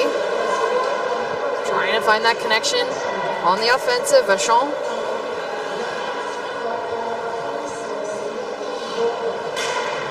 Getting a bit of a change here. Attack now. Trying to get possession over the blue line. Caught up. Foster with the back pass for support. Pro over to Robichaud. Robichaud spinning, trying to get away from traffic on the boards. Passing it into open ice for Richard to try and skate into it. Revolution gets there first. Revolution trying to get a stick on it at center. Bouncing it off the boards for Larocque. She's basically by herself. Fakes it. Tries to put it more on the post. Gets the reset. And we'll take a shift change here. Revolution. Cycling. Lacombe back pass over. And a firing shot just outside of that net area for Bork. Bork had that ring. Then it was Lacombe. Lacombe took a shot. Maintains possession. Back at the front, Lacombe. Bork now in the corner battling 2 attack players. Well, the triangle tries to balance positioning here. Back pass over to Bork. Bork takes the shot. Degas is there. And the ring gets pulled out of the crease, so Degas gets it. And the ring is picked off by Lacombe. A tenacious check there in the side. Looking for that possession to get back. Attack with a delayed penalty here. Had a bit too much effort on that check from Snowden. So Brittany Snowden will be taking the first penalty of this matchup. Putting Revolution on the power play. Most of the play has been in the attack zone. Revolution really looking to capitalize on this opportunity to put themselves up 2-0. It would be definitely a good start. a little bit of a cushion.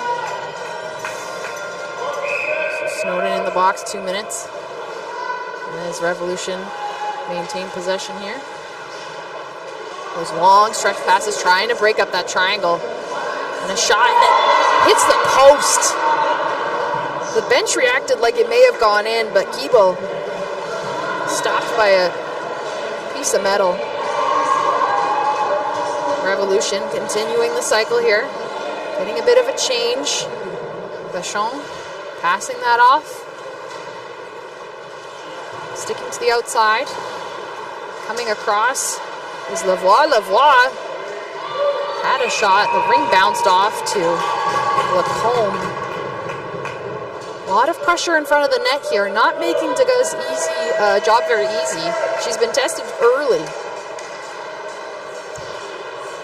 Revolution have been very dominant already, so Atlantic Attack has to just adjust a little bit in order to get out of their own zone a little bit. Maybe give Degla a bit of a breather. Lacombe tries the shot off that initial free pass. Now it's back. Foster's got it with speed, almost picks that up in the zone. Definitely frustrated as she smashes her stick. That's a tough one. Came up with a lot of speed there. First real opportunity for attack as things go back into the zone for Lavoie. Lavoie trying to get her stick out of traffic. Defense meeting her right there. Foster having to get back quickly to get back into position as she came out of her defensive zone for that opportunity. That was a great chance they had, though. Well, and a quick shout out to the Foster Robichaud Curran group. Emily and I used to play together, and her sister Julia as well. And Kate Robichaud's mom taught me power skating, and Emily and Julia's mom taught me ringette. And her brother also taught me ringette, and their dad also taught me ringette. It's a big ringette family, so shout out to them all. I know they're watching. Miss you guys. Good job, Emily. As play goes up into the net, gets blown down.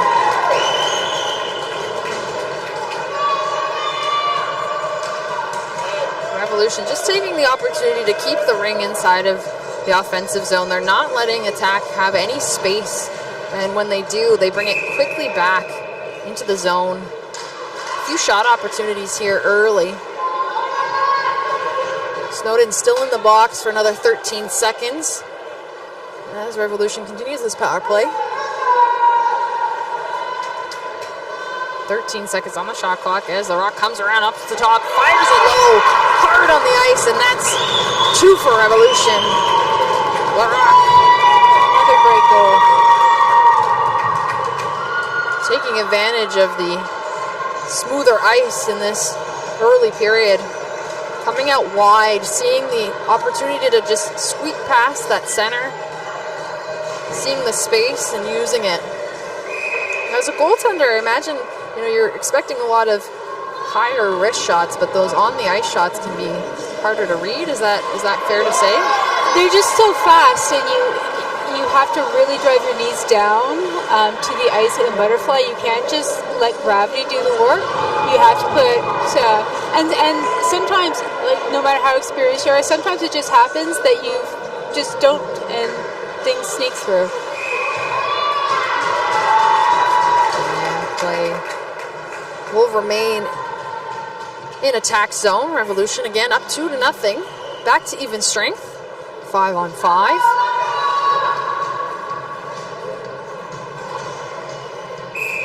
Revolution not letting up at all. Starting with that pass from Bork. Firing it, trying to get through the defense center combo. Finding outside of the triangle that's trying to maintain its structure here. Some tenacity from Snowden at center. Pushing out far. Bork here tries to sneak past. Gets the shot off, but not enough space to get enough on that ring. Degas Easy pass over to Snowden. Snowden puts it into the center of the ice, picked up by Revolution. Skating with it now. Another delayed penalty against attack. Revolution maintaining possession. Goalie in the bench. 4-on-3 in the zone. Starting to set things up here. 13 seconds on the shot clock. Fired from LaRock at the top. She's going to pick up that loose ring. 6 seconds on the shot clock. Looking for the reset. Big bounce. But it goes to attack. And that'll put Revolution back up on the power play. Attack just making these little mistakes. A lot of tenacity, definitely. But I think they're getting frustrated with the fact that they haven't been able to spend any time outside of their own zone. Definitely. No team likes to be hemmed in their own end for an extended period of time.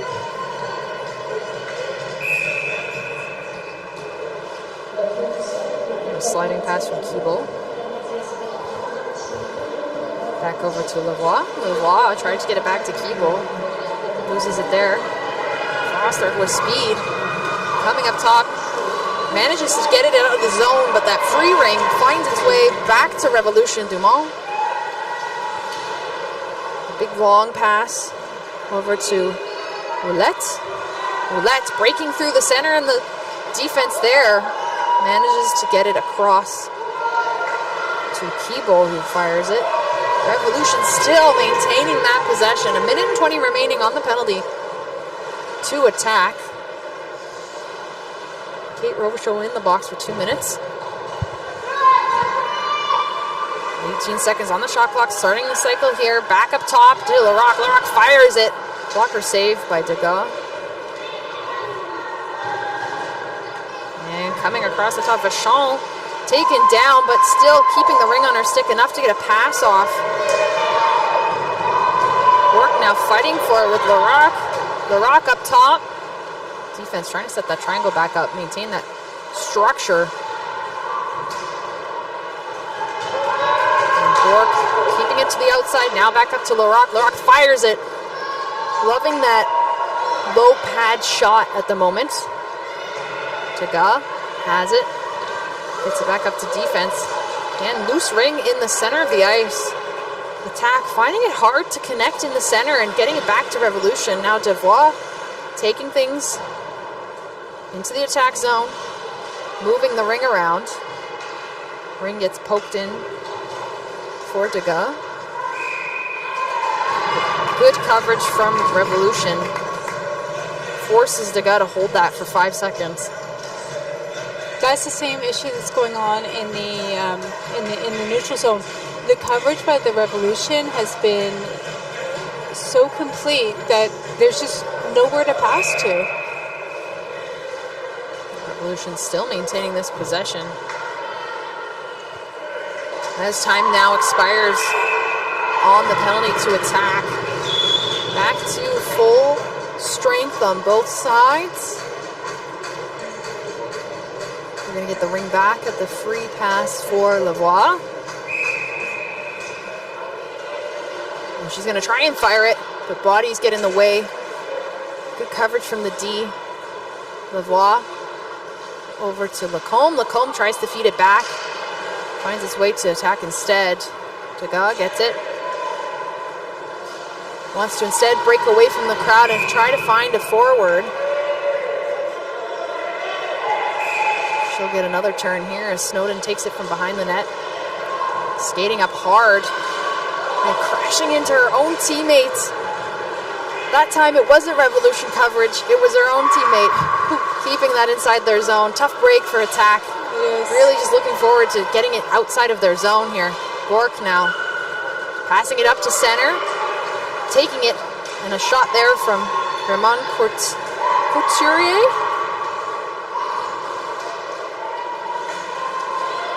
Pressure from both LaRock and Raymond Couturier in that corner, forcing that ring to stay put, which gives it back to Revolution. Revolution are playing a very, very smart game. I honestly don't think we've spent more than 30 seconds outside of this zone. I'm not sure if Attack has even gotten like a solid shot off yet on the other goalie. Both teams closely matched. As we're seeing, 10 seconds on the shot clock and a spin right in front of the crease by Larocque. She had a great shot there. Great save by Dig. And things are picked up and moved across, but Larocque just in the way, passing it down to Bork. Bork now, again, starting that cycle as they make the change. Revolution. Keeping things moving. Time ticking down on this first quarter. A lot of power on that pass to Lavoie. Lavoie taking the time, coming back, charging into the triangle. Attack will skate into their own crease, lose possession again. They have to capitalize on every single error that Revolution makes. If someone's bobbling the ring, get right in there.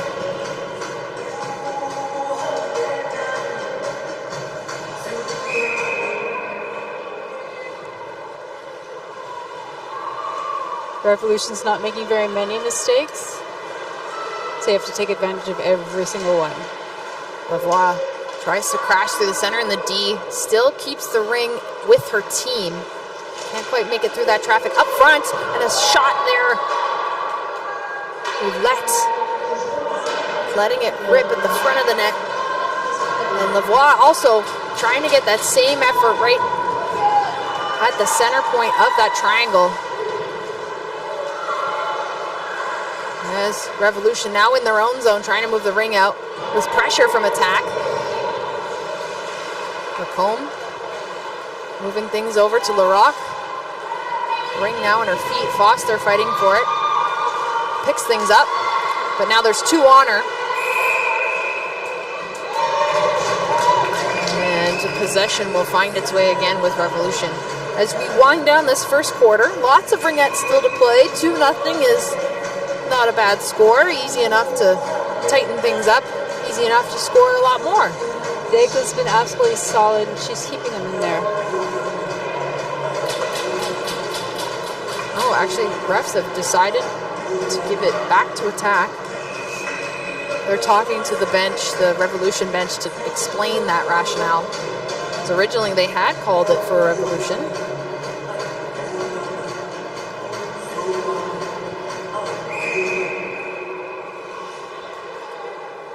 Attack now. Colette over to Snowden. Snowden coming in with some speed. 17 seconds on the remaining in the quarter. Not a lot of time here. Taking things back, trying to get a shot off. There will be a delayed call on Attack.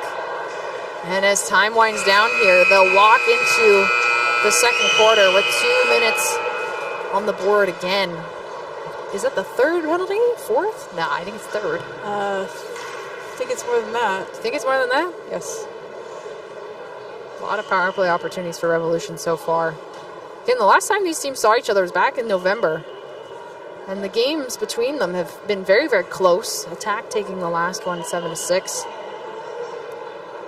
Revolution really showing how much the difference can make of a couple months of development, a couple months of extra games.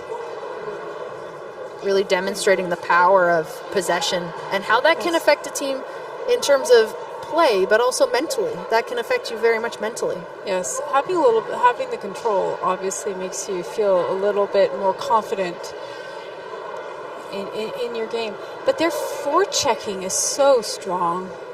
It's they've knocked the ring off the Attack players almost every single time, and they've made it look easy. And Attack hasn't necessarily done themselves a lot of favors. I think they're getting forced off the ring. They're making passes in which they're probably not super happy with, but with all the pressure that Revolution's got on them, there's really not a lot of options. No, not at all.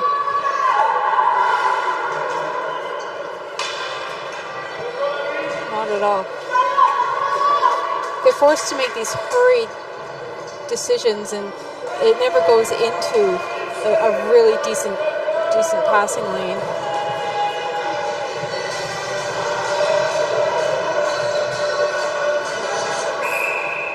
St. Pierre between the pipes for Revolution. She looks ready, and here comes Snowden up across the top with speed, fires it, and gets a great pass with just 11 seconds into the period on the shorthand, making the move right past St. Pierre. This is an example of where the jailbreaker rule would have been awesome. You like it, yeah. Yeah, if you like the jailbreaker rule, this would have been a prime example of it. For those of you that may not know what the jailbreak rule is, it's a rule that was introduced when the PWHL started last year, that if you score shorthanded, you can have your person leave the penalty box. You are gifted with not only the goal, but your player back. It's been very, very popular, and we both agree that we really like it.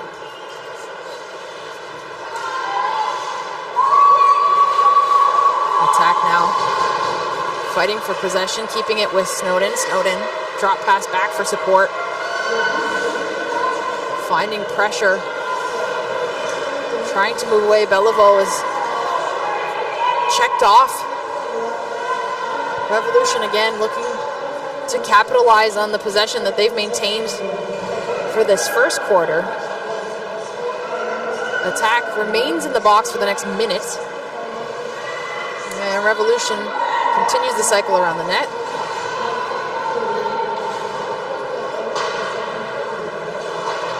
Coming across the top, long stretch pass over to Keeble. Keeble fires it, sees a little bit of corner that was there for De Gaulle. Tempting to take. Tempting to take.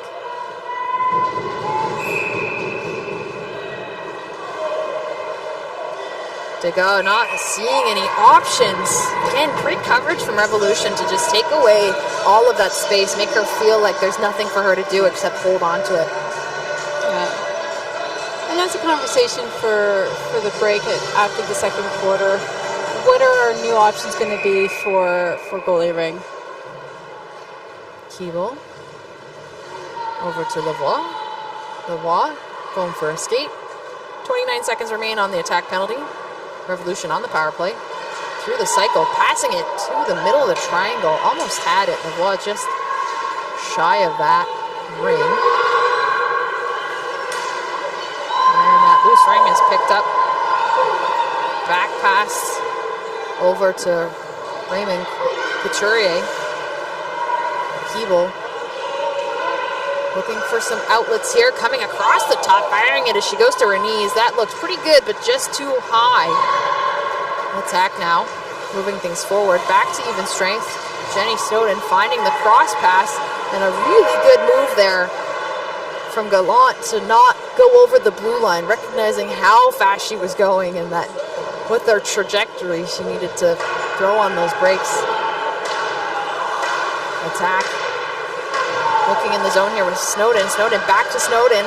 And again at the pipes. Getting that pass over to the side of the net. A good look on St. Pierre.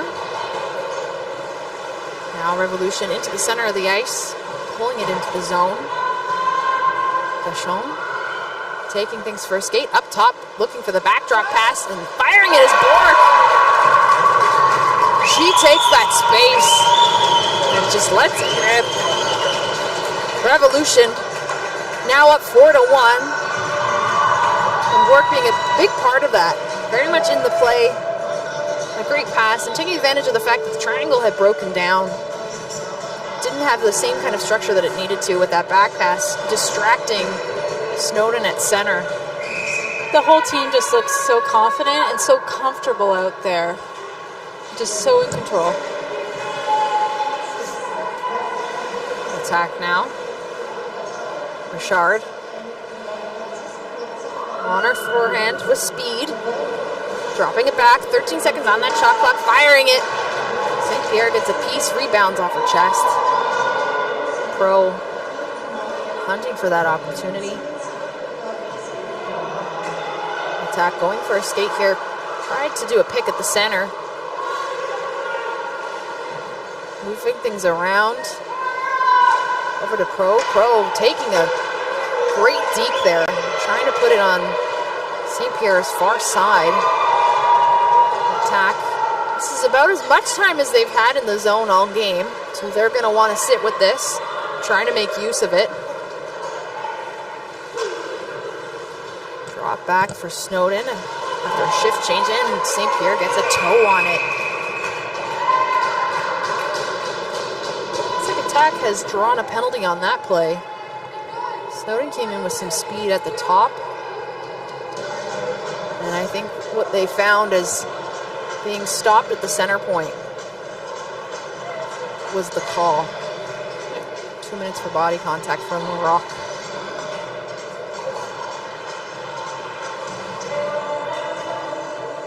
That's a good opportunity to put together a really strong power play. Snowden. Easy pass down to Snowden. I love when they put the sisters on the same line. Creating that motion, cycling, using that space, breaking through is Brittany Snowden. She fires it just a bit too high, got in a little bit too tight. Her skate went in the crease. Play goes whistled. St. Pierre gets it. Coverage from Attack in tight. Revolution making use of that space. Collette now trying to pick off Raymond Couturier. Raymond Couturier passing it to St. Pierre as part of that support system. The goalies are a player, technically, so you can use them. Rourke spinning off that check and trying to move it forward. Not enough time on the shot clock. Attack did a good job of wasting all of that time, pressuring Revolution and not allowing them to get out of the zone in time, so that the shot clock expires midway through the ice. Yeah. Seeing a little bit of life here from Attack as they continue on their power play. 1:07 remaining on that. Getting it over the line here. Pro coming with speed. Couple fakes. Passing it across the way. Keeping that ring moving. Time ticking on the shot clock. Back to Pro. Pro takes a really big shot that bounces off the glass. Hits the net. Almost trickles off the net. And now the Revolution looking for a bit of a rush here. Attack's giving Revolution all sorts of space. Vachon waiting for some support here. Lacombe now from the side, cuts through the crease, continues with the ring, can't get the shot off. 6 seconds on the shot clock. Resetting here, coming out to the zone, gets picked off by Attack's defense. Revolution, 7 seconds on their penalty. That was a hard fall.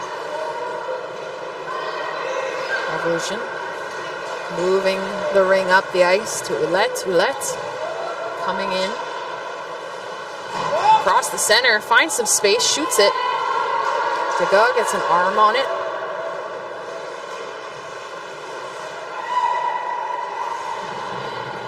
Attack. Trying to move things ahead. Not getting a clear stab, which gives it back to Revolution. Finding that open ice with Keeble waiting for it. Keeble gets it back. She's got space, but strong stick, especially there from Dingwall.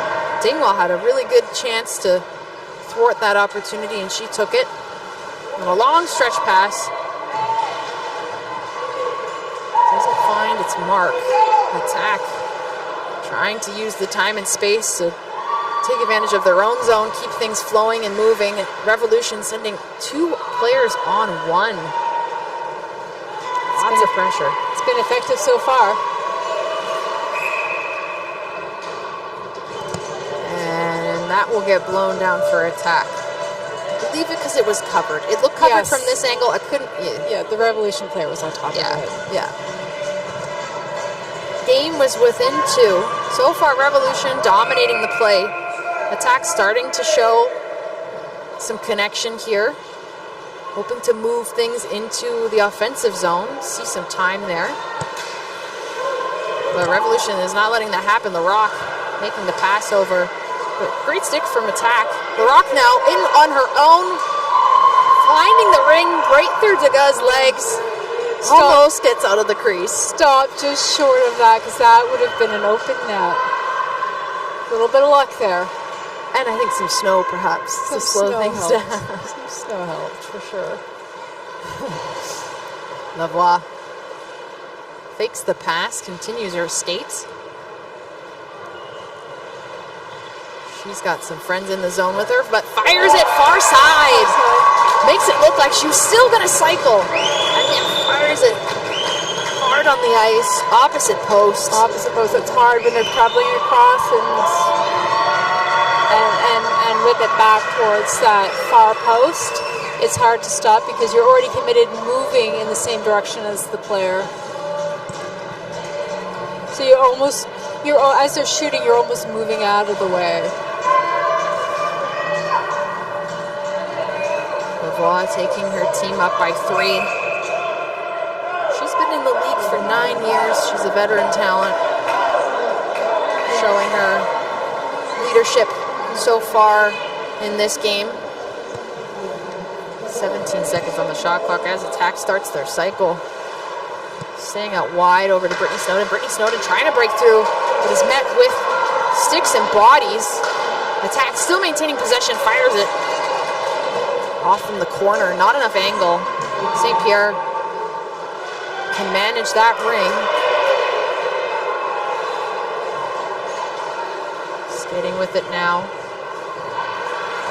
Quignon getting it out of the zone. Foster tried to get that loose ring. Tough sticks and bodies in that area. The attack managed to get things back into the neutral zone. Trying to use some support passing, get things into their own zone to create more space, get some movement going.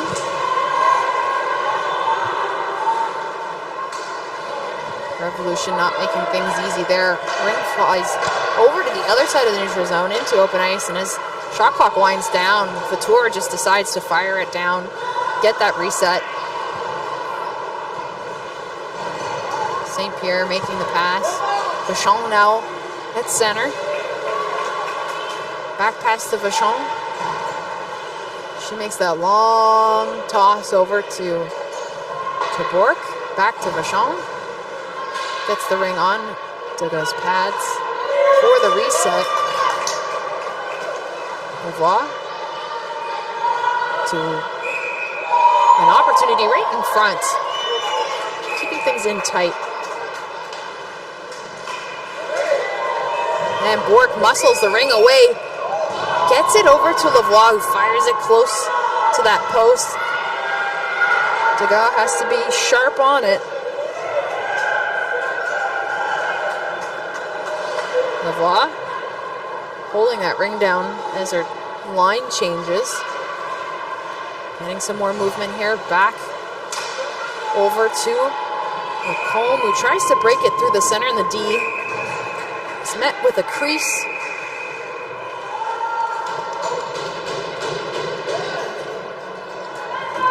I'm not sure why that was blown down. I didn't see it. It wasn't 5 seconds. It wasn't 5 seconds. Maybe it was crease? Someone skating the crease? I don't think so. No one's near.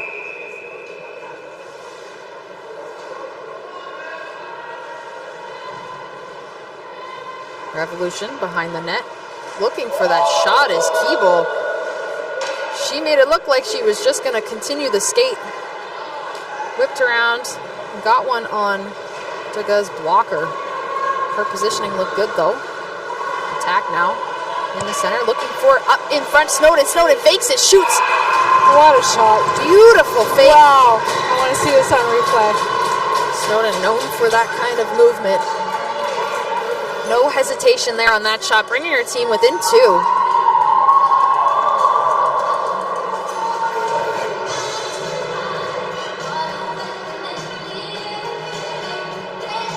She had all the time and space she needed on that one. Really heads up, smart heads up pass. Knowing where your teammates are and then having the presence to just take the room you needed, do the fake. And those types of shots, those plays, sometimes it's so fast that the goalie's kind of back on their heels and can't really react the way they normally would. So attack, bringing this game closer together as Revolution wants to respond. Less than 2 minutes remaining in this second.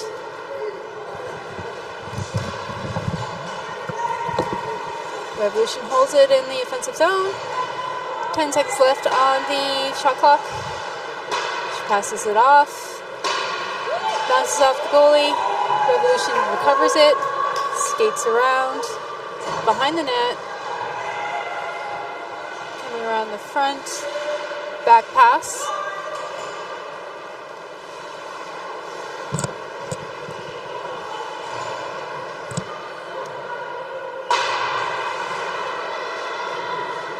Shot on Degla.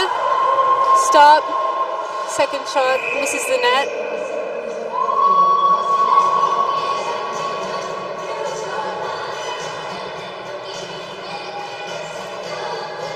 The play is going down for 4 in.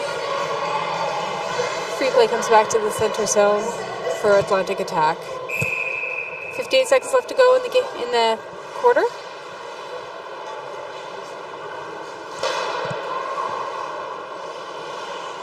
Courtney Carter has it. Passed off to Miguel Prue. She circles around. Close in shot. Stopped by St. Pierre. Atlantic Attack recovers it. 27 seconds left to go. She circles around looking for a good opportunity. Looking for a quality chance for a goal. Shot. Saved by St. Pierre. Revolution, pick it up again. Atlantic Attack, take it back.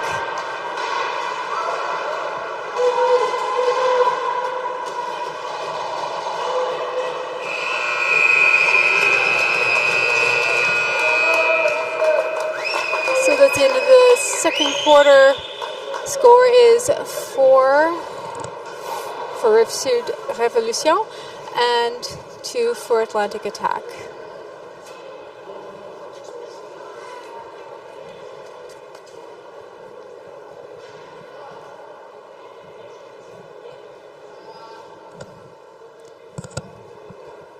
Stay tuned for Emily's conversation with one of the Atlantic players.